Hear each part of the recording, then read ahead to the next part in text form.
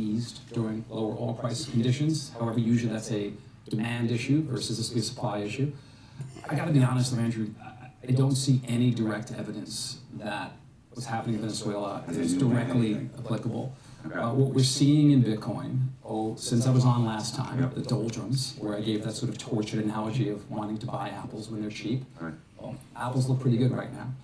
But what we're seeing is a couple of things. We're seeing a gradual rebuilding from this liquidity event we had on October 10th. Market makers are getting more comfortable with their risk parameters, adding risk back into the market. We're seeing retail sentiment catch up to what we've known on the institutional side, so retail sentiment catching up to institutional momentum. And really we're just seeing the mean reversion trade I talked about. Bitcoin's outperforming gold this year. And together between gold and Bitcoin, you have this wonderful store of value trade that is really, really important. Because if you've held gold for the last 10 years, you've done pretty well by 260%. You held the S&P, you're up about 300. But the dollar has decreased in purchasing value by over a third. If you've held Bitcoin for that period of time, you're up over 11,000%. So that juice is really, really important if you want to beat inflation over the long term. What do you got there, Joe? I can see you. No, I just took something different. I didn't immediately think that Venezuela changing was going to be bullish or otherwise. I was just I didn't realize it had become so prevalent in many parts of El Salvador. But this gentleman made the case for Mandiant Capital that, you know, if you're anywhere where there is a debasement of your currency that we have never experienced in the United States, you really don't, you can't, he said there's no dollars to be had in Venezuela, so what do you have besides that? So Bitcoin was not something people intellectually said, I'm going to start investing in. They had to do it for everyday life. And there's probably other countries in the world that could happen as well. Well, in fairness, we haven't experienced debasement in a rapid way. We're experiencing it gradually over time, right, by 1,000 paper cuts. But it's a fair point. And look, we're also seeing an increase in the number of places you can spend Bitcoin. Coinbase announced partnerships with various online vendors. But it's still too volatile, John. It's still too, you don't want to spend a Mercedes on a pizza, and you don't want to buy a pizza if you can have a Mercedes. You may choose not to, but you can. Recent regulations now allow you to post it as collateral for mortgages. Right. So, fair point. You may choose not to spend volatile As assets. mortgages, I mean, the bank would come after you if you have another 80% drawdown, right? So, posting volatile assets collateral, risky move, I agree, should be done conservatively. But my point is, there are tens of thousands of places you can now spend Bitcoin. Right. Is it becoming less volatile, do you think? Well, we know it is. I mean, it just is. Permanently. It's Permanently less volatile. Well, I mean, just because an asset is extremely important and widely diversified in breadth and depth of liquidity doesn't mean it doesn't stay volatile, right? Crude oil, let's all remember, crude oil went negative less than 3 years ago. Just tell us more about what's happening right now in terms of institutional buying, what you're seeing in terms of either corporates, sovereigns, some of the big guys, in terms of what their plans are for this year to the extent that they've shared them with you, and what you thought the plans were going to be last year, because there was a big view, I don't know, halfway through the year, that there was going to be sort of a huge push in, and I don't know if the full push came. So, it did, and it is. And this is sort of what's been frustrating for those of us who work on the institutional side for the last 6-7 months, has been the delta between retail negative sentiment and institutional and regulatory momentum. So we look back at last year, and I must have been on 20 shows talking about how bad Bitcoin was doing. Net down 6% for the entire year. Right. This is an asset that's been the best performing asset by far, by a mile. It's been the great 9 out of 12 years. So institutions understood that. So I don't know a single institution that was putting in the work on crypto and Bitcoin last year that stopped because the asset experienced, quite frankly, typical volatility and was down 6%. So there was nobody who paused or said to you early in the year, you know, we're thinking of going this direction, we're going to do this, and then called you up and said, you know what, we're going to wait till 26 and see where things are. On the institutional side? Yeah. No. If anything, the rapidly increasing regulatory momentum moved them faster. I think today versus a year ago, I don't know of a single large company that doesn't have an AI and blockchain strategy, or at least thinking of one.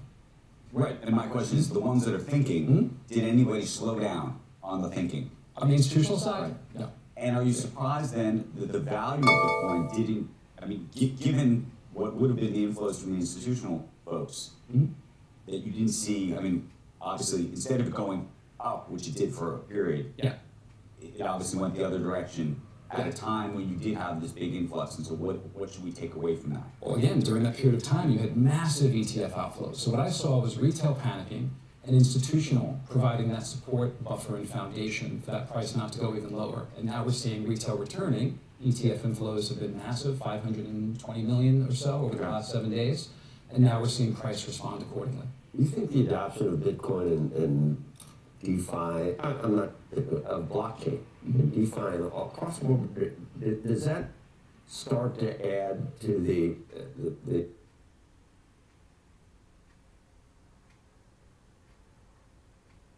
for Bitcoin being a real thing? And I saw Jamie Dimon make some comments the other day. He didn't become a Bitcoin bull by any stretch, but he's starting to talk more positively about blockchain and that it's real, it's the future. There's many things that are going to be based on. I wonder if he ever comes around to where he because JP Morgan's involved with Bitcoin now, right? Well, not just, I mean, every major bank is developing a blockchain strategy. So we used to talk about this concept of crypto skepticism.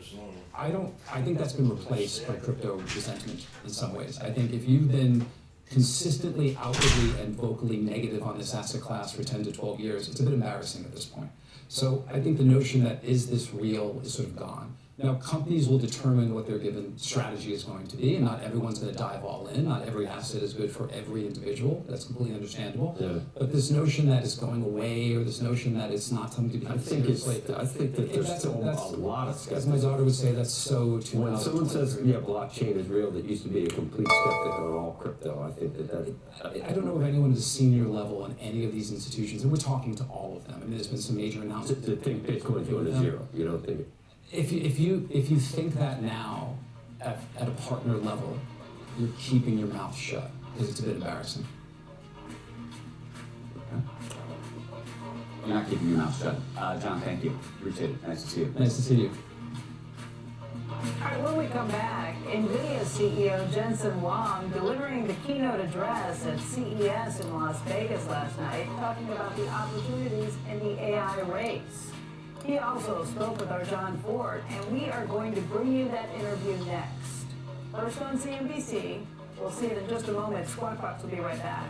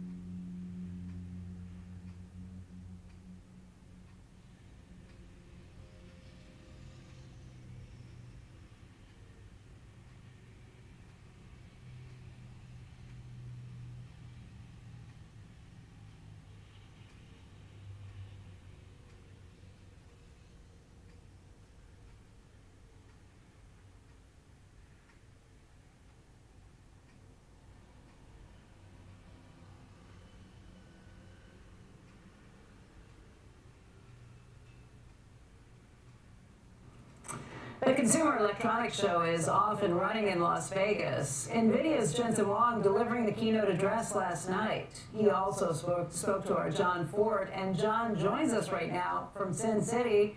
John, this is a big deal. What did Jensen have to say?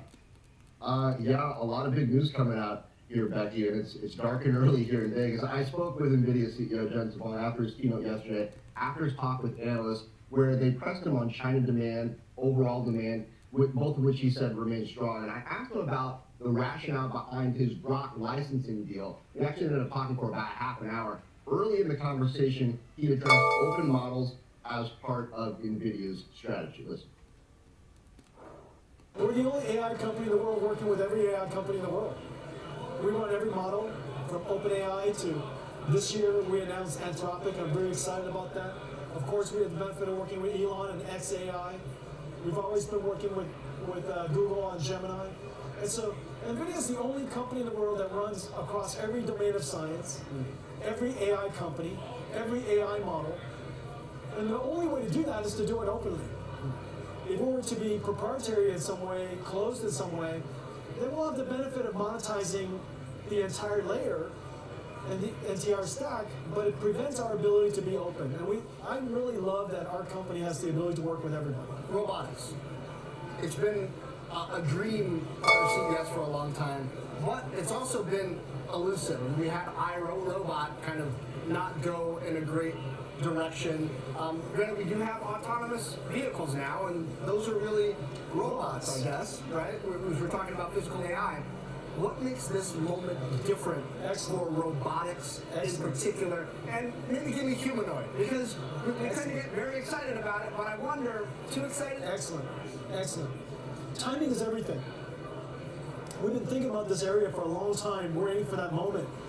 And as in many of the things that we do, whether it's digital biology and turning drug discovery from a discovery process to an engineering process, from a scientific process to a science and engineering process, to self-driving cars, to even the work that we do in computer graphics.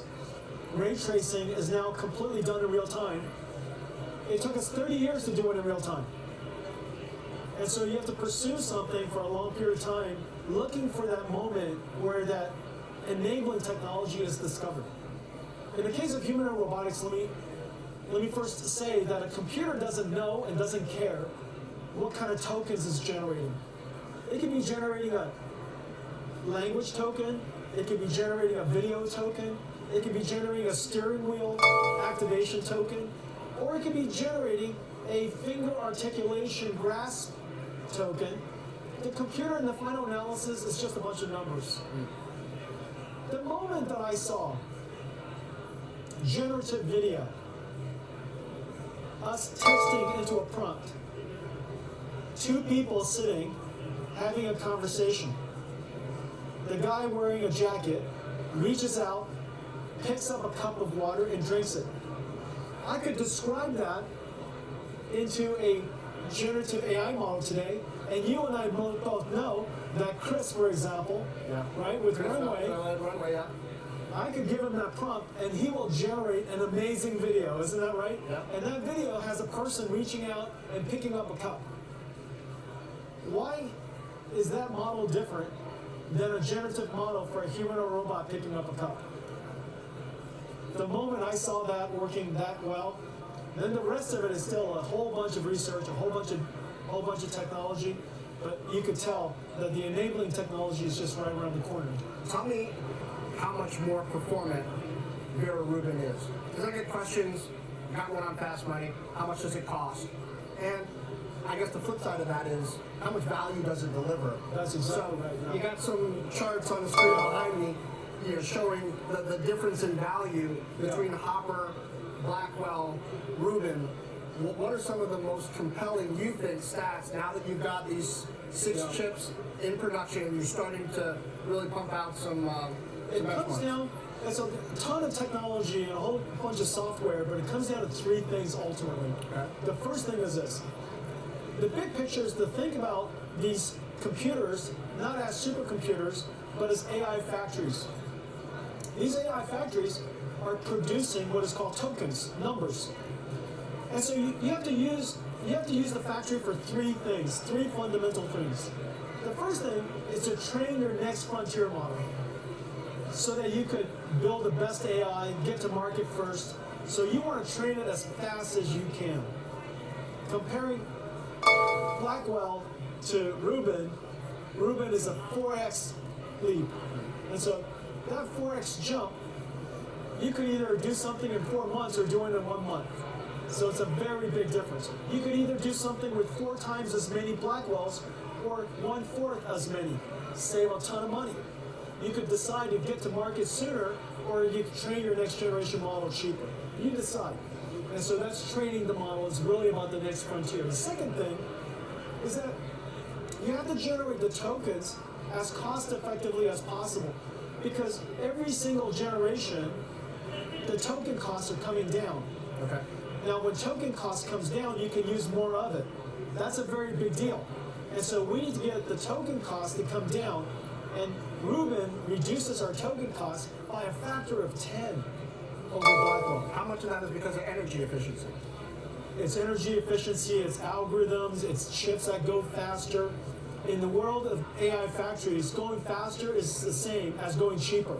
So fast, getting something done more quickly, costs less to do. And the third thing that we have to do is the overall throughput of that AI factory has to increase, or the revenues of the company that builds that factory doesn't increase. And so we have to make sure that every single generation we increase it tremendously. In the case of Rubin, the token throughput of an AI factory increases by a factor of 10 times. And so the value is unquestionably incredible. And the reason why we're able to do that, even though the number of transistors we used was only 1.7 times, this is where NVIDIA's ability to integrate and innovate across the CPU, GPU, the GPU, the networking, the switches, the scale-up switch, the scale-out switch, and the data processing engine, we literally innovated across every single chip of the data center. This and Vera Rubin, this generation, every single chip changed. 6 brand new chips, every one of them revolutionary. And it's by co-designing it, it's called co-design. It's basically innovating across everything at one time. Guys, what we see playing out here is the classic ecosystem battle that you see when any major technology is on the cusp of trying to go mainstream. We had Lisa Su from AMD giving her keynote last night as well. She'll be joining me on Squawk on the Street first on later today on CNBC. We had Qualcomm's CEO Cristiano Amon launching a larger robotics platform, physical AI, very much what Jensen was talking about here, trying to make a play to take AI deeper into the overall economy, into every type of technology, and sort of assemble the ecosystem around it. Of course, NVIDIA is NVIDIA. They got a bit of a lead in everything, and Jensen not showing any signs that he's looking to release his grasp there. Yeah. It's funny, we talk about NVIDIA as a $4 trillion company, but if you're not paying close attention, you haven't seen it continue to climb.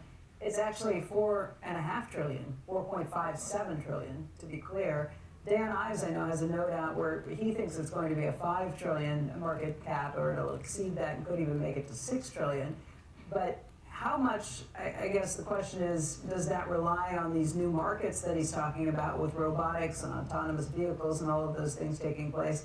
And how much of it is just the chips' improved performance? It seems like the market, the investors, at least for now, are kind of watching the chips themselves, and maybe everything else is potential gravy down the road?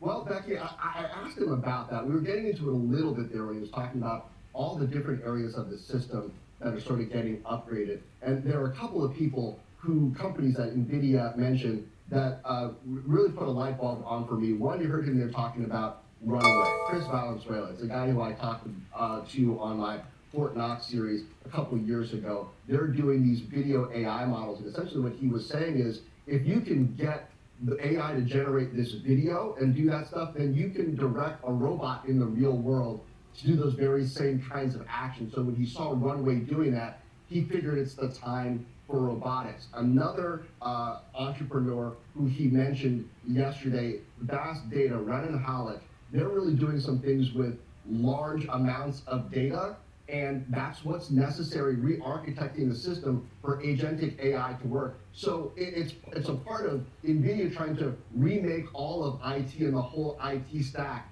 There's value there if really they're influencing what overall technology is doing, and yeah, changing everything as well. So it's not just the chips. John, thank you. We'll be looking forward to Lisa soon. And by the way, thanks for getting up in the super dark hours for us. Good to see you. Good to see you. Very early, as we know. Coming up, the mayor of Silicon Valley's largest city speaking out against a proposed billionaires tax. We'll have that story next. And as we head to break, check out some of the mega cap tech stocks. Squawk Box. We'll return in just a moment.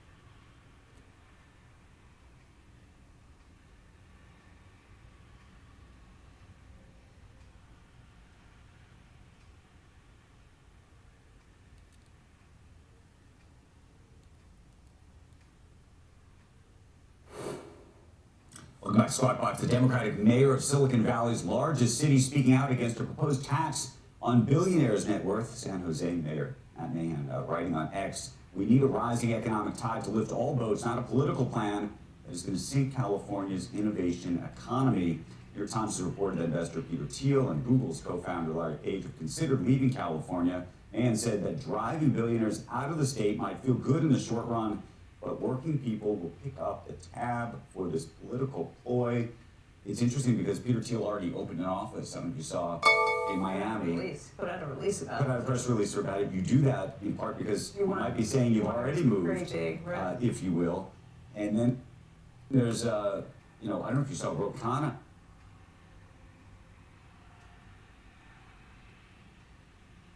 You're doing this, Rojo campaign together. But by the way, he said good riddance. I know. He took to Twitter and said good riddance. I was thinking about this. All politics are local, and I understand this gentleman, even as a Democrat. He can't help himself though. What the hell does that mean? Driving billionaires out of the state might feel good in the short run. It's stupid. No. He's saying that to the Feeding the populace. to the people who are with the people who want that. Right. That's Why would it feel good in the short?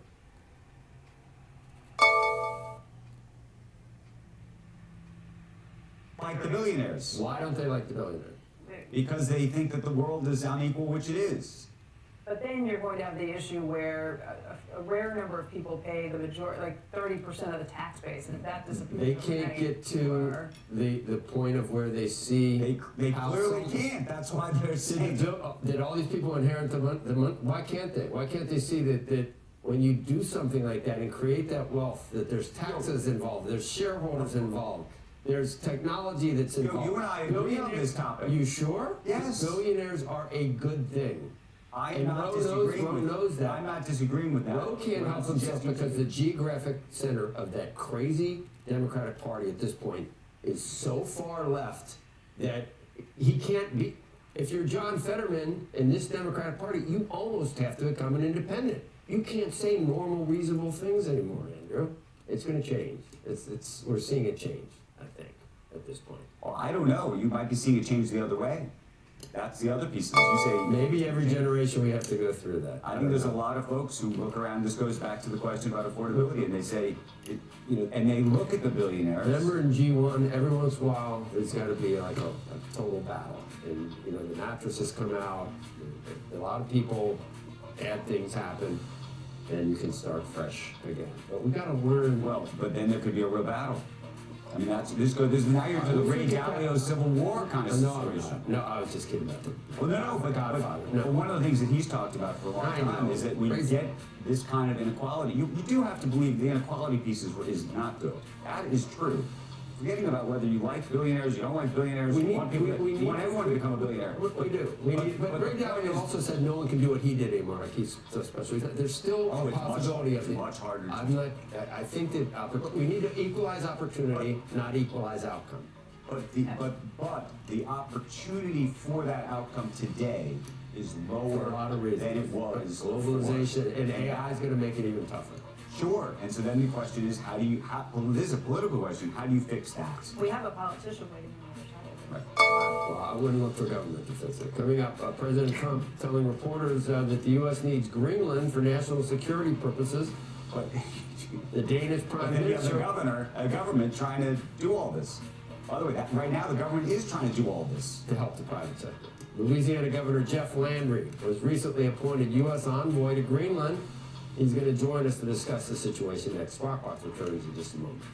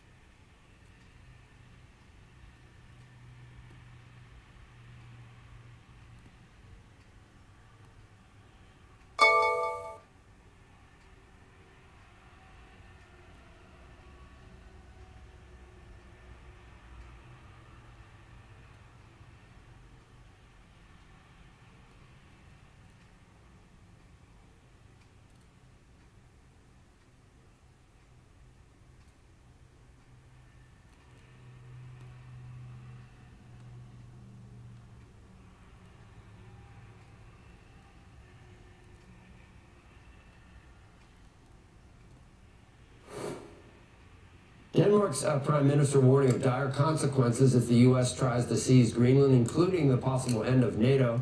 Joining us now is Louisiana Governor Jeff Landry. He's a U.S. Special Envoy to Greenland, working with the President on a plan to acquire the territory. And good morning. Good morning. And thanks for joining us on set.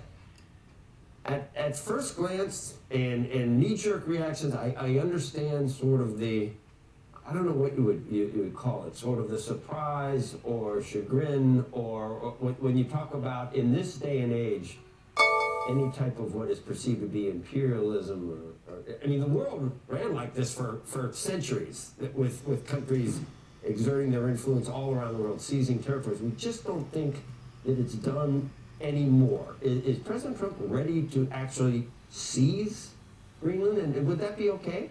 No, I don't think he is. I don't think that's what he's talking about. And I can't wait to have discussions with Greenlanders about the opportunities that we can do in Louisiana. Look, we got great things happening in Louisiana. We got great things happening in the United States. I think the president is extremely committed to the Monroe Doctrine. It's something that has eroded.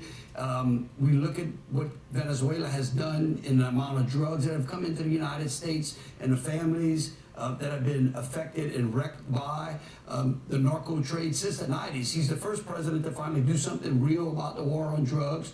Again, I think that solidifying the Western Hemisphere is good for the United States and good for the states that are in the United States, like Louisiana. And Greenland is in the Western Hemisphere. No, I understand all that, and I understand that. I made the point earlier that international laws is a term that's being thrown around. As far as Venezuela is concerned, I'm not sure that applies. But in terms of Greenland, Denmark's a NATO country. This is a territory of Denmark, at least on paper at this point. So it would seem to be something where you'd actually have to look at how the courts would view it, how international law would view it, international perception. This has Europe, a lot of people in Europe talking about it almost being like Vladimir Putin in Ukraine. Well, I disagree. When has the United States engaged in imperialism? Never.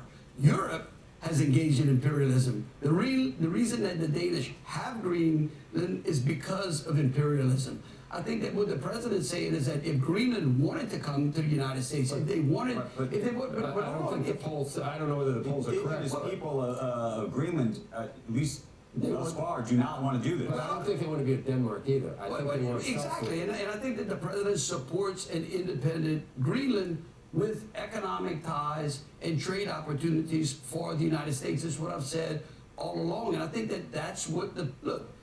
Our president is a business president. He's a businessman. He wants the American economy to hum. He wants great trading partners. And I think that when he looks at Greenland, he says, look, we've got a defense, a national security interest in Greenland. We have a defense treaty that's been in place since 1941. We've got soldiers in Greenland. We can do more. We can offer Greenland more than Europe is. And so, like, what's wrong with that? Well, I'm not saying there's anything wrong with it. The question, I think, is, over the last 30 years, the United States has actually pulled back at military bases, pulled back developing things in Greenland when the opportunity is sitting there to do that. And by the way, it still exists to do that without necessarily taking it over. Well, for the last 30 years, we've allowed the Monroe Doctrine to erode, and look what has happened in Latin America. I think that what you see is in this president is a new doctrine or a renewed sense of the Monroe Doctrine, and I think is good for the American economy and those inside the Western Hemisphere. And so again, I think that this is an opportunity for Greenlanders and, say, the governor of Louisiana to do business with Louisiana, with other states as well. I was talking to the governor of Alaska. You're talking about doing business, so this is just us going there and doing deals with them, or is this us taking it over because President Trump has spoken pretty differently? Well, I think that the president is one of those people that says everything is on the table, right? And again, Are you saying everything should be on the table? I think that we should go to Greenland and say, hey, what kind of opportunities would you like? What are we doing? What can we offer you that Europe is not offering? That makes sense. But the big difference is there, and I'm back to Godfather again. There's a way of saying, inducing someone with a carrot to do what you want, and there's another way which says, I made him an offer he couldn't refuse. And when someone held a gun to their head and said, you're gonna sign this contract and let Johnny Fontaine out, or your blood's gonna be on this contract. Are we talking about an actual use of force with troops to seize Well, Greenland? if you're trying to compare Venezuela to Greenland, No, I'm not. I think that's an unfair No, comparison. I really do. Because again, I think you go back to the Monroe Doctrine. You go back to what has made the United States successful and its allies and its neighbors. We could seize Greenland by force. Would that be okay? No, I don't. I don't think. And you don't think the I president think said? that we can open a more robust trading opportunity. We can offer Greenlanders, Right.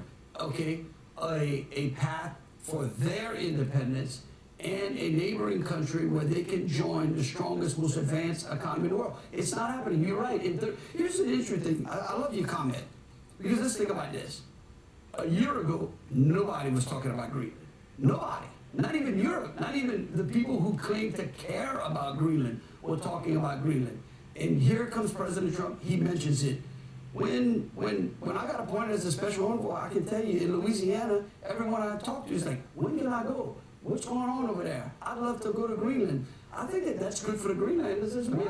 mean, maybe money always is the way to do. I mean, Louisiana Purchase. We didn't own Alaska. We didn't own Manhattan. Well, We got it for a song. Look, we were neighbors to Greenland, right? The Cajuns were right next door. And How would you do it with money? How would you do it economically? You have to get it. You'd have to have the people of Greenland say, "This is what we want."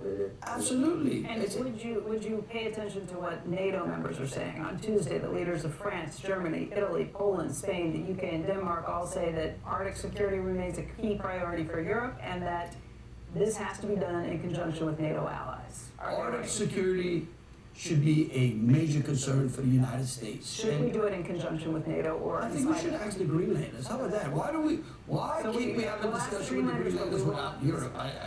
Again, I think this is a great opportunity for Louisiana. I think it's a great opportunity for the United States. I think that what the president is cementing in the Western Hemisphere is good for our country. You know, it's historically been a good thing not to listen too much to Europe. But I see your point. I see your point. But in general, I'd like to dismiss it out of hand. But I know you can't dismiss it out of hand. But I'd like to. Yeah, I think it's a great opportunity. Look, I'm excited to see some of the things that the president is doing around inside of the Western Hemisphere altogether. I mean, people should be cheering. What's going on in Venezuela is something that's much needed. As an attorney general, I have been with the families of And you've invited the National Guard, and it's helped it. I mean, we've public obviously helped safety it. is something that's important. War on drugs needs to be seriously addressed. It's been going on for 30-some years. We've spent ungodly amounts of money. We were losing 100,000 Americans a year to the opioid crisis. 100,000 a year. I mean, think about it. That's 800,000 since 2015 dead Americans because of the narco trafficking that primarily has been coming out of the southern Latin American countries. And this president says, okay, I got enough about it. And then there's a issue. That's one other question. Sure. I don't know if you saw, the State Department put out I don't know, it was a tweet on X that says, "This is our hemisphere." And, you know, there's some people in America who might say, that's great, we want to own the world, and we want to own the hemisphere. And then there's others who said, well, this is not your hemisphere. What do you just make of that sort of public, again, the public rhetoric? Because you're saying something that's actually very nuanced, Governor, about how to approach Greenland, for example, right? About trying to attract them in, giving them opportunities, hoping that they actually come to us. Some of the language that the president's using, some of this kind of language that, you know, this is our hemisphere, is the opposite. It comes from a different side of saying, we basically own you, given our scale, size, and power. I mean, the Monroe Doctrine has been around for how long? Okay, so like to all of a sudden say that it doesn't exist anymore, or to reinforce it and say, well, it's an outdated doctrine. The United States shouldn't care. We shouldn't worry about national security issues, especially in our hemisphere. I think is irresponsible. I think that presidents who have allowed the Monroe Doctrine to erode were acting irresponsibly. And so we're in a position now where we have to reinforce it. And again, I think that having a discussion with Greenland, I think, and I'm hoping, we're going to bring some culinary diplomacy and will be good for Louisiana and the United States. I like the culinary diplomacy. See you at Commander's Palace. Yes, Appreciate that, guy. exactly. What's Thank you. going on with Louisiana? You guys got some important people coming from that state. You're running the country. at We this do, point. we do, we do. We have some great things happening in Louisiana. I mean, Speaker, you got the speaker, you got. we've got over $80 billion worth of private investment that has come into the state of Louisiana in the last 24 months, and that's historic. We've diversified it. Meta's building the largest AI data center in the world, right in North Louisiana. Oh, look at this. And Look what's showing up in Louisiana. this is a twins king cake Oh, my goodness. just for you for your Is birthday. there something in there? Yeah, there's a two babies. You got a little in there. Let me know who gets it, because they got to buy the next It's one. good luck, right? I'll send them a Whoever gift gets the card. baby. Yeah, Absolutely. look at that. The dingo ate your baby. That's from Seinfeld. The Governor Landry, thank you. Appreciate it very much. Thank you. Yeah, we do appreciate it. Happy birthday. Thank Right you. back. Nice to see you, Governor.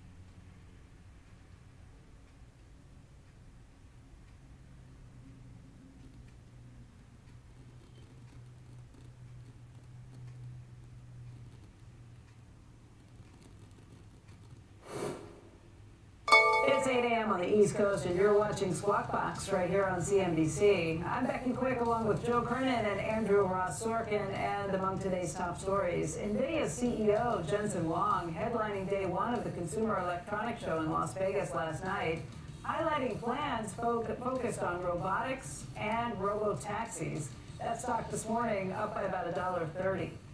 Mercedes-Benz says that it will begin shipping cars equipped with NVIDIA self-driving technology comparable to Tesla's autopilot later this year. And that stock is up by about 1.25%.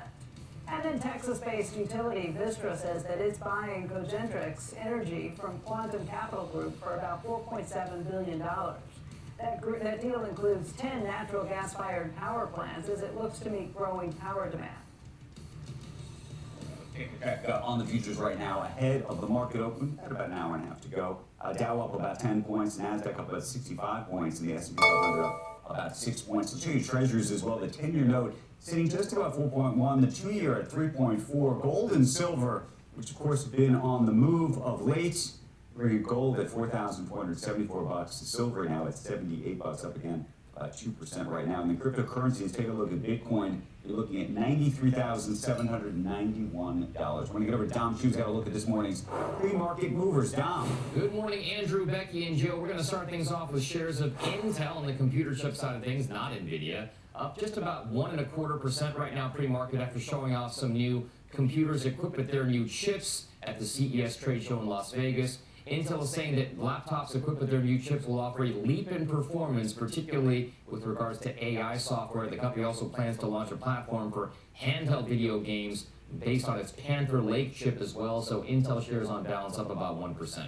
Moving over to shares of Brinker International, this is the owner of Chili's, Maggiano's Little Italy, those restaurant chains. It's up just about maybe 1.5% pre-market after analysts at UBS upgraded that stock to a buy from a prior neutral, also increased its target price to $175. It was $144. That's an implied upside of 17% from yesterday's closing price. The analysts there expect fast casual dining to maintain popularity as consumers look to spend less, with Brinker International's strong leadership and sales drivers putting it in a good position competitively, so Brinker shares up 1.5%. And finally, you got shares of Shake Shack sticking on the food theme, up just about almost 2% after analysts at Deutsche Bank upgraded that stock to a buy from a hold, but they decreased their target price to $105 from a prior $115. That's an implied downside of roughly 26% from yesterday's close. Now, the analysts there are noting that the first quarter for 2026 is looking better than their first quarter of 2025 without pressure from things like the LA wildfires and with better foot traffic coming this year for the World Cup. So keep an eye on those shares, up about almost 2%. Now, for more on those and the top analyst calls of the day, just head over to cnbc.com/pro where subscribers get all the context and detail around those big analyst calls each day, guys. I'll send things back over to you, Andrew. Okay, Dom, thank you for that. Great to see you, by the way. Just yesterday. We started each other in person. We don't see each other. No, we see each other through the screen. So go Big Red. There you go. Go Big. I love it, Andrew. Go Big Red. Oil stocks are being watched very closely following the capture and arrest of Venezuela's President Maduro. For more on this, we want to bring in Steve Richardson. He's the head of energy research at Evercore. And Steve, a lot of the oil stocks took off yesterday, the big majors and a lot of the oil services stocks as well.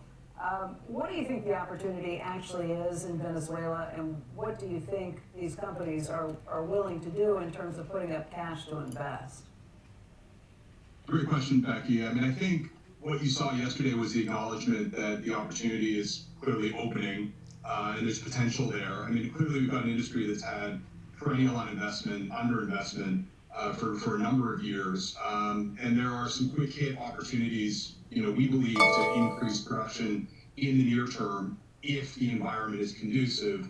I do think for the producers, it's a bit of a challenge, right? Because many of them still have claims against the government and against PDVSA dating back to expropriation that need to have some resolution before we can move forward into a world and then getting from a world where you had a change of leadership to actually deploying capital takes that much longer. So it's going to be a long road, but I think it's part of the theme of the aperture is opening for a lot of these companies investing not just in Venezuela but in multiple other parts of the world where the industry had kind of been more hunkered down in the U.S. in the lower 48 for the last number of years.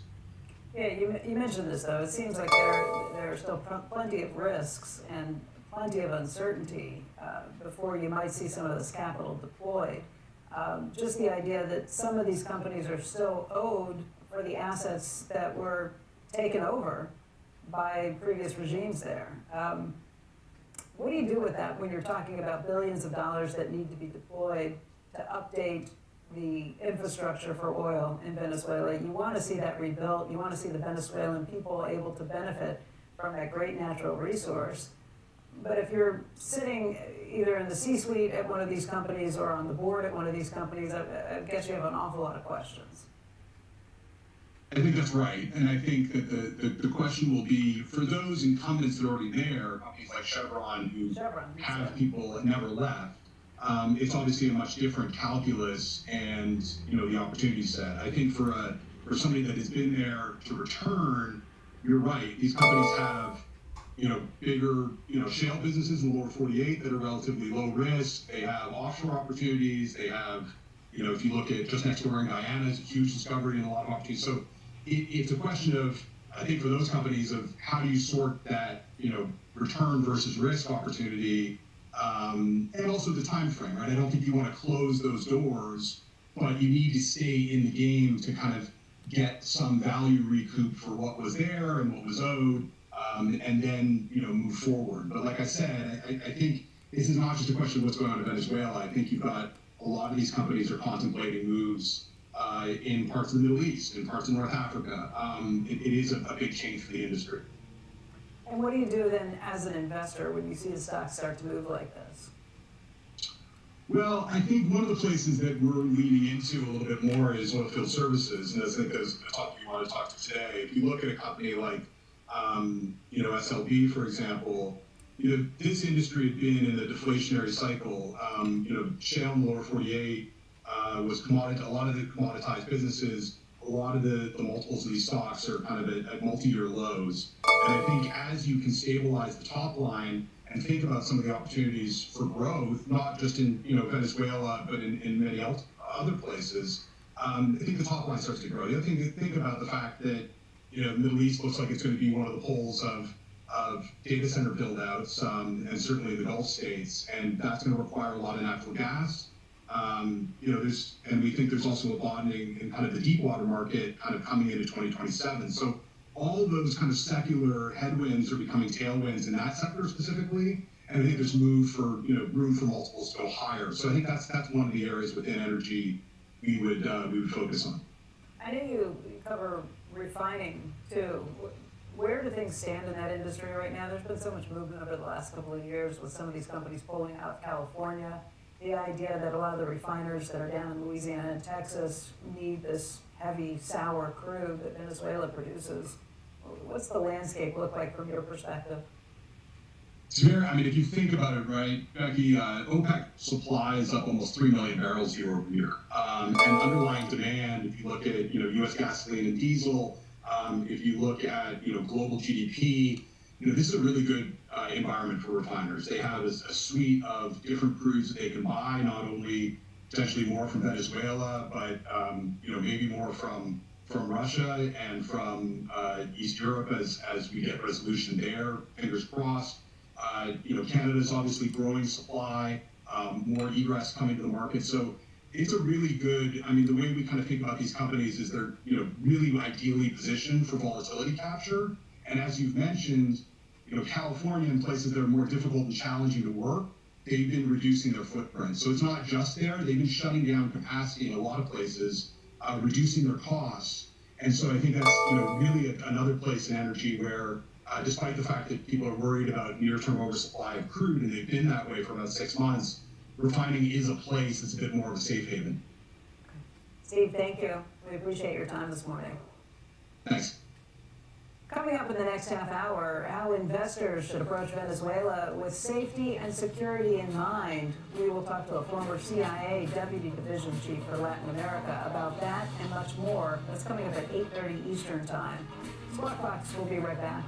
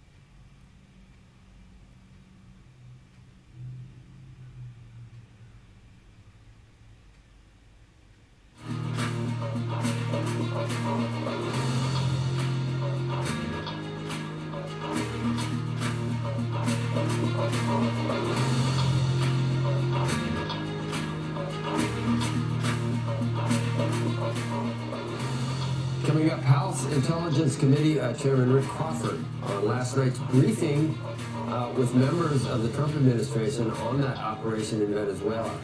Then later, Aperture Investor CEO Peter Krause with his market outlook for 2026 and much more. We'll be right back.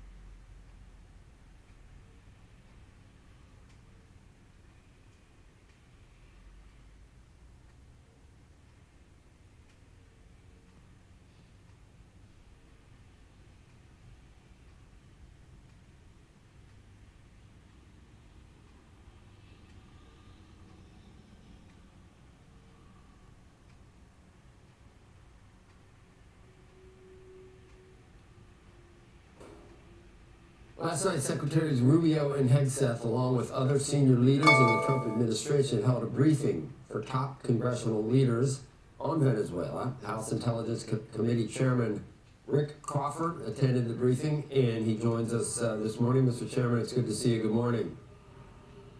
Hey, good morning. We just reading some of comments from one of the president's men. Remember all the president's men? I'm talking about Stephen Miller at this point.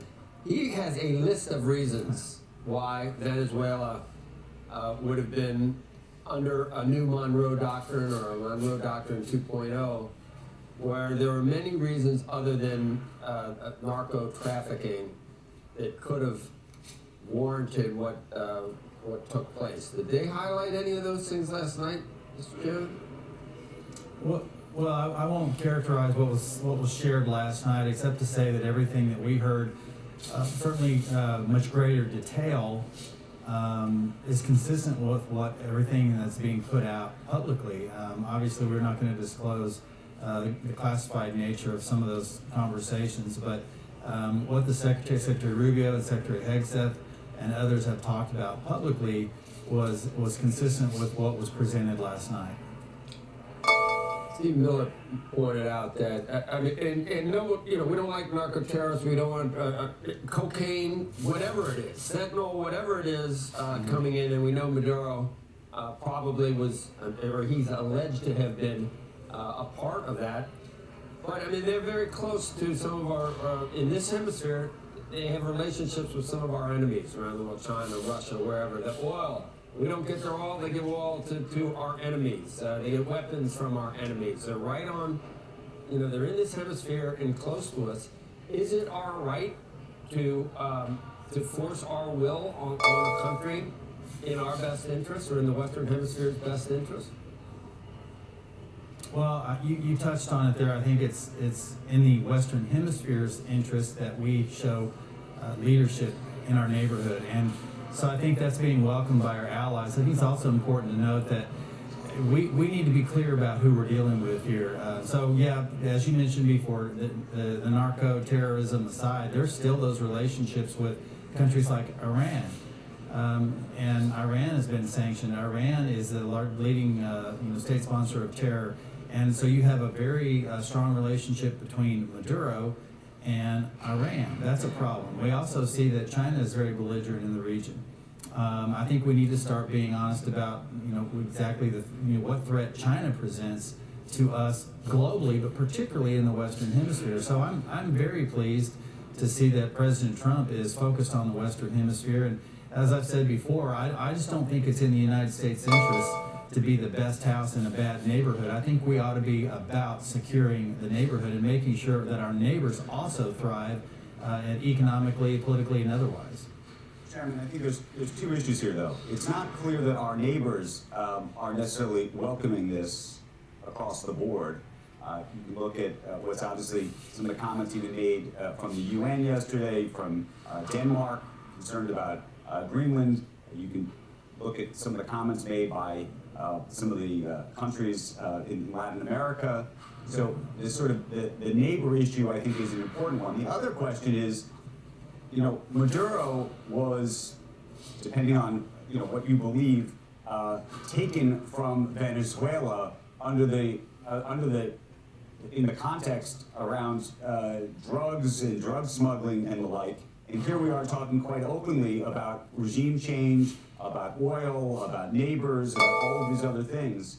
I imagine in court, and I don't know, we'll see what courts think about all of this, but the more that this is talked about in the context that you're talking about it, the more it looks like everything else is a pretext. Well, first I've got to correct you on the regime change thing. I mean, that may be a conversation for some. It's certainly not for me. If we were looking at regime change, this was a surgically precise strike. If it was regime change, you'd see 10,000 boots on the ground right now. You'd have seen an operational preparation of the environment.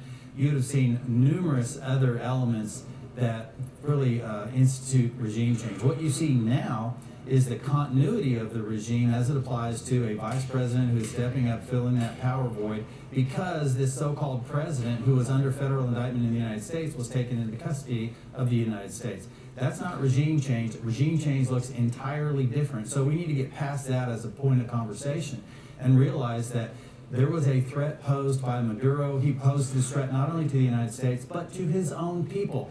Look at the response of Venezuelan expats in South Florida. Look at the response of Venezuelan expats in other parts of South America who celebrated this as a victory for Venezuela. This is not to be lauded as a victory for the United States as much as it is for the people of Venezuela. So now maybe we can take steps toward self-determination in that country and some liberty that those people in Venezuela are longing for. Mr. Chairman, I could, in listening to ways of characterizing it, it makes, I find myself saying, yeah, well, that makes sense. It's not the regimes in South America that need protection. And if we could do things where the entire region could participate in some of the prosperity that the United States, that our citizens participate in, if we could bring freedom to different nations, we really shouldn't be worrying about these repressive regimes and international law and what I mean. But then I think of Iraq. That was our same idea in Iraq, and we expected flowers from citizens, and it was a really bad regime, and it just is a slippery slope.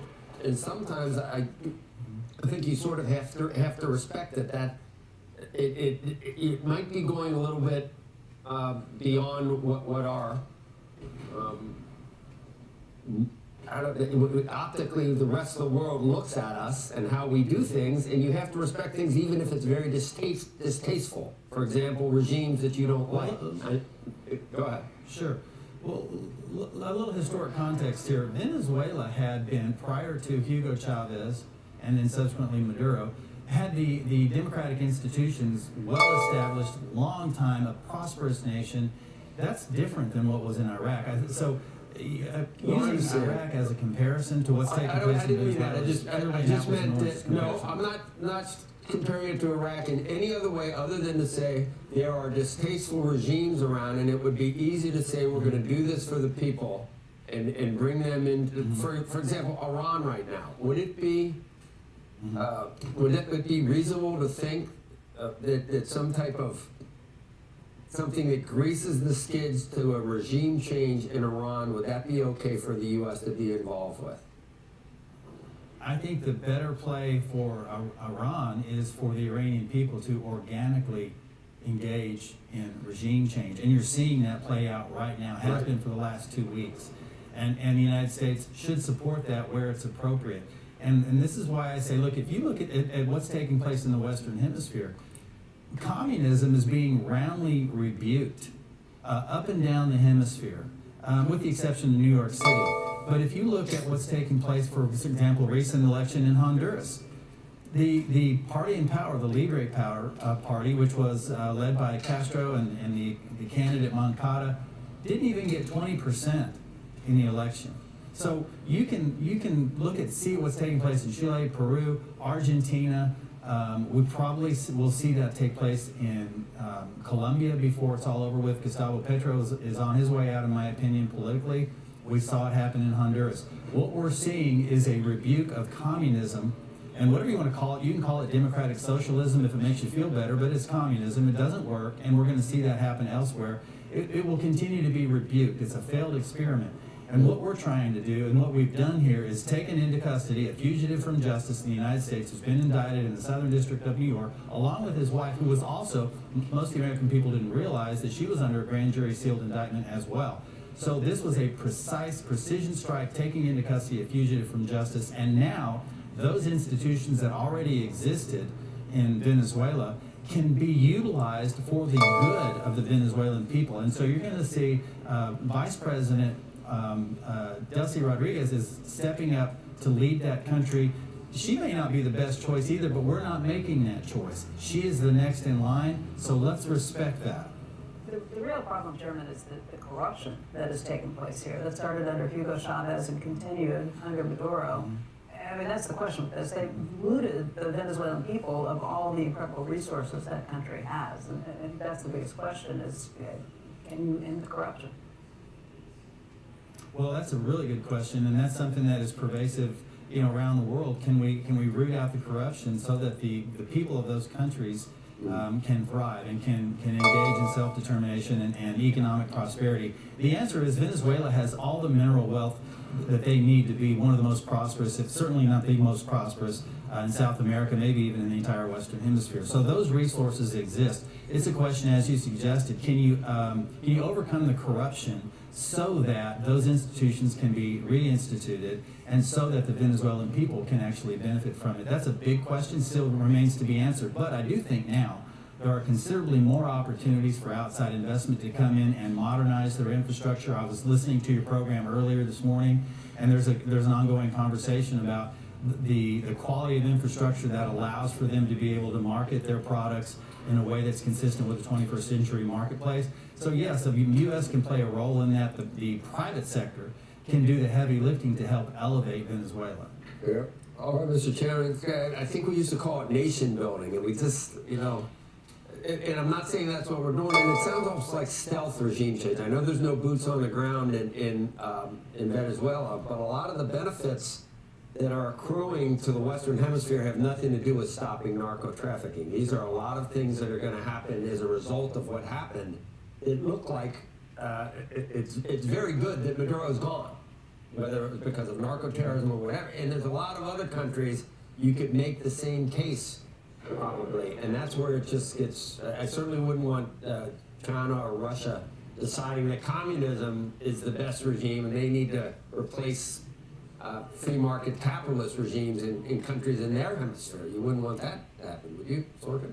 Well, no, I think I'm that's. with you. I'm with you 100% on that. Yeah. Mr. Chair, I have a different one for you. Did you support the pardon, or would you, or did you, of Hernandez as the former president of Honduras, for what effectively looks like the same thing? I mean. Well, so you're asking a separate question, and I don't have the information that the president had who made that decision. I don't get to weigh in on those particular things. What I will say is that the Honduran people just elected a duly elected individual in a sharp rebuke of communism. And so what information the president may have had exceeds my knowledge on why he made the decision that he made, but one has nothing to do with the other. Honduras was not a factor in the decision to go in and get Maduro, and Maduro was not a factor in the decision for the president to take the action he took with regard to former President Hernandez. No, I understand that, but you appreciate that the American public, I think if you're, we're all hopefully thinking people, if you look at that and you say, he was prosecuted, he was kind of guilty of doing effectively the same things that we've suggested that Maduro has done, you know, just by looking at it, you say that something seems strange here, no? Well, again, I don't have all the information that President Trump had, so I'm not in a position to sharpshoot that decision. All right, Mr. Chairman Crawford, we appreciate your time this morning. Thank you. You bet. Thank you. Okay. All right, up next, the next big opportunity for AI investors. We've got the details right after the break. And then the Dow rising to record levels. But in 2026, keep up with these returns at such lofty valuations? We'll be joined by Peter Krause of Aperture Investors. He'll give us his outlook. Squawk Box will be right back.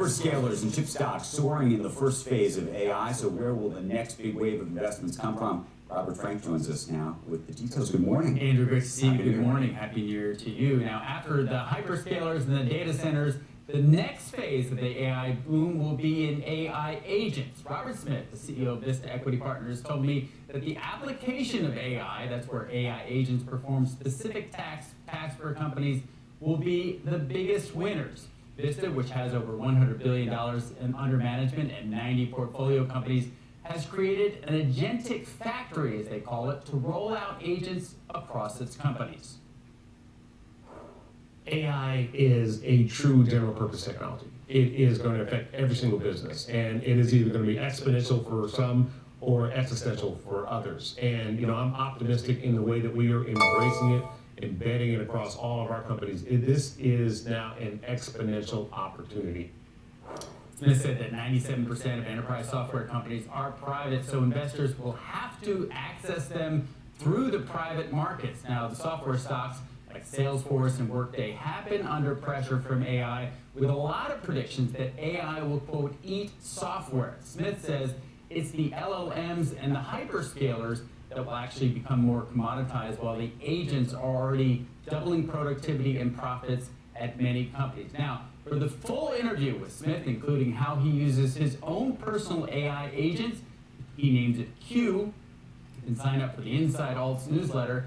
That is out in just a few minutes. You can sign up at cnbc.com/alts. That's cnbc.com/alts. One of the questions about these agents, though, is whether they all get commoditized in the end.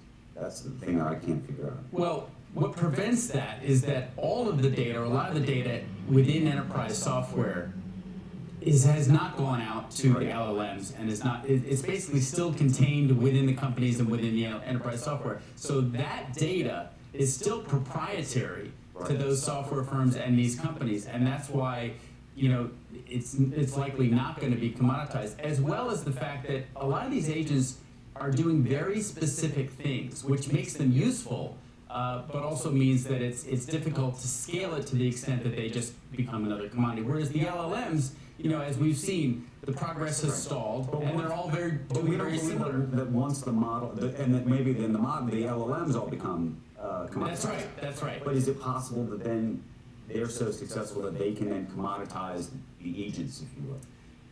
Because they can all do the same thing.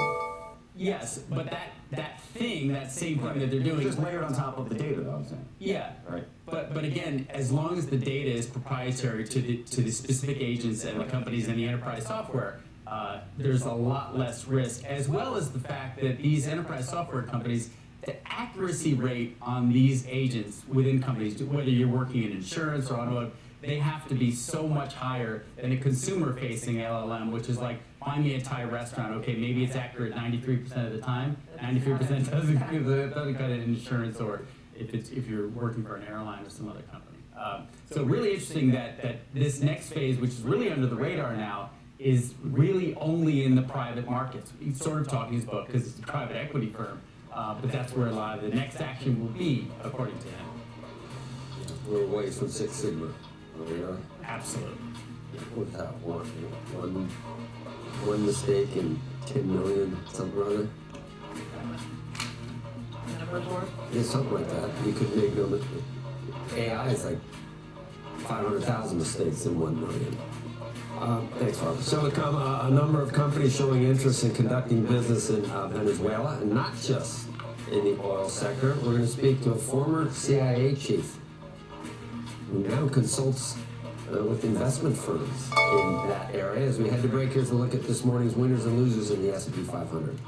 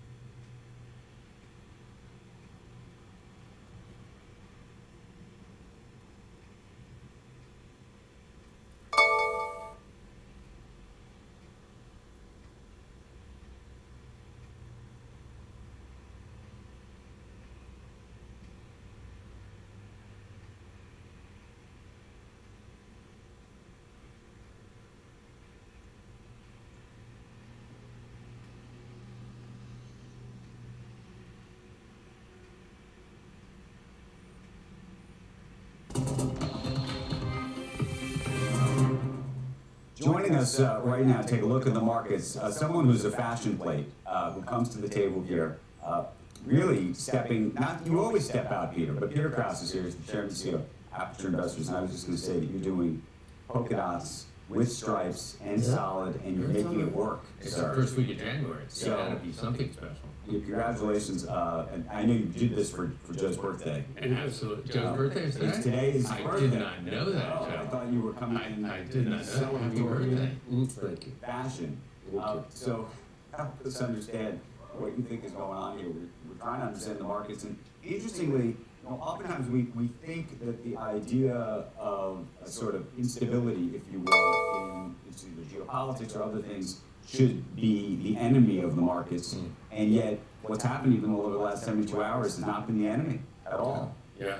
I don't think this particular geopolitical action has enough negative after effects at this point to actually upset the market. The market is being driven by what looks like pretty good news.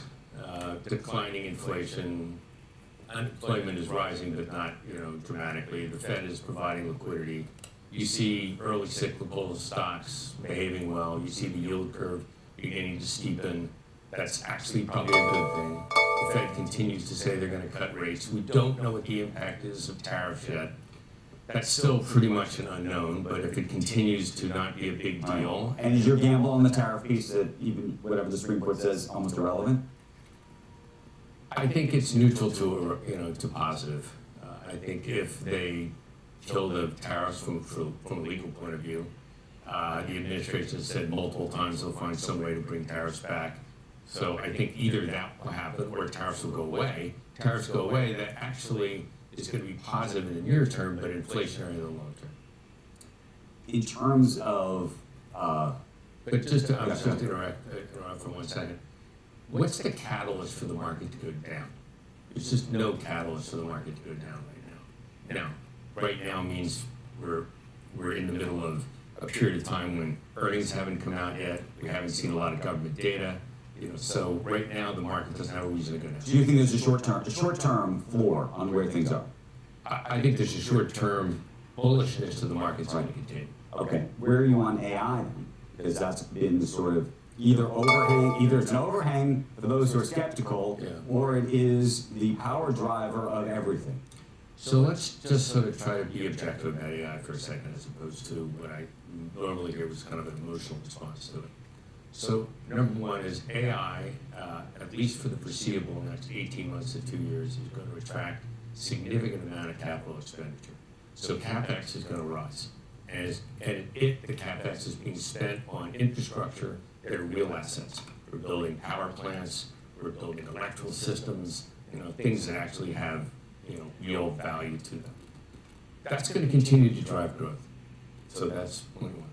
Point two is that the concern that AI is going to eradicate so many jobs that unemployment is going to go up. If AI were to be adopted in every business and every particular activity in the world all at once, yes, that would happen. That's not going to occur. AI is going to slowly evolve, and as it slowly evolves, people will need to change their skills or become unemployed, but new people are going to be attracted to the market. And so I don't see this huge destabilization of employment as a result of AI. Okay, so given all of that, where are you putting your money, sir? I still think that, look, the broad markets are, are still investable, and in fact, But is that December just- I bought more. But is that just buy everything, buy the index? Is that? Well, I think you can be more specific. I think the cyclicals are, reasonably attractive places to be. Banks look to me to be a bit expensive, and they've had a huge run.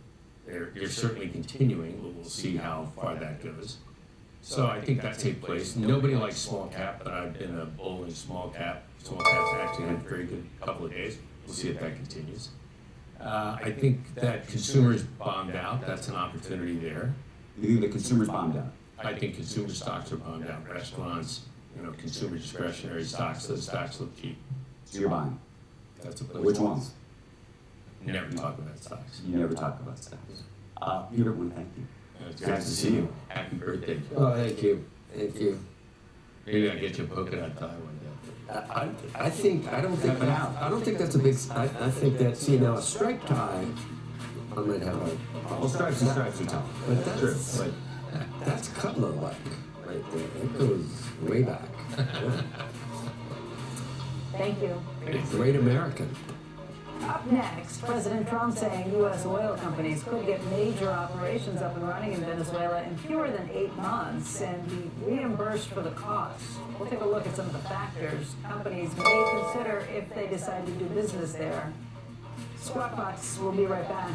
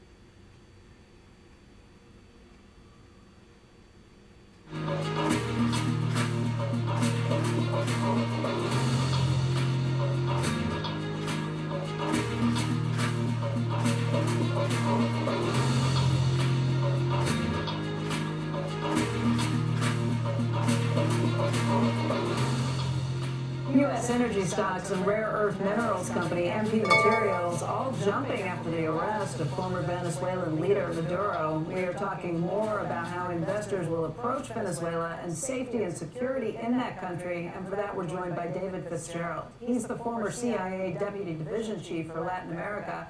He now runs Vector One Global. That's a consulting firm that helps clients conduct businesses like an intelligence officer. And sir, thank you for being with us today. Obviously, a lot of questions about what's happening in Venezuela, but you spent a lot of time in Latin America. Maybe you could just tell us from a security perspective, historically, what the issues have been and what companies might be facing at this point before they go in. Yeah, thanks, Becky, and that's a great point. First of all, Andrew, I gotta let you know, when you said your last guest was the passion plate, you scared me for a second. I thought you were talking about me, but to the point. Listen, Venezuela has so many moving parts right now, and having spent a lot of time in that area and a lot of time in that country, I mean, for a business to go in there, I think there's two major factors you're looking at, and that is number one, political stability, right, and the security. You can't. Western companies, multinationals, are not going to make huge investments in Venezuela unless they have some type of security guarantee and also have political stability, knowing that their investments, or at least their projects, will have an opportunity to really blossom balance them out and make some money. And right now, I'm not sure we're at that point. Chevron's already there. It is the one U.S. major that has continued to operate there. They have people there, they have operations there. I guess what do they know that everybody else doesn't, or what do they have to do to be able to secure that area? Well, Chevron's been there for decades now. If you go back maybe 20 years or so, when they basically nationalized all the oil companies, you had Exxon, Repsol, the Italian firm Eni, some of these other companies. Chevron was special in the sense that they were able to work with the government. They had been there longer than most of the other companies. They have a lot of major investments in there. They kind of just rolled with the punches, and it's paying off now. I mean, they have a large investment there. They're probably producing about 20% of Venezuela's oil right now, and almost all of the oil that's actually being shipped overseas because of the sanctions on some of the oil tankers. PDVSA has been a huge part of the problem. That was the nationalized oil company that was very successful and was pumping a lot of energy out, oil out, and bringing government back, bringing money back to the government coffers. What happened? What went wrong? And what has to happen next? Great question. PDVSA during the 90s was probably the premier state-owned oil company, or even one of the best run oil companies in the world. I mean, it had everything. It had everything from downstream to upstream. It owned the oil wells. It owned the pipelines. It owned the refineries. It owned the shipping tankers. It owned the distribution here in the U.S. through Citgo. It had its own refineries on the Gulf Coast that were just set up to refine that heavy crude sour that they're producing in Venezuela. And basically, what happened is when President Chavez was elected, he just decided, well, I'm taking all this money that PDVSA is making. Instead of reinvesting it, I'm going to go ahead and pay this out to my cronies. I'm going to use it as largesse to keep the population happy. It's going to keep me in power. And it got to the point that over time, they didn't reinvest in infrastructure. They let their operations go. They had problems, legal problems. In 2002, there was a PDVSA strike. And unfortunately, during this strike by PDVSA employees, Chavez just decided, well, I'm going to fire everybody. So he fired really the cream of the crop from PDVSA. And if you look at some of the multinationals now around the world, a lot of them are just stocked with former PDVSA employees because you really had some of the best and brightest. I mean, they had a whole chain of from education to engineering universities in Venezuela, and it was just a model for the state oil sector. You've met with Delcy Rodriguez, who is now in charge, at least for the moment. What do you think of the idea that she is going to allow U.S. influence over her country? Becky, I'm going to define that by saying I've been in meetings where she was also a participant. So, this would be based more on observations than any type of relationship or actual conversations I had with her. But I mean, Delcy, you really got to look at her background. She came up in the 90s. She was a hardcore Chavista. She was part of Chavista's really inner circle. Her and her brother, Jorge Rodriguez, who was the president of the National Assembly. So they started with Chavez back in the 90s when he was elected president in 2000. They immediately had key positions. And Delcy has been in all kinds of positions: foreign minister, minister of energy. In fact, her brother was also vice president at one time. So her reputation as a hardcore Chavista. But what most people say about Delcy, who have actually had these in-depth conversations with her, that she's very technically competent, and she has been one of the persons in the Maduro government who has tried to basically install some really pro-market changes within the government. So I think what the administration is looking at is somebody that they consider to be more practical than some of the other players in the government right now. But Delcy herself, she has to deal with other powers here within the government. She does not have absolute power within the government to make decisions. Unlike, I think, Maduro, who had probably much more influence over some of the other major players in Venezuela than Delcy does right now. Ultimately, in terms of national security, the idea of China being there, Iran being there, others being there. What do you know over the years? Where do you think that situation stands right now? Well, China is an interesting relationship. China right now is, or at least was receiving about 80% of all the oil that Venezuela was exporting. So they've had this agreement with Venezuela for decades now, where it's basically been a oil for cash, where all the agreements they've had with Venezuela have been at repayment at a significant discount of Venezuelan crude being shipped to China, where they've actually modified some of the refineries, all these teapot refineries, where they can process the heavy crude that Venezuela produces. But one of the interesting things, I'll make this note about China, people worried about China, what are they going to do? Having seen China throughout my career as how they deal with other countries, I mean, China has a lot to lose at this point if, for some reason, hopefully that you have a true transition to a democratic government and you have a new president and comes in there. And they're going to look at that relationship with China. And China has a lot at stake right now. They have, I think, over between 12 to 15 billion dollars in outstanding loans to Venezuela. And so they really have to straddle the fence here how they treat Venezuela, because you don't want a new government coming in and say, all of a sudden say, you know something, China, these agreements were made by illegal government, we're going to cancel them, and you're going to be out here billions of dollars.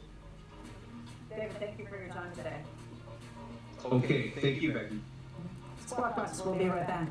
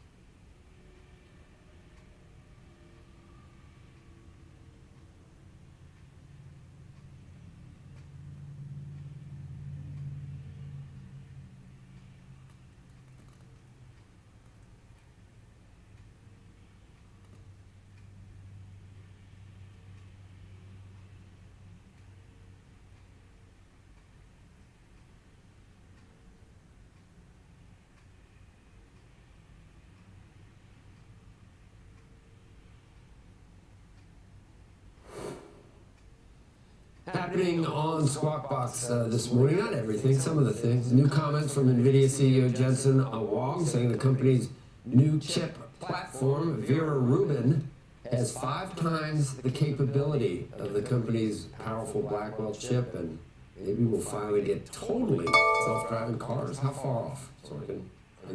They're pretty close already. Close. You're too close My already. 14-year-old turned 17. Right? That's my question. I don't know. I mean, look, yeah, it's possible. For like a Tesla, Yeah. might be able to really do it. And in a note to clients this morning, Barclays said it was still optimistic about the consumer. She's doing fine. And several big, and so I'm just like, because they really, Dan Niffen, isn't she? And positive calls on restaurant stocks today, and it's out of shopping. Dutch Brothers, Brinker International, both upgrade. Oh my God, did you see what they did? They moved the prompter, so I couldn't read it, so we can't possibly miss. Happy birthday, Joe Kernan. Thank you. Make sure you. Happy birthday. There it is. Oh my God. There it is. Join us tomorrow. Please, gratefully it's over.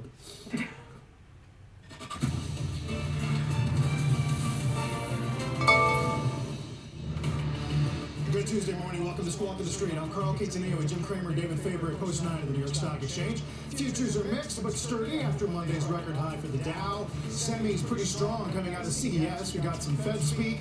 President huddles with House GOP today on Venezuela. Our roadmap begins with the state of stocks as the Dow did hit new record highs. Plus, President Trump says U.S. oil companies may get reimbursed for rebuilding Venezuela's infrastructure. And NVIDIA CEO Jensen Huang unveiling the company's next-generation AI platform. They're making a big push into autonomous driving and physical AI. Looking at the markets this morning, the Dow's new record high sparked by a rally in banks and, of course, in oil names that all resulted in the best Santa Claus rally for the blue chips in about 4 years, posting gains through the last 5 trading days of last year and the first 2 of this year. But if you look at the S&P, Jim, Santa was red for the 3rd straight year. Right. I mean, look, we've got yesterday. Look, I'm going to just say good things about it. It was led by the banks, and I always like that when the banks lead things. But yeah, it was very spotty. I mean, if you looked at your portfolio, the average person looked at your portfolio and say, "Geez, I don't know what people aren't. I'm not making a lot of money. Maybe someone's making a lot of money." It was very concentrated. It was not in a lot of the typical tech names. Some of these scattered industrials do really well. I know you mentioned EMR in Dover this morning. Jeez, you know, I got to tell you, this Caterpillar is incredible because the more you dig into it, the more you say even NVIDIA recognizes the role of Caterpillar. That company is so pivoted. David, there's companies that we remember. That company's at 56. I remember Goldman downgraded it before it was at 100. What happened is that you had just a Jim Appleby came in and said, "We're done. We're done with this episodic. We're done with the idea of China. Was it good? Was it bad? What we're going to do is return money to shareholders.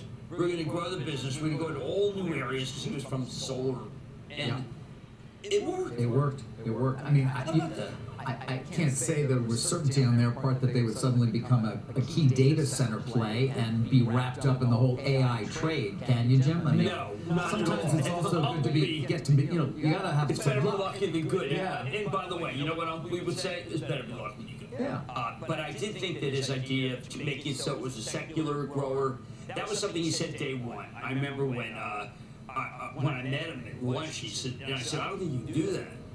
And he just said, "Well, you know what? There are a lot of doubters." He didn't say, like, "Just watch me." It wasn't like that. It was not boisterous. He said, "I have to do it. We have to end this stuff." And he pulled it off. Amazing. Congratulations to him. I mean, you know, I remember when he came to the Eagles game with me.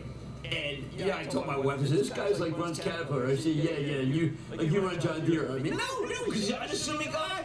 But he's now retired, and I just don't think I don't think people believe he's chairman. People don't talk enough about how great he is. It's been an amazing run, and you're right, a huge change from the days where we run our hands about Bucyrus and some other things. Right. As for the banks, Jim, Goldman's responsible for half of the Dow's 1,000 points this year so far. It's now my largest position for my trust. Goldman is? Yeah. And that's all price appreciation. I bought a ton of it. It was one of those things where there was this period where people didn't. Let's say you felt that Joe Biden was going to be reelected. I mean, he was an obstacle to them doing well because they're an M&A house and their IPOs. David, you know, always emphasize to me, if you want an M&A, you got to go to the smaller guys, and I recognize that. And it would even be good if you looked at me and listened to me. That would augment everything. I'm listening. Yeah. Oh, well, anyway, I'll catch you later. Goldman. I'm trying to figure something out related to Goldman. Don't get offended. No, it's Goldman Sachs. I'm trying to understand. Do you remember at almost a year ago they gave out RSUs to both David Solomon and John Waldron? Yeah.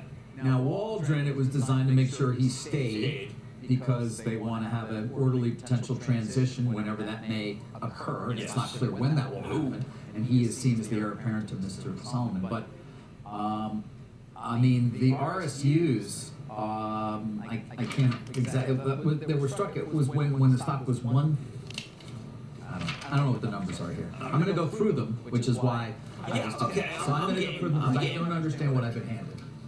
But I would say that it was always a bizarre low multiple stock during this Biden era.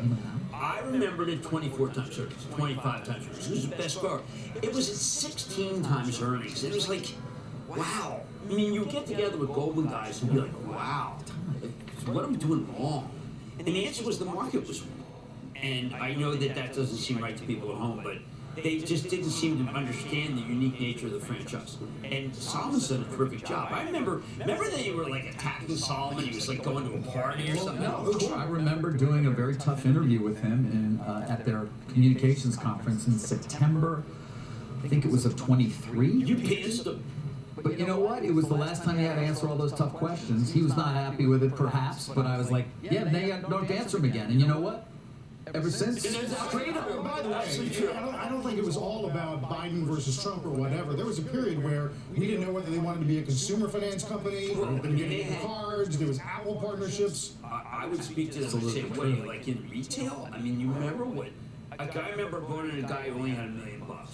And my boss came in and says, why are you wasting this firm's time? And then they had people like had $25 and they were late on their payments. I mean, it was just a major mistake that they did. He undid things that had been done 2 years before. And a lot of people felt that it was foolish, and yet, in retrospect, what he did was bring the firm back the way it was. Congratulations, Dave. You did a good job. They each, their RSUs now for Solomon and Waldron are each worth $124 million. No, I mention it in part because in light of the stories about Jamie, but don't forget that huge RSU award that has gone up dramatically in value over the last year for Waldron and Solomon. Each $123.8 million now of RSUs. They have 17 different restaurants. At the J.P. Morgan building. And a lot of it's Danny Meyer. I love that building. I have a chair where I like to read in my living room, and it looks south. And I just get this view of the very top of the building. And do you know that it changes color all the time? Oh yeah. So I could just sit there and look. Last night it was gold, and then it had all sorts of different things, and it would. It's mesmerizing. You weren't at the NBC because I was mesmerized by the J.P. Morgan building. Party because you were at the J.P. Morgan party. I should have. I very much regret not being with my colleagues yesterday. What level are you going to come in? You going to work for Semmel's? No, don't talk about versus stock price. Did you get that? The memo's out. The index funds have to. They're not done. It's not just the index funds, by the way. Not just the index funds. It's a lot of Comcast shareholders like, what's this? I don't want to own this. I want to own a cable company. You got some round number. If you got your statement, it's like, well, you have this amount of versus, like, I don't know, divide by this. Meanwhile, there's the Jamie Dimon Hall. Where was that? I missed that. Yeah. Do you have the food court floor? But the food court floor is what it's about. I think that. Have you been to Morgan's Pub? No, I haven't been in there. I haven't been in. They don't serve. I gotta get in there. I want to see that they're finally finishing the very final parts of the outside of the building. Well, I will say that it is a monument to capitalism. I mean, it's really a remarkable. It's fitting of what they wanted to do, and there's still a lot of other buildings. But I think we'll see what Ken Griffin can do with Citadel's new headquarters in Midtown, what that will look like. Another monument, perhaps, to capitalism. Go to New York City. Take that, Miami. Yeah, exactly. Yeah, we'll see if the mayor allows it to happen, which I assume it will. But I do think that just in terms of trying to explain to people what's happened is that yesterday, if you owned a high PE multiple stock, you didn't have any buyers. If you own Bank of America, okay, that sells at 15 times earnings. I'm sorry, that's an insult to Brian Moynihan. 15 times earnings. They have a lot of technology. They've done a really good job. They keep adding accounts, and it sells at 15 times earnings. So you can buy that and have it go higher. You guys our shoes on Brian Moynihan. What do you got? I'm just looking at the awards for Waldron and Solomon. I'm making sure the math is right. Now I get it. They each were awarded 130,508 RSUs on January 17th of a year ago at Goldman Sachs. So what's the matter with that? Current value, right, at the time of the award was 81 million, now it's 124 million. Well, that's what, when the stock goes up, David, the RSUs go up in value. Which is why I've got my huge VSNT. We always come back to it. It's always about you. I was trying to go a little bigger. Were you? Where are you going? What do you got? Anything good? How's that investment club? That's probably done Well, if Goldman's your biggest piece. Goldman, I mean, I didn't expect Goldman to be our biggest. Suddenly, Goldman's our biggest. It's your We biggest. review them. They're like, I don't like to have anything more than like 5% because I don't want to swing. Yeah. Suddenly, Goldman's like, boom. That's what happens. Do you have to pare it back as a result of that? Well, I've been resisting it because I think they're going to have a huge quarter. But it's not right to have as much as I have. Oh, well, speaking of a huge quarter. It's a good problem to have, yeah. We are watching the chips today. Jensen Huang, of course, holding court yesterday at CES in Las Vegas, where he unveiled the company's faster AI chips and a new platform called Vera Rubin. This is what he told John Ford about Rubin after delivering the keynote. We have to make sure that every single generation we increase it tremendously. In the case of Rubin, the token throughput of an AI factory increases by a factor of 10 times. And so the value is unquestionably incredible.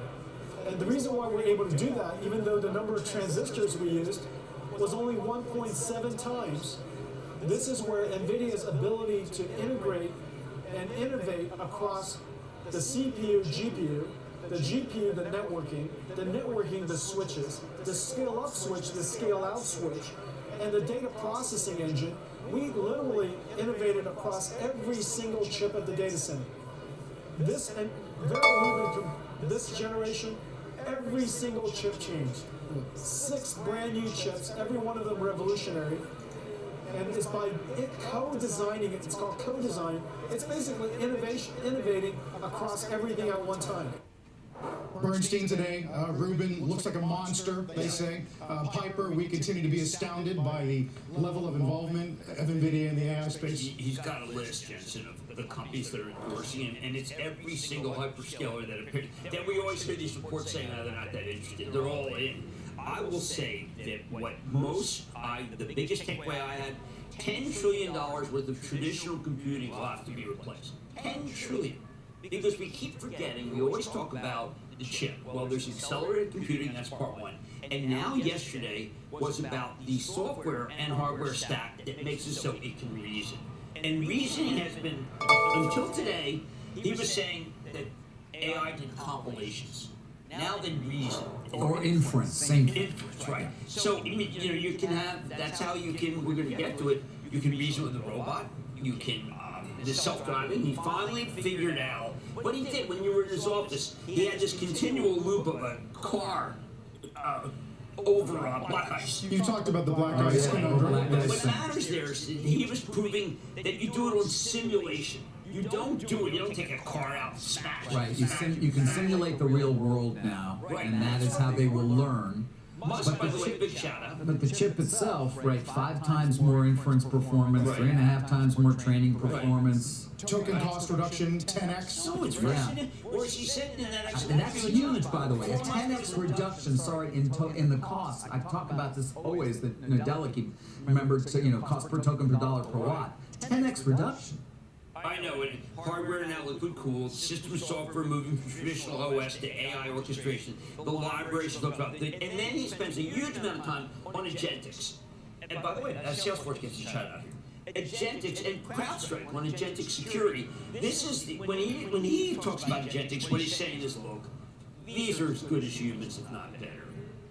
So why are we 10% below the highs? Yeah.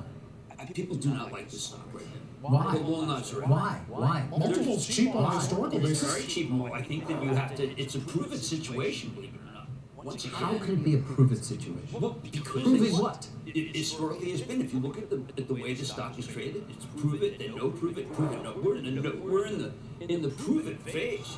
He clearly said things are gangbusters. Their next chip is going to reduce costs across the board and be much more powerful. By the way, positive for OpenAI, I would point out, that's deploying these things. Vera Rubin, if it takes their cost per token down. No, it's fantastic, but it's not like, look, yesterday the stock was up 3 when I was talking. Okay, I'm very conscious that it was 4 points. There are sellers at every single price.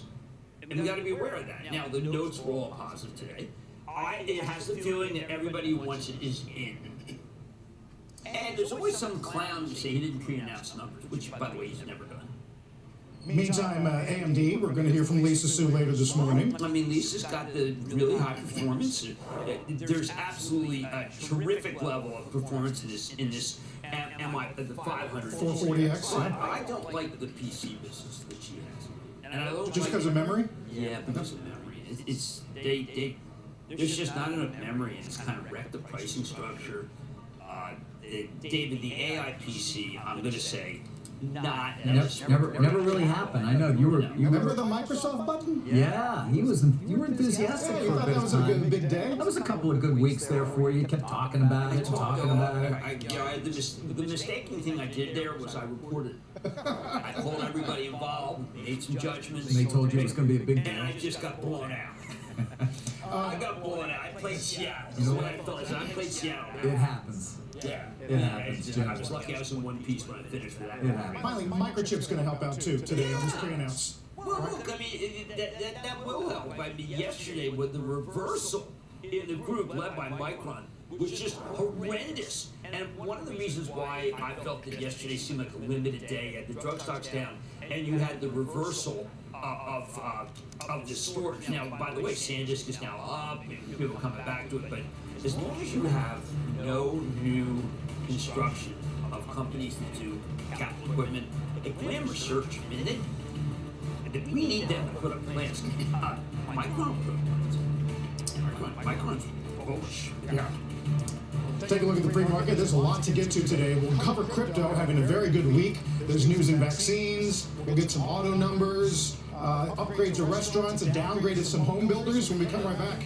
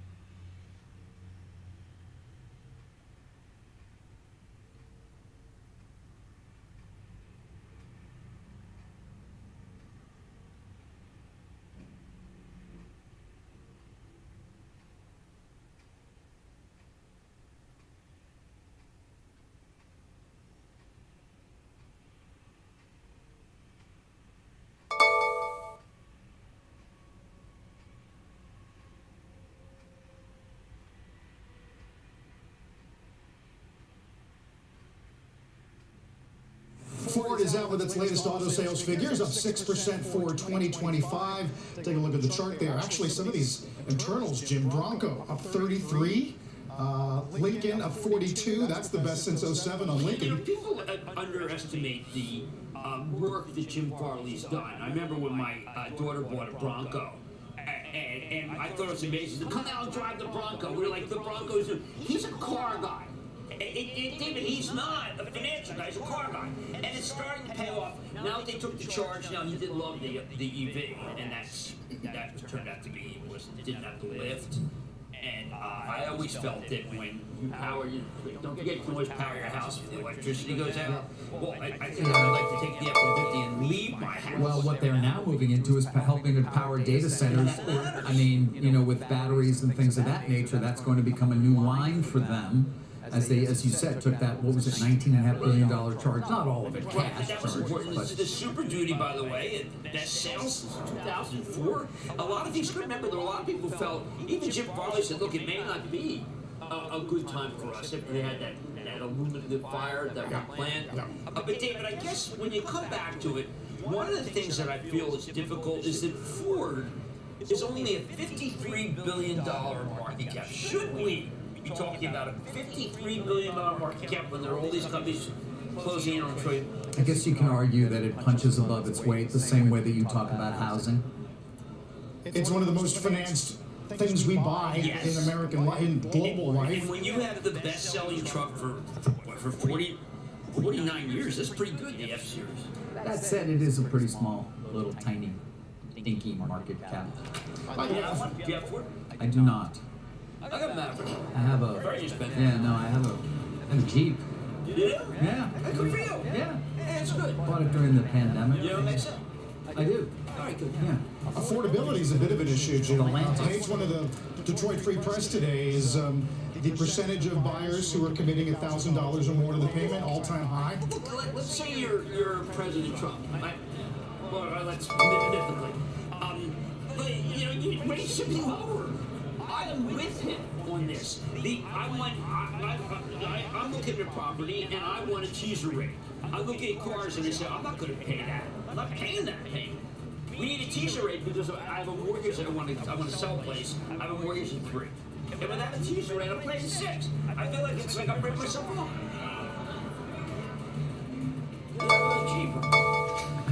David has a Jeep. That's my take. I got it. It's like in You got it during the 2000, I pandemic. think it's a 2019. Yeah, I bought it used. I got it right before used car prices surged. You got a what? I recommended a video of $2 for you, but that, which is preserved and fed. It's what it's going to be on your tombstone. Recommended NVIDIA $2. Could be worse. Totally could Yeah, be worse. because the old one was that he didn't work hard enough. We'll get Kramer's Mad Dash and countdown to the opening bell on this very busy Tuesday. Don't go anywhere.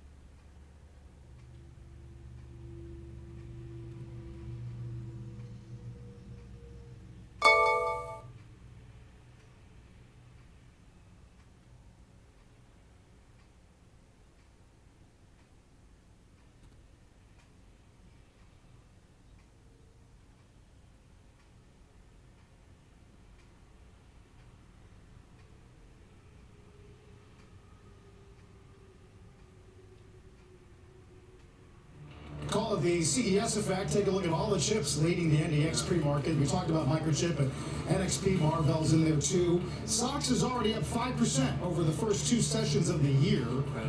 We'll talk more about it. Look at the opening bell. And don't forget, you can catch us anytime, anywhere. Just listen to and follow the Squawk on the Street Opening Bell podcast.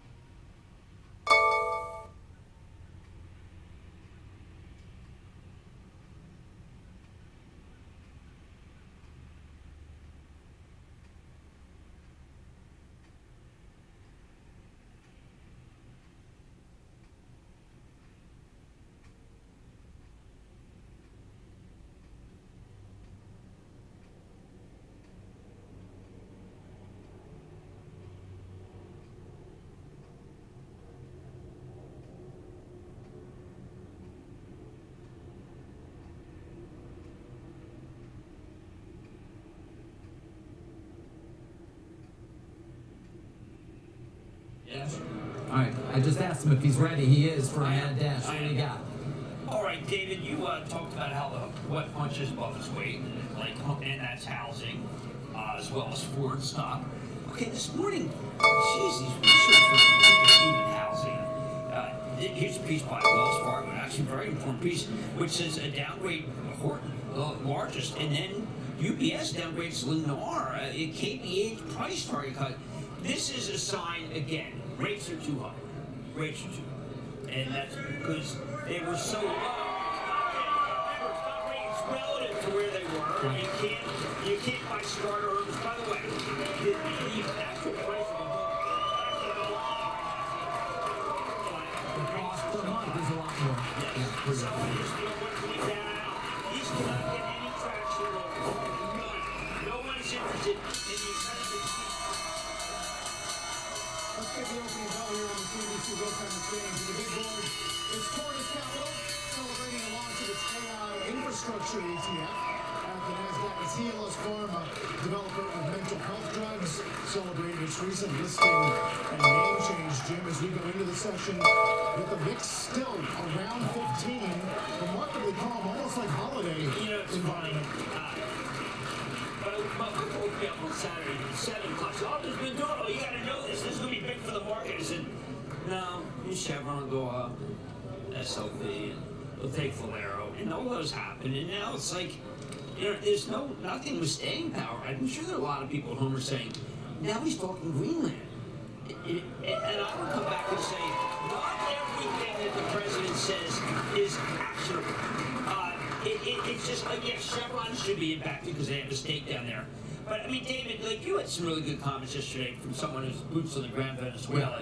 Yeah. And it happened, and then these stocks all moved, and now there's going to be no bid for them. They're going to sell off. Well, they may. We'll Years see. and We'll see years. what oil does. It's got years and years. I mean, Brian Sullivan's reporting was quite similar to what I was hearing from, again, just one person, but with a lot of knowledge of Venezuela and who'd been there fairly recently, which is sort of surprising. But the overall idea is, despite what the president may be saying about reimbursement and things like that, is we want a security guarantee, and that doesn't mean physical security, although that's important. It means, well, if there's a change in administration in 3 years and they change their policy to Venezuela, and or there's another renationalization, how do we make sure that doesn't happen? Very hard to do. By the way, they haven't reversed the nationalization as it is right now. So, you know, you want more certainty before you're going to commit to tens of billions that need to be invested to bring this infrastructure back to where it would need to be to produce, of course, from reserves that are said to be amongst, if not number one. We think actually there's some good chart work today on what happened to unaudited reserve data for Venezuela. We really don't know what they have. What we do know is that when Chavez died in 13, the number went from 75 billion to 300 billion. There's a good look at what reserves. Again, OPEC doesn't require audits on any of this stuff. Now, that's it. Guyana is pulling from the same reserve. It's in a reservoir. It's in a similar area, and that has proved to be obviously huge. And that's run by Exxon, although Chevron does own, remember, as a result of the purchase of Hess. Remember how much time we spent on that? That argument that ended up in court or with the special master, but 30% of that, although it's run by Exxon. I've been there, of course.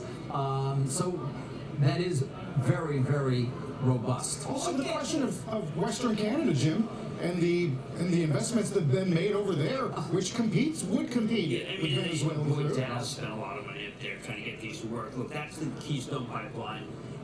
That's what it built these refineries with the heavy.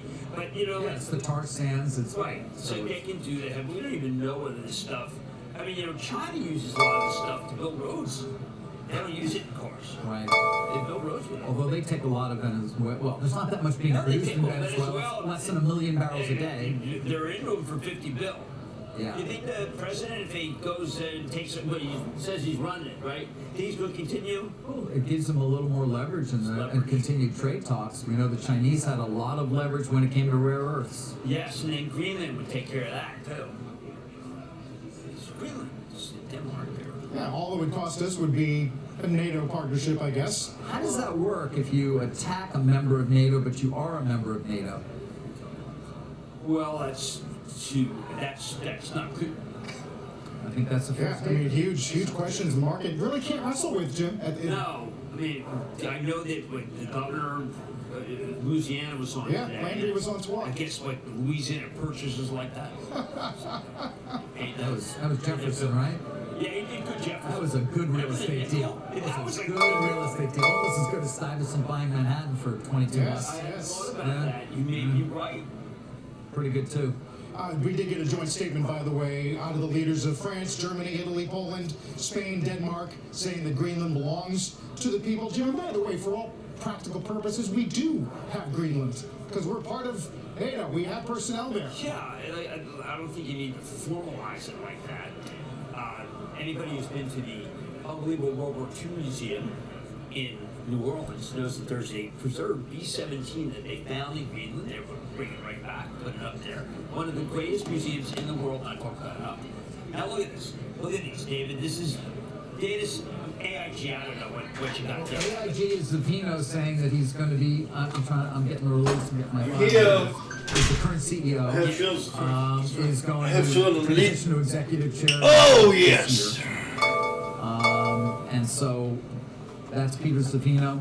Told the board of directors he intends to transition executive chair, retire as CEO by mid-year, after successfully leading the company. This is the release I'm reading here. Okay. The transformation and strategic repositioning is leading as the leading global property casualty insurer. There's been some takeover talk around this name. You may recall it was a number of weeks back, an insurance trade publication reporting that Chubb had made an approach. I'd never been able to confirm that, but I would note that Savino's employment agreement, I just took a look, pays him $50 million in RSUs, but he's got to be there, it would seem, through the fall of 27. I'm here. Probably not going to be there through the fall of 27. And so maybe, I don't know. Just keep it in mind in terms of a consolidation play. That's kind of where I'll leave it for now. But that's why it's down, because of this announcement from the current CEO that he will transition to an executive chair role by the middle of the year. And here I thought, David, you were going to talk about Kelly Ortberg and Boeing. What about Kelly Ortberg? You know, I think the world was filmed. Gosh, it sucks to have a kitchen table chair to sit on. I saw Bernstein say I'm just telling you that. 277 to make a high outstrips supply to 2030. This stock has had a remarkable run. It continues to have this big name for the trust because they had unbelievable cash flow when they were at last. It's going to be a good day. We're at a triple top right now, at a tweezer top on 5 minute. Who decided, you know what, we're going to go and make this thing great and safe before we So go somewhere in here. and said we want more. It's a stop. Yeah, sorry, Jim. There's a lot to read. I think would be the buy.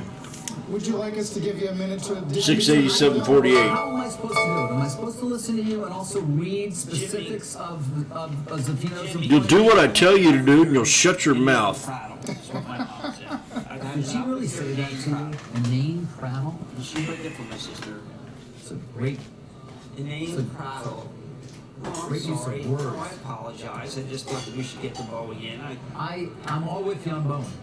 You know that. I like the AIG story that you had. I'm with you on I was Boeing. waiting to see the. By the way, we had, I think it was Dan Niles last week gave us 5 stocks. That was one of them. That was one of his hot picks for this year. Damn, I hate this people who call me. Shut up. I will say that there was a similarity to my capital trust from Dan Niles. I've known Dan for 30 years, but I think we arrived at these as independent.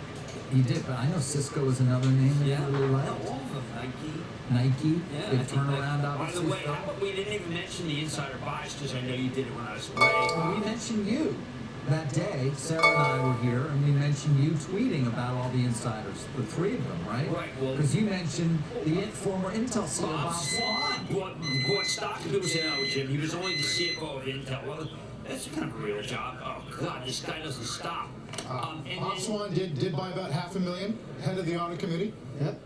Bob Swan is a great financial guy, and he's making decisions. But of course, Tim Cook is the guy. But now there's a lot of talk. Like even today, there's some analysts who's saying, "Listen, it's delayed, and he cuts his price target." Yeah, it's the worst performing down name at the moment. Well, really?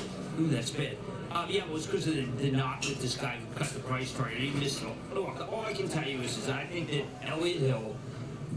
Talking about Nike now, by the way, just to make clear. There it is, top of the laggards. I think. Okay, so today's lagging a little. Well, I got a Home Depot too. I'm a total idiot. I got 3 out of those 4. I wonder what the notices are. But I do think that the Nike is actually RBC going to pressure. I'm saying Nike's ahead of schedule. I think that Elliott Hill addressed U.S. and now he's going to address China with a vengeance. And there's some competition there. Now, Under Armour got a new investor. Yeah, Fairfax, 22% stake. Yeah, and, small market cap, as we know. Yeah, David doesn't want to talk about the small ones, but I do think that you really have to keep track of what Elliott's doing because that company turned out to be in far worse shape than we thought. And the fact that there is that level of conviction that Tim Cook took a swing like that, he didn't need to do that. He didn't need to do that. I mean, this stock is down. I mean, remember, this stock was at 120 for a long time. And David said, $100 million stock. I said, okay, $94 million. It's fine, absolutely fine for you to talk about it. But I do prefer to talk about companies that have $4.6 trillion market value. So NVIDIA is up 1.25% after that series of what would seemingly be a lot of this very positive announcement from I read Jensen 10 Huang, the analysts CES. loved it. May I recommend you can get on YouTube the actual incredible keynote and what it says about how if you get this reason. I understand artificial intelligence is only half. It's the accelerated computing, and the ability to reason is very rooted. And I think we're all kind of like. And by the way, this Boston Dynamics. You've been following that one? Boston Dynamics, the robot. Yeah, that was just 100%. He loves it. Right. You know that, by the way, is what's owned by Hyundai and SoftBank. It changed hands a number of Yes, times. it did, because it was Wasn't Google. Alphabet once the owner of But this thing is, that if you go on the website, you look at what they do, they have a thing that could be a bartender. The guy bends his arms. The only time I've ever seen arms bent like that is in the NFL when, you know, the Seahawks come and play. Yeah. And run. 2 trading days and 10 minutes into the new year, Jim and Carl. Apple's down 3.2%. Oh, yeah, Microsoft is down 2.5%. Well, some in me, there was another analyst comes out and says that the games are not selling as well in this retail store. We're playing that game again. It is amazing to me. Remember how many times we played the game? Well, there's a component maker in Taiwan. It's not giving good numbers for Apple. Just own it, okay? This is the year when Gemini, Google, pays them a check to be the only sole source for AI. It's my prediction. And your point earlier about memory doesn't apply to this element of the phone business? Apple's got good. They had a better. They were ready for this more than everybody else. Look, obviously, even the companies themselves who are in that business didn't. You take a Lam or a KLA or Applied Materials. No one sold this company. Right. That's because the high bandwidth memory. Remember, NVIDIA snapped up a lot of that high bandwidth memory. They were very thought-provoking in how much they bought of it. But it was right. NVIDIA was right. They bought a lot of high bandwidth memory. Another name that has so far not done particularly well during the course of the year, has, again, two trading days and 10 minutes, is Netflix, which also was down towards the end of last year. It's really been kind of straight down, more or less, since it announced the deal to acquire the studio and streaming business of Warner Brothers Discovery. It's now $90.63. And again, it is impacting the overall value of the deal. Not that much, given it's a preponderance of cash, $23.15 cash, but at $27.75 deal is no longer worth that. It's worth closer to $27.25 or something along those lines, maybe a little bit less. So it has had an impact. We are waiting still to get the response from Warner Brothers to remember the revised proposal from Paramount, its other suitor, where Larry Ellison now has offered his personal guarantee for the equity. Damn, I missed part of 3 financing, minutes. Of course, a takeover of all of Warner Brothers Discovery. That's the Paramount offer. Recall, we didn't get it today. Most likely got to be tomorrow. We'll see what the response looks like. I've already given you a preview of that as well. And then our parent company Versant's performance does play into this in a complex way, but with that stock's decline and the multiple therefore to EBITDA, if you were to take that number and apply it to the global networks business that will trade publicly of Warner Brothers under the Netflix deal, it's Look at that. valued at, if Perfect. you assume it's the same multiple. Right Jim, to the orb. Again, this could change at roughly what its leverage ratio is going to be, or maybe even below that. That's negative. And that makes it worth almost nothing. And so there is this question that will continue to be asked. They have $15 billion in debt that's assumed to go with the global network spin. Do you have to reduce that in order to? Why are they getting all this? Come on, guys. Its ability to. If they're that far in debt. But look, all the executives and all the labels, Sounds to me like wokeism. Industry's moving so fast. Wokeism really hurts you. There it goes. Boom. Resistance.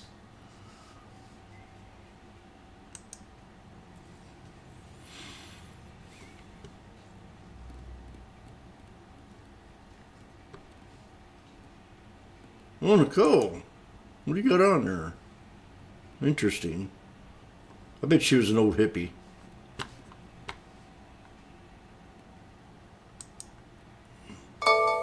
Time for matcha, baby. Oh, matcha? Yeah. SPX, boom. Off the 200. Ooh, gosh, look how beautiful that SPX is. I mean, this is perfect setup. So you're sitting here and she pulled back and hit the 200 and you got a spinning top. And then all of a sudden this shows up. This right here. Can anybody tell me what that is?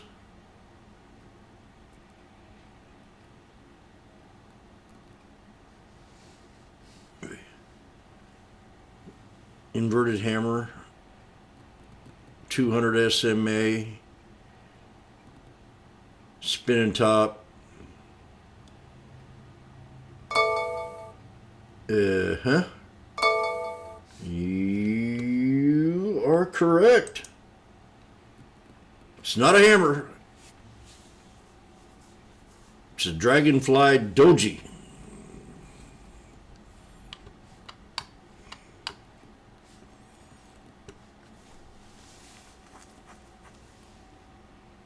I'd call it more closer to a doji than a hammer.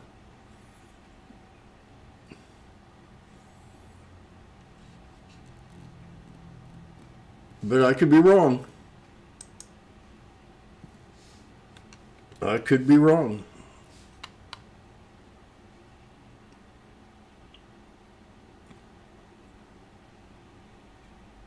Bank of America at 56, BMNR at 33.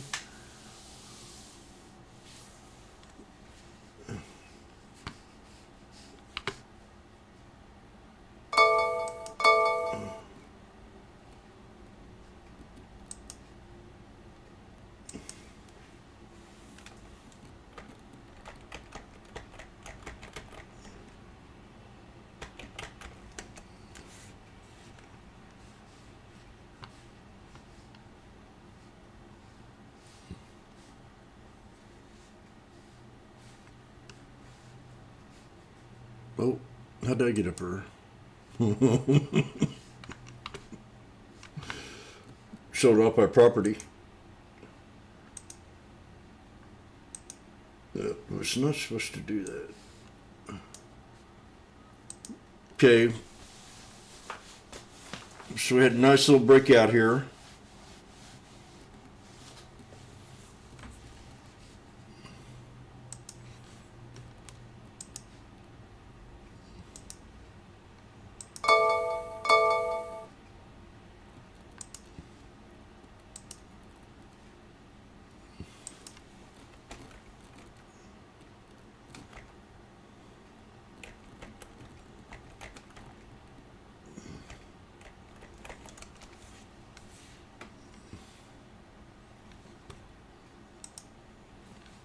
It's called a dragonfly doji. Just barely missing a little bitty lip up here for the head, but it's a T-shape pattern. And that is your dragonfly doji.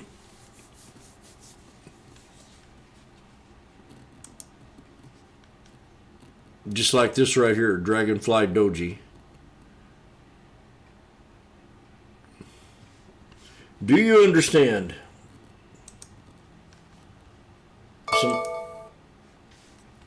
Someone say yes.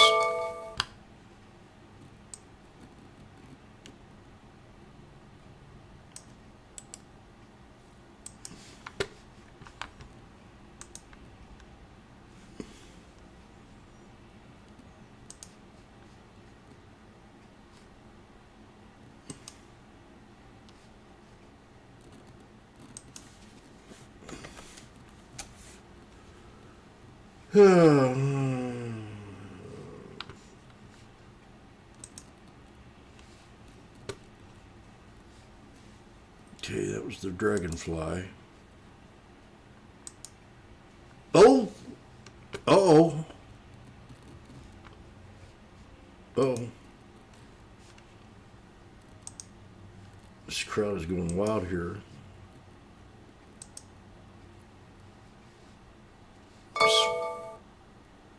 SPX.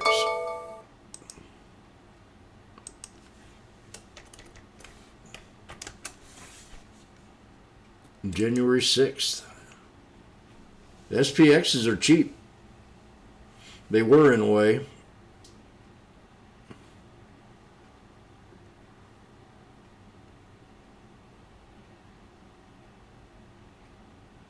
So it was a nice setup on the 5-minute.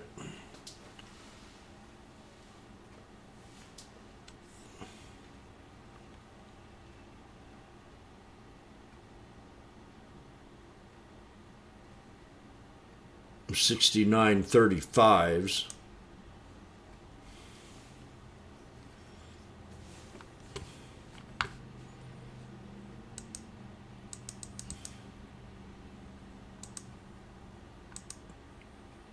We definitely broke yesterday's resistance.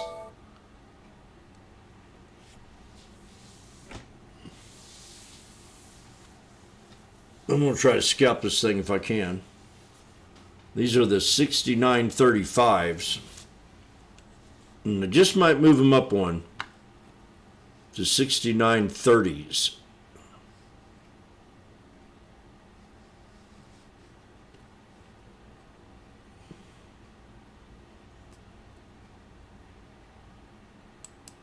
It's already at alert right there. Just now hit it. So the 69.30s. Yeah, that kind of sucked because it just now hit that alert.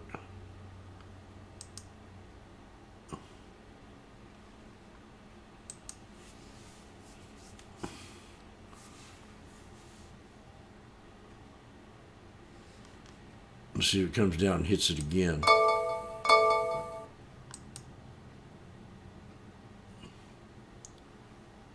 $69.35s. Well,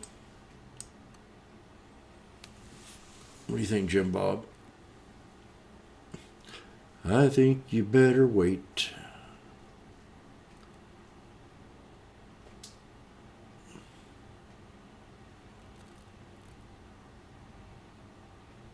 We get a bigger sell-off than that even.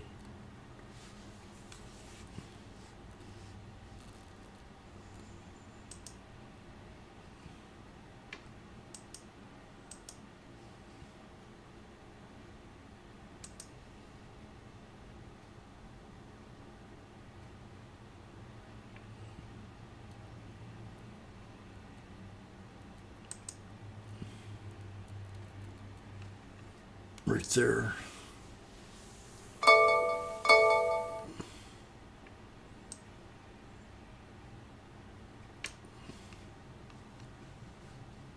Replace.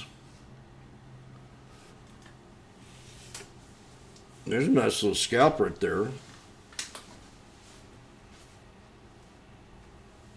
But if I took it around 210, 220 to $3.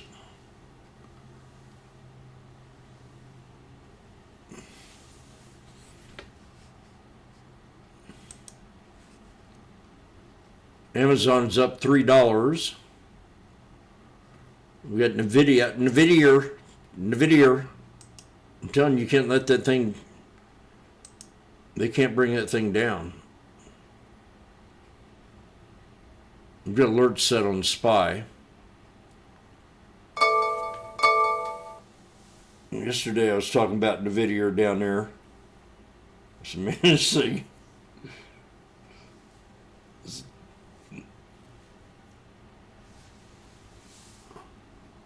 Nvidia just sent a message to rivals with its latest chip announcement.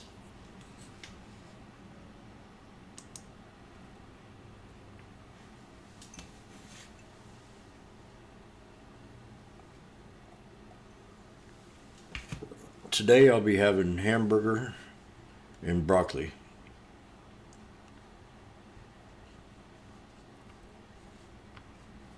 That sounds good.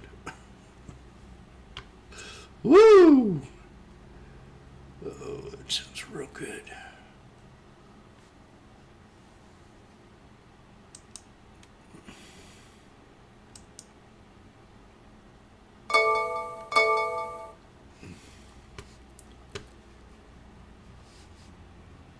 Well, we do have kind of a resistance to go. We can go higher here on NVIDIA. You know, knock on wood, we could see 194 today. But if I was to bet, I'd say no higher than 192.95.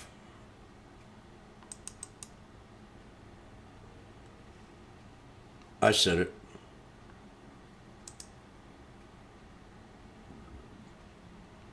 And that's on the video.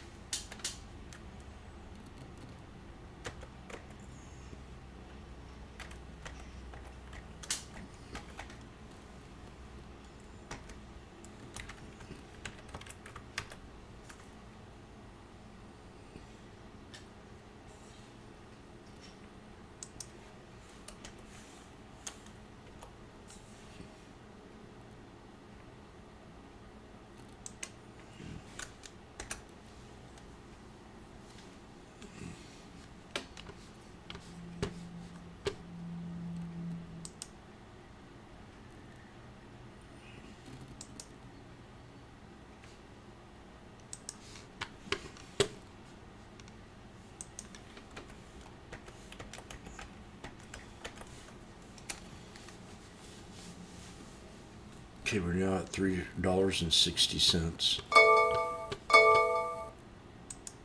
And Jim was telling people about the reversal on the SPY there at $2.20, $2.10.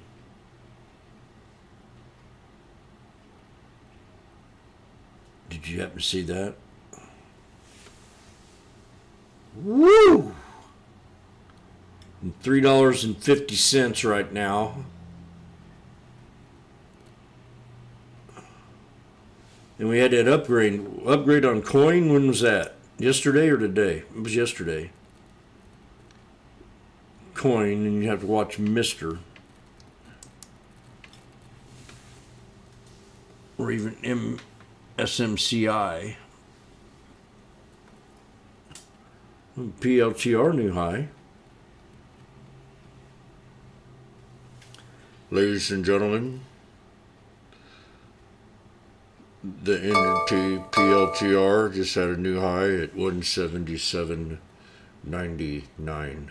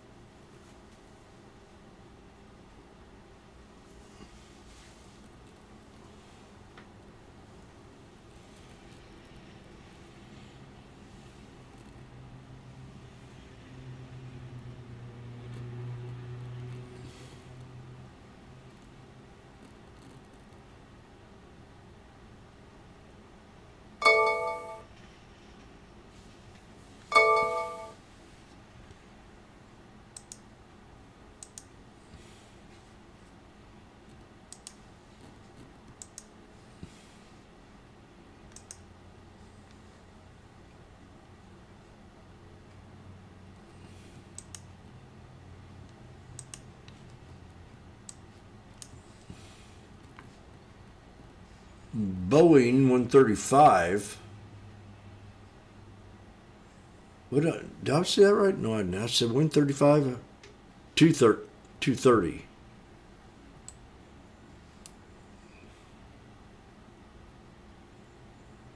$231. Oh, there goes the SPY. SPX.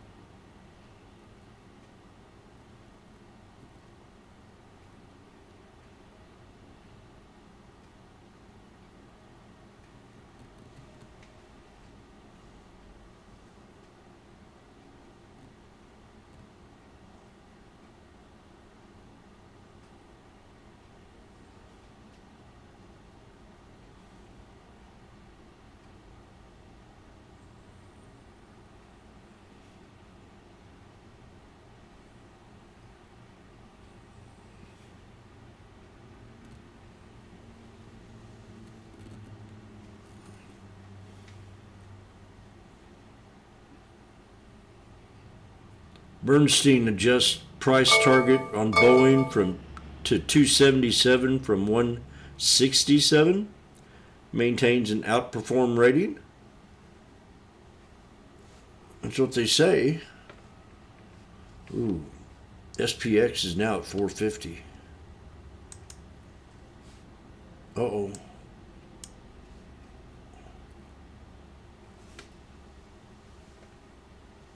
We just had a new high a minute ago, give or take.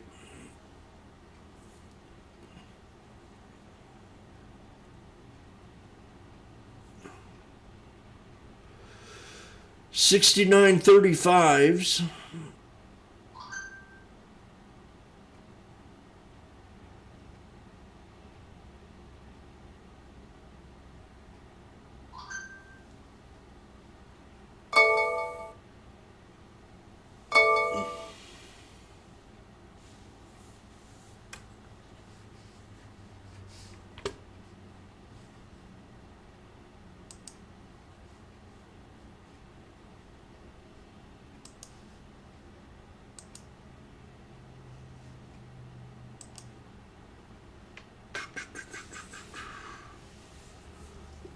Pot stocks are going down today. Tilray's at 909.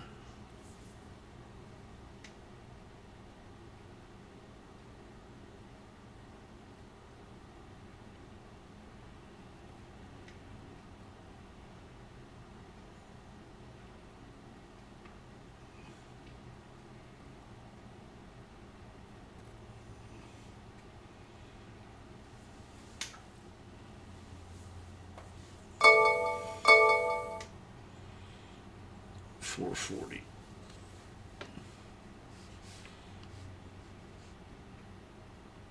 Still in that expansionary level. So, PMI index, composite index, services, all higher than the 50, showing expansion, but misses on both numbers, Sam. Not good. Both the lowest since April, but still haven't seen a contraction since January 2023. So I suppose that says something. We'll be watching out for the ISM, which is sort of a bigger read tomorrow and has no doubt more weighting as far as a bit of a market reaction. But let's switch gears to obviously the headlines we've been getting from CES. As far as the reaction in the market, AMD is actually lower today by 1.5% or so, while Nvidia is going in the other direction. I have to say, I mean, I love Jensen Huang's new alligator print or whatever that was, but just talk us through exactly what they said at this event and what you think is behind the movement in the market today as far as, going in opposite directions. It's fascinating, Sam. The first day of CES and two of the bigger high-profile names leading off the conference. Yeah. Jensen Huang, Lisa Su, both talking about new products. Say what?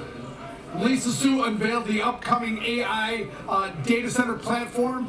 She looked at their she introduced gave a first look at their Helio system. Here's her quote: "The world's best AI rack." So they're aiming to go head-to-head with NVIDIA in these products. The MI500 series data center GPUs. So that's the next generation. So a lot of good things. She said the next 5 years. Here's another quote from Lisa Su: 5 billion people, 5 billion will use AI daily. So that's what. That's a lie. Alludes to the bigger pie, right? Can AMD compete in that bigger pie? Well, Jensen Huang, as you know, their stock's higher today. He came out It's a lie. talking about the Rubin chip and the Vera Rubin and all the things that their new chips can do. Remember, we went from Hopper. We're waist deep right now in Blackwell. Jensen Huang's already talking about the next chip being Rubin. And what he talked about, Rubin? ideal for agentic AI, advanced reasoning models, and a mixture of expert models, he called them. So the Rubin arrives when the demand for training and inference is going through the roof, he said, and they're coming in with a new product. So like I've said before many times, it seems like every time AMD comes out with a product that starts to compete with NVIDIA, NVIDIA comes out with their new product and increases their lead. So the stock action should say something today, but clearly two great presentations by two great leaders. But memory, absolutely. Really good this job, morning. Kevin. I mean, if you take a look at shares in SanDisk, up a whopping 21% How the hell do you do in that? trade right now. And I'm just seeing that there is this thinking that CES is pointing to more demand for the group. So when you talk about that pie, Kevin, you need somewhere to store the pie. Yes. That's where these guys seem to be sort of stepping in. So we're seeing this rally back in action today. Western Digital also up 10%. It is a really nice day for some of those memory names off the back of Samsung, SK Hynix, also talking about higher prices in Q1.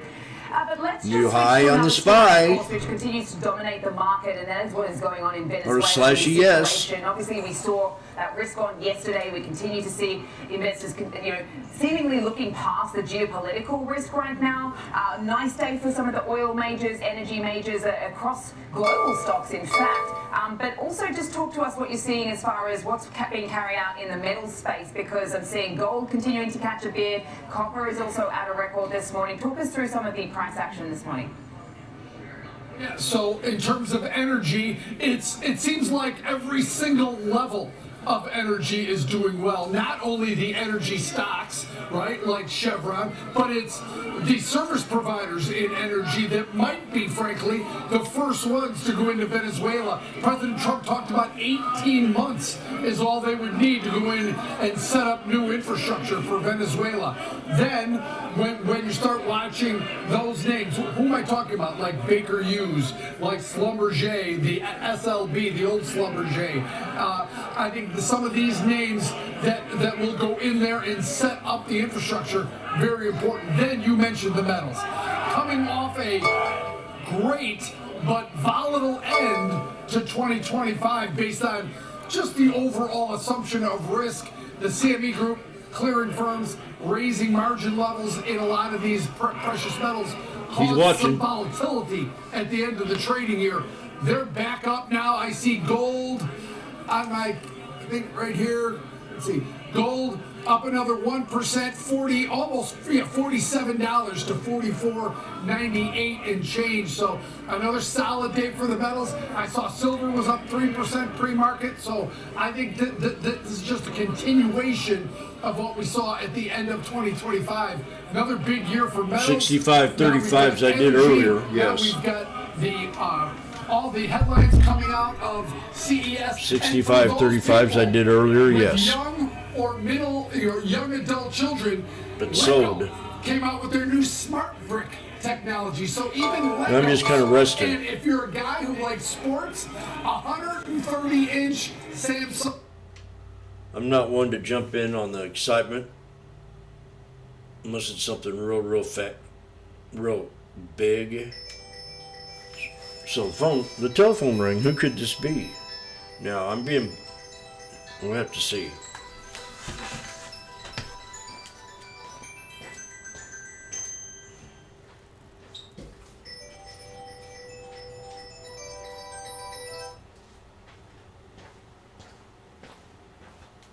Always clean. Who is this? Hello? Hello? Hello. This is the founder of the Sneaky Snake Trading Strategy, where I talk about chart patterns, moving averages, and being in the now. How may I help you? Yes. Well, how old is she? I mean, your grandma. I'm 64. I'm up there in years, and yeah. Okay.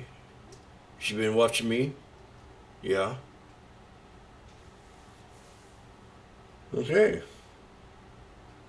Tell her to keep watching. Bye-bye. I gotta get back to work.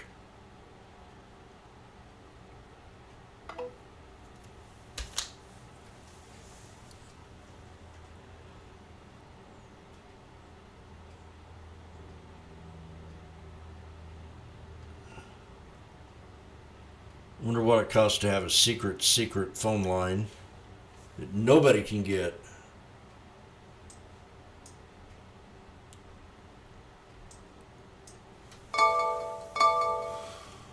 We had a little pullback right there.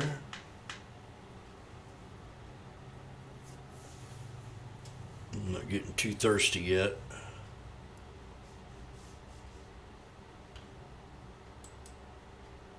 And erase. Erase. Today is the 6th. And tomorrow will be the 7th. Today's a Tuesday.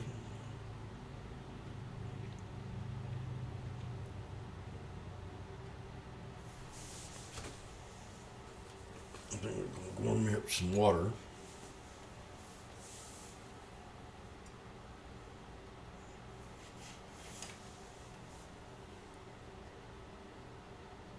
Need for increasing power demand.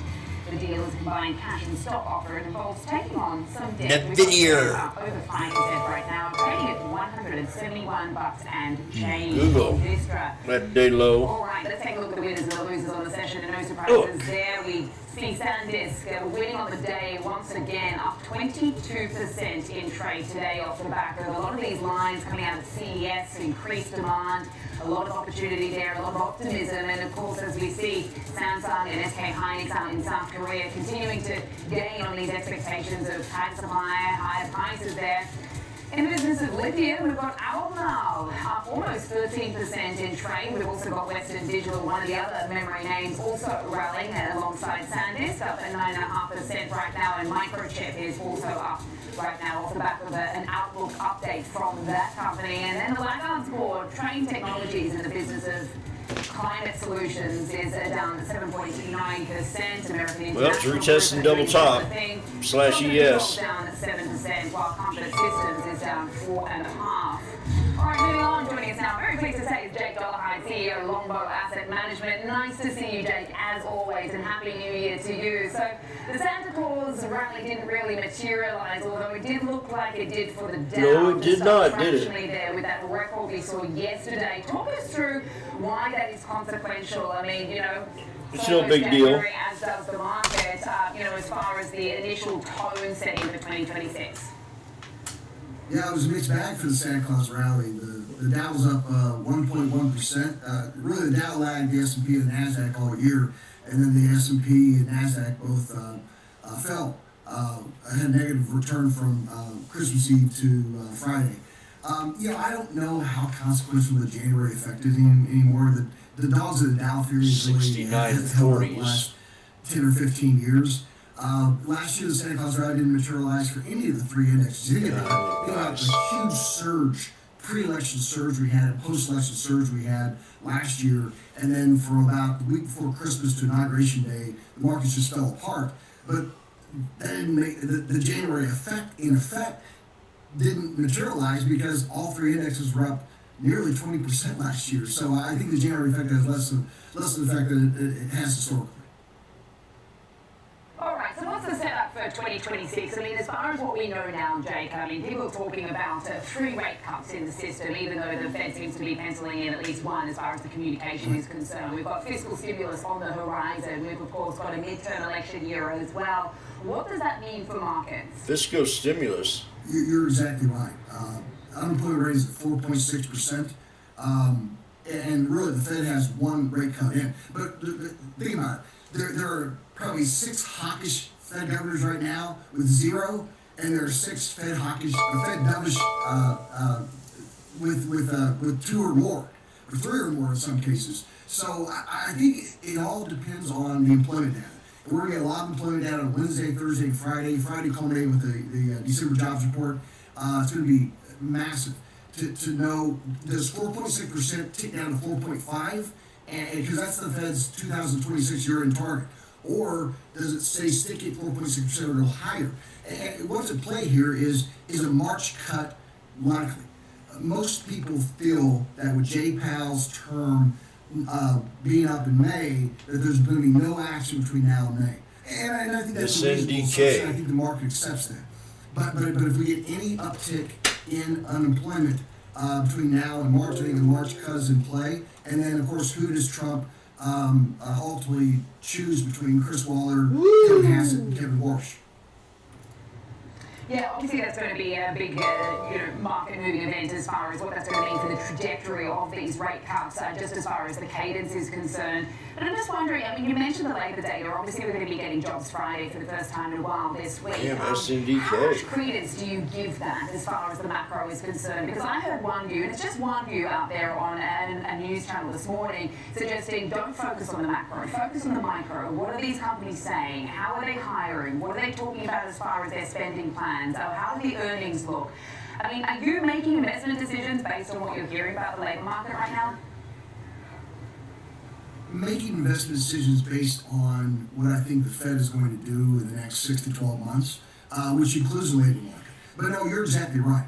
I think we're expecting private payrolls to come in at 69,000 overall. But what I see from Verizon, what I saw from Estee Lauder, what I've heard from Amazon.com, is there are a ton of layoffs that are happening, have happened, and will continue to happen.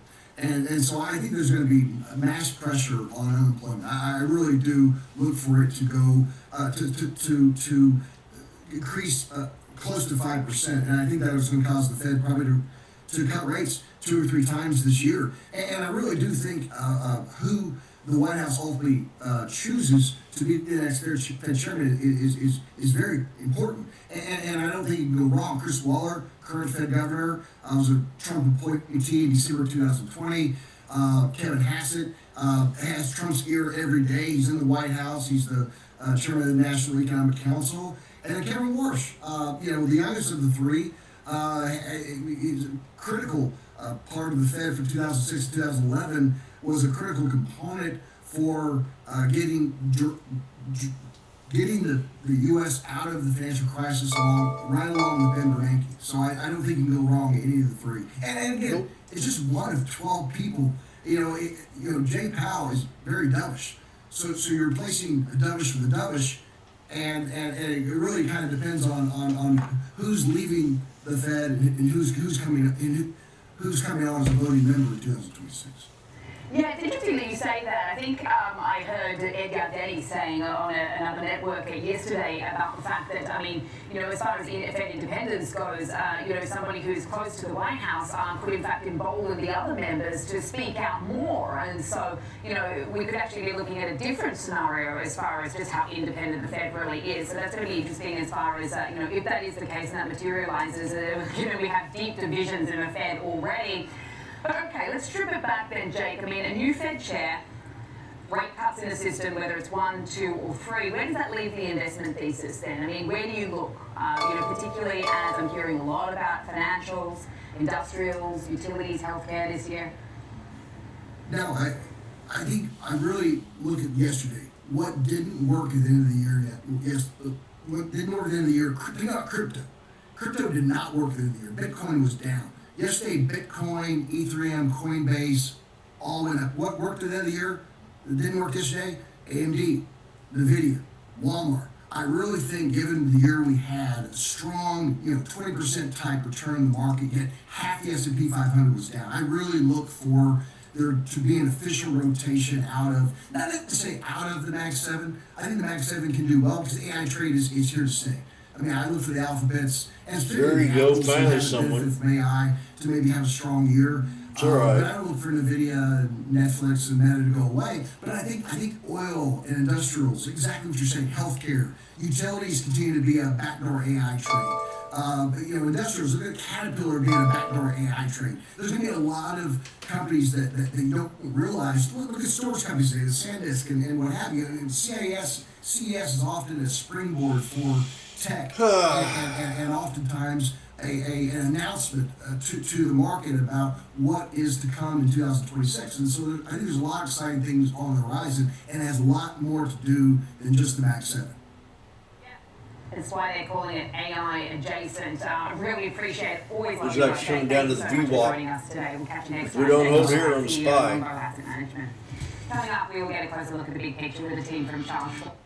Ladies and gentlemen, Randy, we're at the support here. If this doesn't hold, we're going to drop a good 60-some cents. I said it. here at 9:21 a.m., 10:21 a.m. Eastern Time, January the 6th of 2026. Does that have a special ring to it? It does.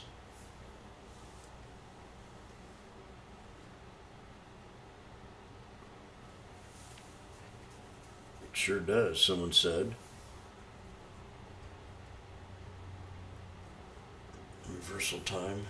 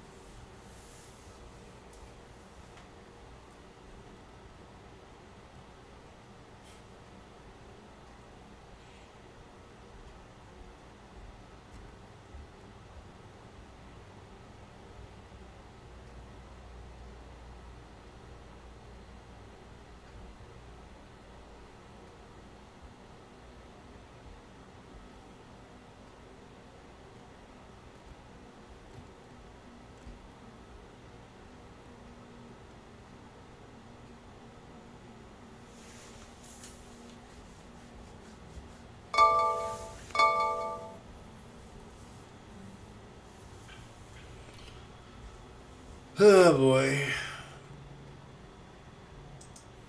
This rotation underneath the surface can lead to new leaders in 2026. And don't forget, we spend so much time talking about the Mag 7, but there's really only two names within the Mag 7 that outperformed the S&P 500 last year. So 5 underperformed. So there's room for more winners and new leaders in 2026. Okay, and a lot of this has to do with what goes down in D.C., which is where we find Mike Townsend. So Happy New Year to you. Just wondering, as far as the events over the weekend over in Venezuela, a lot of conversations about how the fact that Congress was not consulted in advance. I'm just wondering, as everyone gets their feet under the desk once again here in Congress, first order of business is to talk about this situation. What are you seeing there? What has been the nature of the conversations? How are you and the team thinking about it? Yeah, Sam, well, Happy New Year to you. Obviously, this is a big deal on Capitol Hill. We've just learned in the last hour or so that the administration will brief all senators tomorrow morning, followed by a briefing for all members of the House of Representatives. And I will tell you, Sam, those are going to be very tense. There are a lot of Democrats that are ready with tons of questions about what it means that we're running Venezuela now.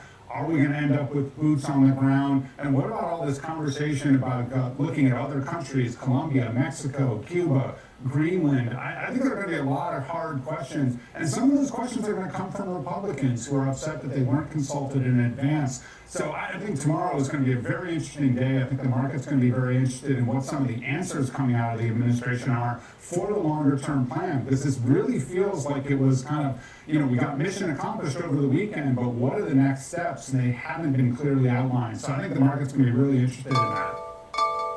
Obviously, the market's looking for a little bit more clarity on certainly the policy direction and what's going to happen next. But just getting back to you, Joe, and obviously what we're seeing in the markets today, the big event risk and what's catching a lot of attention with the headlines is CES. But you could say it's a tale of two corporates today between NVIDIA and AMD, even though they came out with some, fairly solid headlines. She said NVIDIA. With I heard AMD and its new chip, NVIDIA as well with Vera Rubin. Twice. What do you make of the performance here? I think NVIDIA is still showing that they're ahead of the game. AMD comes out with their one of my papers. They're offering kind of their M1 1455 boosting 70% more transistors, and then NVIDIA says, "Hold my beer, here we go. Here's our Rubin AI server. It's going to go on sale in the second half of the year." So It goes to show that, for the most part, the other semiconductor companies in the AI space are still playing catch-up. And yes, NVIDIA is not going to be able to hold the market share that they do for forever. But once somebody else kind of steps up, NVIDIA is more than ready to show that, hey, we have more and more products to offer that haven't even hit the market yet, that are still beyond the capabilities, capacity of what the nearest competition is. It really is pretty incredible to see.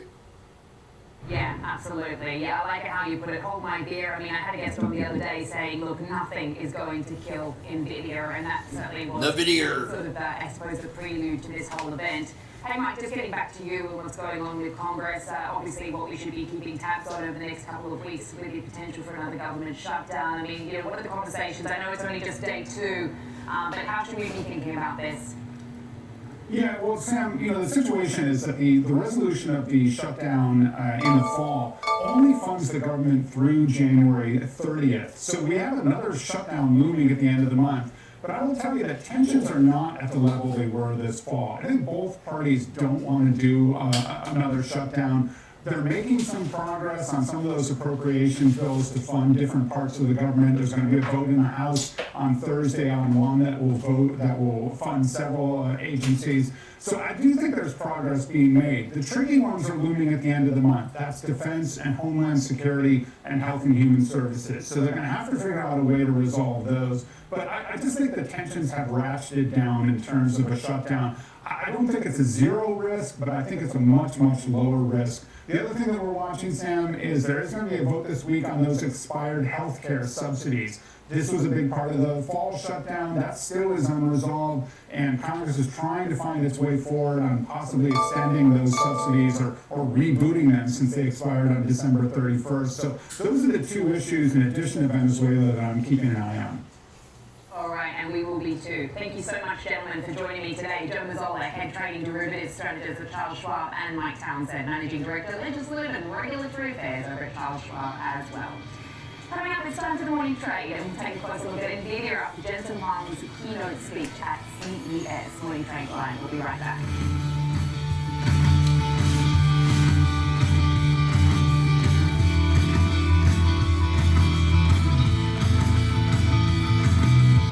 Trading at Schwab is powered by Ameritrade, giving traders even more ways to sharpen their skills with tailored education. Get an expanding library filled with new online videos, webcasts, articles, courses, and more. All crafted just for traders. And with guided learning paths, stacked with content curated to fit your unique goals, you can spend less time searching and more time learning. Trade brilliantly with Schwab. Schwab Network delivers real-time market insights, live from the NYSE, NASDAQ, the CBOE, and beyond. From earnings to economic data, we cover what matters as it happens. Streaming 24/7, anytime, anywhere, free on schwabnetwork.com. Whether you're an experienced investor or just getting started, Charles Schwab offers a webcast that's right for you. Are you a long-term investor? Our investing webcast series breaks down different investing styles, including growth, value, income, and more. Best of all, you can ask questions by chatting directly with an education coach. It's interactive learning at its finest. Tune in live or on demand. Head over to schwab.com/coaching and start learning today.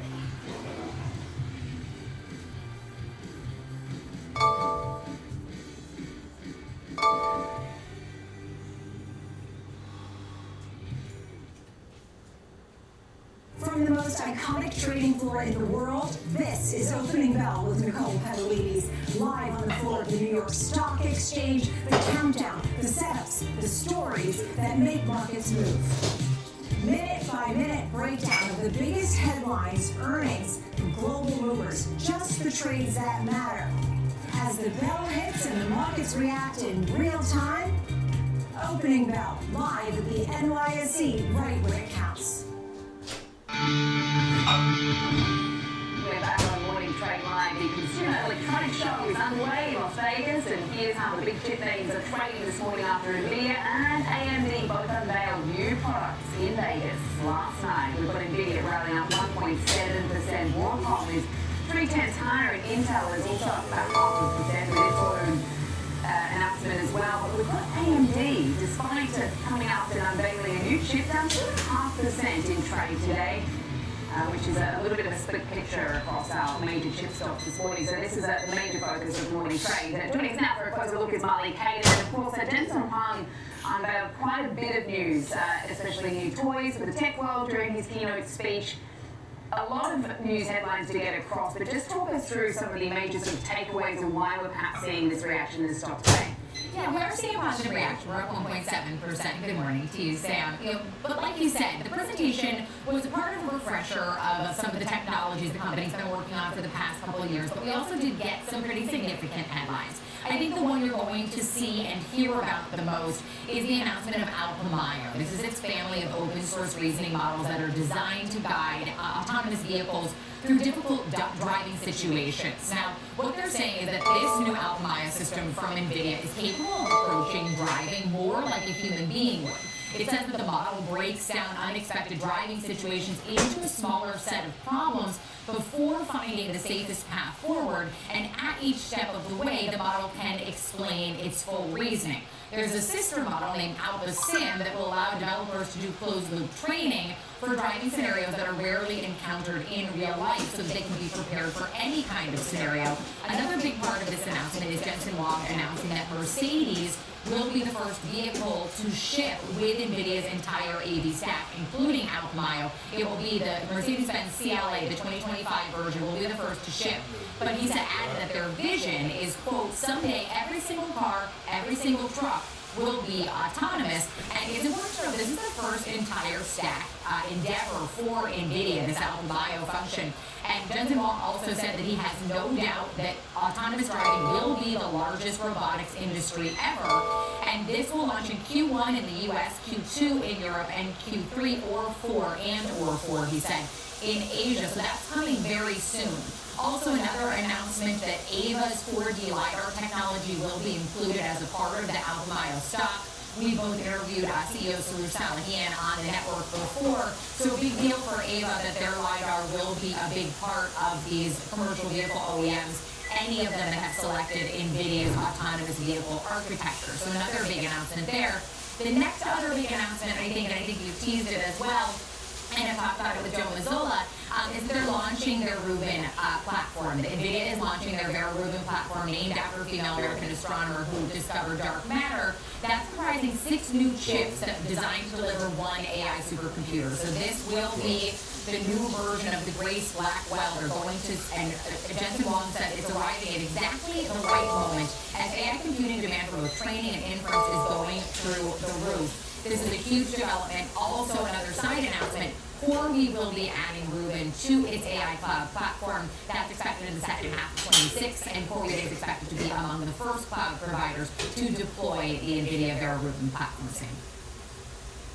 I guess that's what the market wanted to hear as to why we're seeing this performance today. I mean, chips are on track, demand is strong. I mean, something new. and also more partnerships. So let's see how it all materializes. Thanks so much for getting us across some of the major developments from CES. Let's trade it now with Tim Bigham, options strategist at Pilot AI. Very good morning to you, Tim, and happy New Year to you. What's your example trade today for NVIDIA?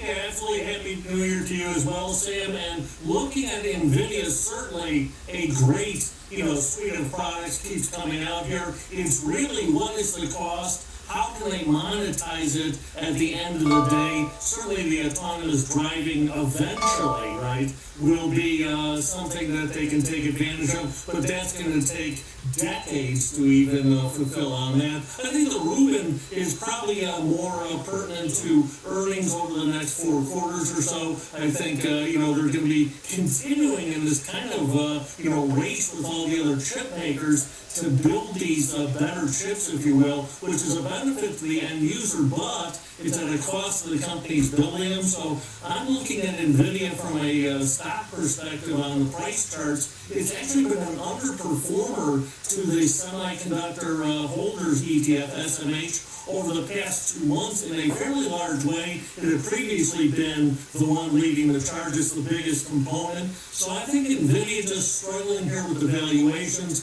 the fact that, the CapEx they need to develop these products is large indeed here. So I'm just positioning kind of for a bad hair day, taking advantage of low implied volatility, doing a reverse diagonal trade, going out and buying the February 20th 170 puts, selling the January 16th traditional 175 puts, paying a little bit over $2 for that trade. Plus I have 3 weeks in the interim to continue to hedge the chop wood, as I call it, to bring in more premium. Just really waiting for a bad hair day on the chip sector and NVIDIA to take advantage, see IV go up, and this trade structure will benefit greatly from that. Okay, example trade for us for NVIDIA, trading in 190 right now. We are over 1%. Thoughts on the overall market today, Tim? Obviously, as we continue to see this rally extending, a little bit of a softer, more sort of bumpy start for the Dow and the Russell, but it looks like we've kicked up a notch right now. What are your thoughts? Yeah, I think we're starting to see certainly the kind of more value names take hold and lead the charge a little bit. It had been all the higher beta, high growth, the NVIDIAs of the world that led the rally up until towards the end of last year. So I think 2026 will be more of those kind of value names, the low beta names that will have to start to perform here. Otherwise, this market might run into a little bit of trouble or at least sideways action. I kind of like to lean on some of the dividend stocks here as well, given the fact that we've had such a great 3-year run. I think just probabilities favor more of a sideways market going forward, certainly given valuations and interest rates on the long end are still stubbornly high. Okay, good stuff. Always appreciate it. Thanks so much for that, Tim. We'll catch you later. Tim Bigham, options strategist at Pilot AI. Coming up, we'll take a closer look at the sectors on the move this morning and examine the new highs in international markets.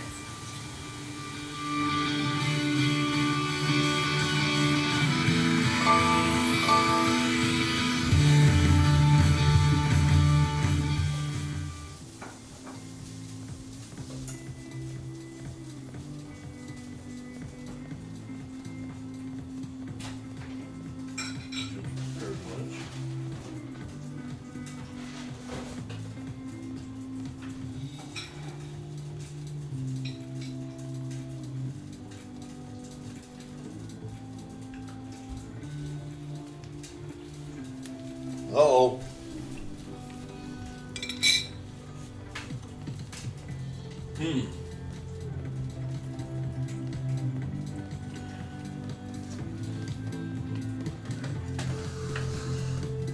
Morning movers, be the first to find out what's shaping early market action. Tech check. It didn't hold it. Futures focus. That was 63. Morning movers covers it all. Grab your coffee and On the tune in SPY. every trading day at 8 a.m. Eastern, only on Schwab Network.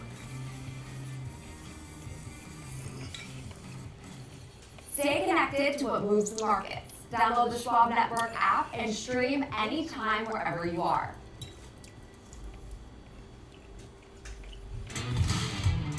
Live from Chicago, This is Trading 360. I'm Marley Caden. We track macro forces, market trends, and company news that shape investor decisions, all with expert analysis and actionable context. From inflation data to sector rotations, earnings to policy, it's a comprehensive view of the market every trading day. Trading 360, in-depth market coverage straight from Chicago. Weekdays at 11 a.m. Eastern on Schwab Network.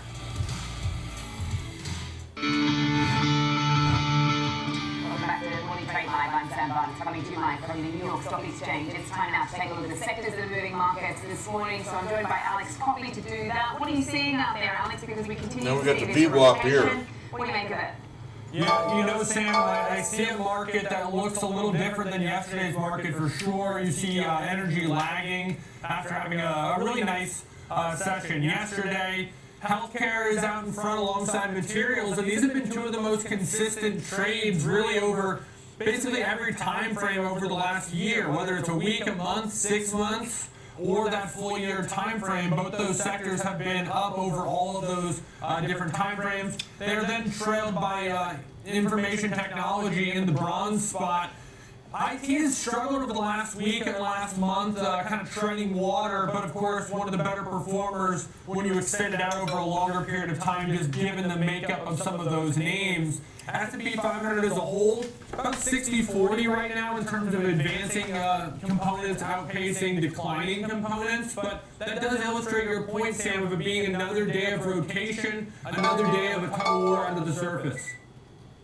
Yeah, and a very mixed performance across our Mag 7 leaders today. Obviously, we've spoken at length about the sort of divergence between the two headliners from CES so far, that is NVIDIA and AMD. In fact, AMD continues to lose altitude here. We're down 3.3%, but what do you make of the performance as far as the Mag 7 is concerned? We're seeing two green spots out of the sea red.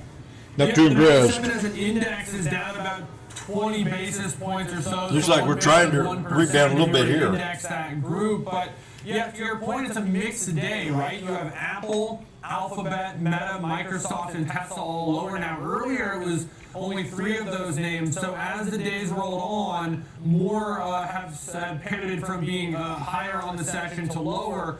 But NVIDIA and Amazon continue to carry a lot of weight, especially NVIDIA up 1% here in real time. It's actually the biggest contributor to the S&P 500 in terms of the rally that you're seeing today. So despite the fact that the Magnificent Seven as a group is a drag on the index, NVIDIA as a single component alongside Amazon are contributing about 6 points each, which is about 12 points of upside, or about half the rally. In the name of the Lord. If you do see those names go the way of their peers of the Mag 7, you can quickly watch this, intraday rally fade.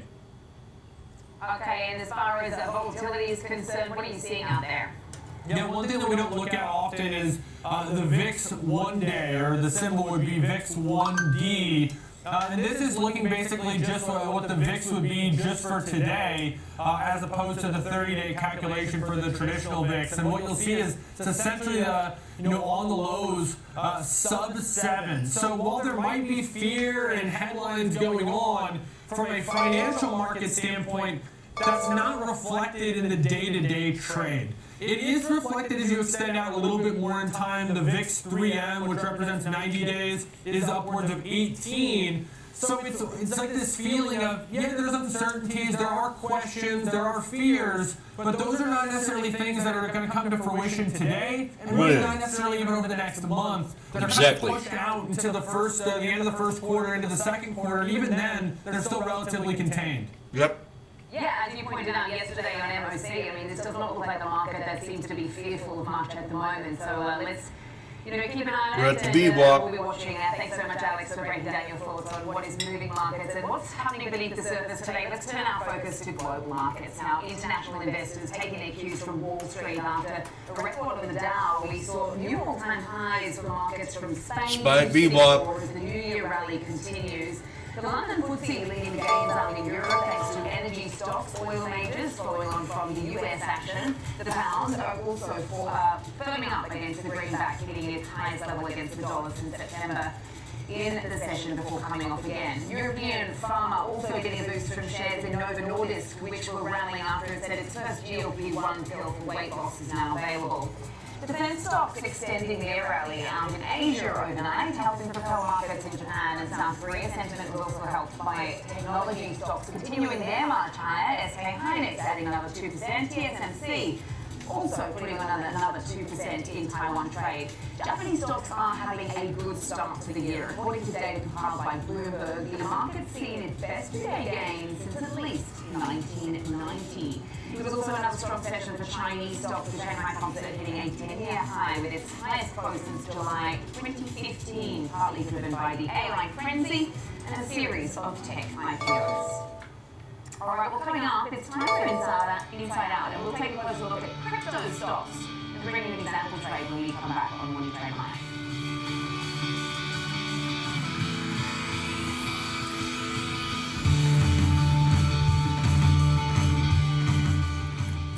Hey, investors, you know the market moves. Schwab is here to help you move with it. So, whether you're buying, selling, holding, or planning, whether you're ETFing or 401k'ing, saving, spending, or even retiring, you can count on Schwab for market insights, live support, Not sure I should be saying that on television. 400 branches, all at your service, all so you can invest your way. Sounds nice, right? Nope. No, it does not. I'm Alex Coffey. And I'm Jenny Horn. This is Next Gen Investing, where we track the trends shaping tomorrow's market. From tech to energy, crypto to consumer, we focus on what's driving investor sentiment right now. Clear analysis and forward-looking market coverage every trading day. This is a make or break level for this stock. And that could certainly be a short to near-term catalyst. Next Gen Investing, 1 p.m. Eastern. Only on Schwab Network. Whether you're an experienced investor or just getting started, Charles Schwab offers a webcast that's right for you. Are you a long-term investor? Our investing webcast series breaks down different investing styles, including growth, value, income, and more. Best of all, you can ask questions by chatting directly with an education coach. It's interactive. Starbucks up 250, 265. Or on demand. Head over to schwab.com /coaching and start learning today.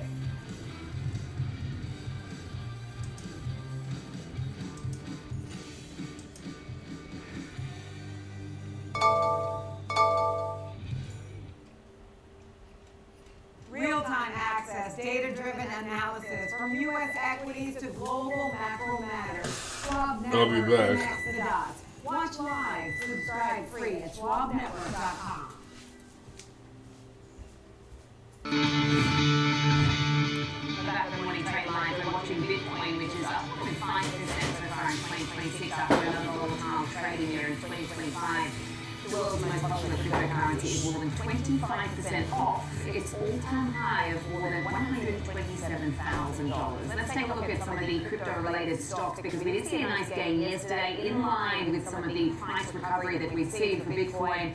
But today we're coming off for most of these names. Block is still up 0.4%.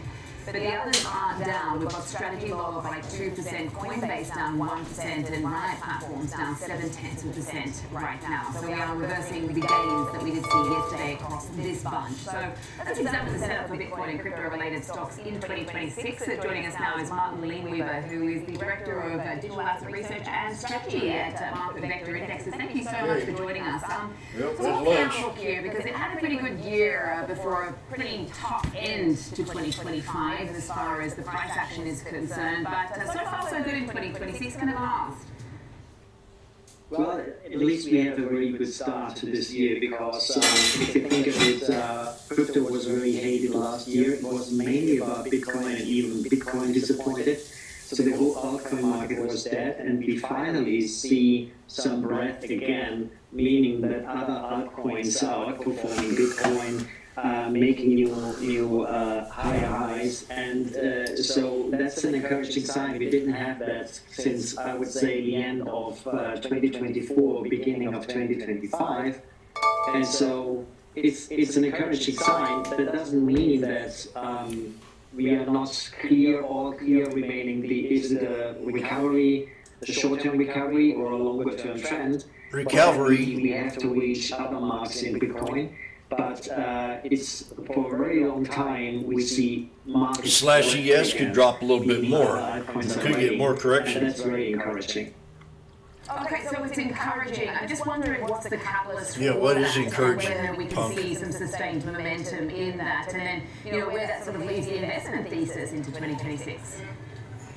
Well, the thing is, as crypto was ahead, especially the other altcoins, there was a classic seller exhaustion. And the surprising thing last year was that crypto there was a seller's exhaustion. We were all out to beach. If you think of the stock market. And I think now that we have to strengthen the stock market again, I'm not in crypto anything. is just catching up. And then it's a question of... I'm taking my time here. I've got me an alert set right around 69.17.16. Now we are at a triple bottom right here, and we could have a nice little scalp to the, and it just went down a little bit more right there, 195. You could get these for maybe. I know you could have there.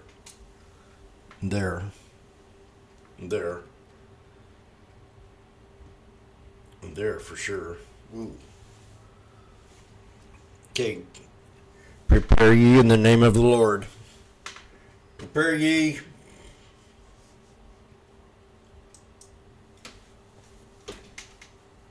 $69.35s.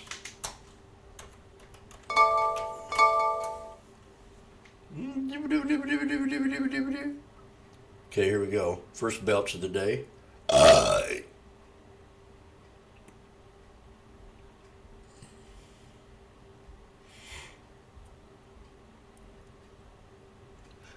I know Angel gathers her kids right around this time of the day and said, "Get ready for the belch.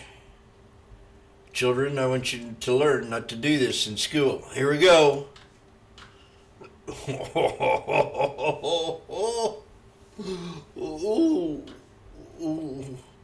Is that the 200 EMA there, James? Yes, it is. Oh, damn. You are a badass. Yep. That's what they say.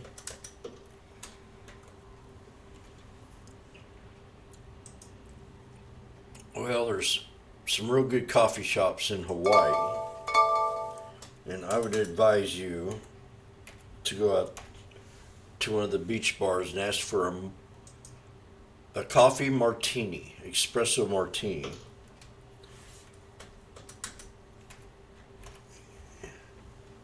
Get one right before dark.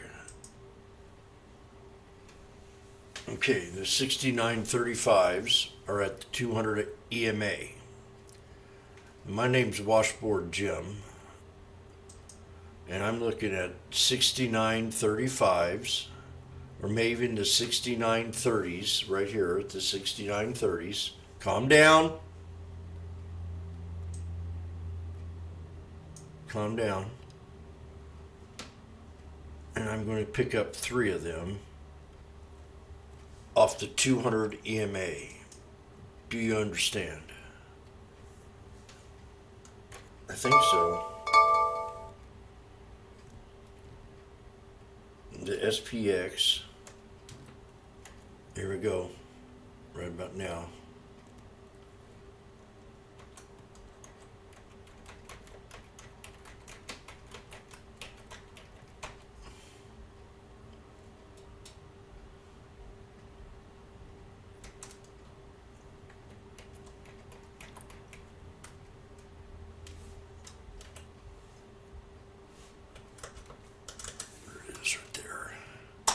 It could drop down and hit the 200 SMA, and that'd be in a heap of shit.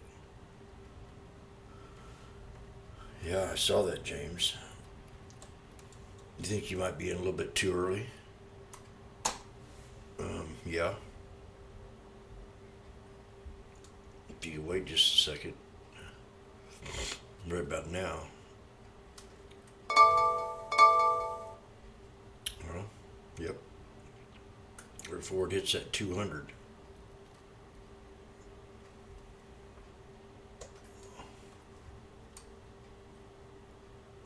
got 3 more. This is it. I'm done.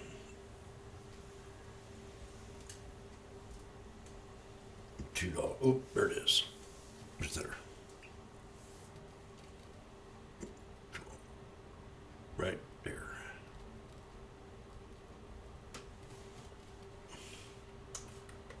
$1.95 and $2.20.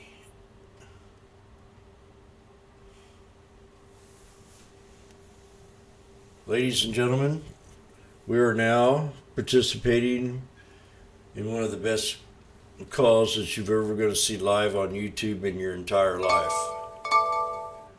This is the SPX squeezed between the 200 SMA and the 200 EMA on 1 minute time premise. My entries are at 220 and at 195. I have a grand total of 6. Now, I don't have a strategy about counting to 6, but I'll come up with one.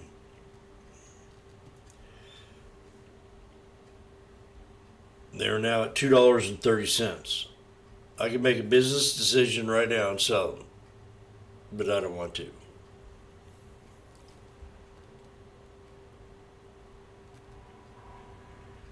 Now, we haven't broke the 9 in the past 5, 10, 15, 20, 25, 20 some minutes. 28, under 30 minutes. Jim, could we have the exact time, please? Damn. Get off my ass. 9:30. All the way to 25 minutes. So exactly what I said.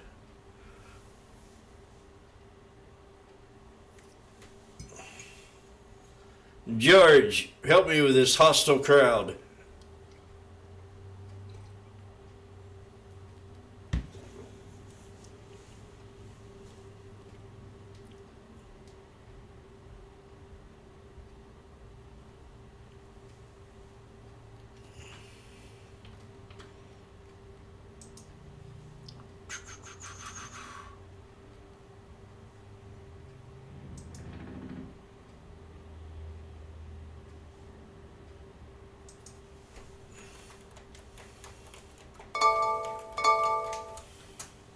Okay, we're at the 9.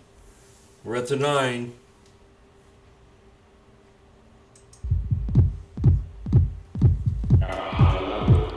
Higher level.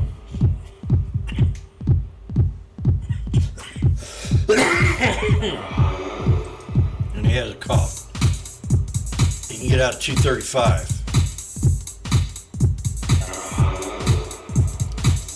Should he do it and make it out alive? 240. You could sell 6.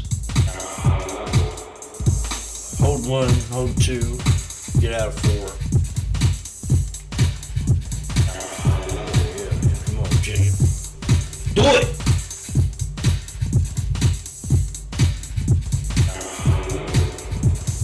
We have 1 more minute until the fat cats go to lunch.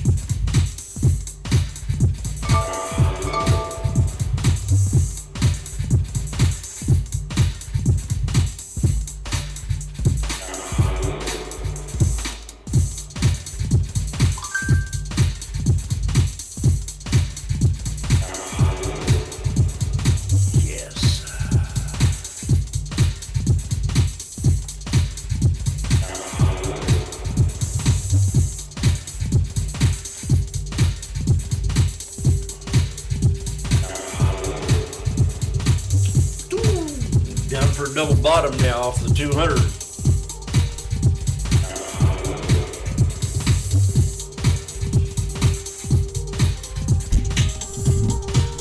No higher level. Come on, man. Freaking right. Do it.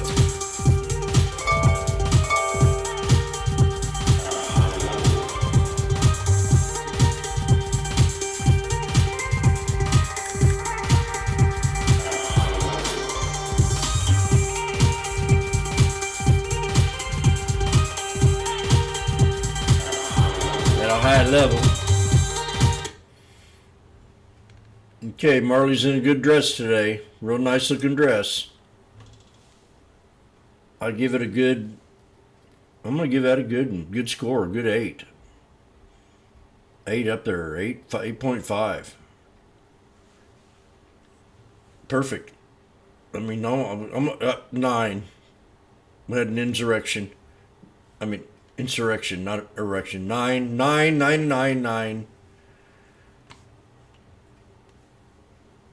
Looking hot today, Marley. Keep up the good work, girl.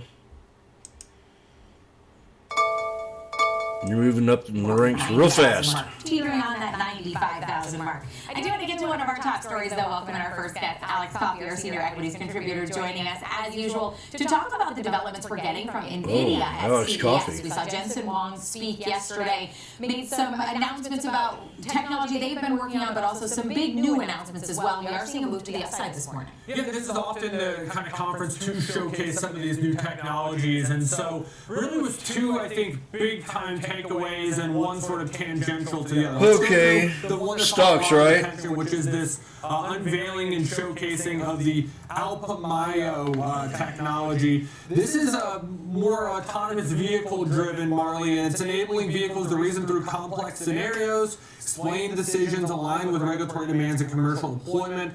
They're seeking to make it open source so that it could accelerate sort of the adoption and also maybe become an industry standard. But I thought the thing that really stood out to me was CEO Jensen Huang calling it the ChatGPT moment for physical AI, and physical AI being that autonomous driving, that robotics element of the AI technologies.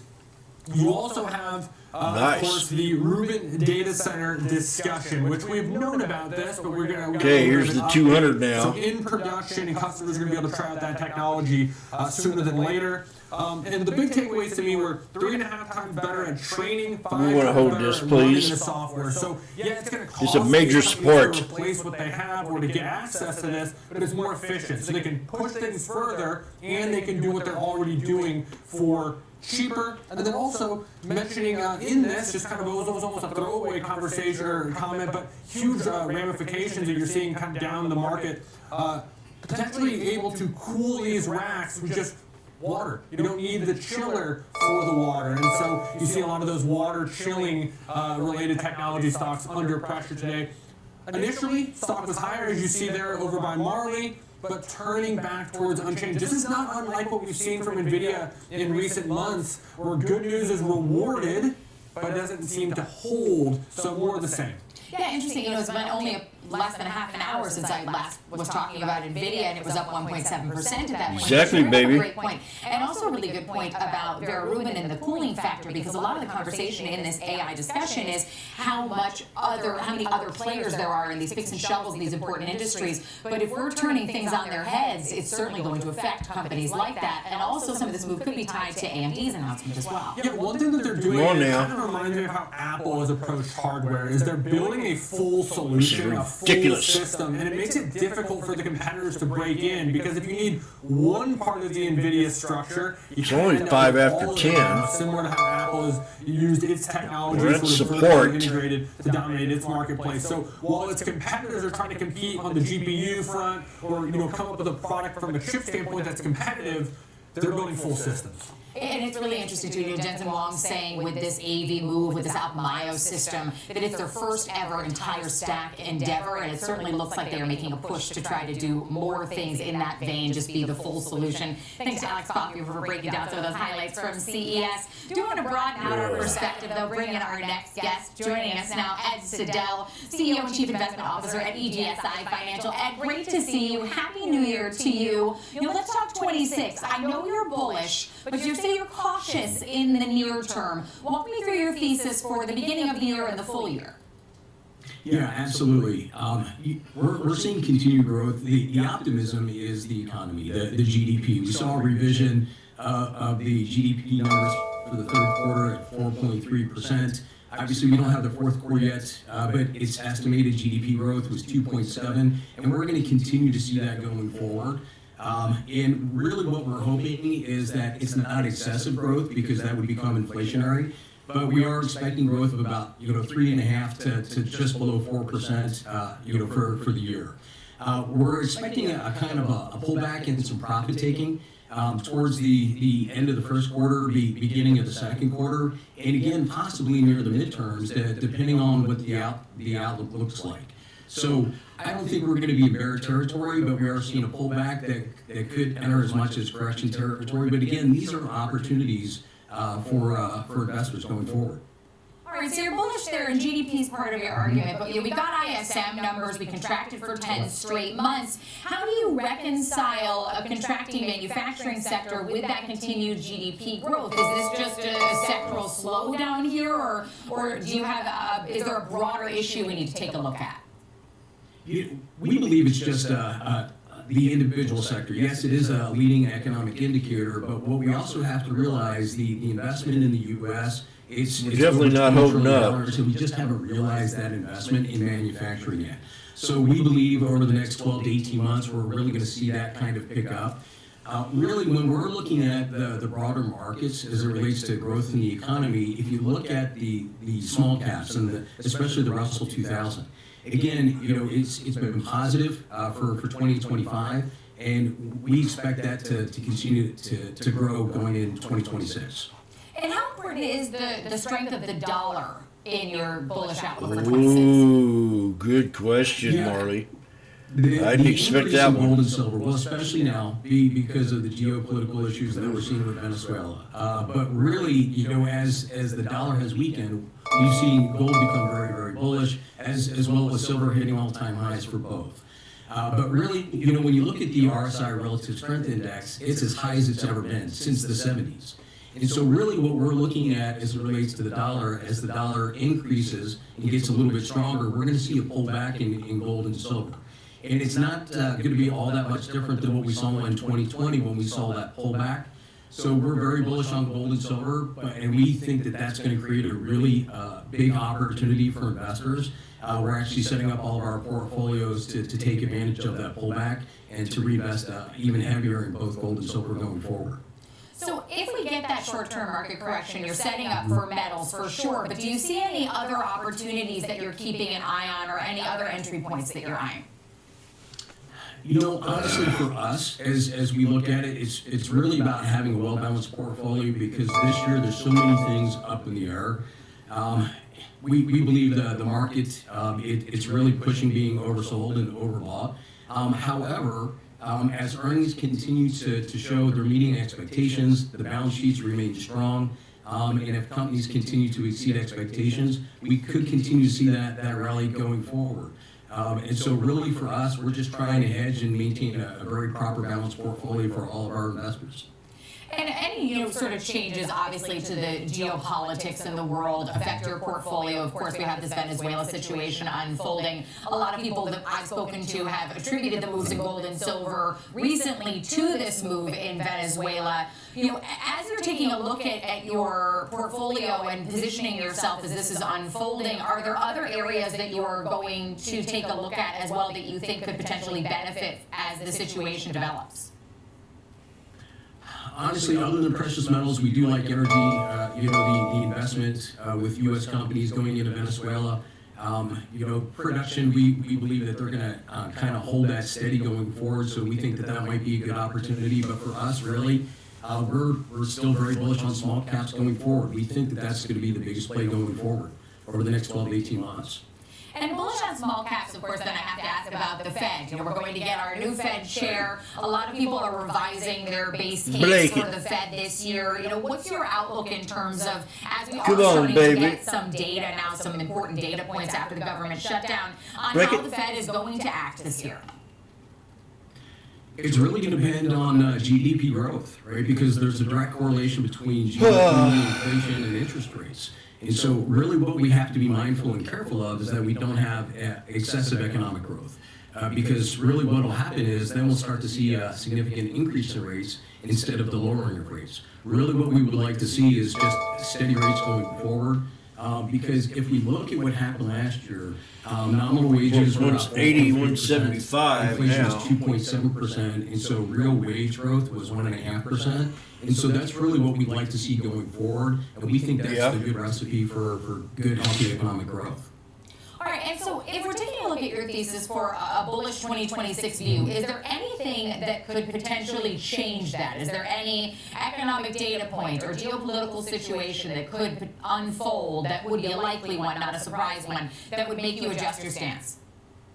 Two things. A China stance on Taiwan. If they look at what we did in Venezuela's justification, the impact that would have, on computer chips worldwide, and the negative impact that would have on the market. So that's number one. The other thing is it really is inflation and interest rates. So if we grow too fast and we have runaway inflation, that could really stall the markets and create a situation, and then we would really readjust what we're looking at. But again, we're really trying to hedge everything. We're trying to anticipate where the market and the economy is going, and so we're optimistic, but we're cautious. Break it, please. Cautiously optimistic and pro precious metals, and it's always great to talk to you. Thanks for the insight here for your outlook on 26. That's Ed Siddell, the CEO, Chief Investment Advisor at EGSI Financial. And of course, we've got more for you today on Trading 360. Next, we've got the big three stocks and three charts. Rick Ducat will take us through the technical, and Jessica Inskip will be joining us to take us through her trades for Apple, Oracle, and IBM. That's next on Trading 360 on Schwab Network.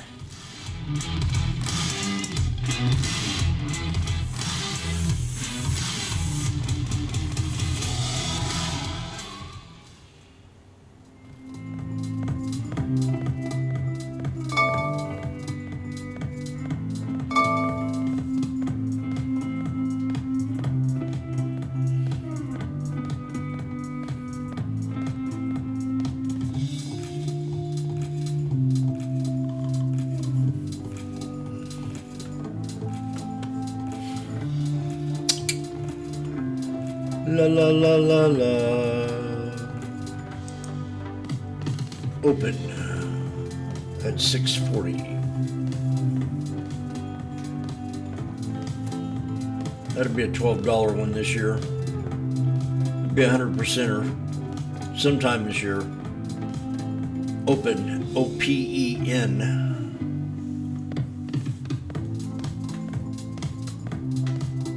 One of Randy's favorites, OCG.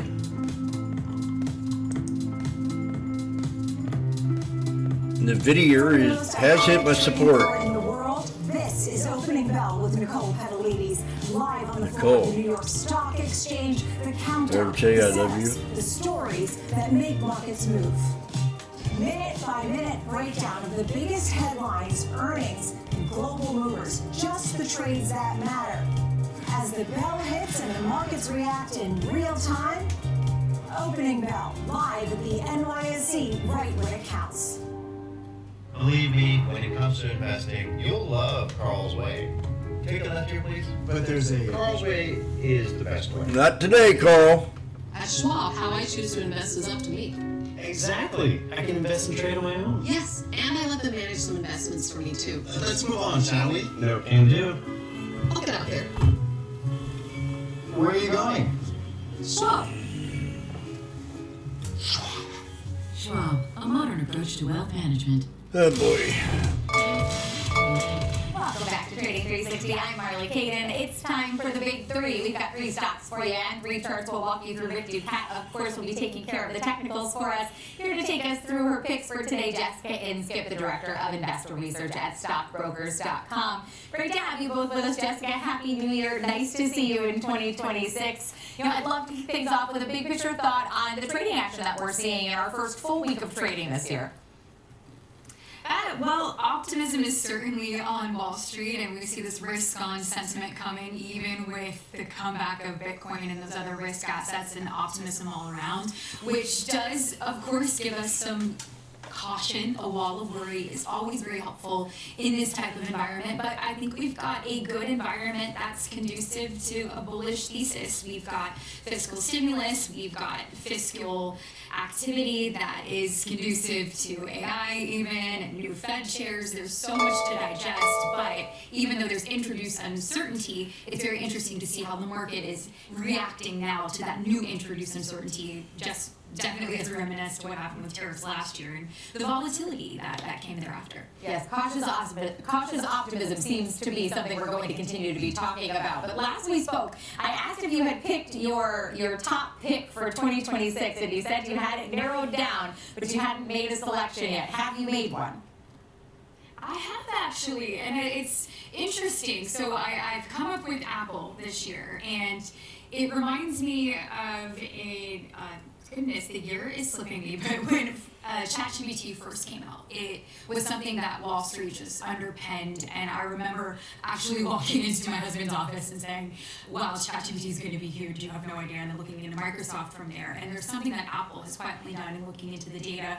What I'm looking for is a consumer scale type of AI solution, and I think Apple's going to be that, winning the everyday AI race. So first and foremost, we know revenue is driven off of iPhone sales, and it's also off of services. Both of those are now related to AI. We have iPhone sales with the latest updates and the new iPhones that have to have a certain level to have AI, and that includes MacBooks, that includes also other items that are coming within the ecosystem. There's this really cool new app, and I absolutely encourage you to try it. It's called Shortcuts. You can integrate that with OpenAI. You can literally have it check the weather, read your text messages, go through Outlook, set up reminders for you, but there's so much that you can do with that where you automate your everyday life. That is very similar to what we first saw with ChatGPT, just how it really just consumed everyday consumers, and I see Apple doing that with the ecosystem that they have. So some numbers to support that. Looking at their revenue growth in the fiscal quarter for Apple, the revenue growth for services, and looking at the app specifically, was 6.8% year over year. That is an increase of 5.3% per download. So that's not even just volume, it's revenue, which is really important. And if I want to focus on those apps where downloads that driven those revenues, it's really interesting. That's where AI app usage still benefits Apple. That was Google at 6%, Microsoft at 2%, and OpenAI at 2%. Services give us higher margin, there's reoccurring revenue, layer on a demand for an upgrade cycle for the entire Apple ecosystem. There's even a new Apple Home coming out. I think we're going to see more from Apple, and it's going to pay off this year. All right, so Apple, a quiet AI winner, and your top pick for 2026. So Rick, as we look at the technical setup for Apple, we just talked about off camera that they're seeing a bit of a slide today, but how is it setting up for the year? Right, so after our gradual rise, we had a rising wedge type shape here. Our two blue trend lines were converging toward each other. That culminated with our highs here near 288.62. From that point, we had kind of a head and shoulders type of a pattern take shape. You can see the first shoulder here, then the head, and then the additional shoulder would have been formed just recently here. And these things, they're not going to match up exactly with the textbook image here. Sometimes you have to use a bit of subjectivity here. The general idea is what you're looking for. A rally, a retreat back to a supportive level. In this case, it was an old high and then subsequent lows near about 265, then a new peak, and then another retreat, and then a failed breakout once more. Now we're finding ourselves breaking below that neckline near that 265 level. And we can see that then from there, 255 might stand out here because it was further low points here after a gap up. It also lines up with this consolidative area here. So when we look at our next chart here, this is our moving averages that we follow here. We are slipping below the confluence of some of these moving averages. They're lining up together in the high 260s to low 270s area with our longer term 251-day EMA all the way down here near 240. RSI trending lower here and possibly looking like it might cross over into that oversold area here today, so that could be a further bearish signal. And not to say that the long-term prospects are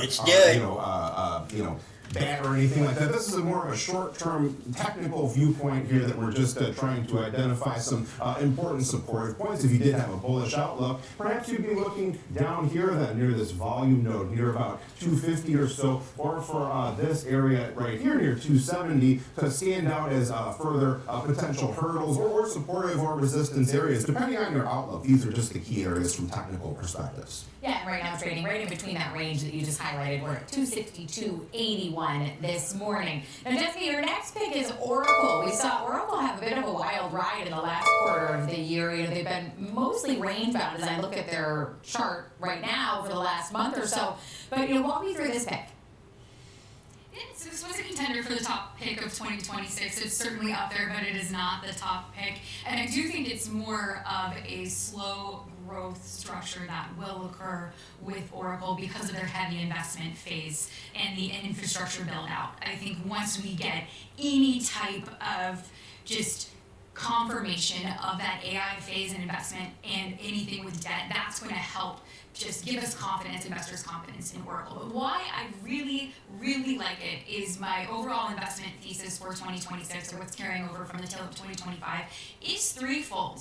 First and foremost, of course, is AI and efficiency, that expanding. We have exposure to Oracle with that, with cloud, but also all of the other AI backlogs and the large behemoth that they are, conducive with a really good fiscal environment. That is important. Number two is tokenization and digitization of assets. Oracle has solutions for that. Oracle is integrated, so that is another revenue exposure that ties into a broader theme that leads into the efficiency. And third is TikTok. If we pull numbers for e-commerce growth, and I know we've talked about this before, it is staggering with TikTok, and we haven't been able to get it really exposure to that in public markets until this deal went through. So portion of that, of course, is Oracle. So I think with those three steps, that gives us a diversification of revenue exposure and a longer-term growth story. And once the market gets more confirmation, because we're spooked with these near-term CapEx spends, and we need to focus on the long-term revenue growth, and I think pullbacks are an opportunity, and of course, portfolio diversification is very, very important, but I still like the longer-term play that Oracle represents. All right, Rick, so a longer-term play here. You can see sort of where the spook started to set in with the CapEx concerns here with Oracle, but what is the tactical setup? Yeah, it's a situation that can often really confound newer traders. You have this huge rally to the upside, everything seems great, and then you get this giant pullback back to an old level that stood out. In this case, our two green lines here, about 179 and 189. The reason these are highlighted, this was an old high area here, and then it matches up with this gap level that we formed after earnings back in June. That's now where we have managed to hold on to this supportive level here. We had our downward sloping channel type shape here, a rather steep, swift decline here after those earnings highs.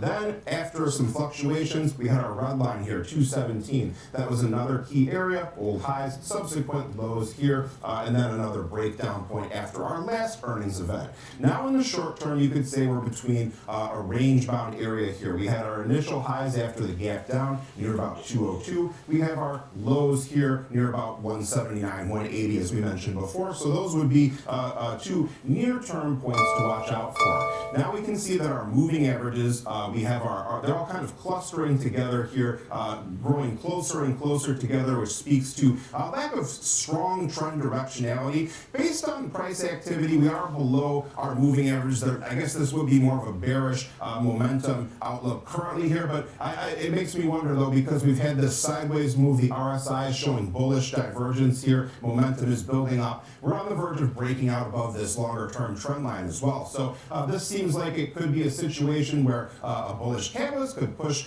shares upward here, and we would want to see, if you were bullish, a breakout above that 50 midline. Finally, the important volume areas here, the point of control, 196 or so, that's the key one, that's right about where we are now. The next one is up here, near about 220. To the downside, 160 is the standout level. Yeah, and even with that pullback that you highlighted, you know, as we headed into the end of the year, it did perform roughly in line with the broader market for Oracle. This last pick, this chart is going to be very different from Oracle's chart. We're talking about IBM. They had a great closeout to the end of the year, performed better than the markets did. You know, walk us through this final pick, Jessica. Absolutely, and ironically, IBM was my stock pick of the year 2 years ago, and I still like it. And it's for similar reasons, but that's absolutely expanded. IBM is a mainframe and hybrid infrastructure, and it's built for regulated mission control or critical workloads, and that's where banks and governments operate. I come from the retail trading space, and that is full of regulatory and financial constraints and guardrails that have to be there when you implement new things. So when we have this concept of modernization markets with utilizing tokenization and theory coming in, IBM already serves these institutions preparing for that shift, and they have a consulting arm where they're already in the room, and they partner with OpenAI and all of these other solutions. So therefore, they're not a competition for that. They work with them. Now, there was a headline it was December 11th, where the FCC, they didn't approve a DTC pilot program for tokenized securities, but they didn't interfere with it, which is a good step. We already have stablecoins with Bitcoin, Ethereum, the USDC. They're now allowed as collateral with CFTC pilot programs. So now we've got a layer on with the SEC, not intervening. We'll see what happens from there. And now we've got banks like JP Morgan, DBS, and Bank of America that are expecting bonds, equities, and payments to move on chain, and IBM is that infrastructure for regulated finance, and that is why it still remains a top pick for me in 2026. All right, Rick, so as we take a look at this chart, you can see the massive move to the upside, but it really stayed and then just sort of moves range bound, very different here for IBM. What's the tactical look like as we start 26 here? This one has some interesting examples of the way horizontal resistance levels can work. So first of all, 265, our green line, you can see this was around where price topped out repeatedly here, and then it was about where it started to lose some steam here before its eventual breakout, another high point here, another low point here. So this was one of those levels that really stood out significantly, 265, but that's a bit to the downside now. The reason I talk about this is because sometimes it's a very clear, specific area. Sometimes it's more of a general boundary. You can see here our green and red line between 288 to 295. Oftentimes these levels were notable high points and breakout points before the price hit resistance. You can see here it's been a supportive zone 2 more times. So sometimes things are a bit less specific here. It's more of the general area in this case that I would have my eye on if you wanted to boil it down more specifically. Probably up 290 if you had to pick one price level. Meanwhile, to the upside, 315 is the standout area here. We did not manage to make a strong close above that level, despite the intraday highs, all the way up to almost 325. So now we can see as well, our downward trend line is still in play with our white line here. Our blue trend line, the bulls have managed to kind of fight back to that very level here. So a bit of a question mark here in terms of our trend. Finally, exponential moving averages and volume and everything here. Kind of a similar situation to some of our other charts here today where we have a confluence at the trend line. So around 300 represents a breaking point once again for this name. When we look here at RSI, bearish, lean, below that 50 midline, but the trend line lines up with it pretty well, so look for a breakout beyond that level. Our key volume areas right here near about 285 and right here near about 305. Those are the most important ones near current price activity. Yeah, and IBM had a good year in 25, traded up 33% higher on the year, so outperforming the market on the whole. But Jessica, we thank you for being with us for Big 3 today and also for bringing your 2026 pick with Apple. That's Jessica Inskip from stockbrokers.com. And of course, Rick Ducat, our lead market technician, for breaking down the technicals for us. Coming up next, we're going to spotlight gold in 2026 and what to expect from the metal after an incredibly impressive 2025. Stay with us.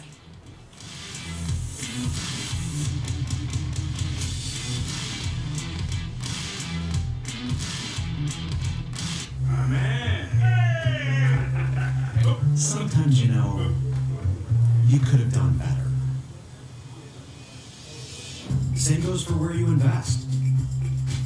Level up and invest smarter with Schwab. Morning movers, be the first to find out what's shaping early market action. Tech Check, Options Corner, Futures Focus, Technical Analysis. Morning Movers covers it all. Grab your coffee and tune in every trading day at 8 a.m. Eastern, only on Schwab Network.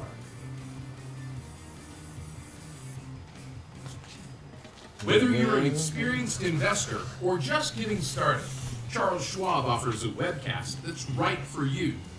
The Platforms and Tools webcasts are designed to help you broaden your knowledge of platform features and resources available from Schwab. You'll learn tips and tricks to help navigate Schwab.com, Thinkorswim, and mobile-based platforms. Best of all, you can ask questions by chatting directly with an education coach. It's interactive learning at its finest. Tune in live or watch on demand. Head over to schwab.com. Well, I can't be here. And start learning today. But I had 203.82 for low support, but that's low. But today was like a gift. You're at like a pivot point, practically. on AMD right now.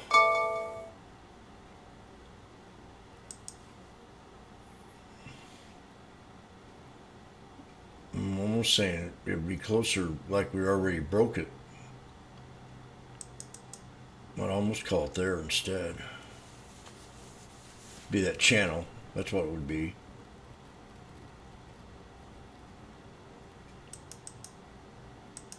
Somewhere in that channel.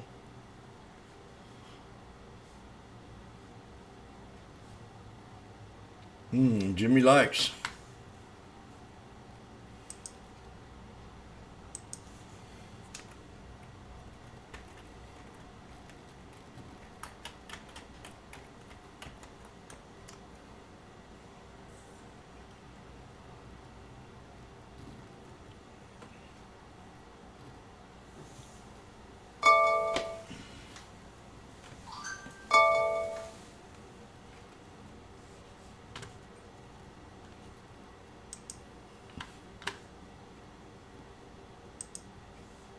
Continue to have these conversations about record highs, because what's really driving the gold market right now are momentum-driven factors, sticky situations like geopolitical flare-ups, like the situation we're seeing with the U.S. and Venezuela as we speak, but fundamentally and strategically, real shifts in how bonds and equities are going to perform when we see an outlook for the U.S. economy and global economies around the world, really how that's going to play out. A lot of things are going to happen in 2026 that are going to keep making managing money very challenging, and flight to quality, flight to assets you can trust, and diversification that works is where gold's going to shine.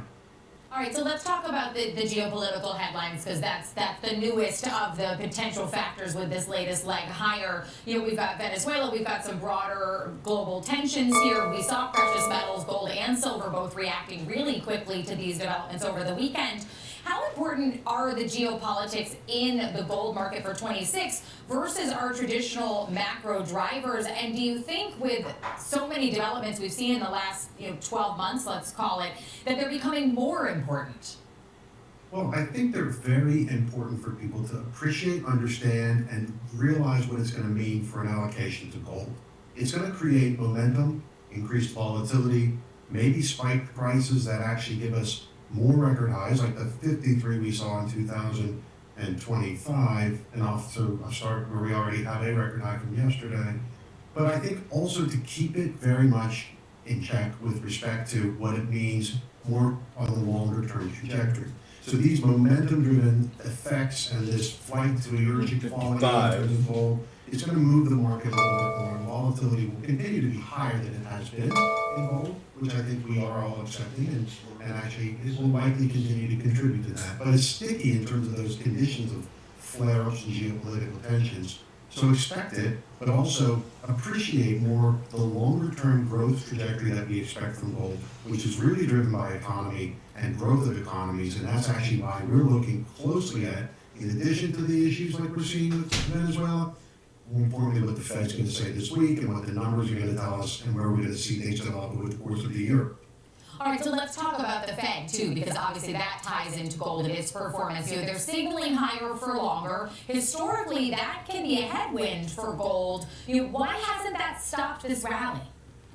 Well, I think, again, what people are realizing is higher for longer may be temporary, and actually, really, as you look beyond the longer, as we speak, it's a quarter, 2 quarters, a year, you're going to see the direction of rates come down. I think, in addition, there's a big moment that's going to take place this year, which will be a shift of the leadership at the Fed. So I think what you're really analyzing today may have a shelf life of 5 months. You're going to have to reassess everything come the new Fed chair. That's about May of this year. So let's take it all in stride. Right now, I think a lower rate environment is the expectation of the investor community. And I think that even though it might be managed better by the Fed right now, it's going to continue to play out over the course of the year. And look, it's not just about the U.S. rate environment, it's about global rates as well. And actually keeping an eye on Europe, Japan, other markets, where they're heading with rates. Let's keep a close watch on monetary policy on a scale that's global. All right, so let's talk about monetary policy, because another under-the-surface issue is U.S. debt and the sheer volume of Treasury issuance that lies ahead for us. How does that factor into gold demand, especially for the central banks? Well, think, frankly, speaking that really play out strongly in the case of that condition in the market. One is how do bonds perform? How will they perform relative to equities over the course of the year? We're seeing that negative correlation break down, and actually bonds and equities correlate more similarly, and risk assets actually behaving in a similar fashion, which is why I think diversification to gold strategically is making a lot of sense. But also, in condition with that, comes where central banks continue to look to pile in for their reserve assets. Gold's been very much in play. It's been record or near record flows on an annual basis. We expect to see that continue. This geopolitical risk with that debt level and performance of bonds all give us a very strong environment to support central banks continue to be at the table, investors diversifying, and actually that 5,000 number you're talking to, Yeah. not that far off at this point. Oh. And another thing I want to talk about is ETF positioning. We keep hearing more and more about ETF exposure in metals and gold specifically. We're now seeing tonnage catch up with the surge that we've seen in the dollar value. What does that tell you about how investors are approaching gold?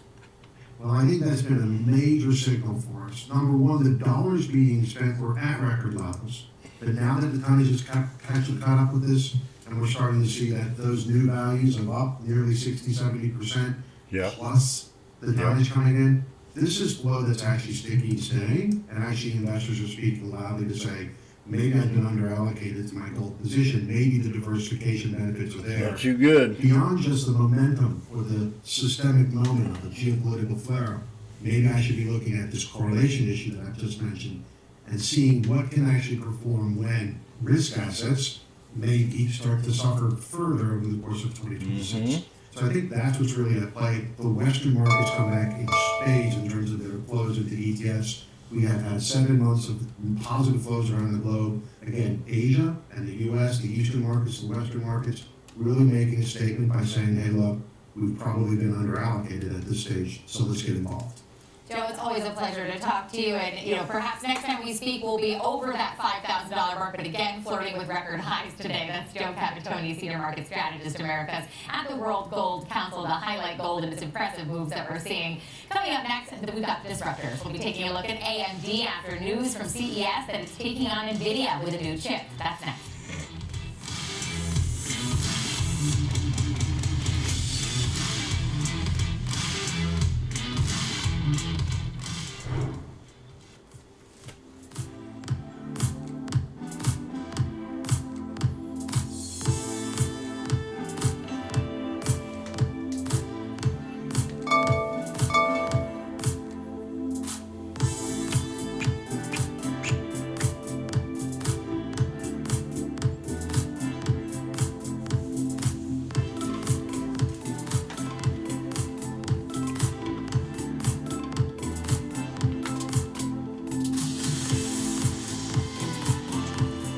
Go, baby, break it.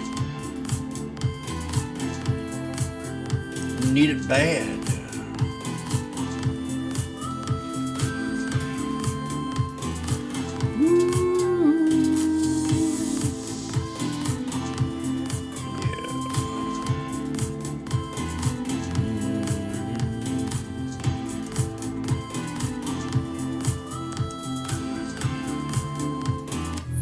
To the markets, the Schwab Network. Tune in 24 hours a day, 7 days a week on SchwabNetwork.com and on all your favorite streaming services. Schwab Network, available anytime, anywhere, on any device for free.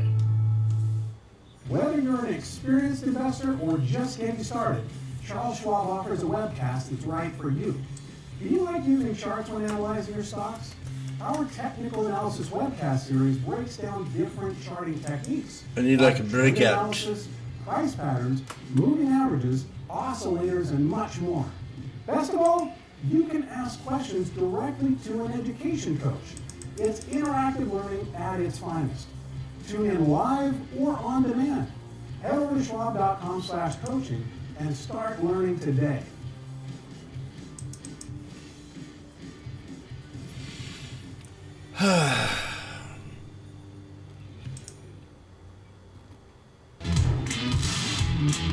Welcome back to Trading 360. I'm Marley Caden here in our Chicago headquarters. Let's head to the New York Stock Exchange for a check on the markets. Welcome to Nicole Petalides, host of Opening Bell and the Watch List here on Schwab Network. Good morning to you, Nicole, and Happy New Year. Welcome back from vacation. You know, you've come back to a nice day of green here. We're flirting with another You weren't gone very long. Close about 49,000 here for the Dow. You know, what's catching your eye this morning?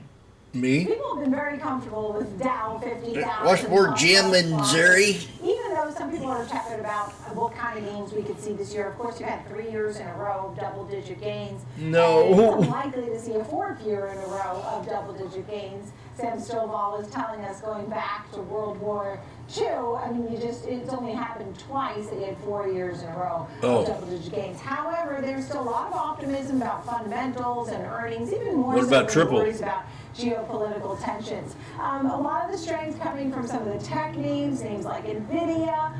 We had Jensen Huang speaking at the Consumer Electronics Show yesterday, Uber, as they talk about more, self-driving and all that. So you have plenty of winners. SanDisk, Western Dig, Seagate, and Microchip are winners, but definitely there's this feeling that tech continues to be a story for a driver and catalyst for 2026. Of course, the jobs report on Friday, and tomorrow we'll get some jobs prints as well. Google, Amazon, Meta got an outperform rating at Wolf Research today. So those are just a few of the things that we continue to watch. Palantir got a buy rating, and Bank of America upgraded Delta's price target today. So there's definitely a lot to discuss and a lot of story stocks. This is the Dow's up 207 points, and the S&P is also gaining. Yes, certainly. Another one we see gaining this morning is Vistra. We've gotten an announcement that they're acquiring Cogentrix Energy and all of its natural gas properties. Had a big move pre-market, still higher on the day. Can you tell us a bit about this move in the news here?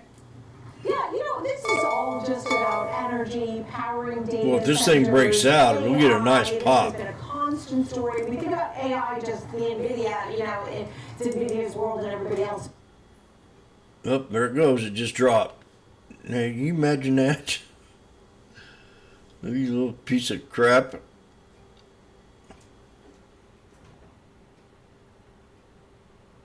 Cogentrix expected to close in mid to late 2026. Yeah, this might be too much.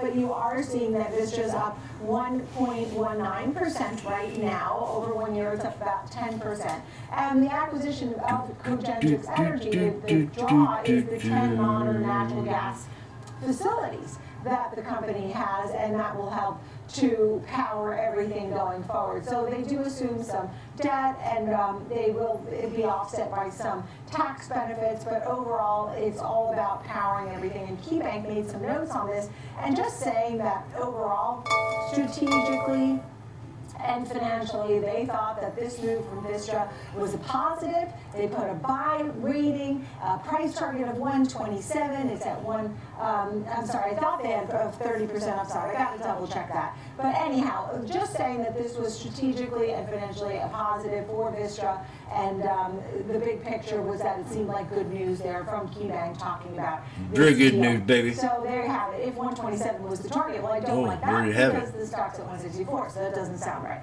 But I'll double check on that. But in the meantime, it does sound like a positive because also the price that they're getting for this seems to be also attractive, Marley. Yes, very, and as you mentioned, the energy component to this AI trade, very important. We appreciate you breaking that down for us, and welcome back, Nicole, and Happy New Year to you. That's Nicole Petalides. Now it's time for the Disruptors. George Tillis, our senior markets correspondent, is here with today's company. We're talking about AMD, of course, with CES happening. They made a big announcement. You could argue maybe some shots fired across the bow at NVIDIA here. What can you tell us, George? Oh, I wonder about that. Yeah, I mean, I think when it comes to AMD, we have to look at some of the secular trends that are being deployed by the company, especially their new MI400 chipsets in the data center, and of course the technology infrastructure stack associated with artificial intelligence. But at the same time, the cyclical trends are starting to improve across the CPU front, since they're still number 2 when it comes down to the CPU interface behind Intel.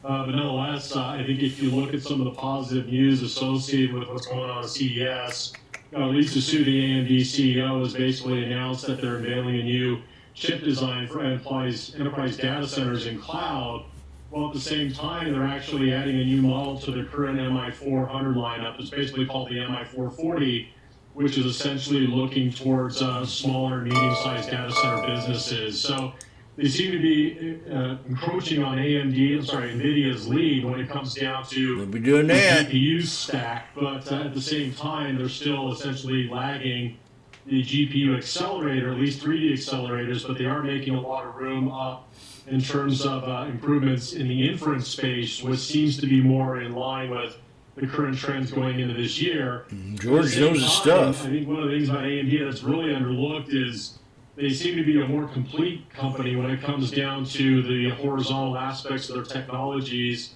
especially when it comes down to things like industrial automation, automotive, as well as, if you will, the factory automation space and robotics space with field programmable chips after the Xilinx acquisition. So this company's been growing pretty significantly. And in fact, if you look at the EPS estimates for this year compared to next, they're expecting close to $4 a share, with the coming fiscal year up to close to $6.70. So they're improving their EPS estimates alongside top-line sales. I think that speaks to why the stock is higher significantly over the last 52 weeks. Yeah, they're up about 64% there for 2025, and it was a bit of a slide today. We did see a positive reaction to Lisa Su's commentary, and she came on stage and she said it was the world's best AI rack. They actually rolled it out on stage, but now we're seeing a bit of a slide down, about 3.5%. So as you're looking to trade this, Georgia, how would you structure an example trade here?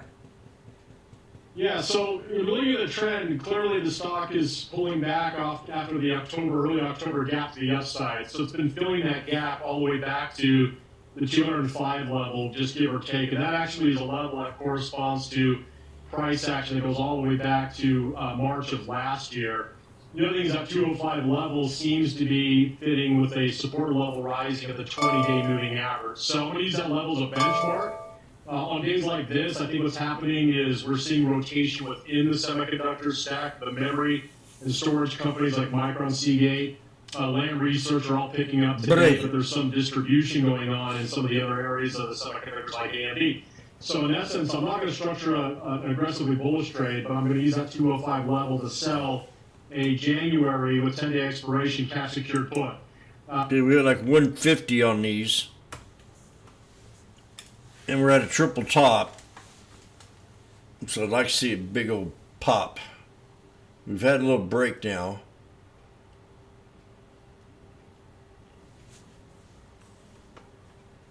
I should have grabbed them out. I kept looking at them at under $1 and at $1. And I just,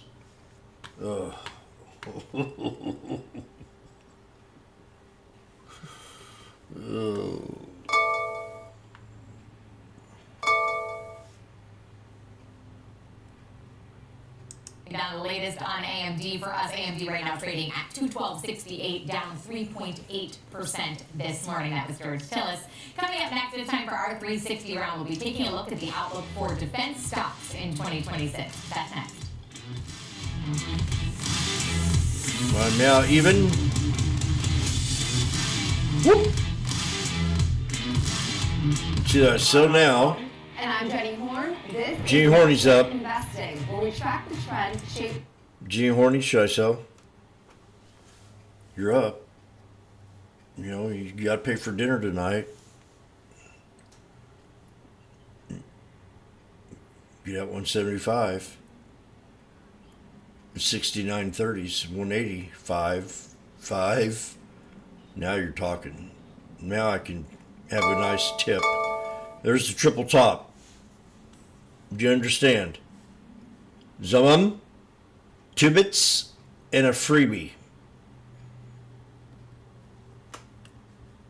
The guy's a nut.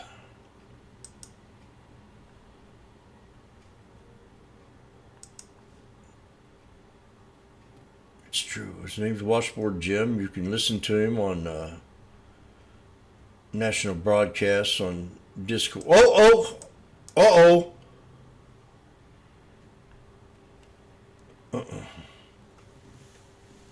I think it's time to do something smart. Do you think it's time to do something smart? Say yes.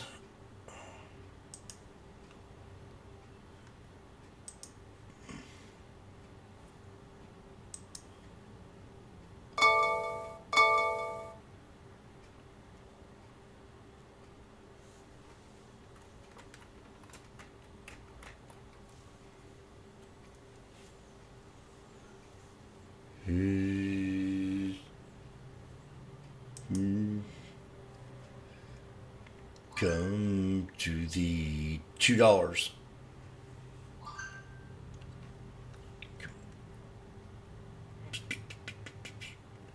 Imagine this thing kept on breaking out. I'll be knocking on wood saying, damn, 270, 280. Yeah, so I sold them at $2.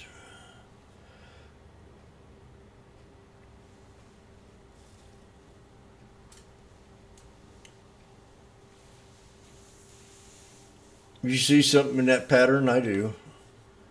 I see one of them, 2 bits and a freebie. 3 white soldiers. Along with a triple top.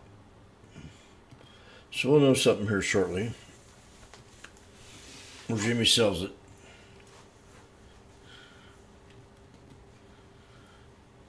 There we go. Breakout.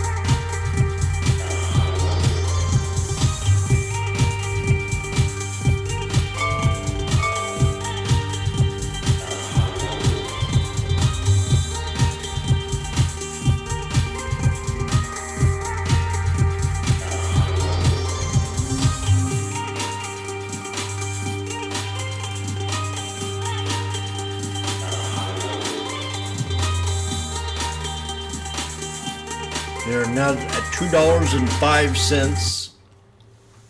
That's real nice. Little spot right there. Snap.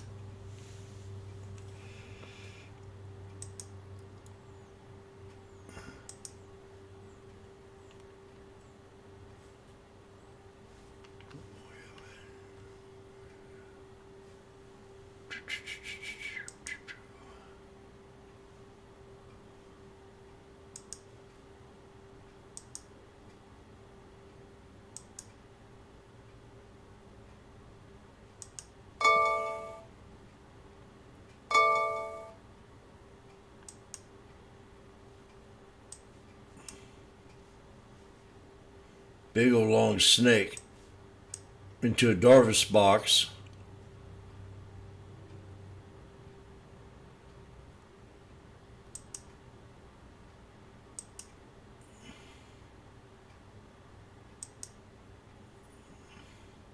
Yep, there she goes.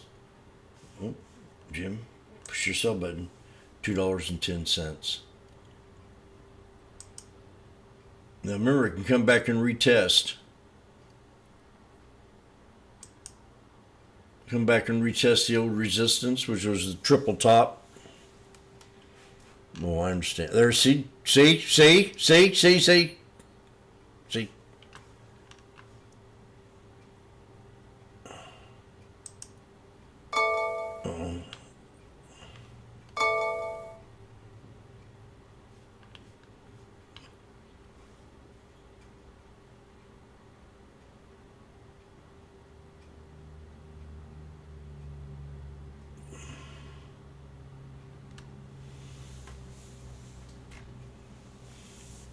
Oh. Uh-oh.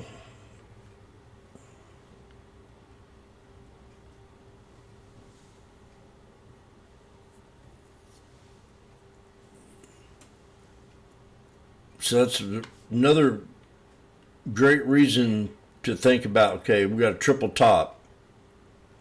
I think it might be a good idea to go ahead and take profit out of that trade, you dirty rat. Now we're back down at the 200. At 130.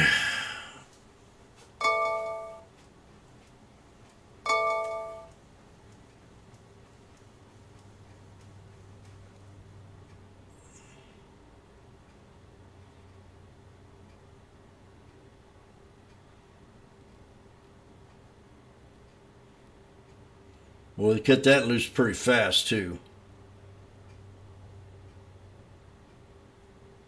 A little scary.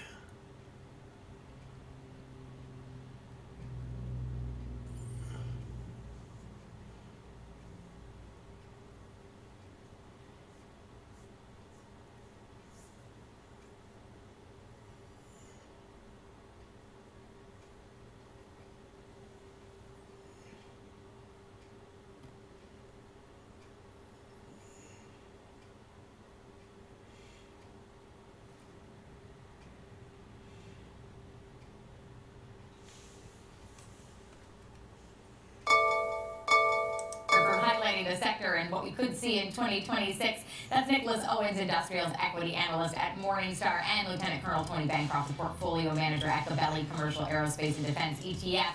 I also want to thank all of you for joining us today on Trading 360. I'm Marley Caden. You can download the free Schwab Network app available in the Apple App Store, and you can tune in 24/7 on schwabnetwork.com. I'll be back with Market on Close at 3 Eastern, 2 Central with Sam Bottis, but stay with us. Fast Market with Donnie King Hall is coming up next. Back to the top again. Schwab Bank Investor That's Checking. fast. The checking account built for investors. Named highest in client satisfaction by J.D. I don't know if I Vance like for that 7 too years well. in a row. With Investor Checking, you get the award-winning features of our checking account. Plus, cash management solutions, all designed for investors like you, with unlimited ATM fee rebates for cash withdrawals worldwide, no overdraft fees, and enhanced security features to keep your money safe. Also, because your investor checking account is linked to your Schwab One brokerage account, you can manage your checking and investing in one convenient location. Moving funds between your accounts is easy.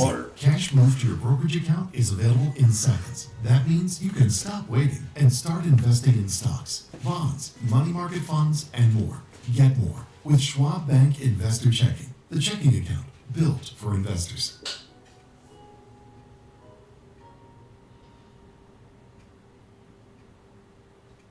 Welcome to Schwab Network, where real-time market coverage meets expert strategy. From the opening bell to the closing bell, we've got you covered. Get inside the minds of pro traders. My point is that they're getting a higher rate of change in sales based on their guidance, but not the same rate of change on EPS. Follow the biggest headlines, live analysis, breaking news, and sharp trade ideas minute by minute. With shows built for action, we break it all down in real time with speed, accuracy, and precision. I think one of the most important things is you're making a play in a risk-defined way here going into earnings. So that would be a further downside area to watch. Smart insights, actionable data, veteran traders, and trusted financial journalists. Streaming live and on demand. Schwab Network, streaming 24/7, any screen, anywhere, free. SchwabNetwork.com. Hey Bob. Hey Andrew. Last year, my dad had a stroke. Big shock to see this person that I've always seen as a force in our family be vulnerable. Wait, he had a stroke? Yes. Now we're in the car together almost daily. I started to realize, what can I pick up from my dad? He's been with Schwab for a long time. Jim, my financial consultant, I probably met 20 years ago. Jim's really been there to answer any questions I ever have. Makes a huge difference when you have someone that actually cares. Stay connected to what moves markets. Download the Schwab Network app and stream live coverage wherever you are.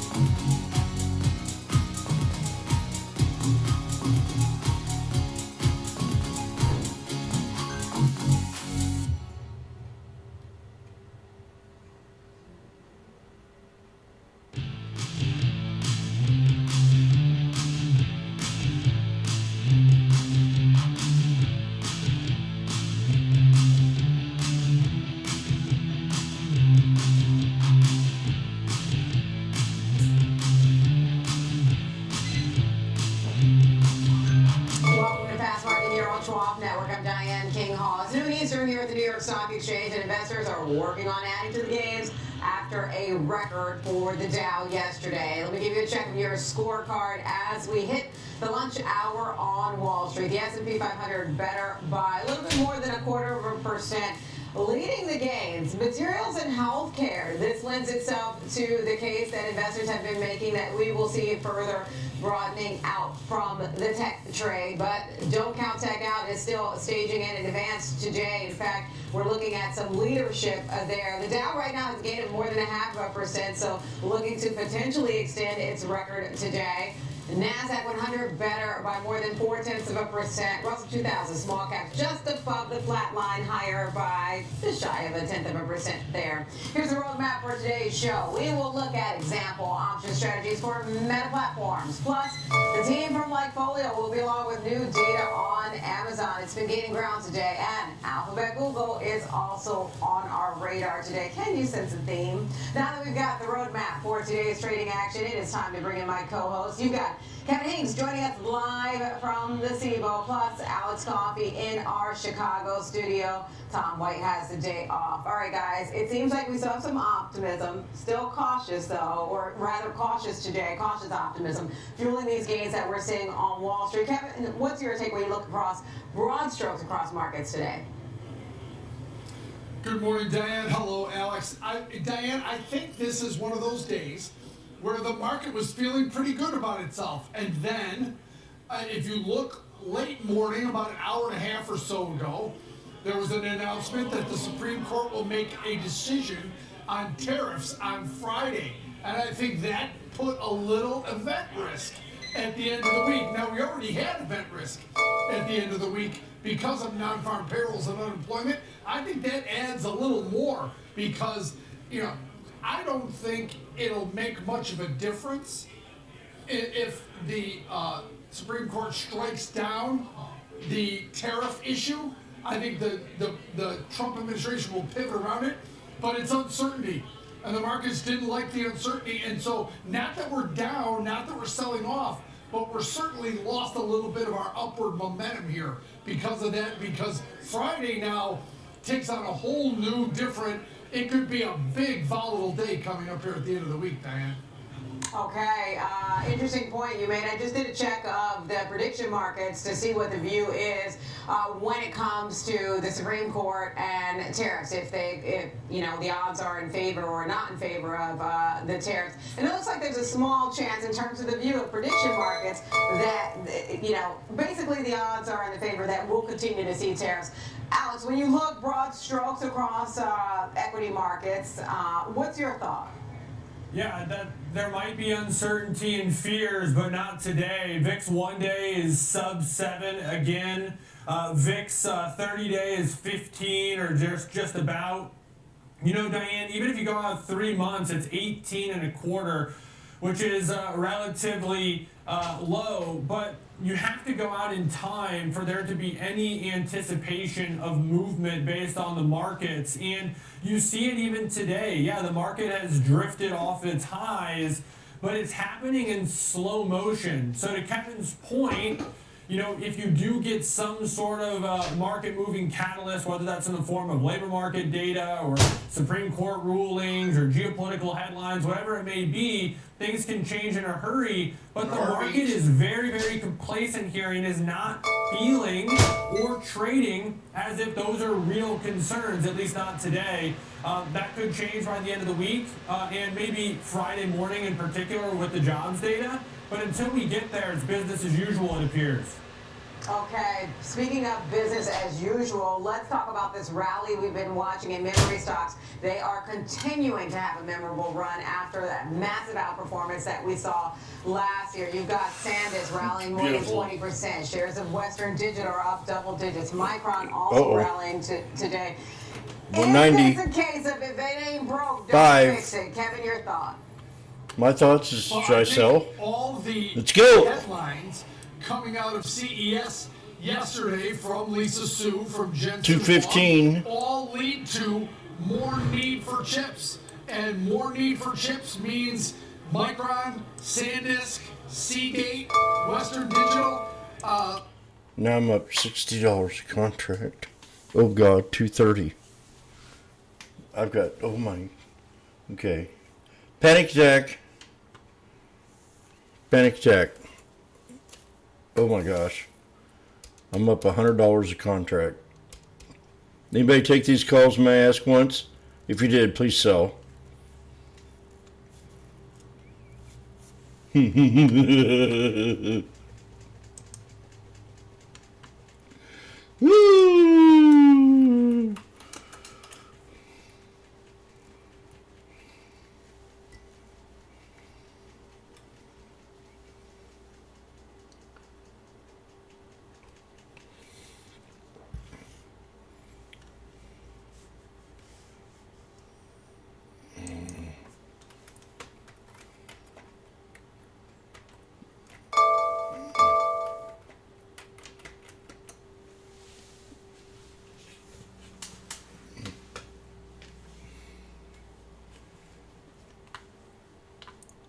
Okay, there it is.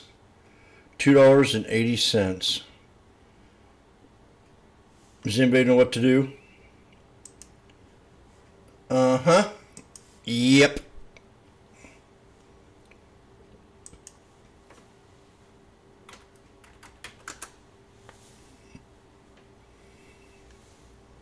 How's he do it?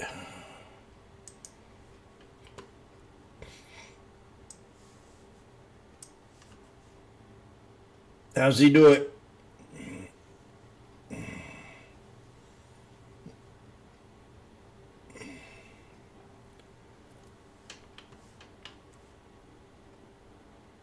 Oh gosh. Uh-oh. I think we can get more. There's 290. I mean, it's hard to turn that down. 3 white soldiers. We got a real red candle starting up here.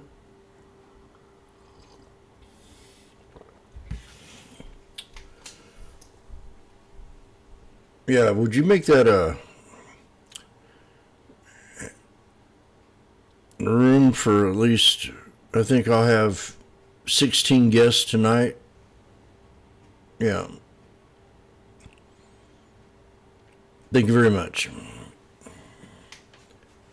And here she drops. Excuse me.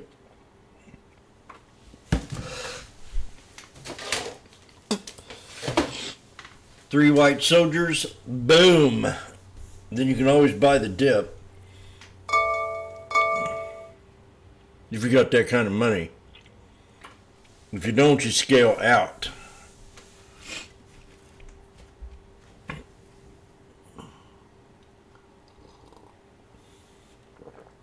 Okay.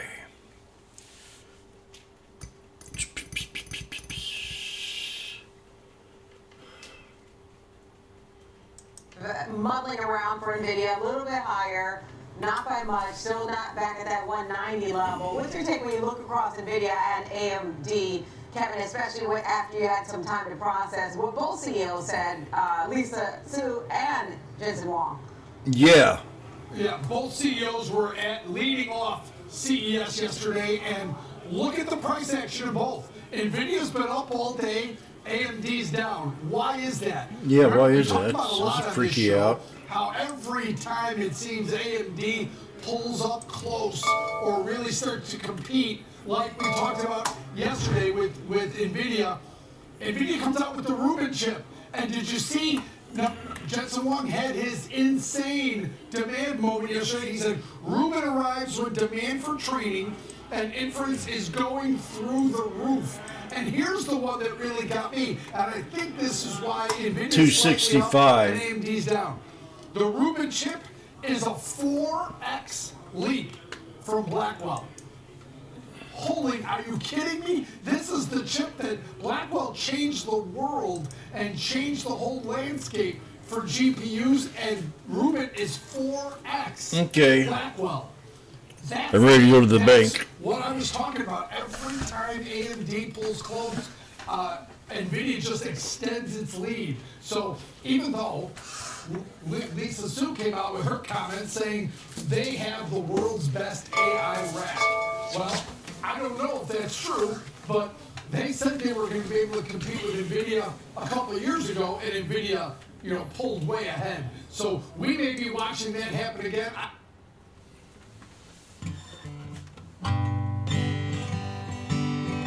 Well, we've got a chip war. China and America. AMD. NVIDIA. I just jumped in the SPX. And I sold a few contracts. Average at 164. Out at 265.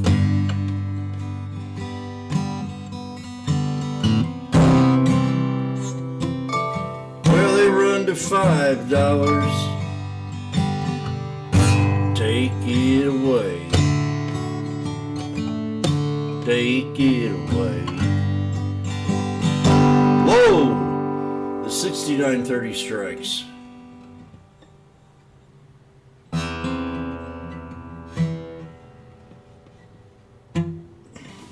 Now what have I done here? Oh, I thought I was in a put. There. We won't tolerate that. That'd be a bad mistake.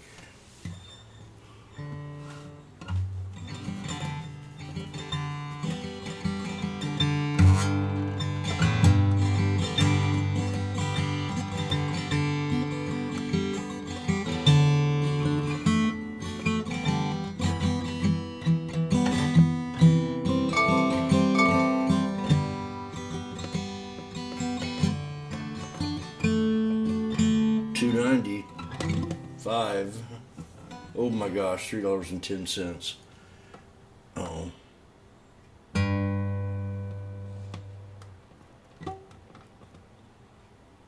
The crowd doesn't know what to do right now.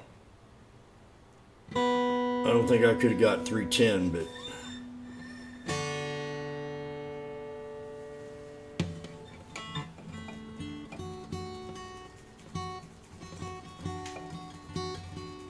I'm in the SPX. 69.30s.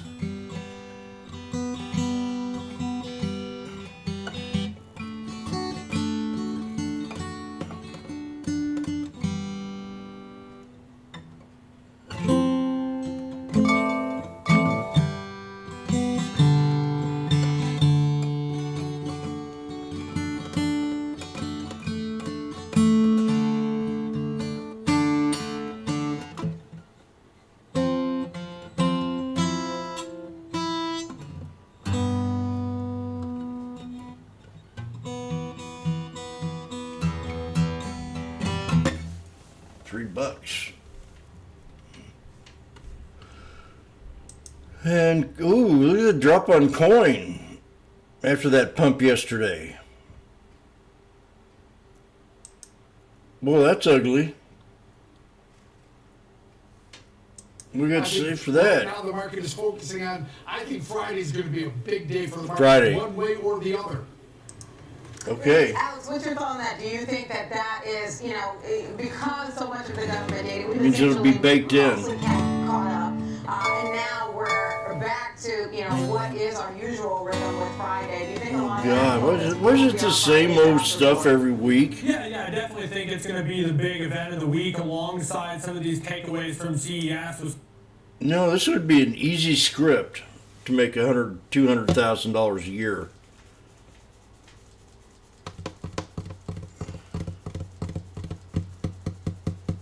It wouldn't be much to memorize. Well, what's today's calendar? Okay, first of the year.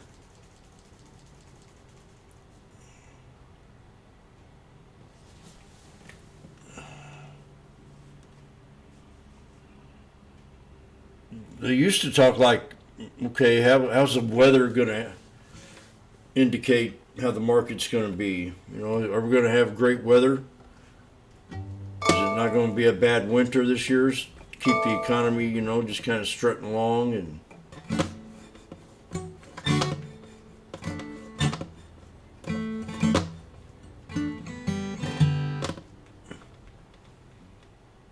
This is January. Right now they're at $2.95.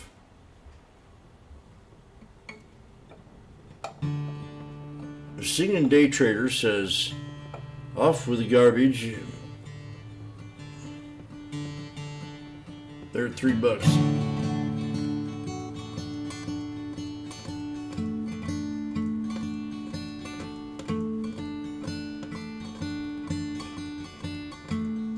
They're $3 a contract.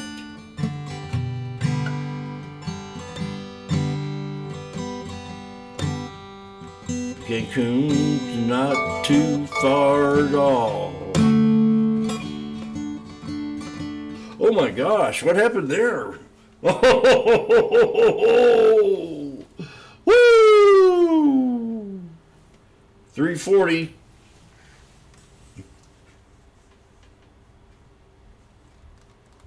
Uh-oh. Uh-oh.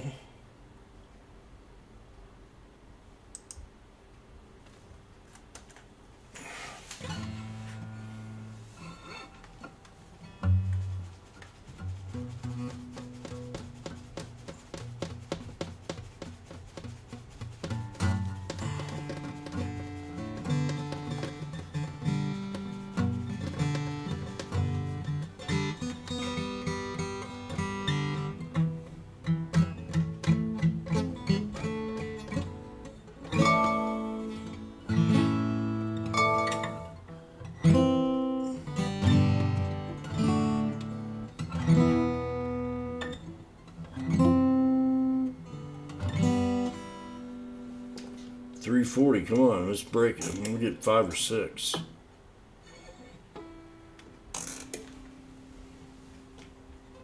Get back up to 69.34.60. That's not too bad.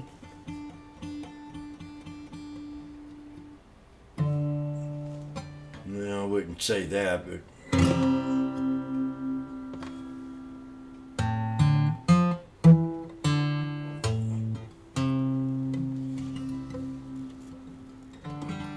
$3.10.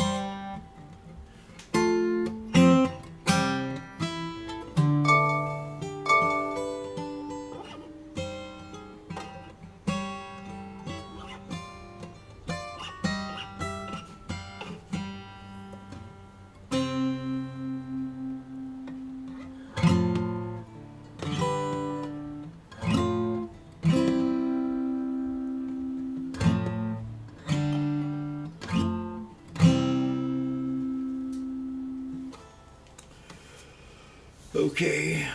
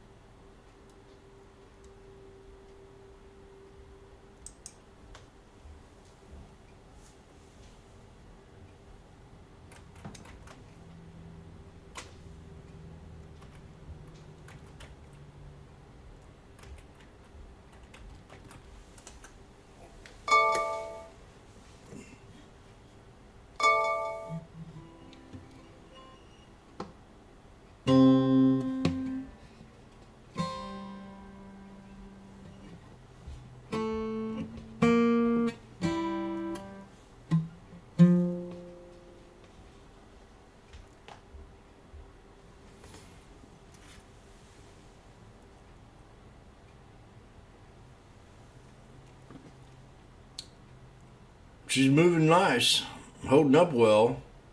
Not moving much, but I mean, it's very low volume. Coffee or at 360, should I sell them? James, you gotta do what you gotta do. Semiconductor trade has sort of broadened out from just NVIDIA maybe 2 years ago to now some of those memory names like the SanDisks and the Microns really being the leaders of the space. In many ways, we might see that same thing happen in the marketplace, broadening out from a meta platform. I take it back. Woo! Stock gods. Stock odds.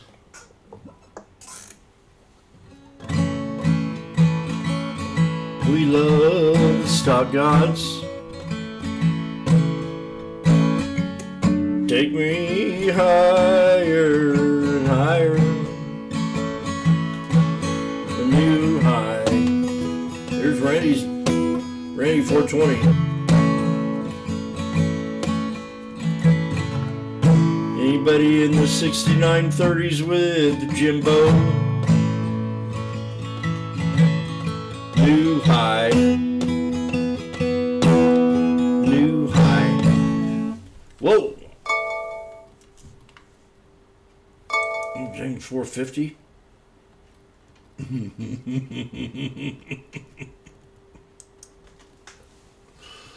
Okay. $5. There's my 5. There's my dream. Okay, take it. Please take it. Well, I got in the SPX. I've been on this trail for too damn long.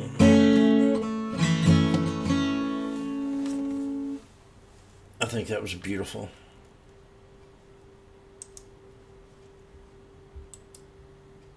We don't know how he does it. But once it hit $5, he said we were going to hit 5. And he did not hesitate at all.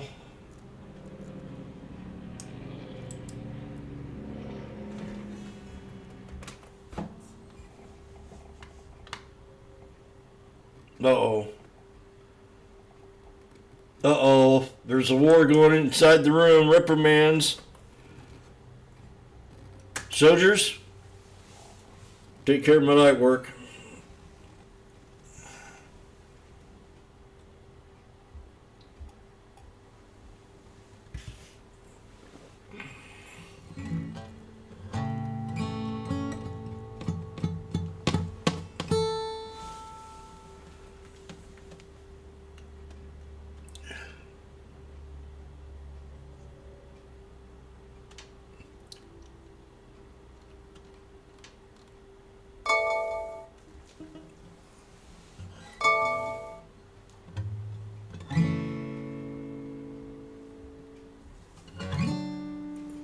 I want to tell you a story about a guy named Jim. He used to hang around with a 8-gallon keg around his desk and a bottle of gin. So he was sitting here and he was talking about stonks. It was about 11:24 here in Missouri, a.m. And it kind of went a little bit like this.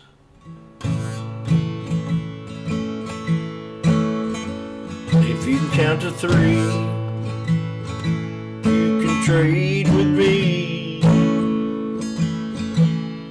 all day long. All day long. I know if you have a kid or a child,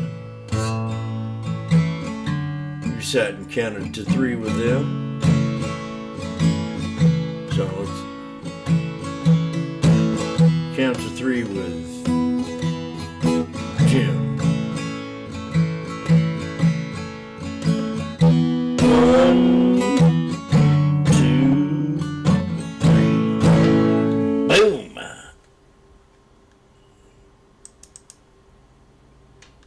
This is incredible.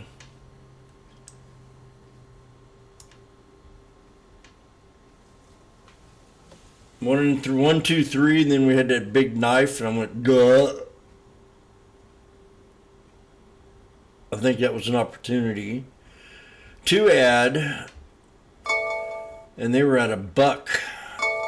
I was going, oh my God. That'd have been $4,000. Almost 5. just on that, if I would have added on just on them last 10 at $1.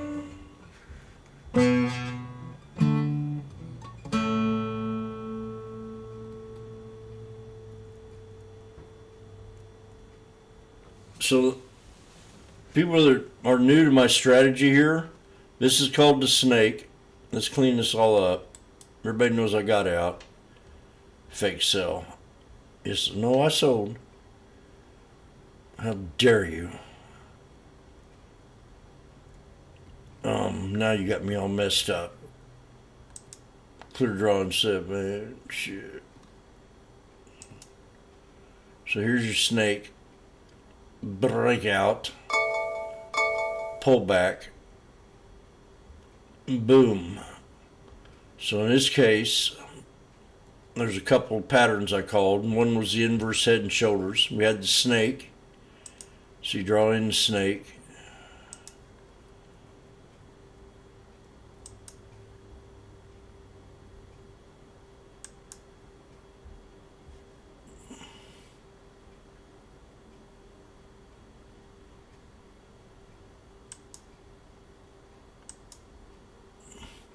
We broke out of the snake, and then we pulled back into what's called inverse head and shoulders.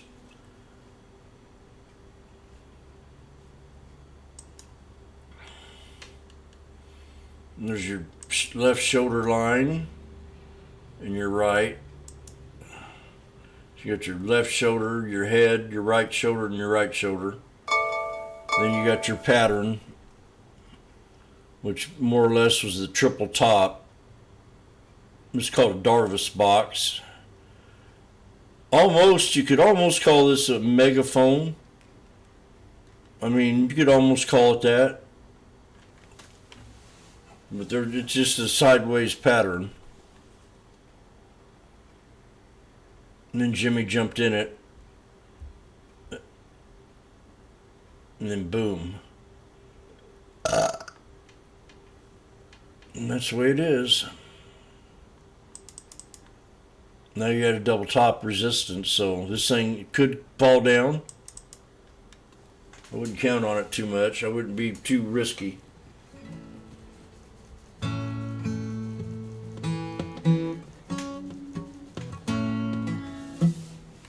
Wouldn't be too risky. Profit.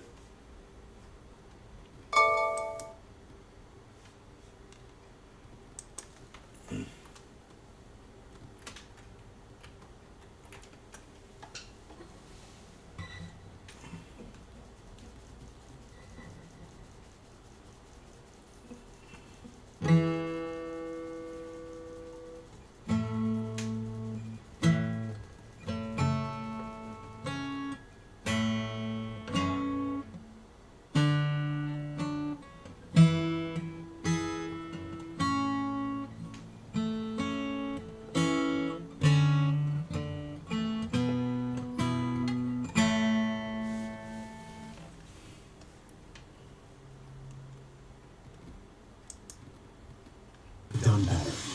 Same goes for where you invest. Level up and invest smarter with Schwab. I'm Sam Barnes, live from the New York Stock Exchange. When the market moves, we're on it. Getting the reaction, the strategy, and sentiment in real time. Stream Schwab Network at schwabnetwork.com.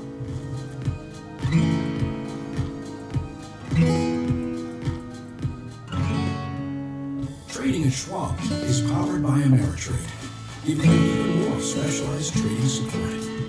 Connect with the Schwab Trade Desk, our team of passionate traders ready to tackle your trading questions, no matter how complex.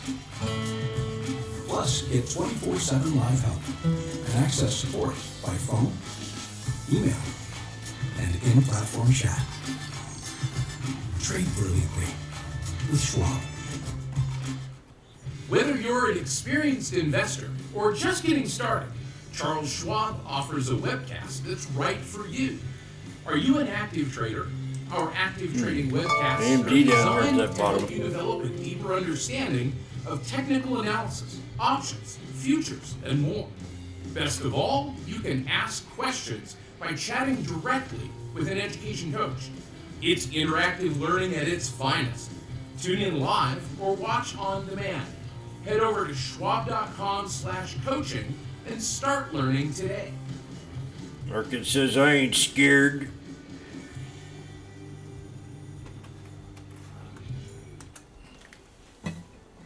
No politics, no spin, just the market from open to close and beyond. Streaming 24/7, any screen, anywhere at schwabnetwork.com.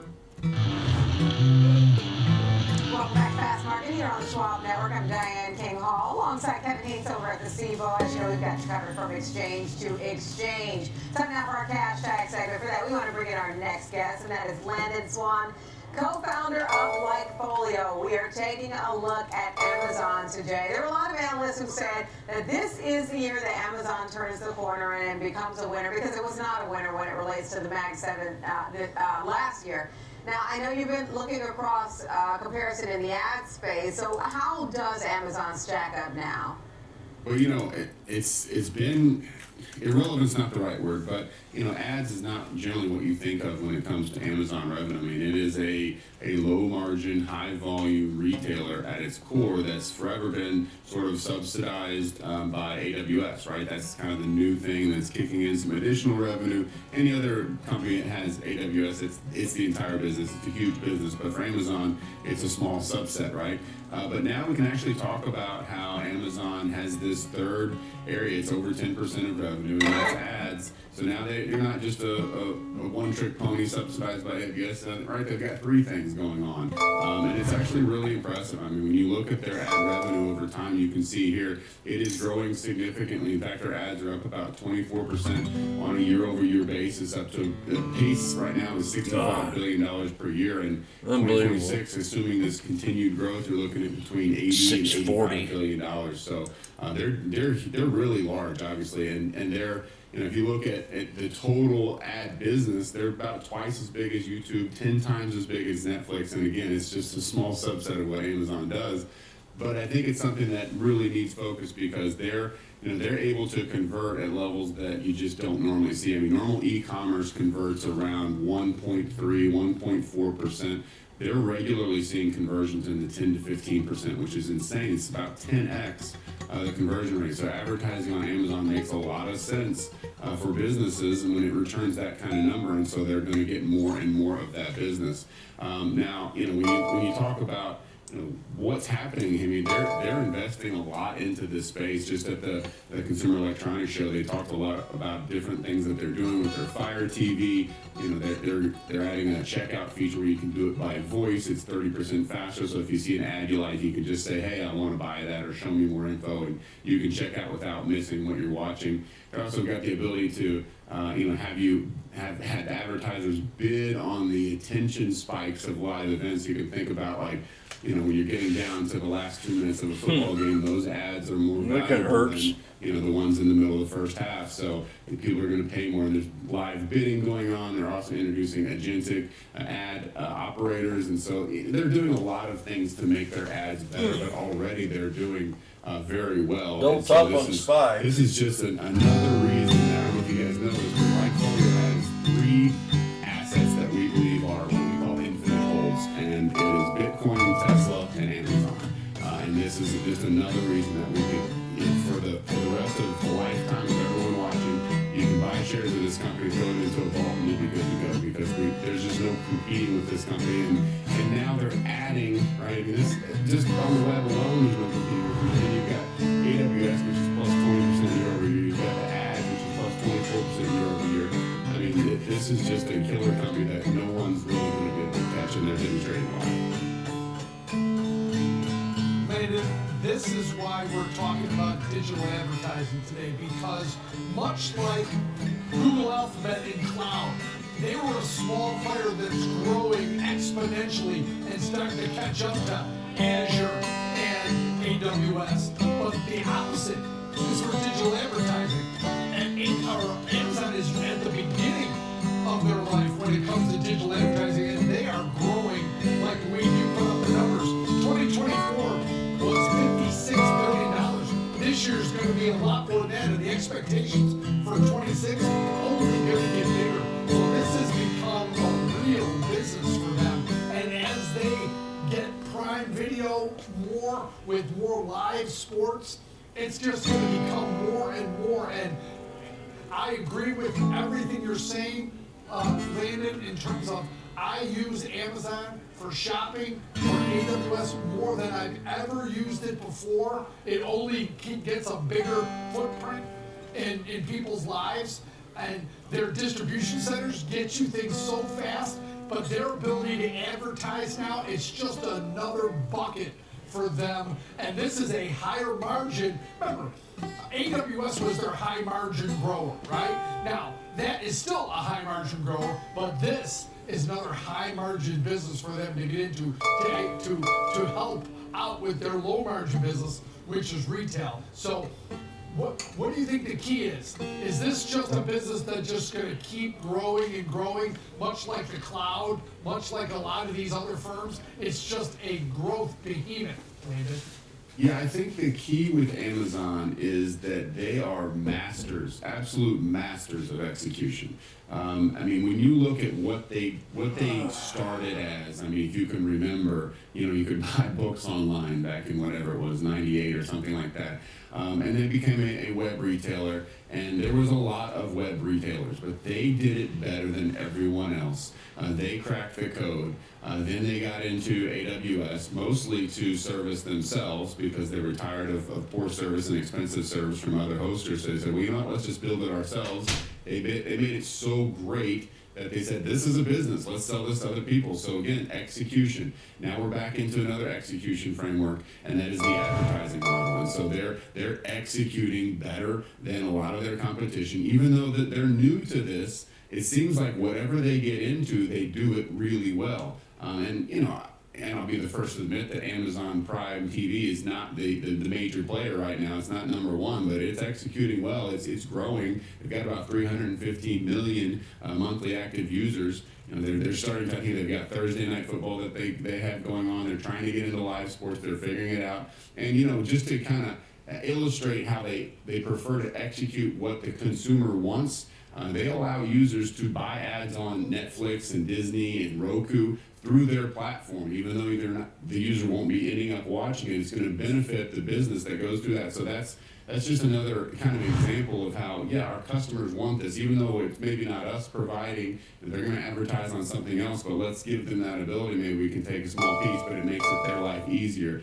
Side note, that's, that kind of move is bad for the trade desk, TTD. That's one that we've been bullish on. They've not been doing well. And I think this is one of those reasons is everybody's starting to figure out other ways. But I don't want to digress too much. But just overall, I mean, it's just execution. That's what they do. And so, if you're in the ad game business and you hear, 2 or 3 years ago that Amazon's going to start getting into the ad game business, you might be worried, and rightfully so. That chart, they're small compared to Google and the other. But when you look at the growth and you see, okay, they're actually becoming very relevant. They're going to start taking more and more of this growing pie. It's a concern, and for investors, it's just another potential win. I mean, if you're holding Amazon and you just had the e-commerce business, that'd be great. You do really well. Throw in AWS, wonderful bonus, right? Now you're getting ads as well as another revenue angle, even better. So you can see here, I mean, the orange part, Amazon, is not that big, but look what it used to be, right? It is continuing to grow, and that percentage is continuing to increase. While the Google, the red boxes are not getting that much bigger, that much faster, neither are Meta, Facebook. They're not compared to the growth rate of Amazon. So they're going to split that up. Again, the pie's growing, so everybody can win, but it's just showing you that they're able to convert at higher rates, they're able to convert, their margins are much higher, and they're just executing extremely well. So again, it comes back to execution. It's a fantastic company to own. So let me ask you this, because you said this is one of those where you throw in a ball. I want to go back to your chart of the web visits versus the stock price. So web visits are up and they seem to be leading where the stock price is. How should we interpret that as a signal? Is it about like buying behavior and that, could we see some appreciation in the stock price beyond what we've seen already this year? What's your thought? Sure, yeah, so that blue line is the consumer interest with purchase intent, web visits, all of that combined. And you can see, obviously, it's seasonal. I mean, people are going during the holiday season more to Amazon.com. But what's interesting is we're now higher than we were a year ago. So this is a higher high, and it had a lower low as well. And so, yeah, the stock is doing well. It's not at all-time highs, but it's doing well. But this web data, this consumer purchase intent data is at all-time highs, and it's higher than it was last year. So I think it's at plus 3% on a year-over-year basis, which doesn't sound like a lot.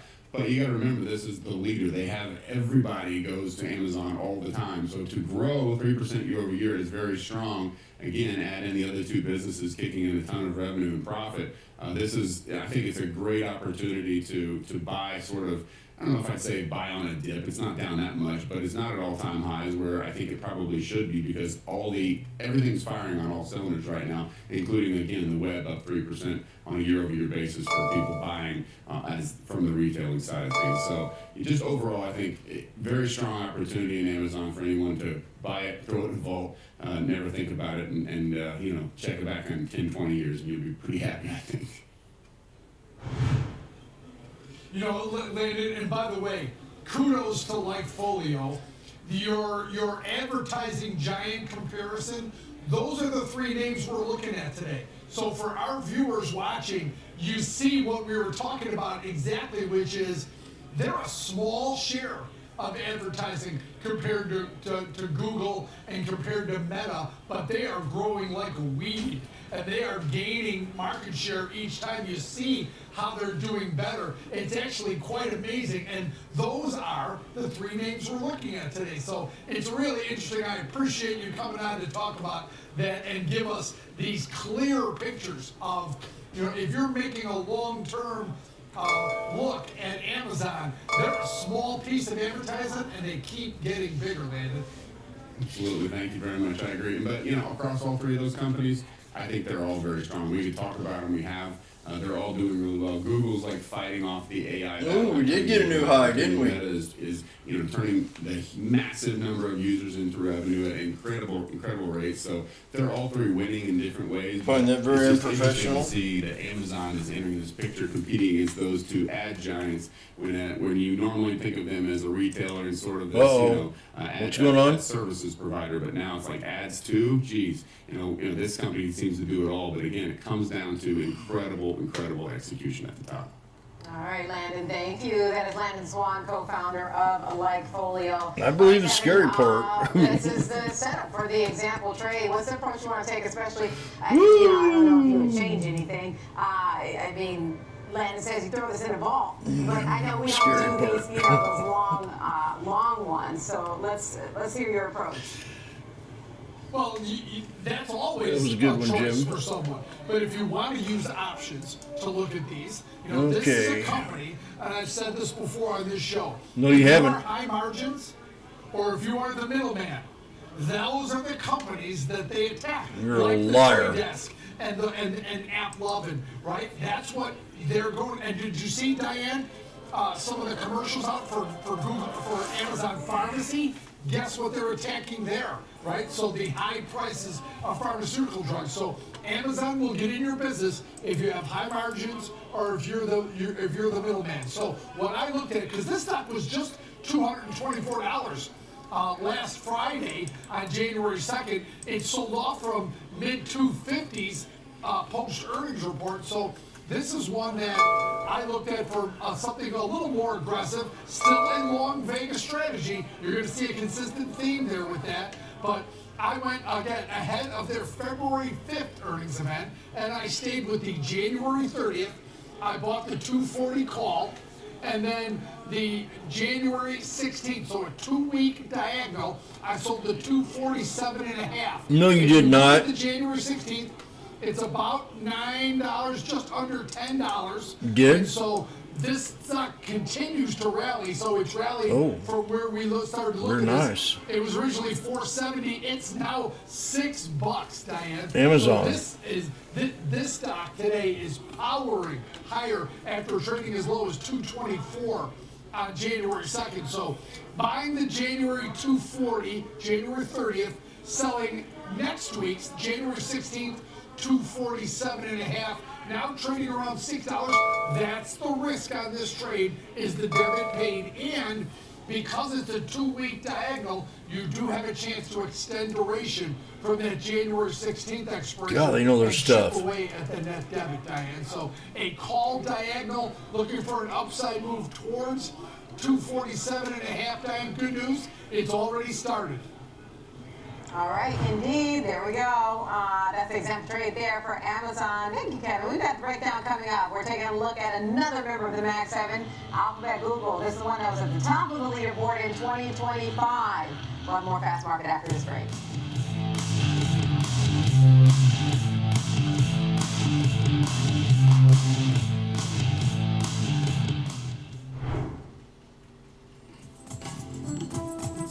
Doo-doo.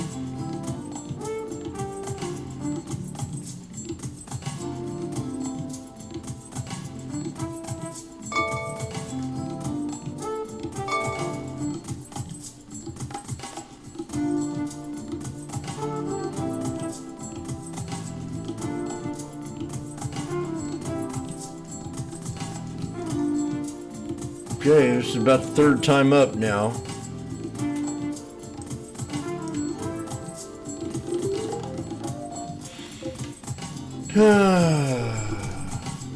The government is working feverishly on the license for the NVIDIA to ship the H200 chip to China. Oh yeah. And AMD, look at that, are almost a new low.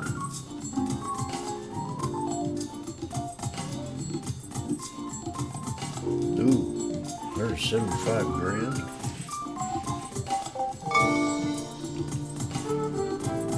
Stay connected to the markets, the Schwab Network. Tune in 24 hours a day, 7 days a week on SchwabNetwork.com. And on all your favorite streaming services. Schwab Jimmy Network. Like. Available anytime, anywhere, on any device for free. Whether you're an experienced investor or just getting started, Charles Schwab offers a webcast that's right for you. The Platforms and Tools webcasts are designed to help you broaden your knowledge of platform features and resources available from Schwab. You'll learn tips and tricks to help navigate Schwab.com, Thinkorswim, and mobile-based platforms. Best of all, you can ask questions by chatting directly with an education coach. It's interactive learning at its finest. Tune in live or watch on demand. Head over to schwab.com/coaching and start learning today.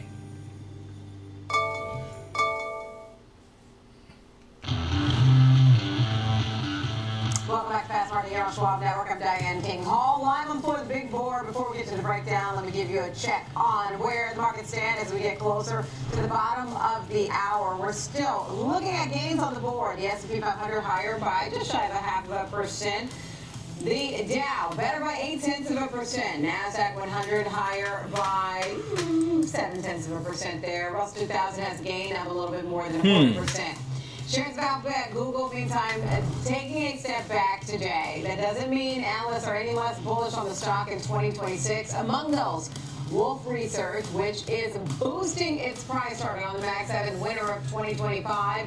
Its new target suggests more than 20% upside from here. Keep in mind that stock rallied more than 65% last year. It's down 1% right now. Time now for the breakdown. For that, let's welcome in George Sillis, Senior Markets Correspondent, for the fundamental take on Alphabet Google. All right, George, let's get into this one. It's lower today, but again, one day doesn't make a trend. It was a huge outperformer last year in terms of the Mag 7. So how do you look at this one?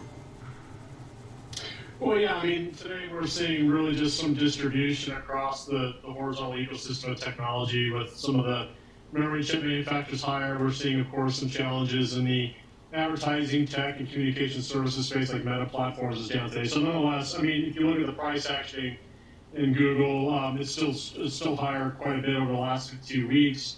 The thing about Google, and this is what we talked about last year, was where it actually fit in terms of the artificial intelligence stack. Gemini 3 has really been a very successful product that has really evolved and caught up with competitors like Perplexity as well as ChatGPT.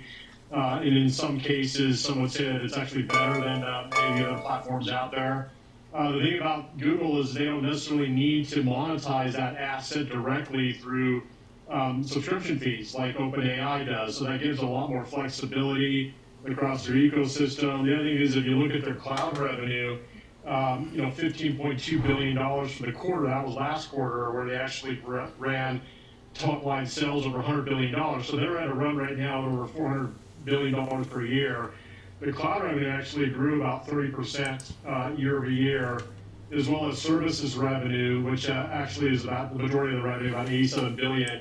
That was up 14% across their ecosystem platforms. So they continue to generate high margins, growth, total market share, and earnings per share continues to increase, at least from an estimate standpoint for this name. If you look at fiscal year 2026, $11.20. These numbers keep moving higher because if you go back 2 quarters ago, the estimates for this year are less than $9 per share. So even as the price has been rising for Google, the earnings multiple, at least right now, based on this year's earnings, I should say, because we're already in 2026, at 25 times. Historically, it's around 24 times. But if you look at the earnings growth for the business at 26 to 27%, it's trading at less than 1 time earnings growth. So even though it may be a little bit more expensive on an earnings multiple basis than its 5-year average, its growth rates seem to substantiate a continuation of the trend. And I think this is why firms like Wolf Research continue to move their price target higher marginally. In this case, it was 380 from 350. It does seem like it's still a favorite when you look across analyst views on this one for Alphabet, Google, even given the outperformance that we had last year. You make a great point about, one, it doesn't have the same hang-up that, for instance, OpenAI would have. Obviously, that's not publicly traded, but there are other ways, obviously, that you see where their exposure is there. Are there any risks that you're seeing from any analyst coverage or things to think about there? Well, I think, for the most part, the analysts are bullish. I think there may be some price risk, maybe in the near term, could be the next quarter or two. And this could certainly come from ChatGPT. The reason I bring this up as a possible risk is they're probably going to open up their platform for advertising. And if they do so, that actually might encroach on some of the expected revenues in margins for companies like Google. That's a nice one. So watch, companies that are tied to ChatGPT if this is the case. Oracle, for instance, Microsoft. These are 2 names that I've been watching carefully, which haven't performed very well at all in the last 3 or 4 months or so, because they're tied to ChatGPT. So if you start to see some movement in Oracle and Microsoft, that could be telling to see some weakness potentially in Google, because OpenAI may open up their platform to advertising revenue. So again, that's something to be mindful of as the competitive landscape for advertising is getting more rich. With Amazon, of course, in that space, ChatGPT potentially, and so that might create a share shift away from the Google and Facebook-centric names to, of course, maybe Meta and Oracle. Again, as a proxy towards OpenAI, because there is no publicly traded proxy for that name other than those other big mega caps that I mentioned. Exactly. All right. Thank you, George. That is George Sillis, our senior markets correspondent. So let's get Kevin back in here for example trade purposes. So we've gone through this theme today, and obviously one of the things George talked about was the advertising component here. What's the approach you're taking for an example trade? I'll give you a quick stat, and then we'll get right to the trade. 2024. Meta Platforms, digital advertising, $160 billion. Amazon, $56 billion. Remember, they're new to it. Google Alphabet, $264 billion in advertising revenue. Now, that said, this stock has run so much. There is risk. George made a great point with ChatGPT and other competitors get into the digital ad game with them. So I did look at something in the put calendar, similar to what Alex did in Meta Platforms. So I went out ahead of 69.25 puts bought the 305 put just $10 on the SPXs. Lower than where we're trading right now, about $8 now as the stock has continued to move down. Bought the 305 put, sold the January 16th 305. Kind of high, I don't know. $2.55 for that. trading about 260 now, about a nickel higher. But this gives you that two-headed component of delta, directional exposure, as well as long about 11, almost 12 vega, buying implied volatility. So this is very similar to Alex's traded meta platforms, a downside put calendar because of the price action in Google Alphabet, because of how far it's run. It seems a little heavy here, Diane. Okay, good point there. And listen, I mean, investors taking some chips off the table today, down just shy of 1%. Good stuff, Kevin. That's going to do it for us today on Fast Market. I'm Diane King Hall alongside Kevin Hinks. Our thanks again to Alex Coffey for stepping in. Download the Schwab Network app. It's available in the App Store and tune in 24/7 on SchwabNetwork.com. Stick around. You've got Next Gen Investing with Alex Coffey and Jenny Horn coming up. I'll be right back. Be careful.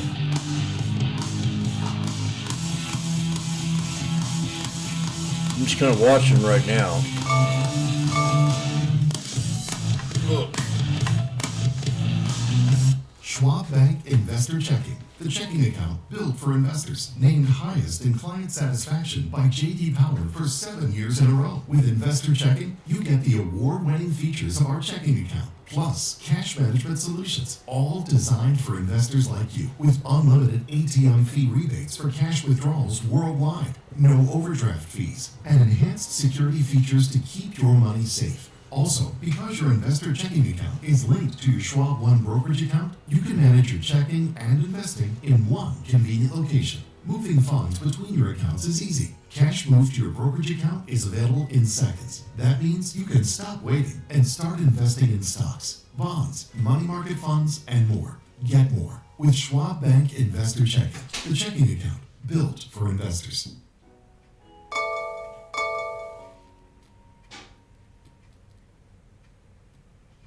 Welcome to Schwab Network, where real-time market coverage meets expert strategy. From the opening bell to the closing bell, we've got you covered. Get inside the minds of pro traders. My point is that they're getting a higher rate of change in sales based on their guidance, but not the same rate of change on EPS. Follow the biggest headlines, live analysis, breaking news, and sharp trade ideas minute by minute.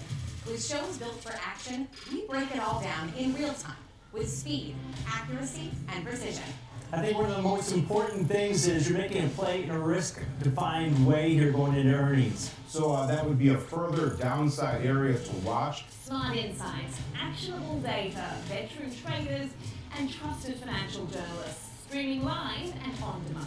Schwab Network, streaming 24/7, any screen, anywhere, free. SchwabNetwork.com.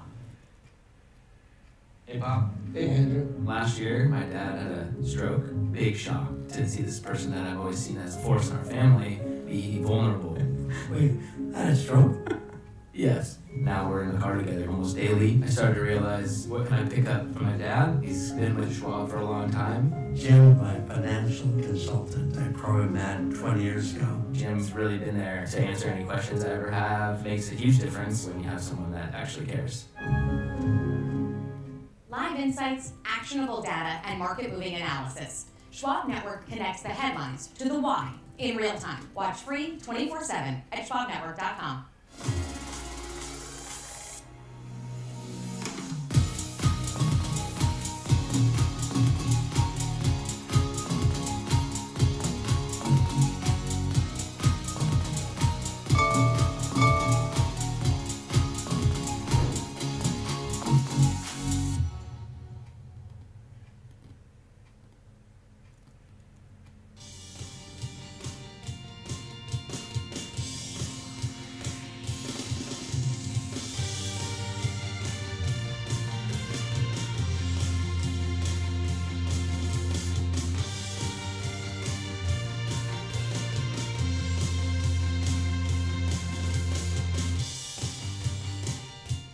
Welcome to Next Gen Investing, and of course, happy Tuesday. I'm Jenny Horn alongside Alex Coffey, and we're seeing a really nice session today again to kick off, of course, our show here as we're seeing all four of our major averages firmly in the green. And does feel like that delayed Santa Claus rally is playing out in real time. I know we kept saying that term over and over. We were like beating it to death, but I will say that starting off the first full week of trading of 2026 on a pretty strong note here with a pretty solid day without even the full participation of our Mag 7 names. Yeah, you took the words out of my mouth. I mean, you don't have the biggest names driving the action today. In fact, if you were to look at the Magnificent 7 as a index, it's probably down close to 0.5% here in real time. So all things considered, it is a day that is improving as the day rolls on. Earlier when I was on with Sam during Morning Trade Live, we had about 60% of the S&P 500 higher in terms of each names within it.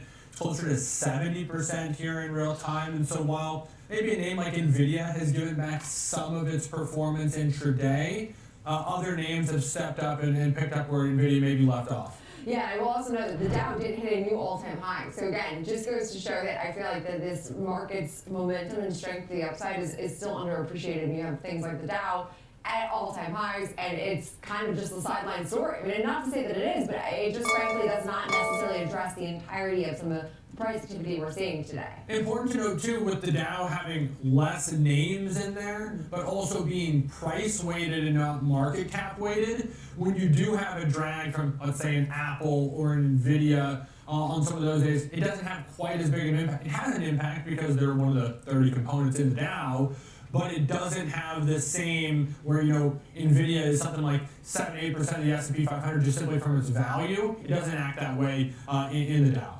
That's also a good point, a good reminder of, you know, why we're seeing, of course, that indice kind of on a way of its own right now. But I will say also, I mean, S&P we're still seeing a lot of the major movement in the market still trading at or near these all-time highs. But as always, we'll step away from some of the overall macro discussion. We'll be focused very much on these individual equity moves today. Throughout the next hour, we'll be charting and trading Alphabet and Meta, with analysts giving some different conviction on a lot of the Mag 7 today, diverging in opinion, but seeing some still movement in two of our names that have actually seen more diverging price activity in more recent weeks and months. We'll also be discussing today for FOMO the memory stocks, and if you can recall, these actually were really our brightest spot within semiconductors throughout 2025. Names like Micron, Seagate, Western Digital, the list goes on and on. And then we'll also be diving more into CES 2026. We did get that keynote from Jensen Huang, of course, NVIDIA's CEO, as well as providing some further details on this Vistra acquisition as energy and the ramp for energy with the increased AI and data center build is definitely a necessity. And we'll close things out here with AEVA, which is a name we don't frequently discuss for under 30, but right now being tapped by NVIDIA for its LiDAR technology for autonomy on the road. So really interesting component, has its own news as well, but everything right now seemingly tied to some of the already details we've gotten from CES thus far. Yeah, no doubt about it. CES, as expected, bringing headlines to the marketplace and some of these really, really important names to the market rally. I want to get into some of our movers, though, because it's quietly a bit of a resurgent for a name like Palantir, resurgent rally here. The stock was under some pressure towards the end of last year. It crossed over 200 and some change, and then basically turned around. But Palantir making a nice move today, Jenny, up about 3.3%. Yeah, and Palantir, I mean, continues to really lead a lot of the defense spending that we're seeing. And I will say that all that things considered, Palantir continues to be a fairly resilient name. Now, we've pulled back from highs, you can see, I mean, perfectly from that daily chart. But I will say that Palantir continues to be a force to be reckoned with if you were taking on a bit more of a cautious or more neutral stance. But the note we got today out of Truist, we're seeing an initiation of a buy rating, highlighting that Palantir now holds a market that is unique and positioned, ideally positioned for the increased AI adoption by both government and enterprise accounts. We have seen, again, the Department of Defense really be a huge bright spot for the bullish narrative around Palantir in the last year or so, but they've more boasted their commercial side of their business and highlighted the fact that that revenue has grown at a much faster clip. And while yes, that is absolutely true, I appreciate this note out of Truist that just highlights both areas of their business, both huge revenue drivers, and also both definitely need to work in tandem to continue to really write this bullish narrative for Palantir, which frankly has its hand in the right pockets right now. Of course, we've seen President Trump continue to divert spending to a name like Palantir, and that's the place you want to be when defense spend and security spend is still going to be hugely important as AI continues to build. Yeah, what I find pretty fascinating too is we've talked about this before, this idea that, this is a stock that's really, really mixed, right? Only about 33% of analysts, about a third of analysts have a buy rating. Most are in the hold camp, and there are still some that just don't believe in this. It's very similar to Tesla in that way. But if you look at it over the last 6 months, the stock has rallied 30% thereabouts. But because it's gone sideways over the last quarter and it's growing so fast, it's actually not seen, even though it's rallied that much over 6 months, it has not seen its valuation expand really at any point over the last 6 months from where it was. So it's about 250 times forward earnings. Well, that's basically what it was back in June of last year. So all in all, it's growing into its valuation to some extent. And if you start to have this stock go sideways or even work its way lower again, it's not changing the growth trajectory. The product, the software, the revenue, everything is growing very, very fast for Palantir. We talked about that with the metrics. It's just really expensive. It is, and that's always the concern. I believe we had a guest, Dave Masi yesterday said the exact same thing, where valuations, yes, could be a deterrent, but also that if you were going with that mindset, then you would have been on the sideline for what has been a really nice, pretty monumentous run for Palantir shares. So I agree that valuation at some point has to come into play. Growth expectations for this name is so elevated, but there's a reason that it tends to generate so much buzz. We've talked about the importance of the narrative, the importance of the story. Like what happened over the weekend doesn't hurt Palantir's story. The story of defense spend, the story of data, the story of AI. Palantir finds itself right in the heart of all of those things. It's a really good place to be if you're trying to garner excitement and hype, and that's really the primary driver. We've talked about it so many times of stock price in the end. Maybe ultimately it comes down to a claim on earnings, dividends received, etc., and that's where fundamentals come into play. But you could have made the argument that Tesla's been overpriced for 15 years now, and you would have lost a lot of money betting for that. And that's exactly the name I always think of. That so many skeptics of Tesla for so long were just honed in on the valuation. And it would have proven you, I think, definitely not wrong, but it would have been more lucrative to be on the side of Tesla being more successful. There's a phrase, and it goes something along like an old quote within markets, and it goes something along the way of, pessimists get to be right, optimists get to be rich. Said another way, if you're a believer in risk assets, if you're a believer in the market, time has shown that these are assets, especially the major averages, that are designed to increase value over time. Whether it beats inflation, those are all discussions, but time has shown that. You look at the charts, they're up and to the right over time. If you're bearish and you're always calling for the curve, eventually one will come. But is it worth being right? It definitely depends on your exposure too, because obviously you could have timed a lot of the dips in Palantir, but good luck timing. The weakness of that name. You're never going to be perfect with that. Yeah, that's a fool's game, as many have tried to play, I think. But our next name today, also a pretty volatile player, and also in the broader tech world, that being Microchip, rising after the chipmaker did lift its sales guidance for their third quarter. So estimated now net sales for the fiscal third quarter to be around $1.19 billion. That was roughly 4% higher than what we saw in the second quarter. And at the definite high end, well exceeding actually even the high end of their previously given range. Their CEO said they continue to experience a fairly broad-based recovery in most of their end markets, and that their booking activity was very strong in the month of December, in the December quarter rather, but despite a holiday-filled quarter. The company have successfully now reduced their inventory, and they are also preparing to increase their production in the current quarter, which will begin to lower the cost of their underutilizing their current factories. So the reduction in their underutilization charge to help the company expand their gross profit margin. At least that's what Needham is thinking. Needham responding with a raised price target to $77 a share and a buy rating. Analysts at Citi, though, have been bullish for quite some time on the analog semiconductor industry, and they said that microchip will benefit specifically from this analog upturn they see now coming into 2026, given the low inventory, low supply growth, as well as just depressed margins. So they actually have an $80 price target, would also imply some nice optimism from what we're currently trading just below $74 a share. And JP Morgan also with an $85 price target, one of the more bullish I saw, increasing their sales outlook, highlighting this broad-based booking activity, saying that microchips starting backlog for the March quarter is already much stronger than it was for the December quarter. So analysts reacting very favorably to this news, and now we're seeing shares actually having climbed about 30% over just the last 12 or so months. Yeah, and even with that, it's like on the longer term, like the more like 3-year time horizon, it's way underperformed even like the Texas Instruments, certainly in analog devices. So, you know, almost like the inverse of what we were discussing before. It seems like they've been calling for the bottom in this part of the semiconductor market for a while. So this might be more of a show me story, but maybe we're starting to get those numbers that are showing it. I agree. I think the analog story, I mean, I've heard analysts call for this bottom, I feel like, for the last 2 years. Although everyone was calling for memory's bottom and then the eventual recovery would have been correct. So just goes to show, again, depending on your positioning, your exposure to some of these companies, it will be an interesting year to see what ends up being our major winning theme of the broader AI. This is the argument for being a shareholder as opposed to a short sell of stock. Because say you were bearish on Micron, I'll use Micron for example because it was one that did well. It was like $61, $62 a share at the lows last time.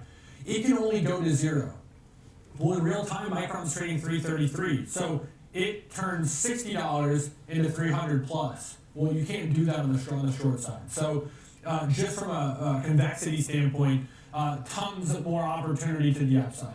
Yeah, and that is also true. And a good point that we look at like the underperformance of the same. Although today is definitely an exception. We're up 10% today in microchip shares. Now, next thing today, a bit of a change of pace here, looking at more of these consumer discretionary names, particularly Brinker International, which we're seeing BMO give this broader no on a lot of these restaurant stocks. Really interesting to read. I read the whole thing this morning, but BMO specifically raising its price target on Brinker to 170 from 140, while also keeping a market perform rating on shares. The restaurant sector, they said, is expected to face another difficult year in 2026 with ongoing consumer spending pressure, margin constraints, and store closure risk, as well as limited prospects for multiple expansion. After a weak 2025, they highlighted that it was marked by this widespread decline and double-digit cuts to earnings outlooks. Those headwinds are likely to persist, if not intensify now into the new year. I thought this was really interesting because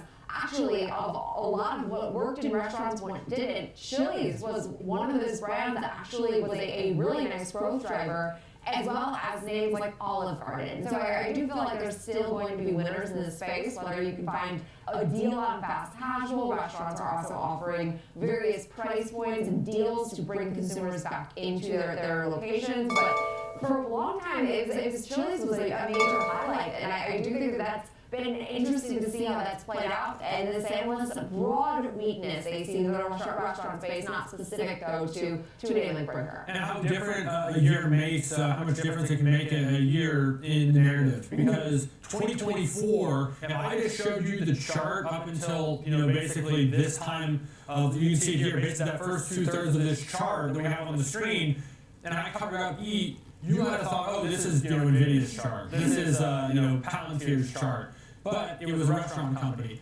And it started the year really, really nicely, expanded all the way through its earnings that were at the end of January of last year, about a year ago.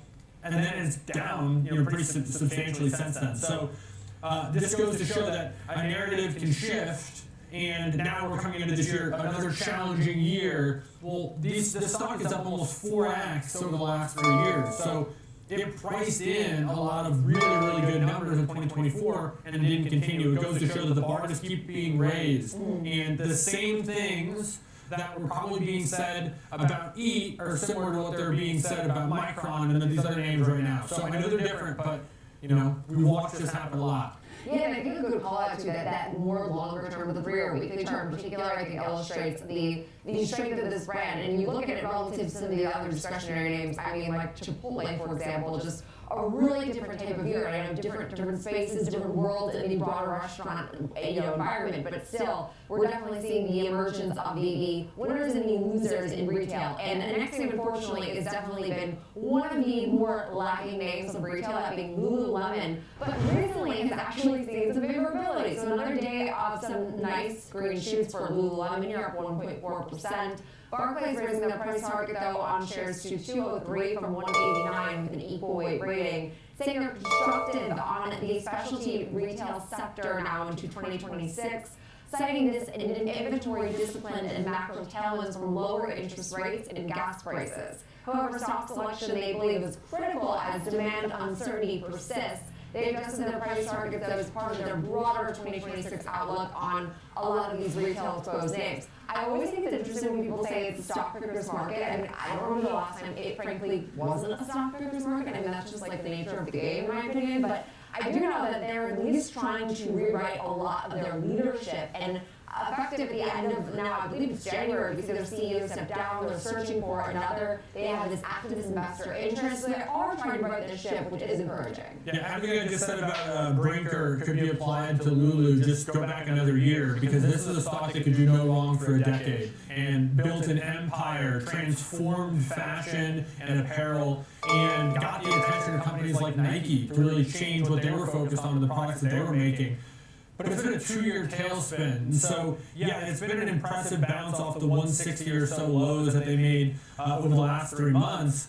But there's nothing about this rally technically that has changed the trajectory. This is still very much a well-intact 2-year-long downtrend. And really, you probably need to get through at least 225, but more than likely, maybe 350 to really say that this downtrend's been broken. Yeah, and that's almost doubling from where we're at. I was going to say, you talk about the almost perfect inverse of what we just looked at with Brinker as the continuing rewriting of the lower lows. I mean, we saw, again, a decent pop on their earnings, but this was all tied to their CEO transition. So we need to see actually now like a fundamental shift from this company to, I think, fully support the recovery narrative. But we'll leave it there for the top of our show today. Now coming up next, it's time to dive into 2 of our biggest names in the overall market, Alphabet as well as Meta Platforms. We are seeing Alphabet shares down about 1% today, whereas Meta, on the other hand, pretty much unchanged now on the session.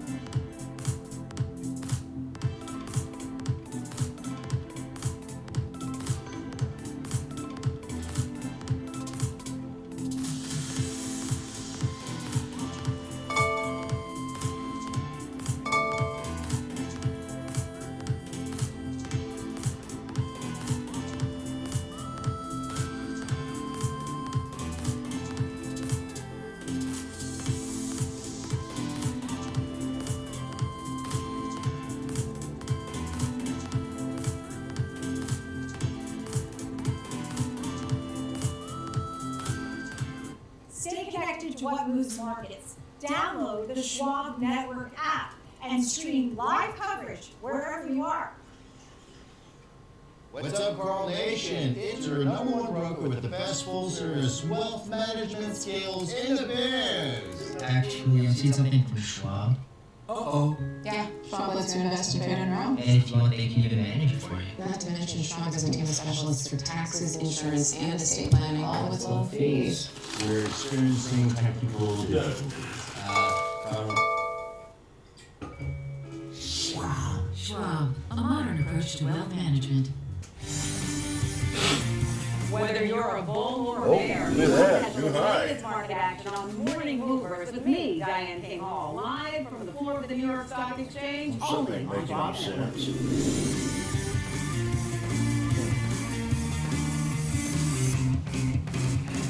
Oh, I see why. Welcome back to Next Gen Investing. It's now time for the chart master. Joining us, of course, is Rick Ducat to help us break down the technicals in two of our largest names throughout the entire stock market, Alphabet as well as Meta platforms. And so Alphabet actually ended up closing the year as one of our best performing Mac 7. I mean, this name has been on a consistent and really reliable run. I know this is over today, but as far as the broader technical landscape here, Rick, what are you watching for? That's a name that has held up a bit better than many of the other big tech names that we've seen in the space, exhibiting that kind of gradual stair-step type pattern where we have a rally in price, and in this case we have a sharp gap to the upside, sideways consolidation, and then it repeats. Now we seem to be in one of these consolidated phases here. We can see that our red lines here, 323.44, that's our top line here. That was our best close that we saw. So even though we had intraday highs beyond that point, price struggled to maintain a consistent push above that particular level. So that's why we highlighted that one here. Blue trend line has been broken. White trend line is in play here right now with our consistent high near the 323, 324 level. We also could see here that our gap did get filled. We had this area here near around 306 or so. We did make a break below that point, but we held on above these old highs here near about 292. When we do look at our moving averages, our exponential moving averages that we follow, our weekly and monthly EMAs here in blue and teal respectively, price is right about at the confluence of these two. So right around 314, 313, that's where the blue 5-day EMAs and our teal one is a little bit below that, near 311 or so. So if we were to break below that point, it would represent not only a break below these key moving averages, but also below our shorter term trend line here that you could draw beginning after our earnings event. RSI also trending downward somewhat here. We are above that 50 midline for now, but our red downward sloping trend line is in play, and we made only very modest new relative highs above our previous peak. Finally, when we look at our volume profile study, the nodes, the standout areas according to our blue histogram on the right side of our screen here, often match up with some of these sideways consolidated areas. You can see the closest ones that are relevant to our current price activity come in around 288, around 300, around 320 or so. Interesting too that we saw such heavy volume at these elevated levels, suggesting pretty high interest even at these more extreme prices. The hope for the bulls would be that after this brief sideways to downward consolidation, that then we would get another push above those highs and the rally would continue. That would be the hope, at least, if you were bullish. Yeah, and I would definitely say this name has been a surprise leader of a lot of the volatility we saw in the latter part of last year. So continuing to get out in front, continuing to be really a name of strength. Again, outside of today, I know we're still down about 1% in today's session, but all that to be said, as we do think through now trading Alphabet for example purposes, Alex walked us through your thinking. Of course, you don't really have any major news catalysts, but that actually could be seen as a positive. Yeah, we're looking for just more of the same sort of slow but steady upwards trajectory for Alphabet. Neutral bullish strategy could make sense. That's what we're looking at here. January 16th, so just going out to a couple weeks from now, sell the 310 put, buying the 307.5 put, looking to collect about 75 cents for the credit. If you're able to do that, then what you would notice with that is that it's about 30 cents for every dollar in risk on that. And so you risk 175, chance to make 75 with a break even at 309.25 there, Jenny, but elongated Z-risk profile and pretty standard in terms of what we've talked about, for example, trades over the years. Yeah, and I know Alphabet shares lower today, but in our next name today, Meta Platforms also seeing some modest weakness. Meta has seen a lot of scrutiny for its massive AI, its data center build. It's a different type of company than, say, like our pure play cloud companies like AWS or Azure, but all that to be said, actually Meta now slightly tipping into positive territory, but we've been all over the place to close out 25 in Meta Platforms. Right, so the standout part from this one, in the short term at least, is that we're in another consolidative sideways phase. This is quite a different situation than our last chart, though. In Alphabet, we saw repeated upside pushes after these consolidations that were seeming to be buying opportunities for the bulls. In this case, Meta, we had a severe gap to the downside after earnings. We did stabilize down here near 585. This was a notable low point here. It was a frequent stopping point for price. And in the past here, you can see several times that we lined up with this level previously. For now, though, we had a resurgence somewhat here. We stopped short, though, after some big intraday highs. We're not really able to crack this resistance zone. So we have some low points here, another low point there and here as well. That was also where we opened up after a gap down. So 679 to 690 or so, those would be the boundaries of this most recent sideways range. You could also think that perhaps it's a symmetrical triangle type shape where our two very short-term trend lines are converging toward each other, suggesting shrinking volatility. Well, we're going sideways for a while, buddy. Concentration of traders on either side of these boundary lines. We can also see that our moving averages are and the daily is not above the 200 EMA. Between about 650 to 660 or so is the standout area here. So a significant push to the upside or the downside beyond this cluster of moving averages would be noteworthy for providing some potential directional clues. We also can see that our green trend line for now has been broken, red trend line in play, but not really any significant pushes to the upside or the downside from our momentum indicator. The volume that we can see in this game for now is centered around this area. Having a hard time breaking that, that's for sure. 660 or so. That's the point of control, the heavy trading area. The next closest areas of interest from this perspective, around 600 and then around 700 to 720 or so. Those are the notable trading areas where you could see a congestion or potential breakout points to watch in the future.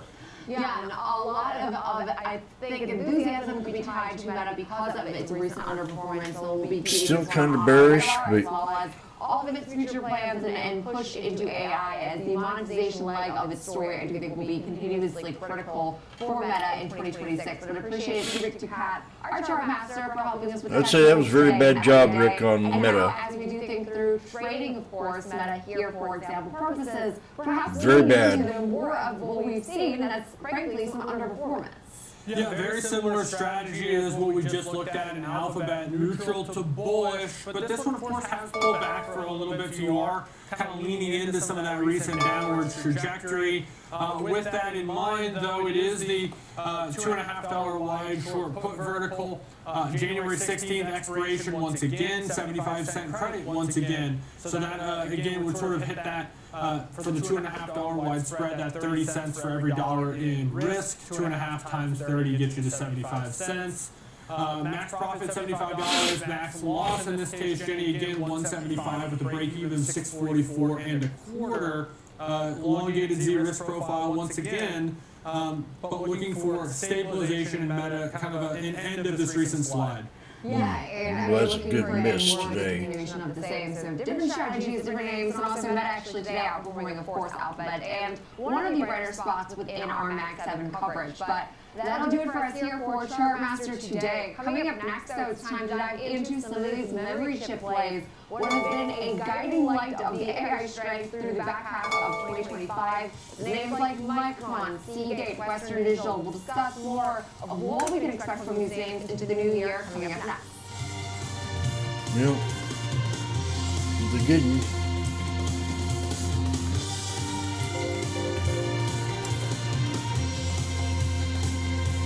Ooh, MU. Boom. For instant reactions, earnings breakdowns, and hot takes that teach you about stocks and markets, follow me on X at npedalides and connect with me, Nicole Pedalides, on LinkedIn, Facebook, and Instagram. Trading at Schwab is powered by Ameritrade, unlocking the power of Thinkorswim, the award-winning trading platforms. Bring your trades into focus on Thinkorswim desktop. Oh gosh, look at that. Tools, big old knife on coin. 400 technical studies. Tailor the platforms to your unique needs with nearly endless customization. and track market trends. Just kind of gets me. How it pulled back like that. Trade brilliantly with Schwab. Live from Chicago, this is Trading 360. I'm Marley Caden. We track macro forces, market trends, and company news that shape investor decisions, all with expert analysis and actionable context. From inflation data to sector rotations, earnings to policy, it's a comprehensive view of the market every trading day. Trading 360, in-depth market coverage straight from Chicago. Weekdays at 11 a.m. Eastern on Schwab Network. Stay connected to what moves markets. Download the Schwab Network app and get live coverage wherever you are. Hey, Dad, I have a question for you. No. When did Granddad first start investing? Granddad had an account with Schwab before there were branches in the area. We really started with nothing. He worked hard, and after he passed away, the torch has been passed to me, and my advisor, Jennifer, she was with me with the journey, helping with the estate distribution. The two grandchildren, planning for their college educations. Someday it'll be their turn. Welcome back to Next Gen Investing. It's now time for FOMO, and joining us to help us look at some of the strength we've seen behind these memory stocks is Marley Caden, of course, host for the Schwab Network. And so, Marley, we talked a lot. I mean, we said hard and describes more times than you count in the back half of last year. So here we are saying it again. But I mean, walk us through some of the reaction we're seeing in the memory stocks, especially following, of course, CES and a lot of movement in the broader tech stocks. And they just keep moving too. I had made notes about how much we've seen the movement, and now they're up even more than when I made the notes before our conversation. But we are seeing these memory and storage names surging again today. Investors are continuing to flock to the space. You're having CES happening right now. This AI conversation, the spending boom is still ongoing, doesn't appear to be going anywhere for 2026. So we are seeing these moves. You're looking at Micron now, more than 7%. SanDisk up more than 23%. Western Digital 15.5% higher on today. Seagate 12.7% higher. That's just today. That's not moves that we're seeing, over the last few days of trading. This is just today. Now, talking specifically about Micron over the past year, their gains up more than 200%. SanDisk more than 600%. We've seen massive moves in some of these names, and that is because of one of the things that Jenny just highlighted. Memory in particular, high bandwidth memory has experienced a shortage as we start to see these data centers and GPUs gobble up memory for their needs, and we are seeing them come out faster and faster now. Memory is the core component that these types of chips require to train and run AI models, like the ones designed by NVIDIA and AMD, who we're talking about quite a lot today because of CES. And as they spend billions of dollars trying to buy these chips and build up these data centers, that's made memory in short supply. So because of that, we're hearing rumors SK Hynix and Samsung, who are the two biggest memory makers and by size, they're both up 11 and almost 16% year to date, are rumored to be raising their prices in the first quarter by as much as 70%. So that could basically turn this memory space that's already seeing a big boom of its own on its head and continue a massive move to the upside if they raise those prices. But very interesting, time to be in this space. We also had NVIDIA announcing, it's become one of the largest customers of high bandwidth memory, announcing its Vera Rubin is ready for production. They're in full scale production. And so that's going to obviously put more pressure on this space as well, which is another part of the reason that we're likely seeing this massive move to the upside across all of the names. Marlon, when you're speaking to gas, you're talking about this is like this is the hype is right here. But this seems like the area of semiconductors that is always the boom bust cycle. I can count over 20% or more drawdowns just in 2025, let alone the fact that from the middle parts of 2023 to the middle parts of 2024, this stock went 3x to the upside and then lost half of its value before now, of course, having this tremendous ascent from about $60 a share up to $335. Is there a feeling that, this is, and I don't want to use the word bubble, but is it one of those boom cycles that has the inevitable bust at some point? I'm not seeing that, at least in the 2026 coverage of the notes that I've read. Even in the research, I was reading from Counterpoint Research earlier today, they're projecting that just through the second quarter of 2026, that prices for memory are expected to rise another 40%. And Alex, that's on top of the price increases that we already saw in 2025. And I think some of them correlated to a few of those pullbacks that you mentioned because of that fear. Is there going to be some sort of bust here? It doesn't appear that that bust is coming soon, and the analysts who cover these companies don't seem to be predicting it as well. Morgan Stanley did put out a note saying, not so much for the memory names, but for the companies that need it, like NVIDIA and its competitors and AMD, et cetera, that they are facing some challenges in terms of those rising memory prices, but that issue is really more for the people who are buying up the memory as opposed to the memory names themselves, like Micron, SanDisk, Seagate. Well, I just had to tap my screen to make sure I was looking at the right thing here. Also, if you look at forward earnings multiples, it's 10, maybe 11 if you, depending on how you want to round it, and it's come down substantially, and this is Micron talking about, from just where it was a couple months ago, closer to 15. So maybe it's elevated historically, maybe not. Maybe you could say the estimates are overzealous, whatever. But this isn't Palantir. I mean, this is a company with real earnings and a relatively reasonable multiple, guys.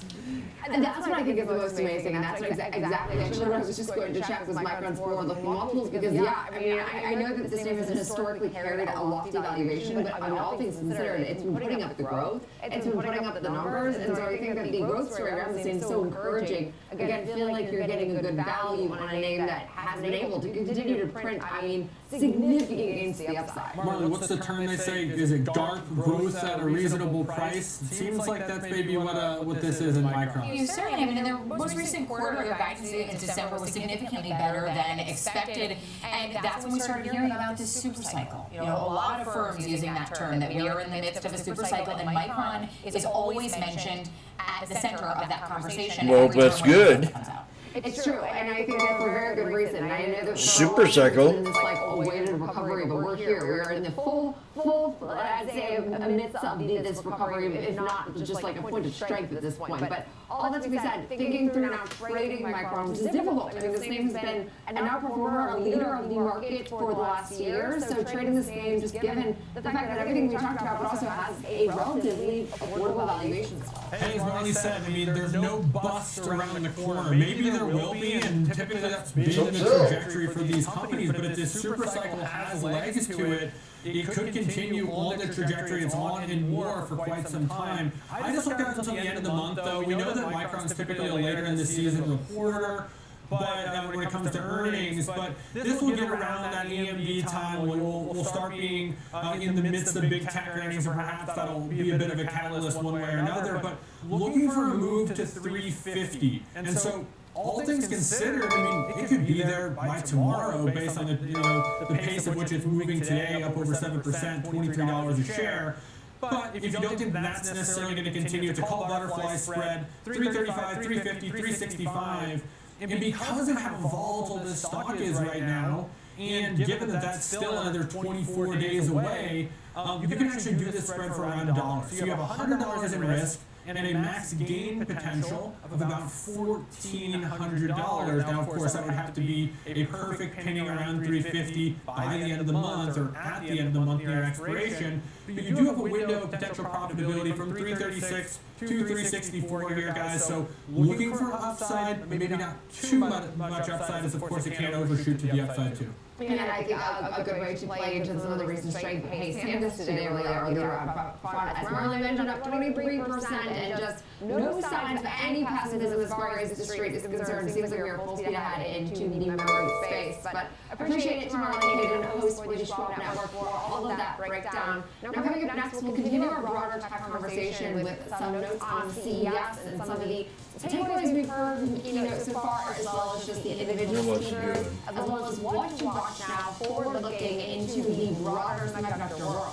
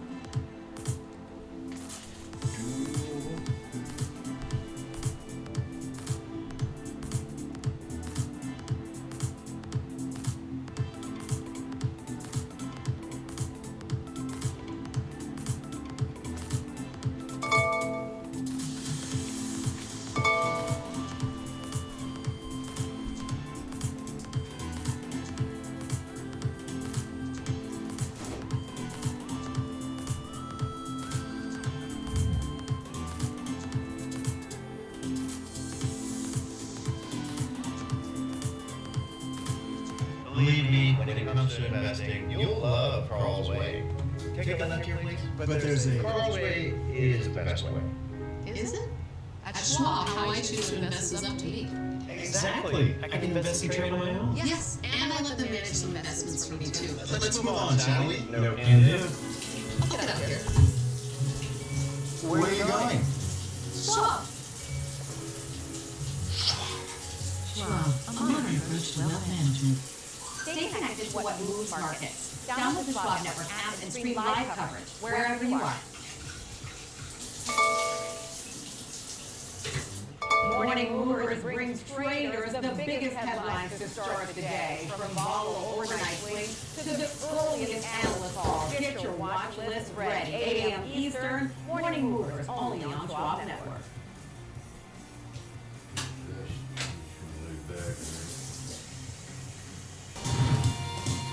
Welcome back to Next Gen Investing. It's now time to discuss some merger and deal making we're seeing in the broader tech and energy space. This is what we'll call alternative energy space, but way to put it. But joining us now is Dan King Hall, the host of Morning Movers. And today, Dan, we discussed this off the top of your show today, Vistra acquiring Gentrix for roughly $4.7 billion. Walk us through the details of this deal.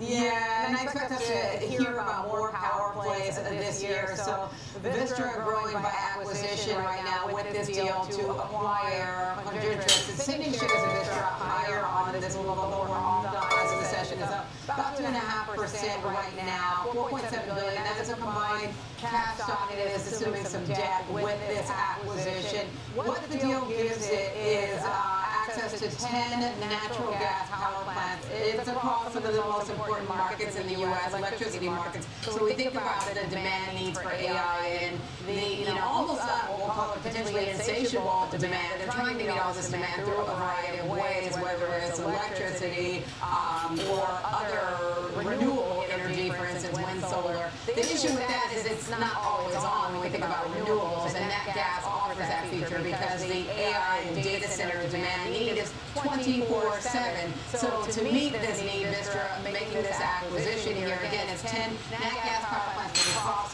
Texas, Northeast region, and the Mid-Atlantic. It's essentially not a random expansion. They're trying to gobble up more of this as AI gobbles up more demand. And power demand has become a little bit more predictable because we know what these big companies are looking for, use massive amounts of electricity. So these nat gas power plants can help fuel the need for constantly being on.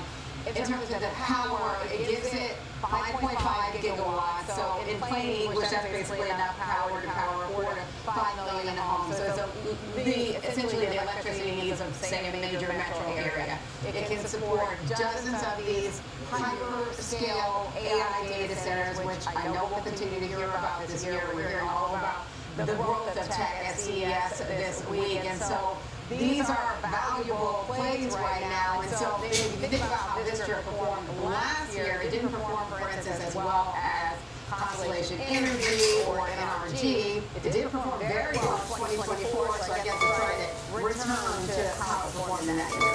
Yeah, and that's a great point because everything just looks to start with mine, and I was reminded that we've seen some shocks and turns downside, but hopefully with this deal-making environment, we see some of this optimism return. So really great breakdown today. As always, of course, host for the Schwab Network. And now to discuss some of the takeaways we're seeing now at CES 2026.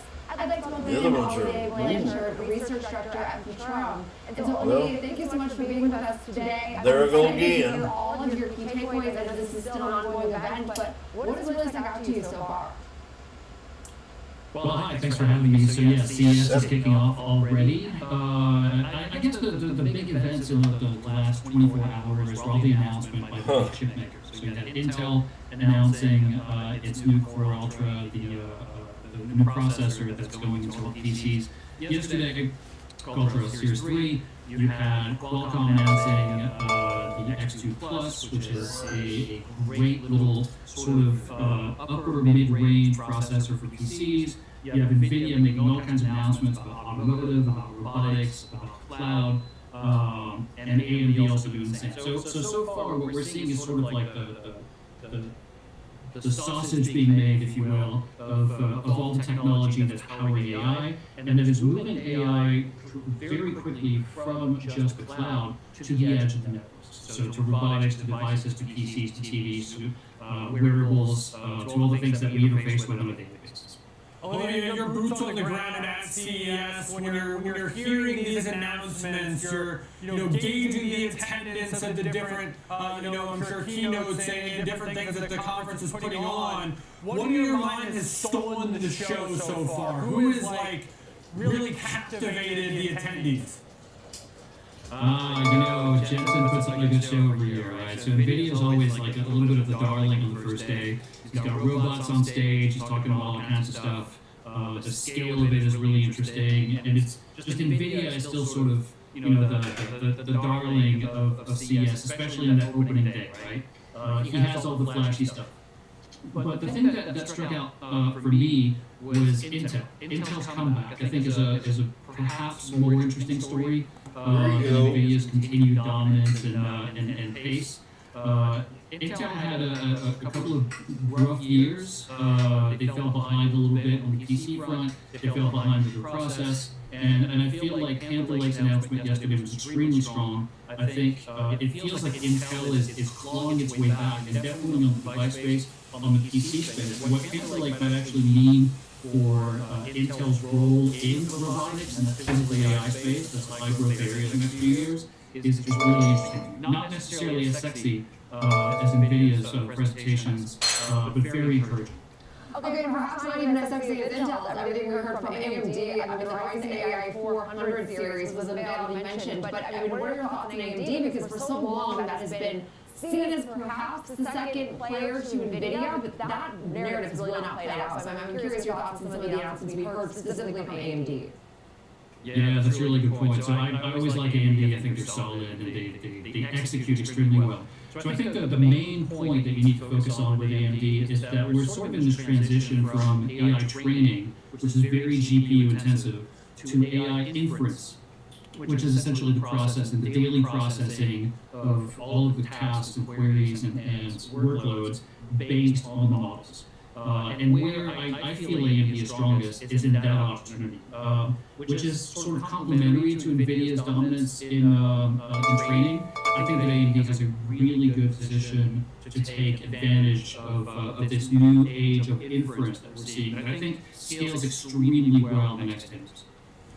So when you look beyond the semiconductors, is there anything from a consumer product or anything that stood out, or is it still all the infrastructure with AI?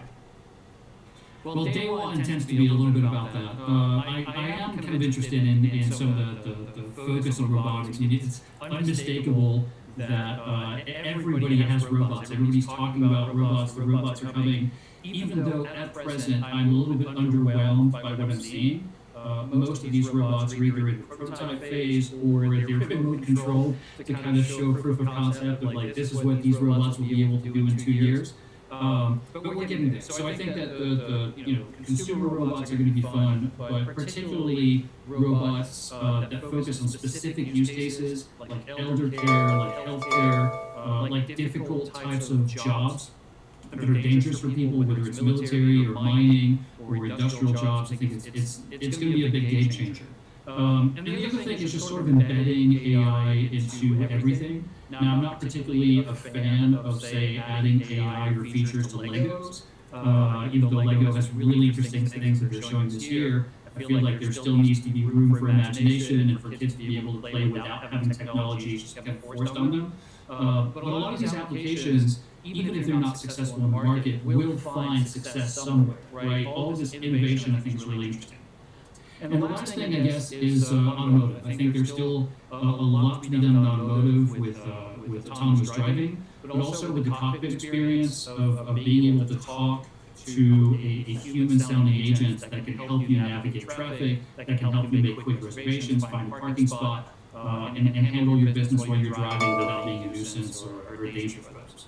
That's exactly what excites me the most. I watched some of the videos and the footage. It's amazing. I mean, I know that we're still in a way, but even the thought of this coming in the next couple of years is delightful as a consumer that lives in the city of Chicago and never wants to drive. So we really appreciate really great takeaways from CES so far, and appreciate your time today, Olivier Blanchard, research director at Futurum. Now coming up next, we'll actually stick with that broader autonomy and AI theme. We'll be discussing AVA technologies with, of course, this NVIDIA partnership that was unveiled at CES yesterday.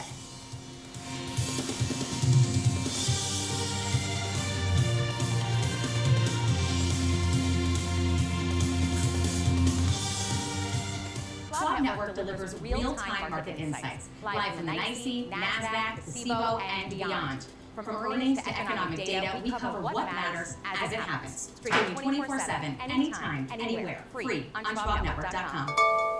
Morning movers, be the first to find out what's shaping early market action. Check, options corner, futures focus, technical analysis. Morning movers covers it all. Grab your coffee and tune in every trading day at 8 a.m. Eastern, only on Schwab Network.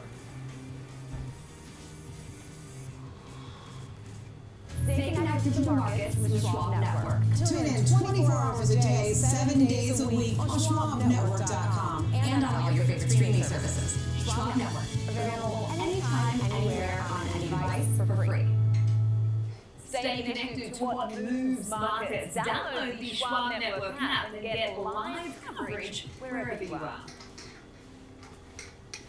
We're heading to Caroline. Welcome back to Next Gen Investing. It's now time for Under 30, and we are talking one of the maybe surprising ancillary winners of CES so far, and that is AVA Technologies, which is up now 35% nearly in real time. So now I'd like to welcome in George Tillis, Senior Markets Correspondent for the network, to help us make sense of this big move. And so helping NVIDIA to their push into autonomy, I think this is a really interesting story, George, and of course, honing in some of its LiDAR technology. So walk us through this partnership and obviously the huge move we're seeing today. Yeah, so there's a couple, I guess, technology things to consider first. When you think about autonomous driving, there's essentially more hardware-orientated types of technologies like LiDAR sensors, which are light-emitting radar sensors. That's essentially what AVA supplies the marketplace. They also provide engineering services and software. Then there's the other side, which is more computational-based, using camera interfaces. That's what Tesla is essentially using. So those are the two generally speaking, types of technologies. The challenge with what Waymo's doing again is more LiDAR-based and radar-based.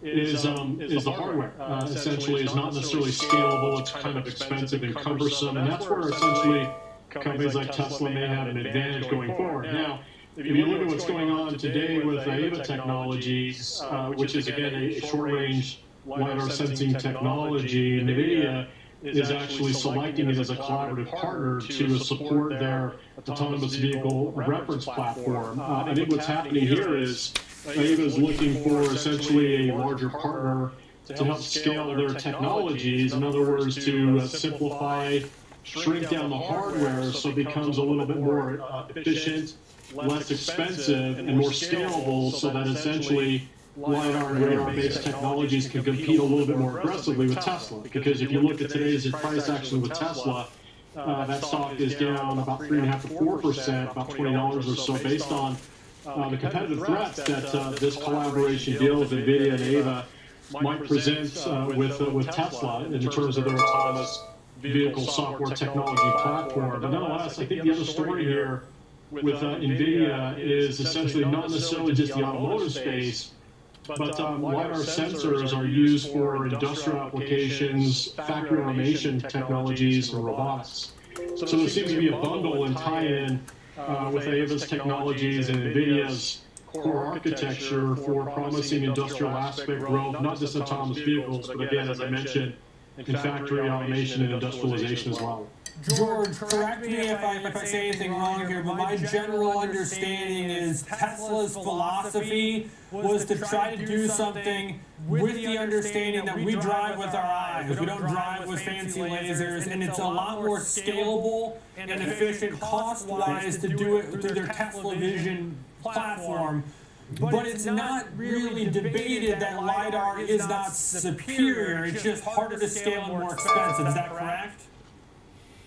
That's exactly right. I mean, if you just look at a Tesla, let's just make an assumption. Let's say that what Waymo is doing, and if you look at their vehicles, there's a lot of hardware bolted onto their vehicles. And if you look at Tesla, assuming they're both equivalent, let's say technology-wise, you wouldn't even know that Tesla has autonomous driving because of the fact that they use cameras and computational software to drive the cars. So it's more scalable because they can essentially from the factory produce a car very quickly, very cheaply, and they move. Again, at their peak it was around 2 million units. So that's essentially the challenge that LiDAR autonomous driving is facing. It's expensive to bolt on the technology to an existing platform.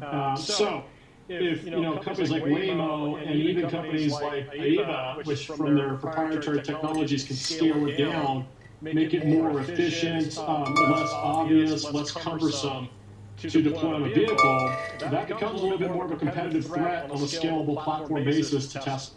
So again, I think this is interesting because NVIDIA is moving in this direction, but I think what NVIDIA is doing more so, and I could be wrong here, I think that they're actually deploying these technologies across multiple industrial applications, whether it's robotics, automation, factory utilization, and the industrial components to our economy. Very good. Yeah, and I do think that so many great points. Very good, George. Great summation from you and Alex both about some of the differences between, of course, the technology utilized with Tesla, LiDAR, and some of the benefits and maybe not so benefit what we're seeing play out in real time. But hey, Ava having a really nice session up 34% today. Appreciate it to George Tillis, of course, contributor here for the Schwab Network. That'll do it for Alex and myself. For Next Gen Investing for this Tuesday, we have the Watch List coming up next.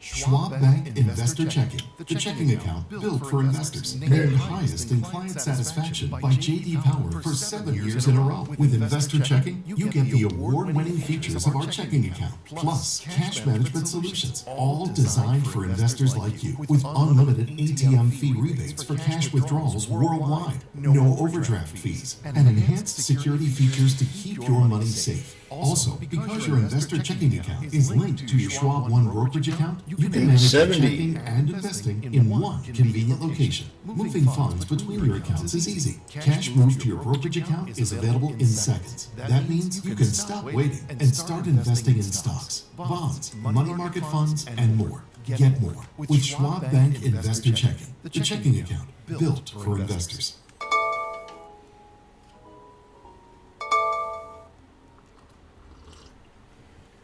Welcome to Schwab Network, where real-time market coverage meets expert strategy. From the opening bell to the closing bell, we've got you covered.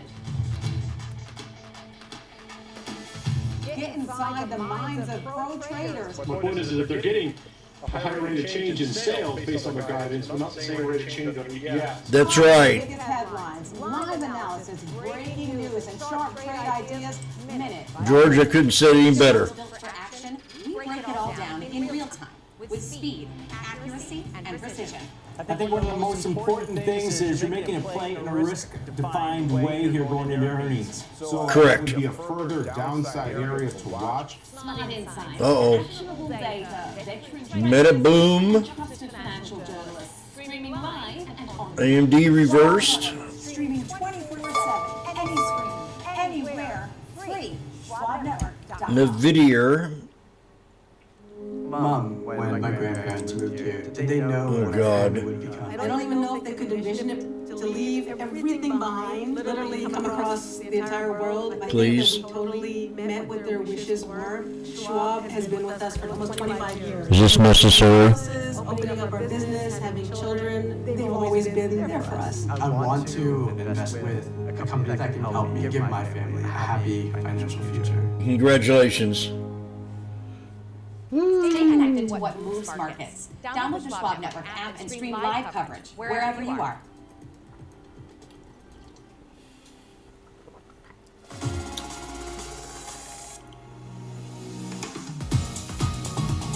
Well, well.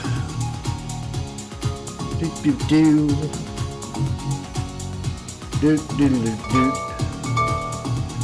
Man, SPY new high. NVIDIA, SPX new high. He ain't messing around.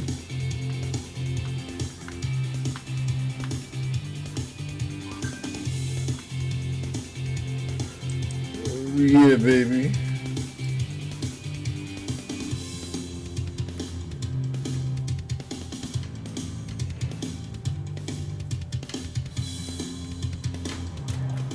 Good afternoon. Welcome to the Watch List. I'm Nicole Pavlidis. It's 2 p.m. Eastern Time. We're glad you're with us. We're live on Corner Walton Broad here at the New York Stock Exchange, where we're seeing a record Dow Jones Industrial Average record, and the rest of the other averages not too far off.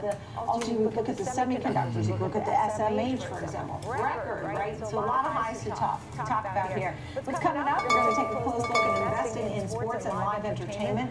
The team from Gabelli Funds and the firm just launched a new ETF trying to take advantage of those revenue streams. Then it's Technical Tuesday, and Kevin Horner is standing by. Let's take a close look at the charts for the S&P 500, Rivian, and Intuitive Rivian. A panel will examine those defense stocks after they were captured Venezuelan President Nicolas Maduro over the weekend. A lot to discuss. Speculative. From commodities to even Bitcoin is a story. SPX new high. SPX new high. Throughout the day, I mean, if you looked at an intraday chart of the Dow, you would see it's moving higher. It's 101. And right now, the Dow is up 486 points, 1 full percentage point, 49,463, getting closer and closer to Dow 50,000. The S&P is at 69.43, gaining 41 points, and the Nasdaq is up right there, 221 points. That's up 1.7%. So definitely a great move here for stocks today. Oil and gold are mixed. Oil's at 57.34 the barrel, down about a buck. And don't forget, it did get a little jump on the Maduro news. And then right now, gold is back higher again. It's at 4,498. So it's up 1%, getting close there to 4,500 again, right? It had hit some recent highs. Silver's also been moving higher, etc. In the meantime, we have a big picture of what's going on with the markets, and Kevin Hinks, host of Fast Market Schwab Network, is joining us. He's live at the CBOE, and the Consumer Electronics Show has been underway in Vegas. And I was just noting that the SMH is at a new high. I mean, these semi names and chip names, I mean, stocks we could look at, that's also at a new high. Your thoughts? Memory stocks on fire, Nicole, and here's why. Adding to it, Jensen won about 20 minutes ago at CES said the memory bottleneck is severe. What's happening here is they're running into supply constraints. Meanwhile, demand for memory chips is exploding. Therefore, stocks like Micron, SK Hynix, some others, let me give you some of the other names.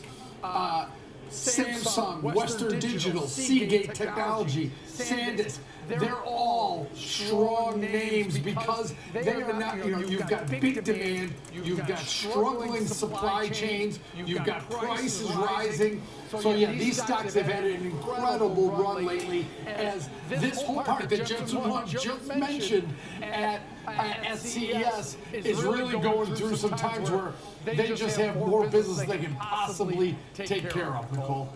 That's right. All-time highs, all the best performers on the S&P 500. SanDisk is up 24%. Okay, here we go for a little bitty pullback to the 9. 13%. No joke, you are 100% correct.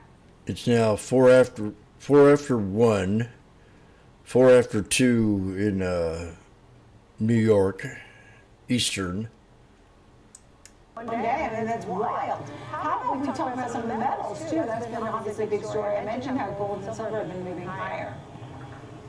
Similar story in precious metals, right? They're relying on a combination of tight supply, strong industrial demand, especially from AI, electrification, geopolitical tensions, potential tariff threats, and all these things, all these risk-off central banks buying interest rates. It's like a perfect storm of events leading to higher metals prices. Silver, copper hit new record highs, gold coming back closer to 4,500, platinum and palladium, two more industrial metals that are being used. So I don't know when this is going to end, Nicole, but boy, the metals, the precious metals, gold and silver, the most high profile of the two, just off to the races.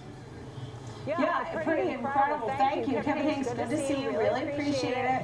On a record high day here on Wall Street. All right, let's get a look at the bigger picture. Kevin Mom's with us, President and Chief Investment Officer at Hennian and Walsh Asset Management. Thank you for being here.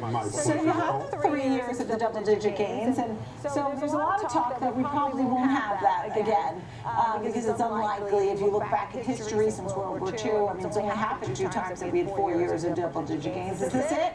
Do we get the 4th year? I think we get a 4th year of this bull market run, and I do think we hit the low level of double digits in 2026. And we'll get there because of all the additional money that continues to be spent in certain areas, whether it be AI infrastructure, whether it be aerospace and defense, whether it be power or energy solutions, and now as we're finding out, healthcare innovations through the acquisitions of small cap biotech stocks. I think those 4 areas are going to drive the markets higher. If we don't get 2 Fed rate cuts towards the second half of the year, that could be another tailwind, but look out, Nicole. We also have midterm elections coming up, and that could add some more volatility. That's what I was going to ask you, because mid-year, midterm elections often don't bode well for stocks. Yes. So are you worried about that, or do we run up and then pull back? I think we're going to have a lot of starts and stops throughout the course of the year. I think we'll have more downside volatility in 26 than we had in 2025. But I think each one of those short-term bouts of volatility is going to be met by cash coming off the sidelines and unfortunately likely following the same areas of the market that drove the markets higher over the last 3 years, the Mag 7, the AI trade. And what we're seeing now is a broadening out of this stock market rally, and that's what investors should start looking at, whether it's utility stocks, whether it's regional banks, whether it's areas in industrials. There are investment growth opportunities that are out there that aren't too richly valued right now. When we talk about sectors, I mean, let's just start with the sector that Kevin Hinks brought to us, and we were looking at all of these chip-related names. SanDisk up 24%, Western Dig 15%, Seagate, was up 12%, Micron's up 7%. Pretty amazing. What do you think about this kind of day? Do you do anything on this kind of day? Do you have advice? Do you take money off the table? What do you do? My advice is that should serve as a reminder that the AI revolution is alive and well. There's still an insatiable demand for chips. There is more demand than there is supply, and that should keep the semiconductor and chip stocks moving higher throughout the balance of 2026. But some of those are trading pretty rich already. Do you want to get in at these levels? NVIDIA, we can't not mention NVIDIA at this point in time, even though NVIDIA... Which actually is a down arrow today. Right, but they're actually broadening out beyond chips into their data center business. We know they're going into autonomous vehicles and robotics. So they recognize that the chips game is a very ultra-competitive area of the market right now, and they're broadening and diversifying out. I think some of these other chip makers should as well. A lot of folks are really betting on rates coming down. At the same time, where are the rate cuts? I mean, right now, so many folks maybe think there's one. Is 25 bips going to bring us down? Right now, we're 418 today. We've been in this range. I mean, we did drop below 4% at one point over the last month, but for the most part, I mean, you could say 415, 418, and that's what it is every day. Do you expect it to come down?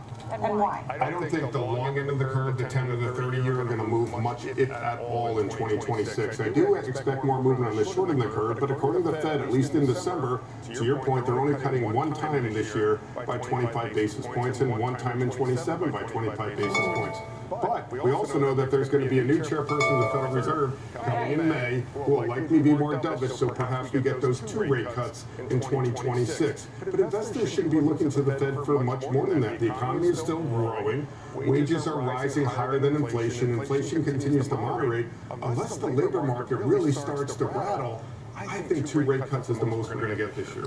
So we've talked a lot about some of your themes here. The demand for power solutions. You have Duke Energy and Nextera, right? And then for AI infrastructure, you have Comfort Systems or MCOR. Tell me a little bit about one of those 4 names. Sure, let's start with Comfort System. Comfort Systems in the industrial sector. They supply heating and cooling solutions to warehouses and data centers. Stock was up over 100% last year, and they were just added to the S&P 500 at the end of last year, which is another tailwind for them. A benefactor for all of this data center building and construction that will continue.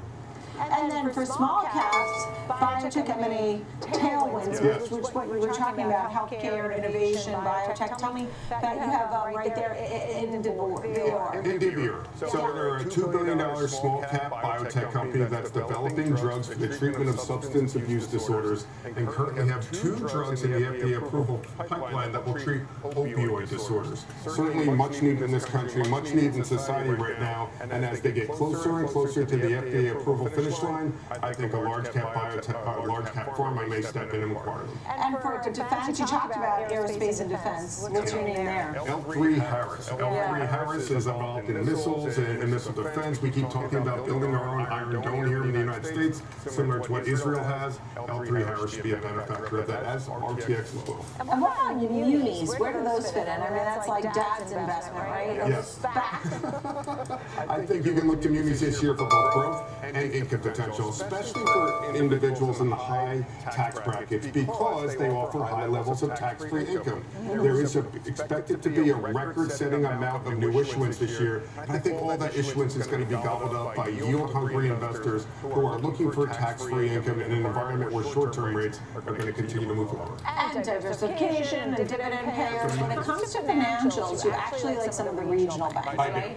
Like, are you looking at what, KBW or KRE, Yes. or there's certain names? There are certainly some names underlying, as opposed to playing the index. You could invest in a broad-based ETF, but you want to look for regional banks that have strong dividends, that have strong balance sheets, and may actually be acquired by some of these money center banks in the upcoming year. I don't know if I have one single favorite right now, but I would invest in a broad basket of them, perhaps 30 different names to address that area of the market. Because you feel like there's going to be consolidation. I think there'll be consolidation. I think there'll be more growth. And as short-term interest rates come down, there'll be more lending activity, and the regionals will benefit from it. All right, Kevin Monahan and Walsh Asset Management. Great to see you. Thank you so much, and Happy New Year. Thanks, Kevin. Coming up, Options Corner. Rick Jaquette standing by. He'll highlight unusual options activity from the day and how investors looking to trade on recent news of Alibaba, Microchip Technology, and Sendus. We'll be right back.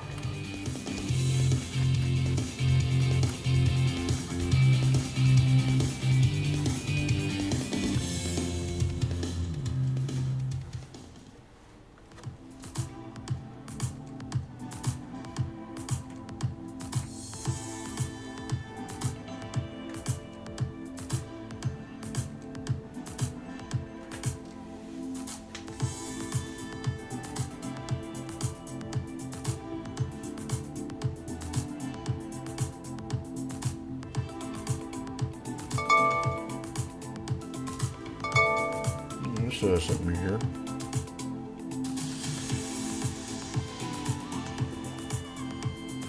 All right. That's perfect. Oh yeah. No video. Oh, ouch.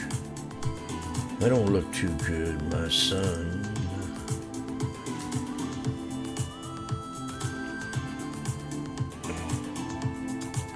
Well, 2:13 Eastern. That's the way it is sometimes.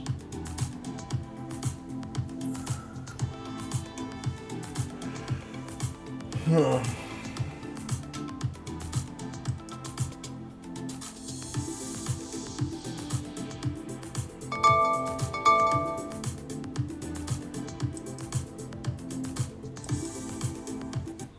Whether you're an experienced investor or just getting started, Charles Schwab offers a webcast that's right for you. Are you a long-term investor? Our investing webcast series breaks down different investing styles, including growth, value, income, and more. Best of all, you can ask questions by chatting directly with an education coach. It's interactive learning at its finest. Tune in live or on demand. Head over to schwab.com/coaching and start learning today.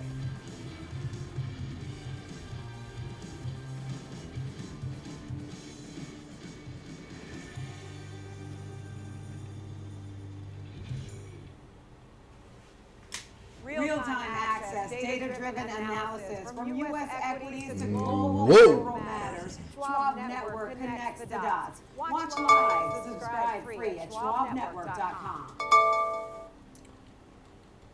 Believe me, when it comes to investing, you'll love Carl's Way. Take a left here, please. But there's a Carl's Way is the best way. Is it? At Schwab, how I choose to invest is up to me.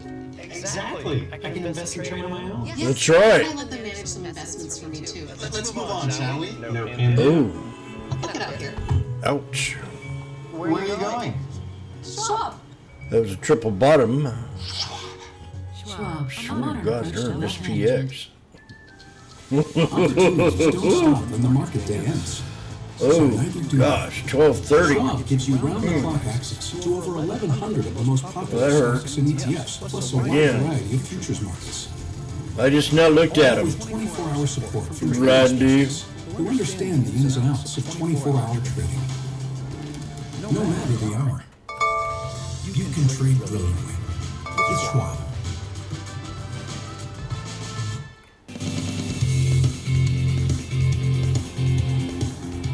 Welcome back to It's the not Watch fair. for options corner, where we analyze the usual options trades that we're seeing throughout the day. Everybody loves to see what's going on here in options corner today. Rick Ducat joins us, and taking a look here at Alibaba. Alibaba has been in somewhat of a downtrend. There was a time it was the most exciting stock. People loved it. Now what? What are we looking at when we look at this stock, and what trade did you find? Yeah, not a lot of specific news for this one today here, but Alibaba's becoming one of those companies that's getting increasingly difficult to kind of nail down specifically what it does. It's e-commerce, digital retail, video platforms, logistics, mapping and navigation, entertainment, grocery delivery, medical products, healthcare, mobile, you know, I mean, the list goes on. Not even to mention the important one recently is that they're also making AI computer chips now. So what we saw here specifically with Baba is after we had this news, you can see that big surge to the upside and the announcement they're making chips. We Something right here, man. high point that we saw. Oh, we just hit resistance. That little peak that we saw. So now traders with bullish outlooks. Okay, you traders out there with a bullish outlook, listen to what I got to say. The /ES just hit my resistance level of 698850. Repeat, 6988.50. And that would be the /ES. From here on out, we need to see what kind of problem it has. Uh-oh, what's sickening?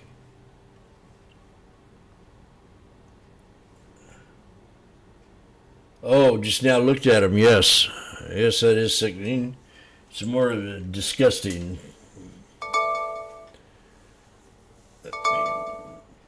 $20. Okay, get ready.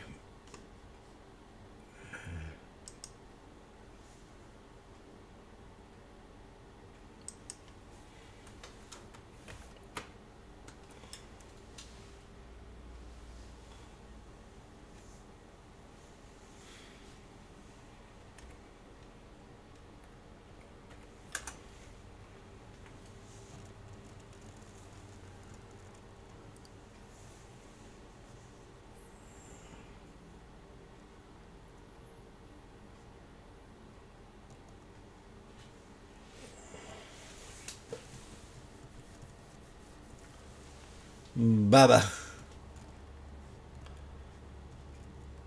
Really the fuller part of that upper boundary there. Sizzle today, 0.7 at the time I checked. Okay, what's your SPXs and your SPYs? This single trade, though, was about 6% of the total options volume in this name. I'm going to pull back, I'll do it here. All right, well, thank you for that. I mean, I know the high was 192. It's come off that. That's true, baby. We really need to think more and more about Alibaba and all the AI plays. What a move, 6 months, 40%. Let's talk about SanDisk. We were just talking about some of these names hitting new highs. SanDisk is up 12% today, new highs. What are your thoughts here, and what kind of trade did you find? Yes, the top performer in the S&P 500 as well when I checked here. Chip makers in general showing quite a bit of strength today. A lot of names at the top of the list in in the green are various chip makers here. But the memory names, once again, are kind of the best of the bunch here. Names like SanDisk, Western Digital, Seagate Technologies, Micron, etc. here. Not really specific to any of these names, just general bullishness about tech and chips. We also had Jensen Huang's comments yesterday about NVIDIA's new chip package. So that was kind of perhaps a potential sympathy move here just from this general insatiable demand for this sector here, as we talked about previously on the show.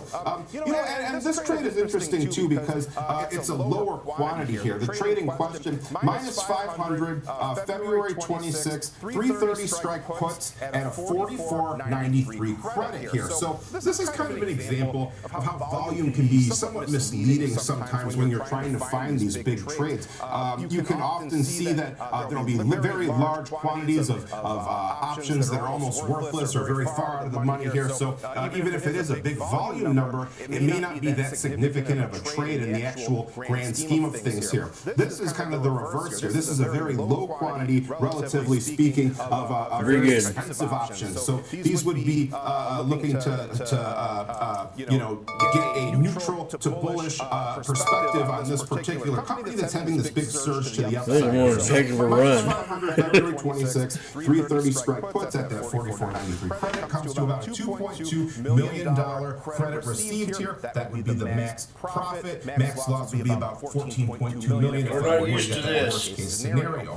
51 days out here, we can see as well that our break even, 285.07, about 15% to the downside. That area matches up with the old. We're not used to this. Previously in this name as well. So that seems like, again, a notable point to be looking for things to solidify if we do get a downside move. The old resistance becoming new support going forward in this name here. So expected move is over 29% here for this time horizon. So almost $100 of expected move during those 51 days. So a volatile name to be sure, at least according to the market's expectations here. This trade, not a significant amount of the total volume here, but the sizzle in this name, 7.5 at the time I looked here. That means 7.5 times the 5-day moving average of options volume. So significantly above average activity there. Yeah, and I like that you mentioned the winner that it is on the Dow. It's at 23.5%. I wanted to get that 100% correct. So it's the best performer on the S&P 500. And the S&P 500 is now hitting a day high also.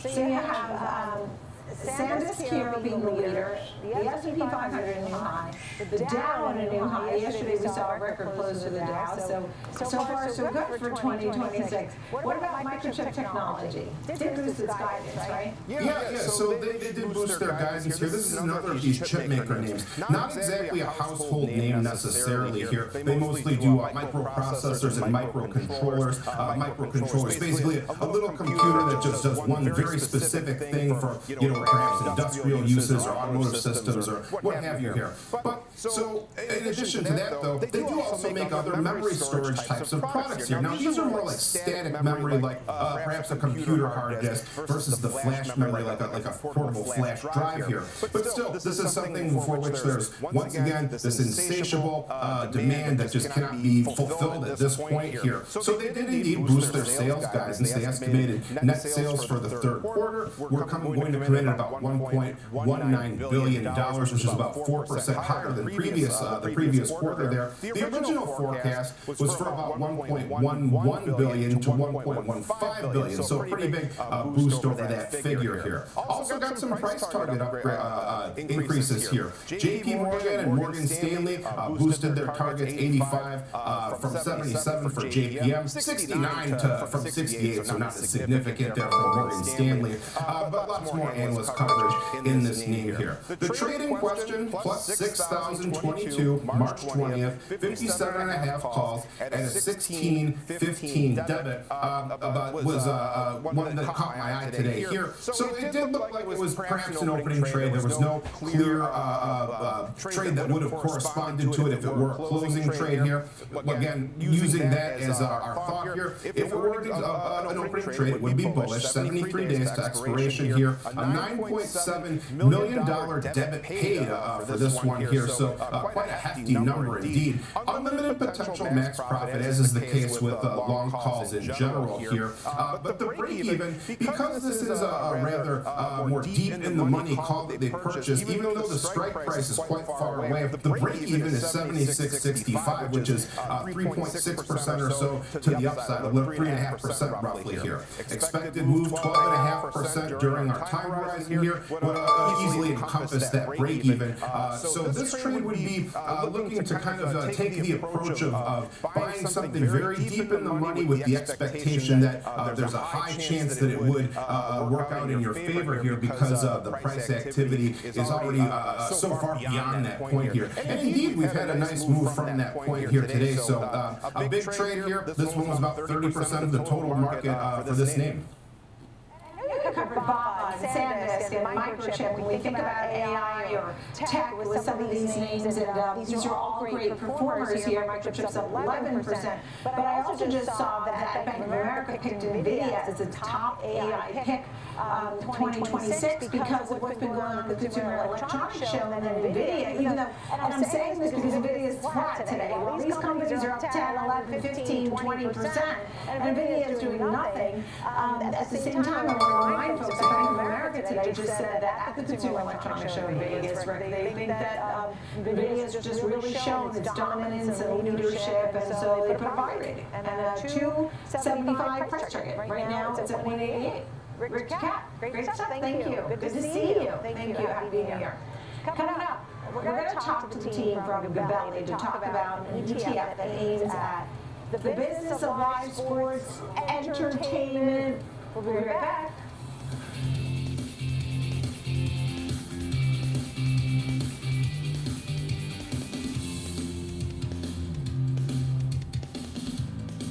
Kick off the morning with data and decisions moving markets. Morning Trade Live breaks down the macro moves driving the price action, from Fed policy to global growth to inflation prints and geopolitical risk. Smart, fast, and always live from Wall Street to your screen. Morning Trade Live, where the markets meet the macro, weekdays at 10 a.m. Eastern on Schwab Network. Whether you're an experienced investor or just getting started, Charles Schwab offers a webcast that's right for you. Do you like using charts when analyzing your stocks? Our technical analysis webcast series breaks down different charting techniques, like trend analysis, price patterns, moving averages, oscillators, and much more. Best of all, you can ask questions directly to an education coach. It's interactive learning at its finest. Tune in live or on demand. Head over to schwab.com/coaching and start learning today.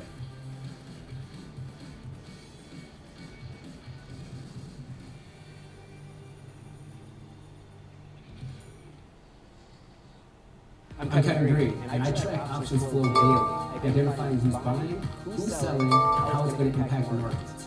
Watch live on Schwab Network at schwabnetwork.com.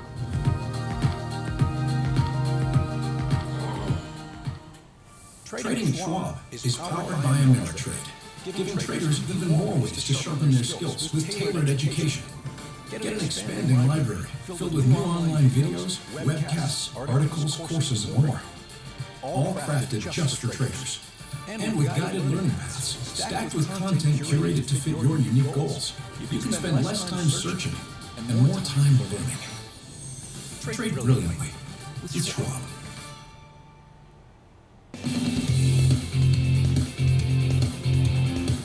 Welcome back to Watch List. We are live on the New York Stock Exchange. Here's a few market movers for you right now. Looking here, Wolf Research adjusting price targets in 3 mega caps today. The firm raised Alphabet to 380 from 350, lowering Meta to 800 from 850. Cut the price target on Amazon to 275 from 305. But calling them all outperforms. Wolf saying 2026 could be another positive year for these stocks.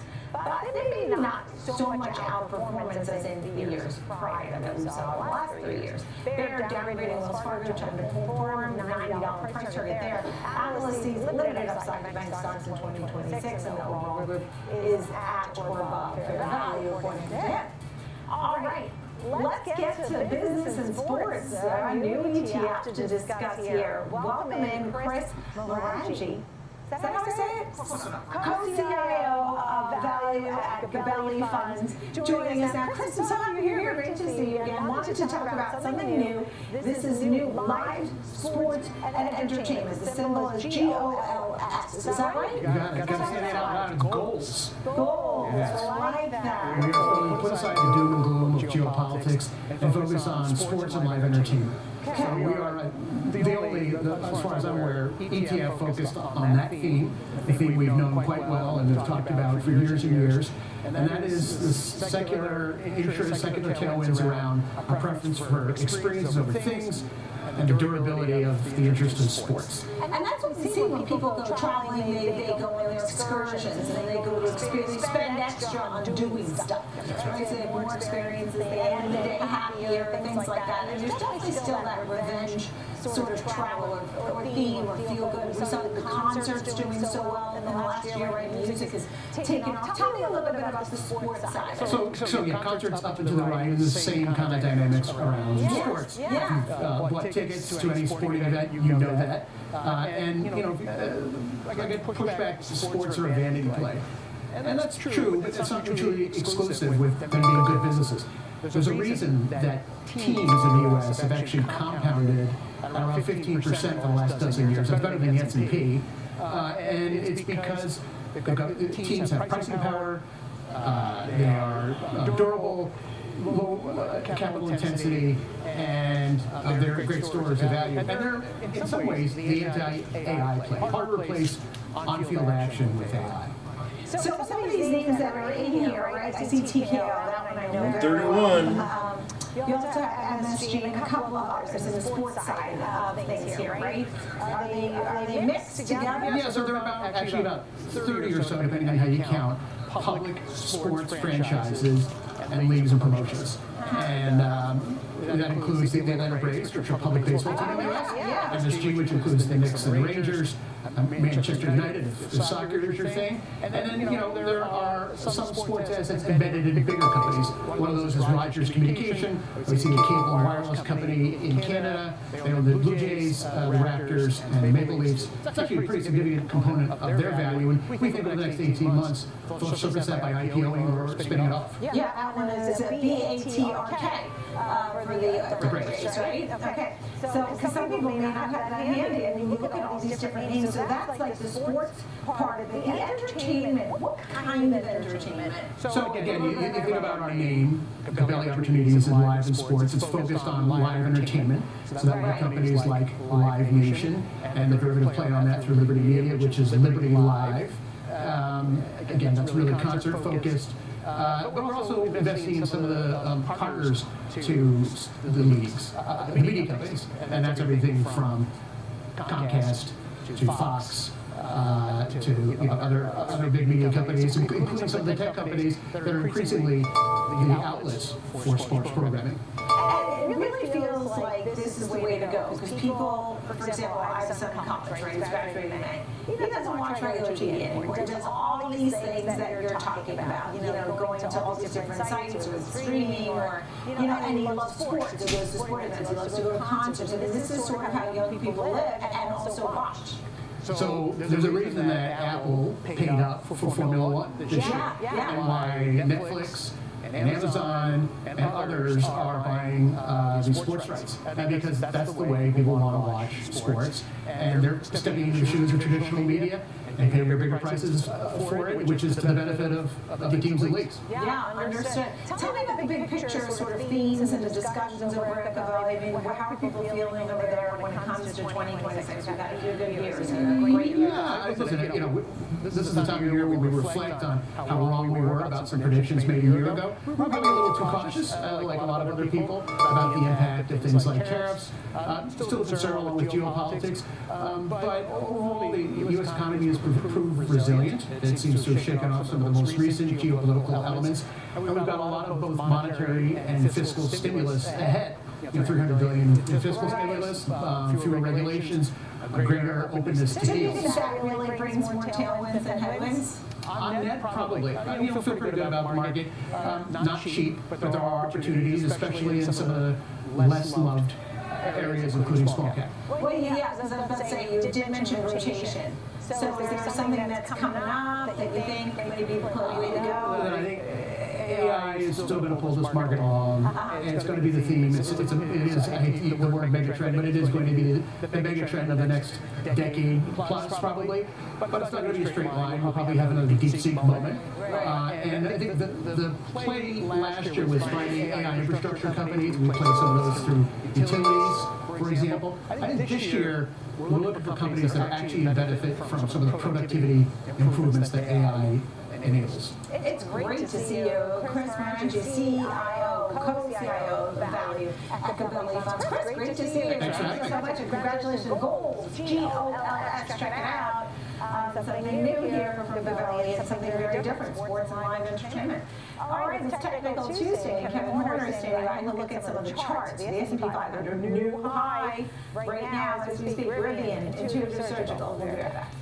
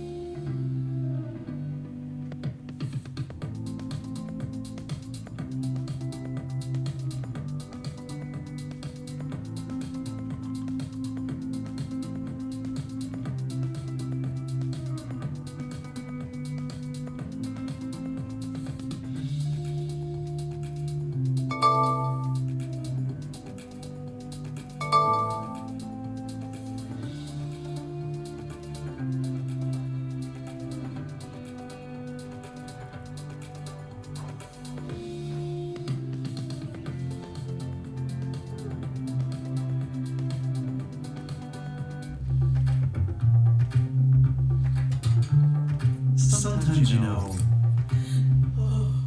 you could have done better. Same goes for where you invest. Level up and invest smarter with Schwab. Real-time market moves, earnings breakdowns, and trade-ready insights. Follow me on _Vargas and connect with me on LinkedIn or Instagram for more. Trading at Schwab is powered by Ameritrade, unlocking the power of Thinkorswim, the award-winning trading platforms. Bring your trades into focus on Thinkorswim Desktop with robust charting and analysis tools, including over 400 technical studies. Tailor the platforms to your unique needs with nearly endless customization, and track market trends with up-to-the-minute news and insights. Trade brilliantly with Schwab. Dad, I have a question for you. Sure. When did Granddad first start investing? Granddad had an account with Schwab before there were branches in the area. He really started with nothing. He worked hard, and after he passed away, the torch has been passed to me. And my advisor, Jennifer, she was with me with the journey, helping with the estate distribution. The two grandchildren planning for their college educations. Someday it'll be their turn. Trading at Schwab is powered by Ameritrade, unlocking the power of Thinkorswim, the award-winning trading platforms. Bring your trades into focus on Thinkorswim Desktop with robust charting and analysis tools, including over 400 technical studies. Tailor the platforms to your unique needs with nearly endless customization, and track market trends with up-to-the-minute news and insights. Trade brilliantly with Schwab.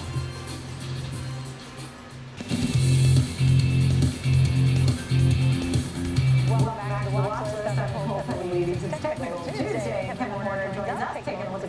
we were just saying, new high intraday for the S&P 500. I mean, the timing here is perfect. So tell us about your thoughts. Yeah, you're absolutely right, Nicole. I was looking at it this morning, putting some notes together. We were up 1/4%, and I was thinking 69.30 looked like a good level for the SPX to work through. And sure enough, worked through it. It did, and we are 15 points higher, sitting around 69.45. It looks like the potential for the new. Are you scared yet? Again, and from a trend standpoint, this is exactly what trend traders are looking for the S&P, of course. New highs, not bearish in nature. So the fact that we are moving off of the 50-day moving average, which we tested pretty much just on Friday of last week, pretty close to it, we've seen new highs yet again. So trend watchers, keeping an eye on the 50-day moving average. I've got that around 68.13 right now. 6800 becomes an important level for us. Under that, it would be potentially considered a broken shorter-term trend. But the truth is, every time we get these pullbacks, we just continue to see higher highs. So my encouragement to traders, don't fight against what you're seeing here. Continue to maintain positions as you're comfortable, of course, but eyeball that 50-day moving average for potential change in the SPX trend. All right, well, we'll watch. I mean, we have new intraday highs here for both the SPX and also the Dow, and everybody's got to get the hats ready. At 7,000 hats, I saw that already for the S&P. And down 50,000, you know, those are going to be a zillion of them. When that happens, right, people are working on it. Let's talk about Rivian crossing the $20 level last month for the first time. What do you think?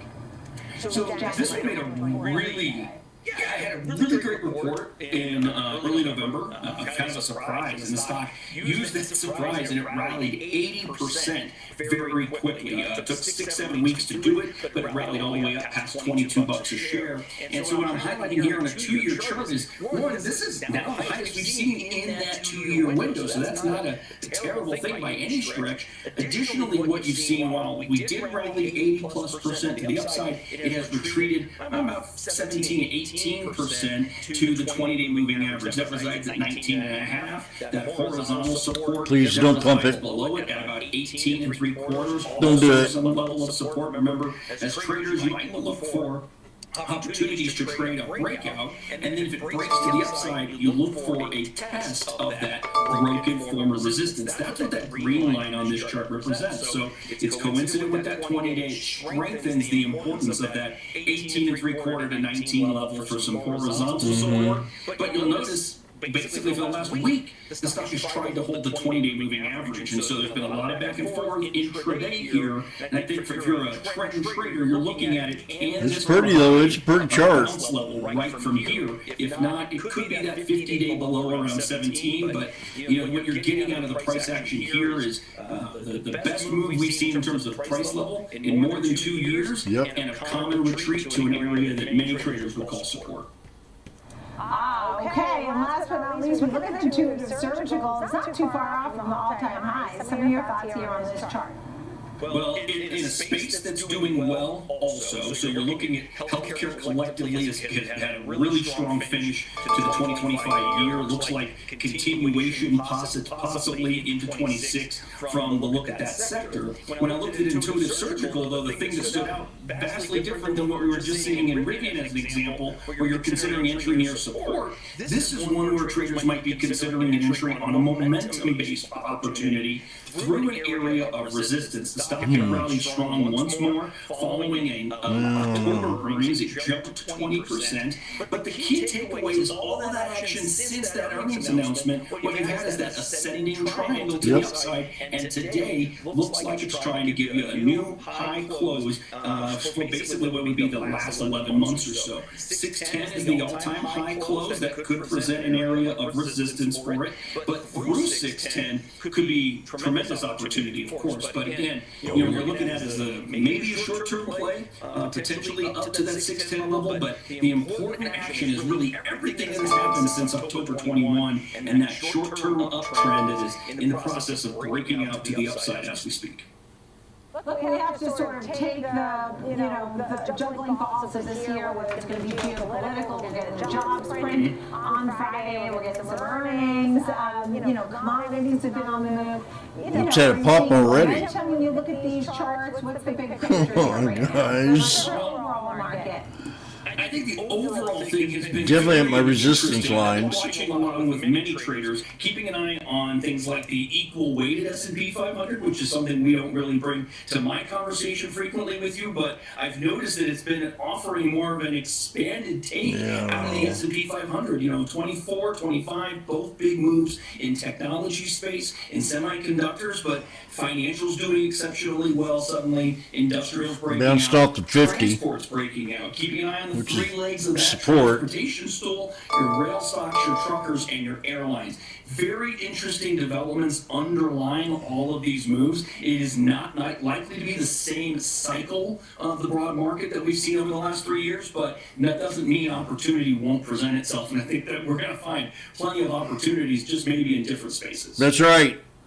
Kevin Horner, thank you so much. It's always great to see you on Technical Tuesday, especially this one. This is our New Year's edition. Thank you. Happy New Year, Nicole. Thanks. All right, coming up, we're going to take a look at defense stocks. Of course, we've had the whole story with Venezuela, Nicolas Maduro, president here, actually in New York City, facing judges and courts. And what happens to the market? What do we need to know in the big picture? We'll be right back.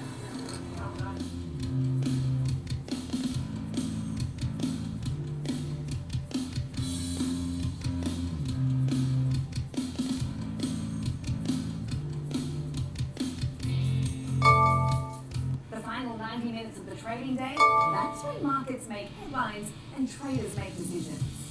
From earnings shocks to sector rotations, we're tracking the catalysts that move markets right into the close. Here on the floor, I bring you real-time sentiment from traders driving the action.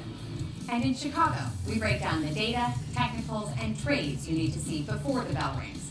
Live coverage of the close every single day. Well, I've already had this charted out. Market on Close, live weekdays 3 p.m. Eastern, only on Schwab Network. Just leave it the way it is. I don't remember when I did it. Opportunities don't stop I don't. when the market ends. So neither do we. Schwab gives you round-the-clock access to over 1,100 of the most popular stocks and ETFs. Oh plus God, a look wide at variety of IWM. futures markets. All with 24-hour support from trading specialists who understand the ins and outs of 24-hour trading. No matter the hour, you can trade brilliantly with Schwab. Hey, investors, you know the market moves, and Schwab is here to help you move with it. So, whether you're buying, selling, holding, or planning, whether you're ETFing or 401k'ing, saving, spending, or even retiring, you can count on Schwab for market insights, live support, powerful trading platforms, and 400 branches. All at your service, all so you can invest your way. Sounds nice, right? I'm Sam Barnes, live from the New York Stock Exchange. When the market moves, we're on it. Getting the reaction, the strategy, and sentiment in real time. Stream Schwab Network at schwabnetwork.com.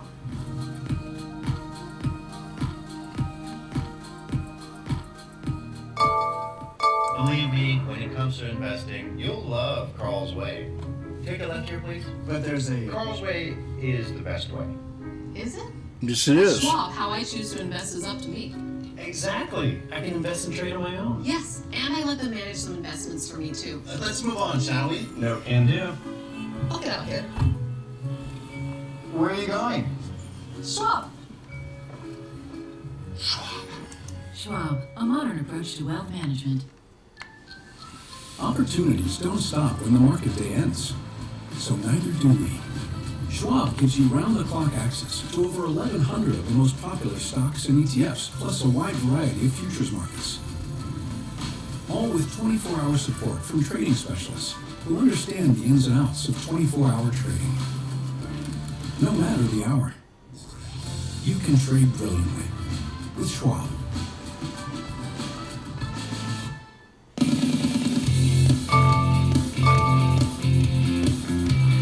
Welcome back to the watch list. We want to focus on the aerospace and defense sector. Also, here, Christopher Davis, partner, Hudson Value Partners, Ben Emmons, CIO, founder of FedWatch Advisors, both with us. Of course, we have the big news of the capture of Venezuelan President Nicolas Maduro and his wife, and it was not expected by folks. In fact, the Caracas Stock Exchange actually jumped more than 16%, and now people are starting to wonder what happens next. I mean, will we see foreign investment? Will we see reforms? Will this be somewhere, instead of being a place where there was no liquidity, does this become a place that people invest in the future? In the meantime, look at the defense operation that happened in order to make this happen. Ben Emmons, your thoughts on, where do we go from here? And you look at defense stocks and anything else for that matter. Yeah, that's right, Nicole. I think that the defense is the name of the game here because, how can you do this otherwise with defense, right? So I think what the thinking in the market is that the president is sort of indicating that this Monroe Doctrine is about, which means that kind of like more dominance of U.S. in the West, with more forceful policy, that defense actually plays a big role. So the first thing you think of is that these big contracts that these companies have, like the Northrop Grumman or the RTX or Lockheed Martin, they're only going to get more money as a result because they're going to have to produce more, right? Since in defense is a big part of the economy here, more than 10% of our GDP. So I think that's the first sort of like thinking in our own stock market of what happens next is that we're going to be more out there trying to come up with another type of situation like this Venezuela unexpected. Now, President Trump hit Greenland, hit Cuba, so people are, I think, thinking about other operations, and I think that's part of the reason why these stocks are up for the last few days. Understood. I mean, Chris, you were talking about, you talked about LMT, right? Lockheed Martin, just this being a global defense story and the trillions that are to come, right? Tell me more about some of the names that sort of jump out at you and why. Sure. I think there are really three things that move stocks in general. It's either investor expectations about the future, earnings growth, or profits growth, margin growth. Okay. And right now you can see from the multiples in defense stocks that expectations are, like Ben was saying, that you're going to have more activity of a military nature in the world. So, I think multiples are pretty full right now. What I think you want to watch as a defense stock investor, though, is which one of these companies can improve or hold on to their margins. Over the summer, we saw a bit of a meltdown in Lockheed Martin, and that was primarily just over, margins and free cash flow. So as we look to earnings in the coming weeks, we're going to want to see, which one of these companies are really able to hold on to their margins, improve free cash flow. I mean, obviously, Lockheed with the Patriot, the Javelin, the HIMARS, Raytheon with the Tomahawks as well as radar. The big thing to look forward to is the Golden Dome project and which companies are going to be involved in that. Our thinking would be you probably would see something like L3 Harris or one of our favorites, Amentum, involved in the Golden Dome as well. Yeah, I saw AMTM is Amentum, and I'm glad you mentioned it because I know that was one of your top picks over there. Ben Emmons, you mentioned Greenland. That was in your note. Do we see more of this action, Greenland, Cuba? I don't know. We have the president talking about the hemisphere here, but there's so much more to it. I mean, do you have any sort of, not predictions or surprises, but what do you think? I mean, are there some plays that you think could happen, really? Yep. Greenland is an important strategic position for the United States, right? Like the way the country is positioned, and the resources that it has. So the bit of research I did today, that I saw like it has significant amount of untapped oil reserves, like 13 billion barrels, according to some estimates. And it has a lot of rare earth minerals as well, which the U.S. needs for defense. Because that's been one of the issues that we've had, that we've been so reliant on China for rare earths, for particularly defense sector. So I do think that Greenland is really in play, but Greenland is tied into Denmark and it's tied into NATO with a lot of specifics there. So the US can just step in there and just take over. That will not happen so easily, but we do have military presence there. So I do think there will be more military presence built there as a sort of a, let's say, defense mechanism towards the eastern part of Europe, particularly Russia, and because President Trump has been indicating that close to that first support have been around Greenland, so use that as a reason while they're making the case, like just like in Venezuela. Guess what? We got all these untapped resources here.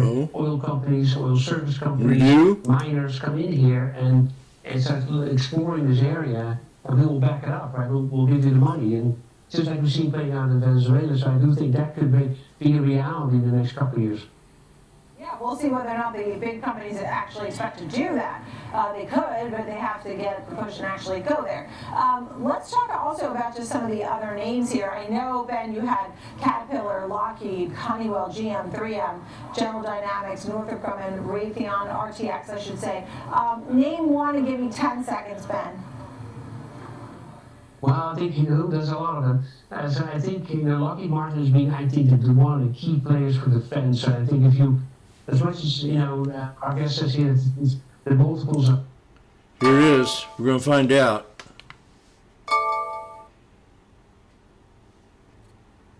Oh, Randy sees it. Randy sees it. Randy knows. We've been around Washboardjim long enough to realize that the 6950s look very sweet. Are we looking at the same damn thing here? For a buck? Are you kidding me? January 6th, 6950s at 90 cents.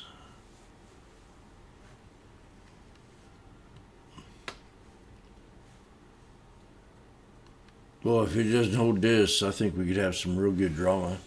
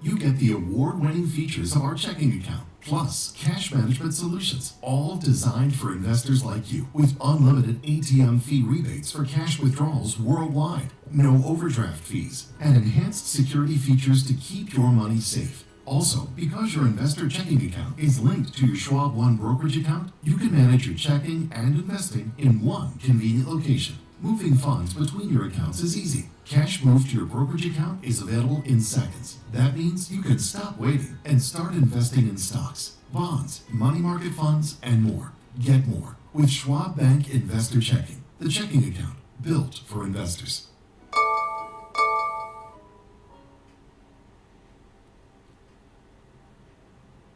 Welcome to Schwab Network, where real-time market coverage meets expert strategy. From the opening bell to the closing bell, we've got you covered. Get inside the minds of pro traders. My point is that they're getting a higher rate of change in sales based on their guidance, but not the same rate of change on EPS. Follow the biggest headlines, live analysis, breaking news, and sharp trade ideas minute by minute. With shows built for action, we break it all down in real time with speed, accuracy, and precision. I think one of the most important things is you're making a play in a risk-defined way here going into earnings. So that would be a further downside area to watch. Smart insights, actionable data, veteran traders, and trusted financial journalists. Streaming live and on demand. Schwab Network, streaming 24/7, any screen, anywhere, free. SchwabNetwork.com.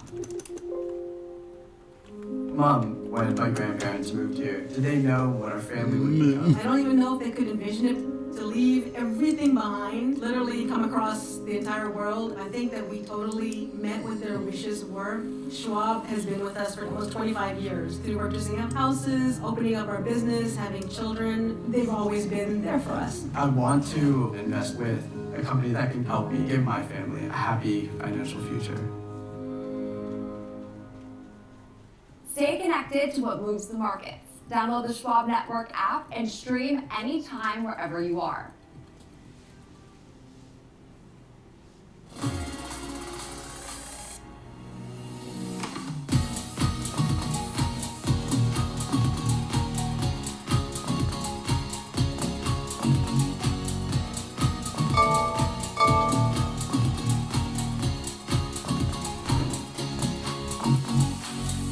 I don't know.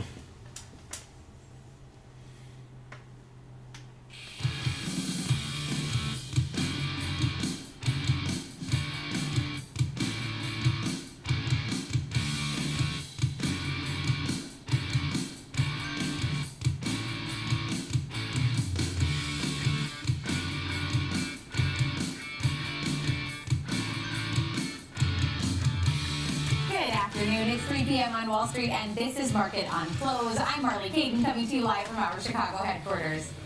And I'm Sam Barnes, coming to you live from the floor of the New York Stock Exchange. Let's take a look at what is coming up on today's show. We'll be joined by the CFO of Oshkosh to discuss the company's latest announcements in AI and autonomy at CES. Later, we'll check in on the commodities and break down what to expect in 2026 from oil and precious metals and the ags.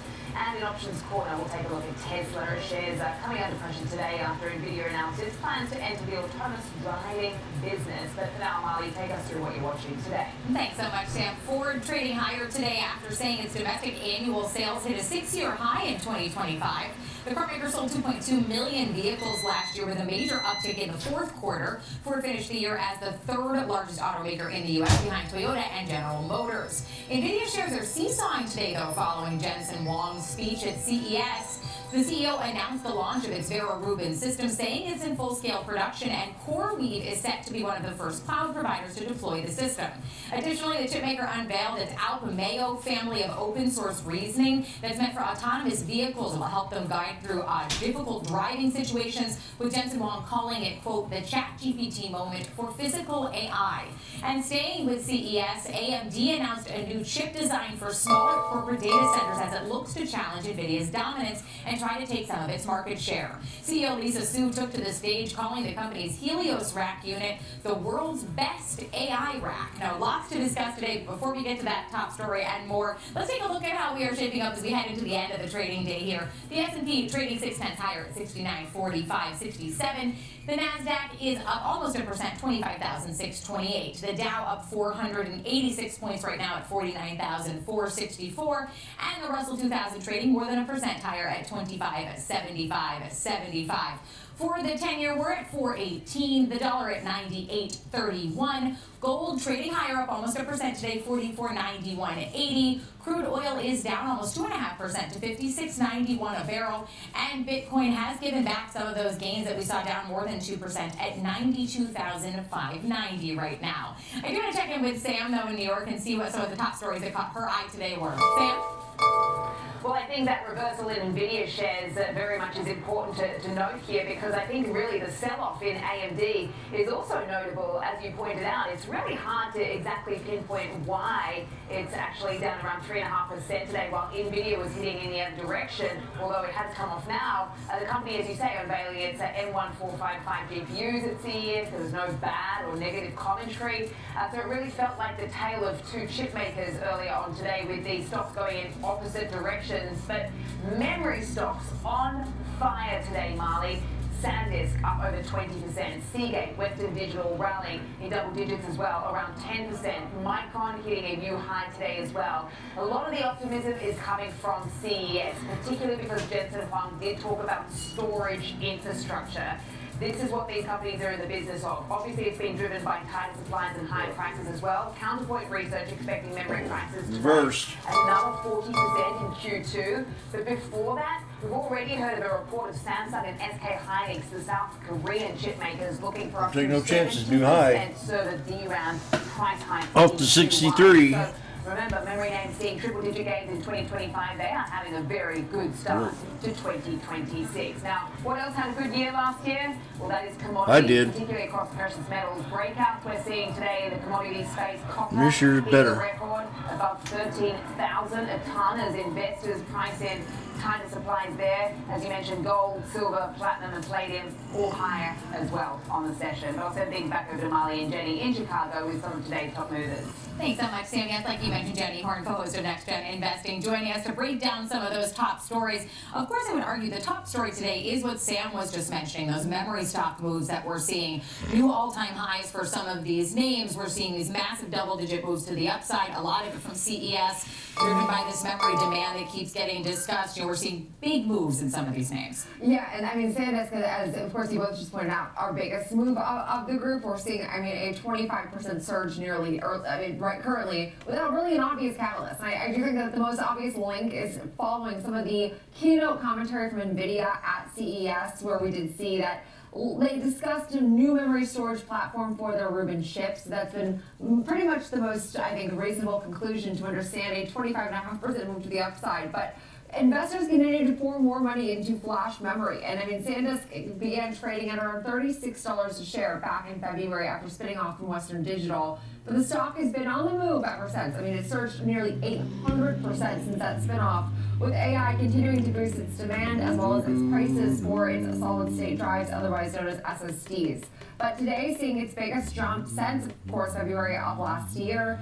And I mean, again, we're seeing more and more of this SSD storage added to AI infrastructure to improve model speed, and so more SSD demand for these systems would imply even tighter supply than we currently see right now. So that would further then boost their pricing strategy. I mean, you're right now, right place, right time. So whether SanDisk can continue to sustain these price increases over the long term is another question. But right now, the street does expect the pricing normalization to occur in at least the next 3 years. But again, no signs of that happening in the intermediate term. And right now, we've seen more and more like upcoming earnings from the likes of SK Hynix, Samsung, have been on investors' minds this week. We hear from these companies at the end of this month. SK Hynix reports January 22nd. But while SanDisk doesn't specifically operate in DRAM, where a lot of the more Korean-based companies are focused, it has been right now a really continual pricing power story for a lot of these memory makers. And I do think important mention is also, your Microns, your Western Digitals, your Seagates, the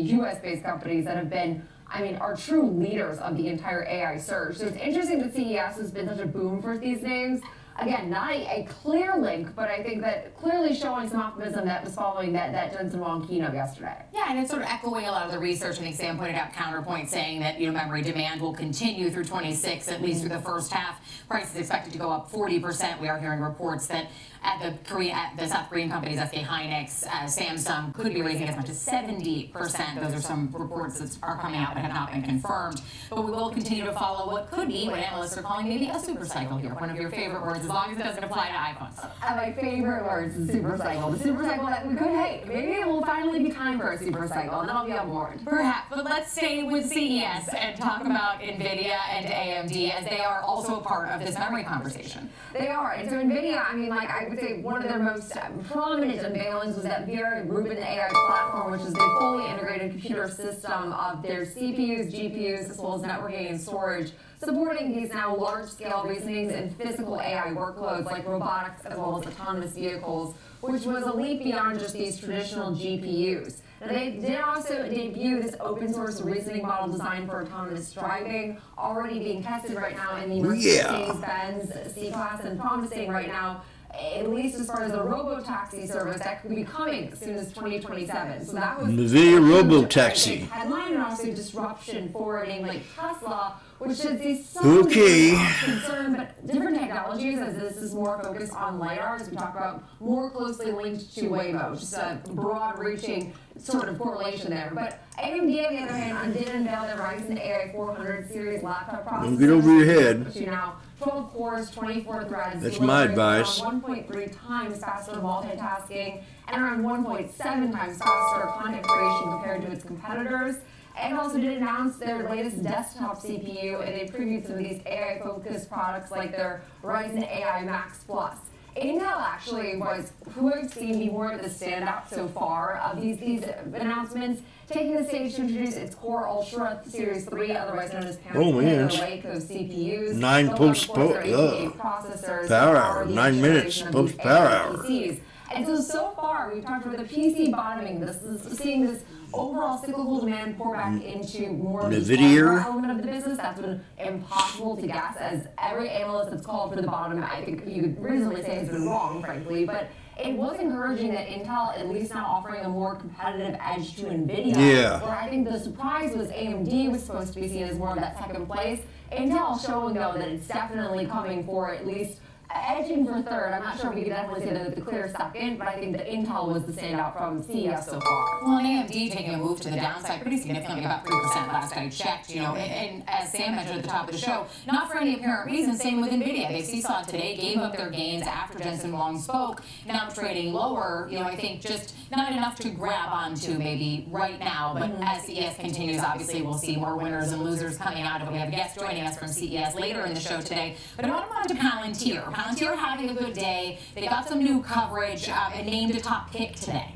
Yeah, this name has become more and more polarizing as the criticism for the longest time has been its valuation. And so Truist is, at least right now, joining the side of the cheerleaders, the Bulls, with right now shares having gained roughly tenfold just over the past 2 years. But Truist sees more gains coming. They initiated coverage with a $223 price target, saying that Palantir actually holds this unique market position in their view, as well as positioning itself well for increased AI adoption through both their government and enterprise contracts. They also noted the company has this domain expertise in data integration and security software, which is now enabling organizations to deploy generative AI on their data as a race to generate, these efficiencies overall in workloads. So all that being said, well, the attention has really been concentrated on these defense contracts with Palantir and as well as other government contracts. There's also been then a focus with the rising geopolitical tensions about the role they could play, of course, with the military action we've seen over the weekend and still to come, I'm sure, in Venezuela. So that was also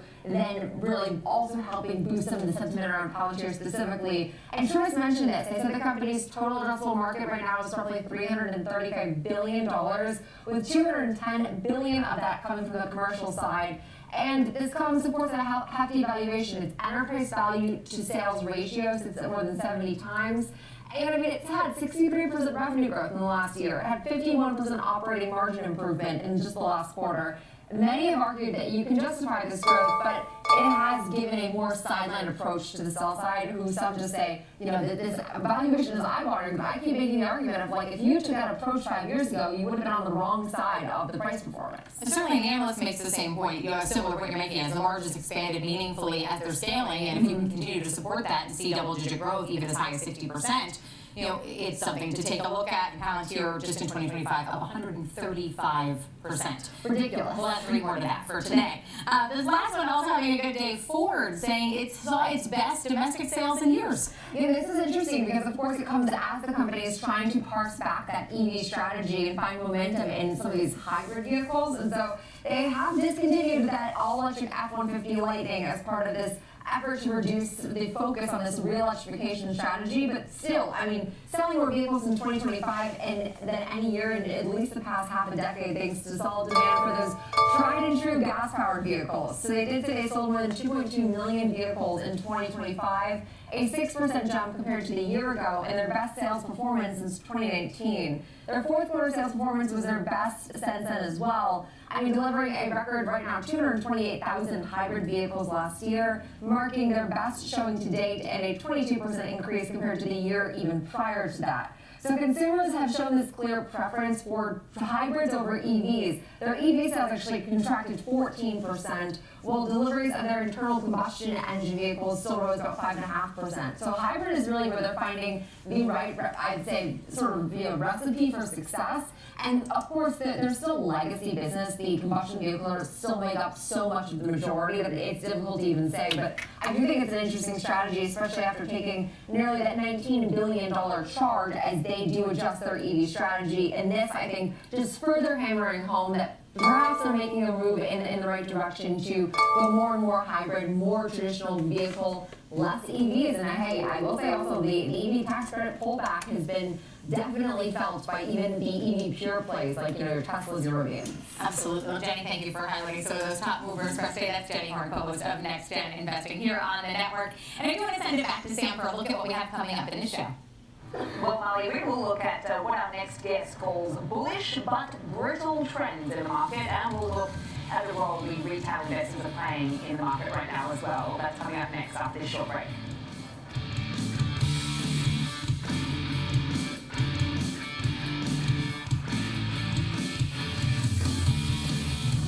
Hey, investors, you know the market moves, and Schwab is here to help you move with it.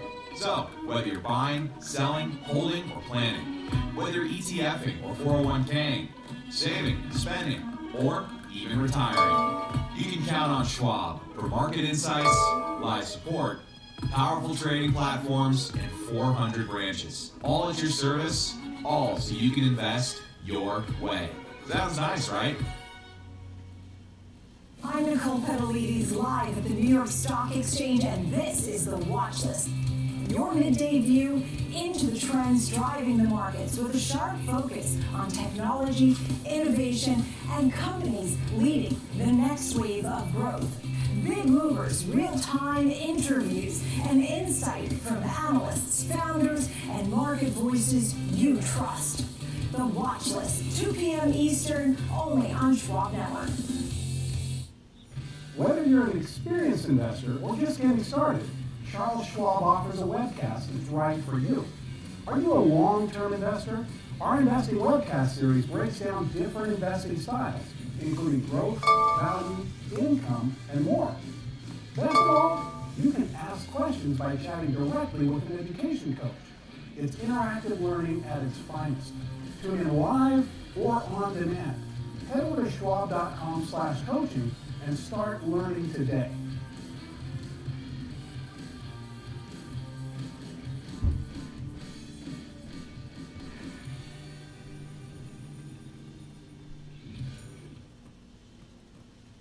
Real-time access, data-driven analysis, from U.S. equities to global macro matters. Schwab Network connects the dots. Watch live, subscribe free at schwabnetwork.com.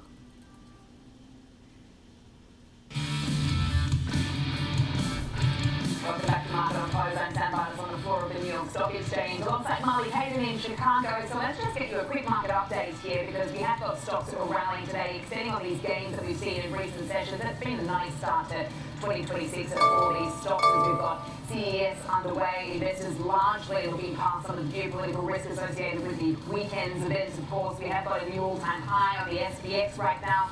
We are up at 69.46 right now. The Nasdaq also up 0.9%. The Dow, a record there as well. We are looking to close above 49,000 today as well. So a milestone there. So we are seeing a nice risk-on day across the major averages. The Russell 2000 also outperforming there to the tune of 1.2%. It had been a bit of a slow start to the day for the small cap trades, but we got up and running throughout the course of the session as we continue to see that rotation. In fact, breadth looking pretty encouraging and supportive today. The US dollar is ticking up. We're at 98 right now. Crude oil all the way lower. We're at $56 a barrel as traders trying to assess what the policy direction is going to look like now that we've seen these developments out of Venezuela. Bitcoin is now on the back foot after that nice recovery we saw above 94,000 yesterday. We're at 92,000 and change. So losing some steam here along with the Spy looking strong. As well, dragging it down with them, and the 10-year yield has actually picked up throughout the course of the day. Look at that, we're at 418 now on the benchmark. Obviously, a lot of data to be packed in throughout the rest of the week. A lot of data. Full on when it comes to to the jobs, the ADP, and of course we'll be getting Jobs Friday as well. So no doubt bond traders waiting for some direction from those numbers. Let's take a look at the sectors because it is a very nice day for technology. Even though we've seen some flip-flopping in the darling Nvidia today, we've seen AMD lower, as I mentioned earlier as well. The tune around 3.5% despite coming out with some positive headlines there. Communication services is our laggard on the day, down around 0.5%. It's a nice target day for discretionary. We've got names like Amazon up. Tesla, though, has been lower, but Staples is higher, 0.4%. Financials having another good day, really extending on from the gains we saw yesterday. That was one of our outperformers on the session. Utilities continues to catch a bid. We need all this energy to power all the AI, the data centers. So that feeds in as a beneficiary in AI adjacent. And industrials also 1.3. Materials also higher in the day. In fact, that is our outperformer on the session, and energy is lower after those gains we saw yesterday. So perhaps a bit of profit taking, a bit of a 69.45. These companies, as far as just how quickly, obviously some of these movements are going to be when it comes to the changing landscape over in Venezuela. Let's bring Marley back into the conversation. Welcoming our next guest. That is John Grace, founder, president, Investors Advantage Corp. Thanks so much for your time today, John, and Happy New Year to you. Bullish but brittle. Unpack that for us.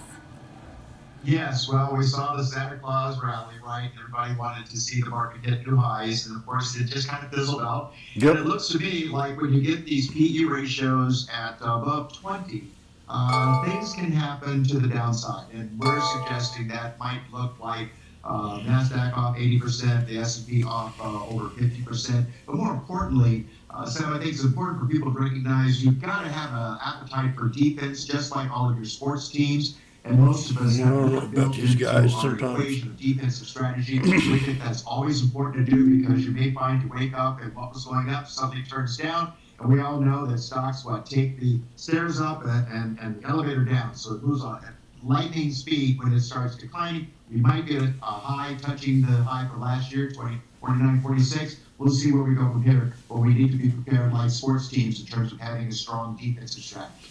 And John, you also make mention that the rally fatigue is real. Clearly the rally continuing beyond Santa Claus, heading back to the North Pole here.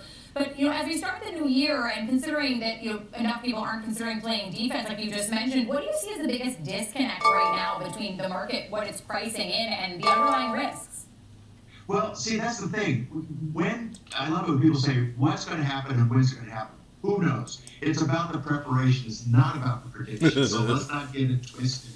We're looking at the market is priced for perfection. There's little that can go wrong here. But let's just look at it this way. This was from Janet Yellen. Of course, you know who she is. And she talked about the $38 trillion of debt we're reaching into for 2026. Now, that may akin to you're driving a nice car. It may be worth way two tons, but you've got 38,000 tons in a trailer behind you. At some point, you can get whipsawed. There's no way the brakes are going to work in this car as you're getting too close to the curb or to the corner, over the cliff, and away we go. So I don't know what the catalyst might be, but we can add tariffs. There's still uncertainty there. Geopolitical environment is very uncertain. Policy uncertainty, and volatility isn't leading, it's just moving on. And let's understand there's always a bull market somewhere, so investors need to be prepared to move where the money is going, because where there is love, there is appreciation, but it may not be in the traditional asset classes that we've all come to. Don't sound good, sir.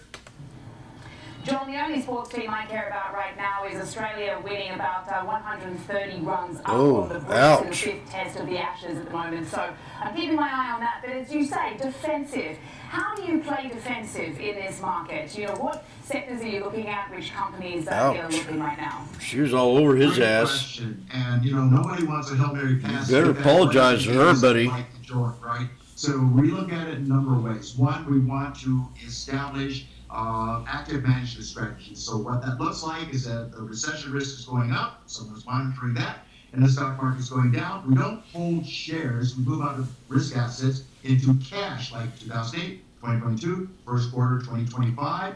That reduces our losses. We don't want to insult people saying you have to live with the losses. That's defeatist. We want to limit the losses. Limit the losses. Set in place long before the bottom falls out. So we like active management. We like greater diversification. We saw this year how internationals did very well this first quarter in 2025, last first quarter 2025. That may continue. And again, many people may have had a 60, 20%, 60, 40% portfolio, but because of all this appreciation, it may be 80% stocks and 20% bonds today. So we've taken on more risk, and as long as the market keeps going up, we think that's a sign of our intelligence. But it's when we see those 40 or 50% losses that occur, which no investor, particularly those taking required minimum distributions, can weather when they're taking increasing withdrawals from traditional retirement accounts and the market falls, as it has twice in the same decade, 50% or more. All right, John, so let's talk about crypto then as part of this preparedness plan. I think it was back in October that you cited crypto as a potential canary in the coal mine scenario here. Since then, we're down a little bit more than, I think, 30% from the peak. What's your thought on crypto right now? Is it an opportunity to buy the dip here? Is it bringing other risk assets down with us, or is this an isolated unwind? Yeah, I think it's more of it's a leader of the pack, okay, to find new lows. You often find the things that go up the fastest and the most come down the fastest and the farthest and the quickest, okay? So I said back in October that it would not surprise me that we did hit a new high. Back in October, I think it was about 125,000, and then yes, about 30% of the decline. But it may be the first shoe to drop, because it wouldn't surprise me. All these things that went up, I called it the orgy of everything, thanks to President Hoover. All right, everything that's gone through the roof makes you feel so intelligent. But it may be that crypto is first, led by Bitcoin. There's no bottom here yet. Along comes silver and gold and stocks, and don't be surprised to see real estate do as well, off 50% in the Midwest, maybe more than 60%. Seems like he's just holding on too long. Prices reverting back to where the bubble began. That might be 2012 for real estate, 2009 for the S&P 500. We want to see it from the worst case scenario, so we might be better prepared for the shock and awe. John, you mentioned international markets and obviously the outperformance. They've got off to a pretty good start for the year. We've seen all-time highs from Spain to Singapore, London overnight, Japan as well. Michelle Gibley over at Charles Schwab has been writing about the fact that the emerging markets outperformed every quarter in 2025. So when you talk about that reallocation, where are you looking exactly? What sectors, which industries, which regions? Yes, well, good question. Keep your eye open, all right? Because no one knows where the puck's going to be, but you want to skate to where the puck might show up, all right? So you need a team who are really looking at things globally to find out where the surprises might occur. And you don't have to bet big, and that's my point, Sam. So many of us have bet whatever we bet, and we never reallocated, we never recalibrated. We don't see that we could be in for a 50% loss. We don't look to see, for example, how badly our portfolio treated us in 08, 2022, first quarter 2025. We simply say, oh yeah, I'm off to new highs. But we don't. We're working with a young lady referral, sitting in her 70s. We found out she held the same positions in 2008 as she reflected on her current statement, her portfolio was off 70%. Now, who's ready for that? So we want to see how bad it got, because if it happened before, it's reasonable that it could happen again. And then we want to look at the endowments. We look at Yale as an example. We find 5 to 6 to 7 different asset classes, and their exposure to any position is no more than 23, 24%. And by the way, last time I looked, their exposure to U.S. stocks was all of 3%. I'm not saying that's a roadmap, but I am saying it does make a lot of sense to follow the smart money and at least see what they're doing, and maybe make our portfolios recalibrated downward from the risky positions, and let's get into things that make for a more solid foundation with 3 or 4 legs under our portfolio as opposed to 2. Waiting. John, some great insight there, and thank you for the preparedness tips. We appreciate them. That's John Grace. Yes, we do. Advantage Corp. And coming up next, we'll head out to Las Vegas, where we'll be joined by the CFO of Oshkosh to discuss the company's latest announcements in autonomy and AI at CES. Market on Close. We'll be right back.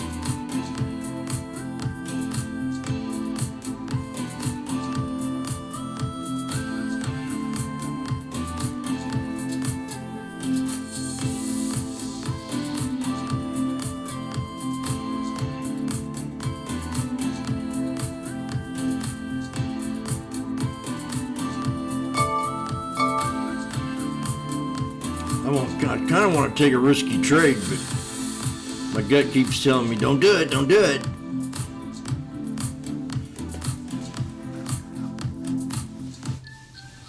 Opportunities don't stop when the market day ends. So neither do we. So I won't do it. Schwab keeps We got you 31 minutes left. to over 1,100 of the most popular Might do a paper stocks and trade. ETFs, plus a wide variety of futures markets. All with 24-hour support from trading specialists who understand the ins and outs of 24-hour trading. No matter the hour, you can trade brilliantly with Schwab. I'm Diane King Hall on the floor of the New York Stock Exchange. When markets react, we are live with analysis that matters. Watch now, only on SchwabNetwork.com.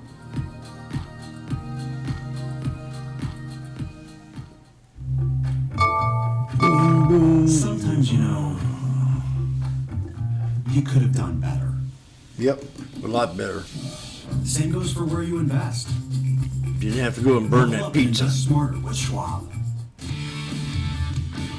Welcome back to Market on Close. I'm Marley Caden here in Chicago alongside Sam Bottis in New York. D.R. Horton under some pressure today after Wells Fargo downgraded shares to equal weight and cut its price target to $155 from $180. The firm says that fear discounting and rising new home inventories confirm that gross margin percentage pressure is here to stay for the home builders. Let's take a look at how the home builder stocks are performing today. D.R. Horton, we just mentioned, with that downgrade and price target cut, down more than 1%, though. Lennar trading higher, though. They are up 0.8%. KB Home also under some pressure, down about 1.5%. And Toll Brothers is mostly unchanged, but just slightly in the red today. Really shifting gears here, I want to bring Sam back into the conversation and head out to Las Vegas. Our next guest, Matt Field, the CFO of Oshkosh, joining us from CES. Matt, thank you for taking the time out of what I'm sure is a very busy day at CES. For Oshkosh, it's your second year here at CES. What is Oshkosh showcasing this year? Yeah, thank you so much for having me today. So we're really happy to be back this year. We brought a number of technologies, some of which we had last year, and we've evolved since last year. So you had some of that in your transition to commercial, whether that's the Harry autonomous refuse robot, whether that's collision avoidance management, but also really excited to have things like our airport rescue fire truck, which is one of the largest vehicles at the show. Electrified, can get on site faster than a normally powered ICE fire truck. But also things like our work on autonomous jet docking and the perfect turn that really can help us all for those of us who travel over the holidays. So really excited to be at the show again this year. So Matt, you've been on our show numerous times, obviously, but just a recap for those who aren't familiar with your company. Obviously, you're in the business of purpose-built vehicles and also equipment, so things like garbage trucks, fire trucks, things like buses, etc. But I'd say when I was a kid, I was fascinated at how the garbage truck driver was able to pull up on the curb and get it so right that they could pick up the garbage so perfectly. So that must take a lot of skill. But this is exactly what you're trying to address, so that AI is doing the work. When everyone's talking about return on investment, everyone's talking about use cases, and everyone wants to see the proof of efficiency. Can you explain how you are helping society and some of the more latest updates that you've come out with? Yeah, that's exactly right, Sam. And your experience is exactly the same as mine, which is those garbage workers or refuse workers on a day-to-day basis are driving all day long trying to position their truck exactly in the right spot to pick up that refuse bin. And with some of the technologies we have here, we've got refuse detection. So when you empty that bin, now we have technology that actually identifies, do you have contaminants in there? And so, very relevant for New Year's Eve. If you put a pizza box, for instance, in your recycling, and they don't know that, then they could have to maybe dump the whole load, and you're not getting as many things to recycle as you might expect. But with autonomy, with AI now, you can actually identify those contaminants. So really happy to introduce that. We have technology that will identify the carts, you're not positioning the carts. So a lot of real world applications that affect people's jobs on a day-to-day basis that we're displaying at CES today. And Matt, how do you decide which technologies to scale broadly versus staying targeted to specific use cases when it can be applied in so many different ways? Yes. Yeah, Marty, it's a great question. It's something we talk about a lot is one of those technology platforms. Can you guys say it again? And bring to Please? market different ways. So, great example. We have a wonderful defense business. Marie? They created what's called a trackless moving target. It's an autonomous target for the military. But that same platform, that same autonomy layer, we have at CES to bring robots onto the airport to help turn aircraft faster, whether that's autonomous baggage handling, whether that's placing the blocks to help planes in place, whether that's guiding planes in. And that same platform is what we use for that available autonomous robot that does refuse. So really using these platform architectures and scaling it to solve real-world problems in the commercial market. Matt, I'm so glad you brought up that other use case because I always freak out when I throw away the recycling and it's got that tiny little bit of arugula or baby spinach still in the corner I haven't been bothered to remove, and I'm wondering how does one remove that when they recycle the plastic. So, really interesting sort of technology that you're in the business of.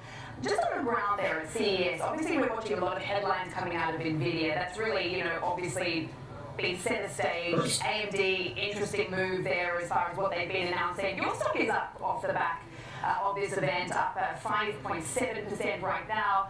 What's been the nature of the conversations there on the ground? What is everybody talking about? Yeah, when people are talking about, certainly NVIDIA, those things come up more broadly at CES. For us, it's really those applications. So, for example, for those visiting the stand today, they would see an end effector that does welding simulation, because we have a technology arm that does construction equipment, and one of your problems is doing jobs at height safely and repeatedly. And so you look at those jobs, and the ability to bring autonomy, robotics, AI, to do, let's say, welding at height or other jobs in very specific locations with repetitive motion. So those demonstrations people get really excited about because they can envision the benefit that brings to construction firms and to jobs, because you're doing difficult jobs in safe and effective ways. You're helping constraints on labor. And so there's just a lot of applications where you can bring this technology to solve really difficult problems. Matt, looking specifically at Oshkosh and some of your numbers here, you're laying out 13 to 14 billion in revenue, multi-year backlogs that support roughly half of your targeted growth in 28. How strong is demand visibility right now for Oshkosh?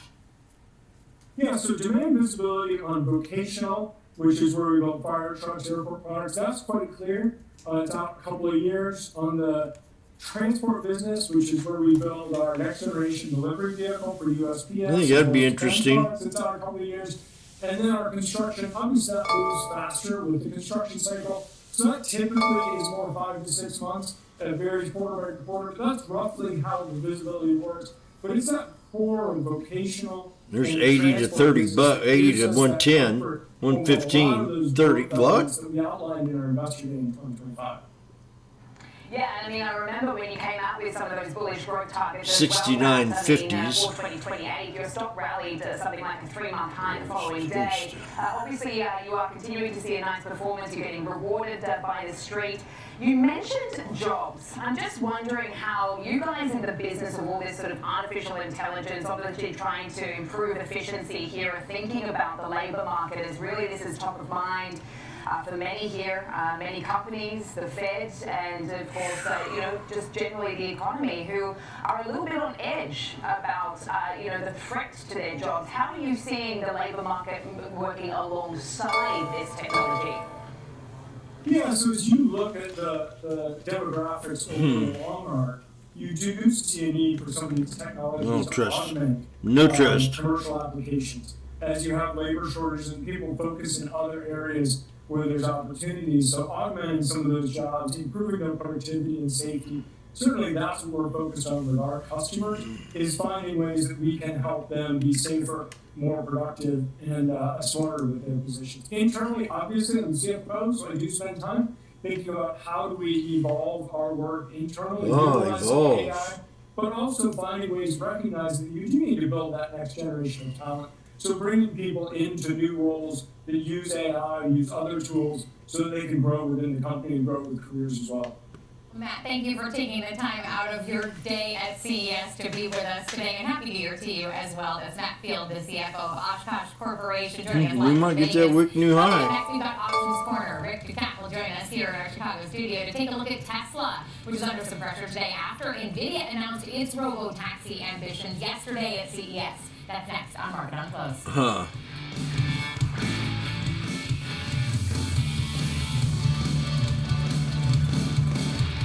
I don't know what to think about that. Kick off the morning with the data and the decisions moving markets. Morning Trade Live breaks down the macro moves driving the price action, from Fed policy to global growth to inflation prints and geopolitical risk. Smart, fast, and always live from Wall Street to your screen. Morning Trade Live, where the markets meet the macro, weekdays at 10 a.m. Eastern on Schwab Network. Whether you're an experienced investor or just getting started, Charles Schwab offers a webcast that's right for you. Do you like using charts when analyzing your stocks? Our technical analysis webcast series breaks down different charting techniques like trend analysis, price patterns, moving averages, oscillators, and much more. Best of all, you can ask questions directly to an education coach. It's interactive learning at its finest. Tune in live or on demand. Head over to schwab.com/coaching and start learning today. I forgot to look at. Oh. Okay. I'm Kevin Green, and I track options flow daily. Yep, I know him. Find who's buying, who's selling, how it's No, of him. markets. Watch live on the Schwab Network at schwabnetwork.com.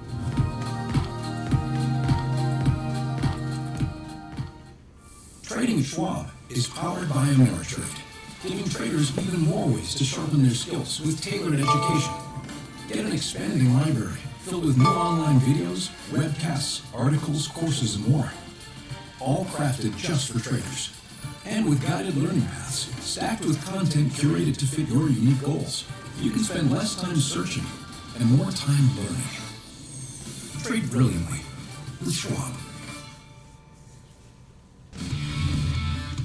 Welcome back to Market on Close. Shares of Tesla under some pressure today after NVIDIA announced its robo-taxi ambitions at CES. NVIDIA CEO Jensen Huang said it's working with robo-taxi operators to deploy fleets powered by its AI chips and drive EV software as early as 2027. Tesla currently is operating its limited robo-taxi service in Austin, Texas, with human safety monitors still inside the passenger seats. That, of course, means it's time for Options Corner. Rick Ducatter, lead market technician, joining us today to talk all things Tesla and some of the movement that we're seeing in Tesla now having NVIDIA. We'll call it a competitor, but that's sort of a loose word. They're not going to be producing any cars. They're just going to be providing the technology inside the taxis themselves. But we are seeing a move to the downside for Tesla today. Yes, a lot of these lines getting increasingly blurred with the increasing scope of these big companies here. Needless to say, any kind of situation where NVIDIA is entering your field as a competitor, I can't imagine that would ever be good news. And, you know, really the news has not been super good for Tesla recently.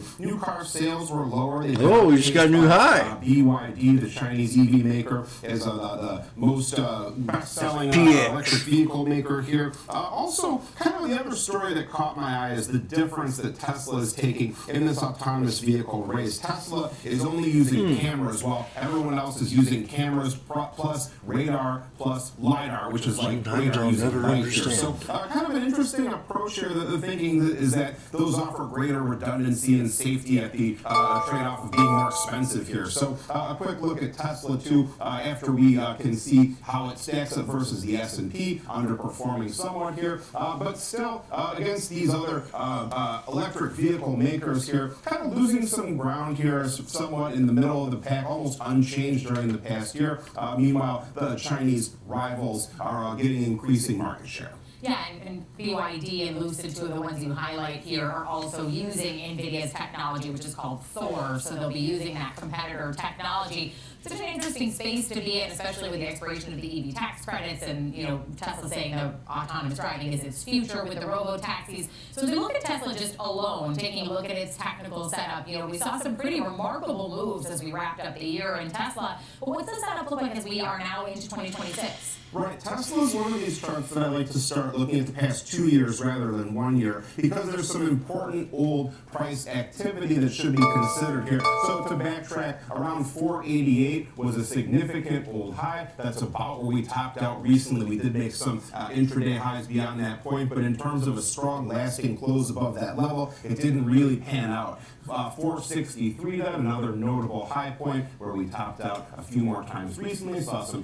gap activity. Then finally our green lines here, 400 and 366. You can see same deal here, notable resistance and support levels. So for now though, our longer term trend line, our blue trend line going up across these lows is still in play despite our declines here. Our shorter, steeper white trend line pointing down off of our all-time highs though, that is still in play as well here. So a bit of a mixed signal here in terms of our trend activity. When we look at our moving averages here, this gives us more of a bearish picture. The reason I say that is because our faster 5-day EMA in blue is crossing below its slower counterpart, our monthly teal 21-day EMA. So now the next one to the other shoe to drop, I guess, would be to cross below that 63-day EMA. That comes in right near 438 at this point. So and actually price activity too, we're on pace for a close below that level as well. RSI moving lower, we're below the 50 midline, we're trending downward, we're making new relative lows.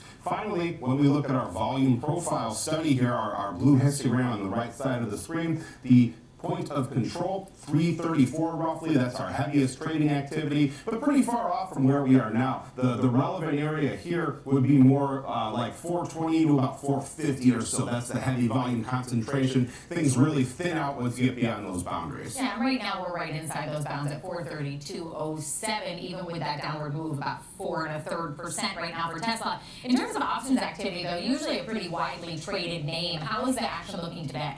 Yeah, to be sure, one of the most actively traded symbols on the market, both in terms of stock and options volume here. February 20th expiration. Not bad. 649 puts. That's our yellow box here. $1 to 145. For that time horizon, 45 days out here. You can see that pretty much matches up with those old highs that we established here before. But about 2.2 million options changing hands today. 56% were calls. The most active expiration here in terms of open interest is January 16th. It's about 1.5 million contracts or so. So very, very. But no parade. There were a lot of very unusual trades as well. Very, very large dollar amount trades. I'll just highlight one. I could spend all day on that segment too. But it was the trade in question plus 11,800 January 16th 540 strike puts at a 106.60 debit, $126 million debit paid almost for this bearish opening trade here with a very short time horizon. So really an extraordinary trade there that caught my eye.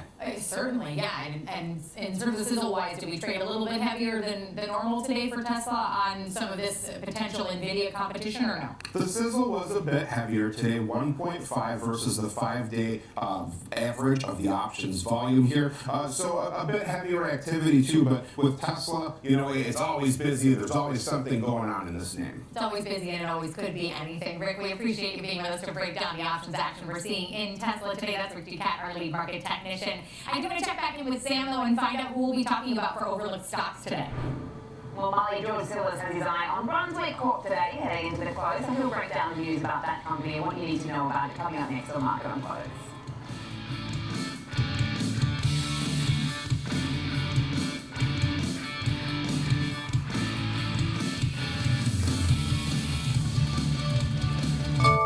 Whether you're an experienced investor or just getting started, Charles Schwab offers a webcast that's right for you.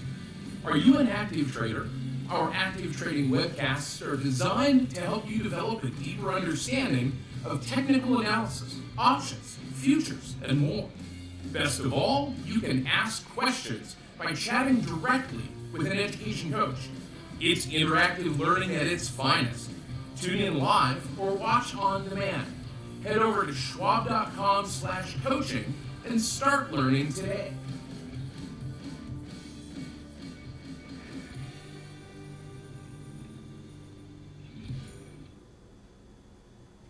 I'm Jenny Horn. We go beyond the headlines, tracking the trends, sector moves, and fundamentals shaping the markets in real time. This is Schwab Network. Subscribe at schwabnetwork.com. How's it going? First day, so. Sometimes, you know, Next. Try again. you could have done better. Please. Could have done a lot better. Same goes for Get ready to squeeze. Level up and invest smarter with Schwab. 11 more minutes. It's your number one broker with the I didn't do much best trading wealth today. management skills in the biz. The See biz. something from Schwab? Uh-oh. Yeah, Schwab lets you invest and trade on your own. And if you want, they can even manage. In the big biz. Schwab is a team of specialists for taxes, insurance, and estate planning, all with low fees. We're experiencing technical difficulties. Carl. Yeah. That's what we're experiencing. Schwab, a modern approach to wealth management. Stay connected to the markets with Schwab Network. Tune in 24 hours a day, 7 days a week on schwabnetwork.com. And on all your favorite streaming services. Schwab Network. Available anytime, anywhere, on any device for free. Welcome back to Market on Close. I'm Tam Barnes, live from the floor of the New York Stock Exchange. It's time now for Oval Stocks, and we're watching Brunswick Corp. It hit a new 52-week high after Jefferies upgraded shares to a buy with a big price target hike. So I'm joined by George Silver, Senior Markets Correspondent, to give us the details on this one. So Brunswick Corp, it's in the business of boats, and it's actually been showcasing over at CES as well. But first and foremost, talk us through this Jefferies note. Yeah, I think, this is kind of interesting because this is not necessarily a technology business, but there's some technology catalysts associated with Brunswick Corp, which is one of the prominent players in the marine recreation industry. So they have multiple brands, like their propulsion business is Mercury, engines. They also sell parts and accessories. Boat brands like Brunswick is their flagship brand, also Sea Ray and Bayliner. But they also have a group called Navico, which is essentially a marine electronics and navigation technology group, as well as control systems group. And I think this is partially why they've been an outperformer this year versus companies like, for instance, MarineMax, which are more boat-centric versus technology and navigation-centric businesses. I think if you look at the aspects of the business going forward, there are some promising catalysts associated with their presentation at CES. Jefferies also increased their price targets to the street high, which right now is $115, and they moved it quite aggressively from $65. The catalyst they actually see is what is a catalyst? Business model, which includes, of course, lean inventory.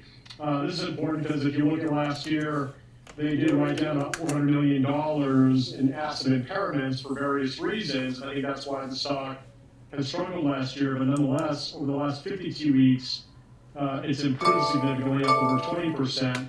The other thing is, and I noticed this too, when you look at the earnings estimates, they're actually rising quite aggressively to about 30% between this year and next, as well as 25% the following year. And this is basically also added to what Jefferies is looking at with improved business model dynamics, margins, and operating leverage. And I think it comes down to the four segments the business operates in, particularly the Navico group, which includes the electronics business, which is demonstrating some new technology interfaces, including artificial intelligence, that they showcased at the CES platform. Yeah, I was going to say, I mean, it sort of puts boating into the broader AI conversation now. Everything can have a sort of technological aspect to it, I suppose. You mentioned some of the financials. I'm just wondering, as far as what the fundamentals look like here. I'm looking at also a one-year chart as far as the performance over the last 12 months. I mean, with this gain today, it's taken a lot higher, but we're looking at about 30% as far as that 52 weeks is concerned. So certainly an outperformance. But I mean, do you believe this is looking at sort of a trend that we're likely to see, where sort of more traditional industries is very exposed to sort of cyclical factors, particularly within the economy, and now sort of leaning into this whole AI thing? So I think there's a couple things going on. I mean, first off, this is a company that appears to be growing at a reasonable price. If you look at valuation, for instance, market cap is close to $5 billion, sales on a trailing basis, 5.2, so it's trading at less than 1 times trailing sales, with improving sales dynamics going forward. Estimated to be around $5.2 billion for this fiscal year.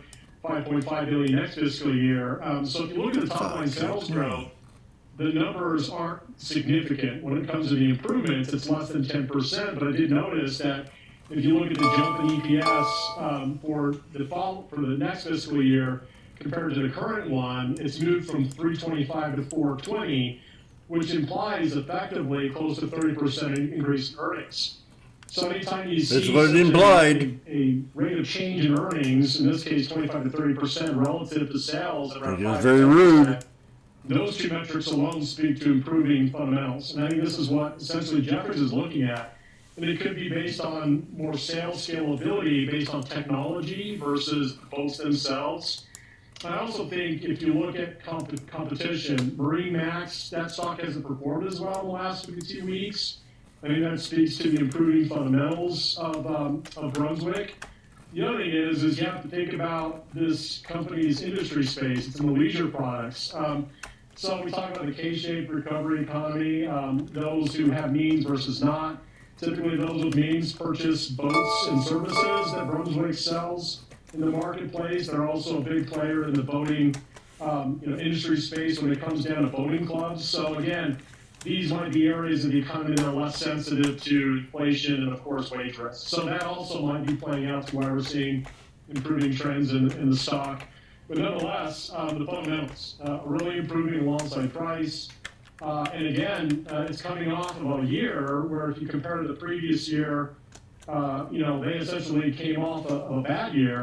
When it comes down to EPS, like I said, they wrote down some assets for various reasons, which may have included some tariff aspects. So with that said, inventory margins are improving, merchandise mix is improving, as well as, again, inventory mismatch seems to be improving. And I think these all speak to improved operating leverage, and that's essentially their call. This is what Jefferies is talking about in their call. And again, looking at the trend of the stock, it's moving from the bottom left to the top right for a good reason. And I think, again, valuation speaks to balance and fair value relative to the growth metrics, especially those EPS numbers relative to sales.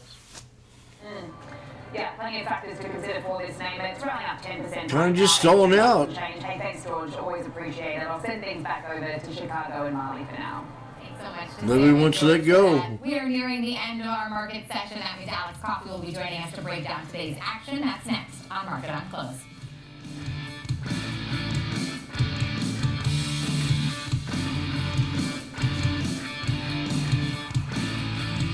Real-time access, data-driven analysis from U.S. equities to global macro matters. Schwab Network connects the dots. Watch live, subscribe free at schwabnetwork.com. Opportunities don't stop when the market day ends. So neither do we. Schwab gives you round-the-clock access to over 1,100 of the most popular stocks and ETFs, plus a wide variety of futures markets. All with 24-hour support from trading specialists who understand the ins and outs of 24-hour trading. No matter the hour, you can trade brilliantly with Schwab. I'm Alex Coffey. And I'm Jenny Horn. This is Next Gen Investing, where we track the trends shaping tomorrow's market. From tech to energy, crypto to consumer, we focus on what's driving investor sentiment right now. That's what the inputs are now. Analysis and forward-looking market coverage every trading day. This is a make or break level for this stock. That could certainly be short to near-term catalyst. Next Gen Investing, 1 p.m. Eastern. Only on Schwab Network.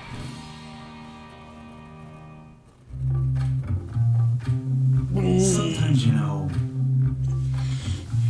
could have done better. Same goes for where you invest.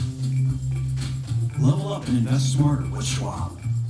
Well, it's a real slow day for me today. The biggest headlines to start the day, from volatile overnight swings to the earliest analyst call. Very Get slow. your watch list ready. 8 a.m. Eastern, morning movers only on Schwab Network. Jamaica. Stay connected to what moves markets. Download the Schwab Network app and stream live coverage wherever you are.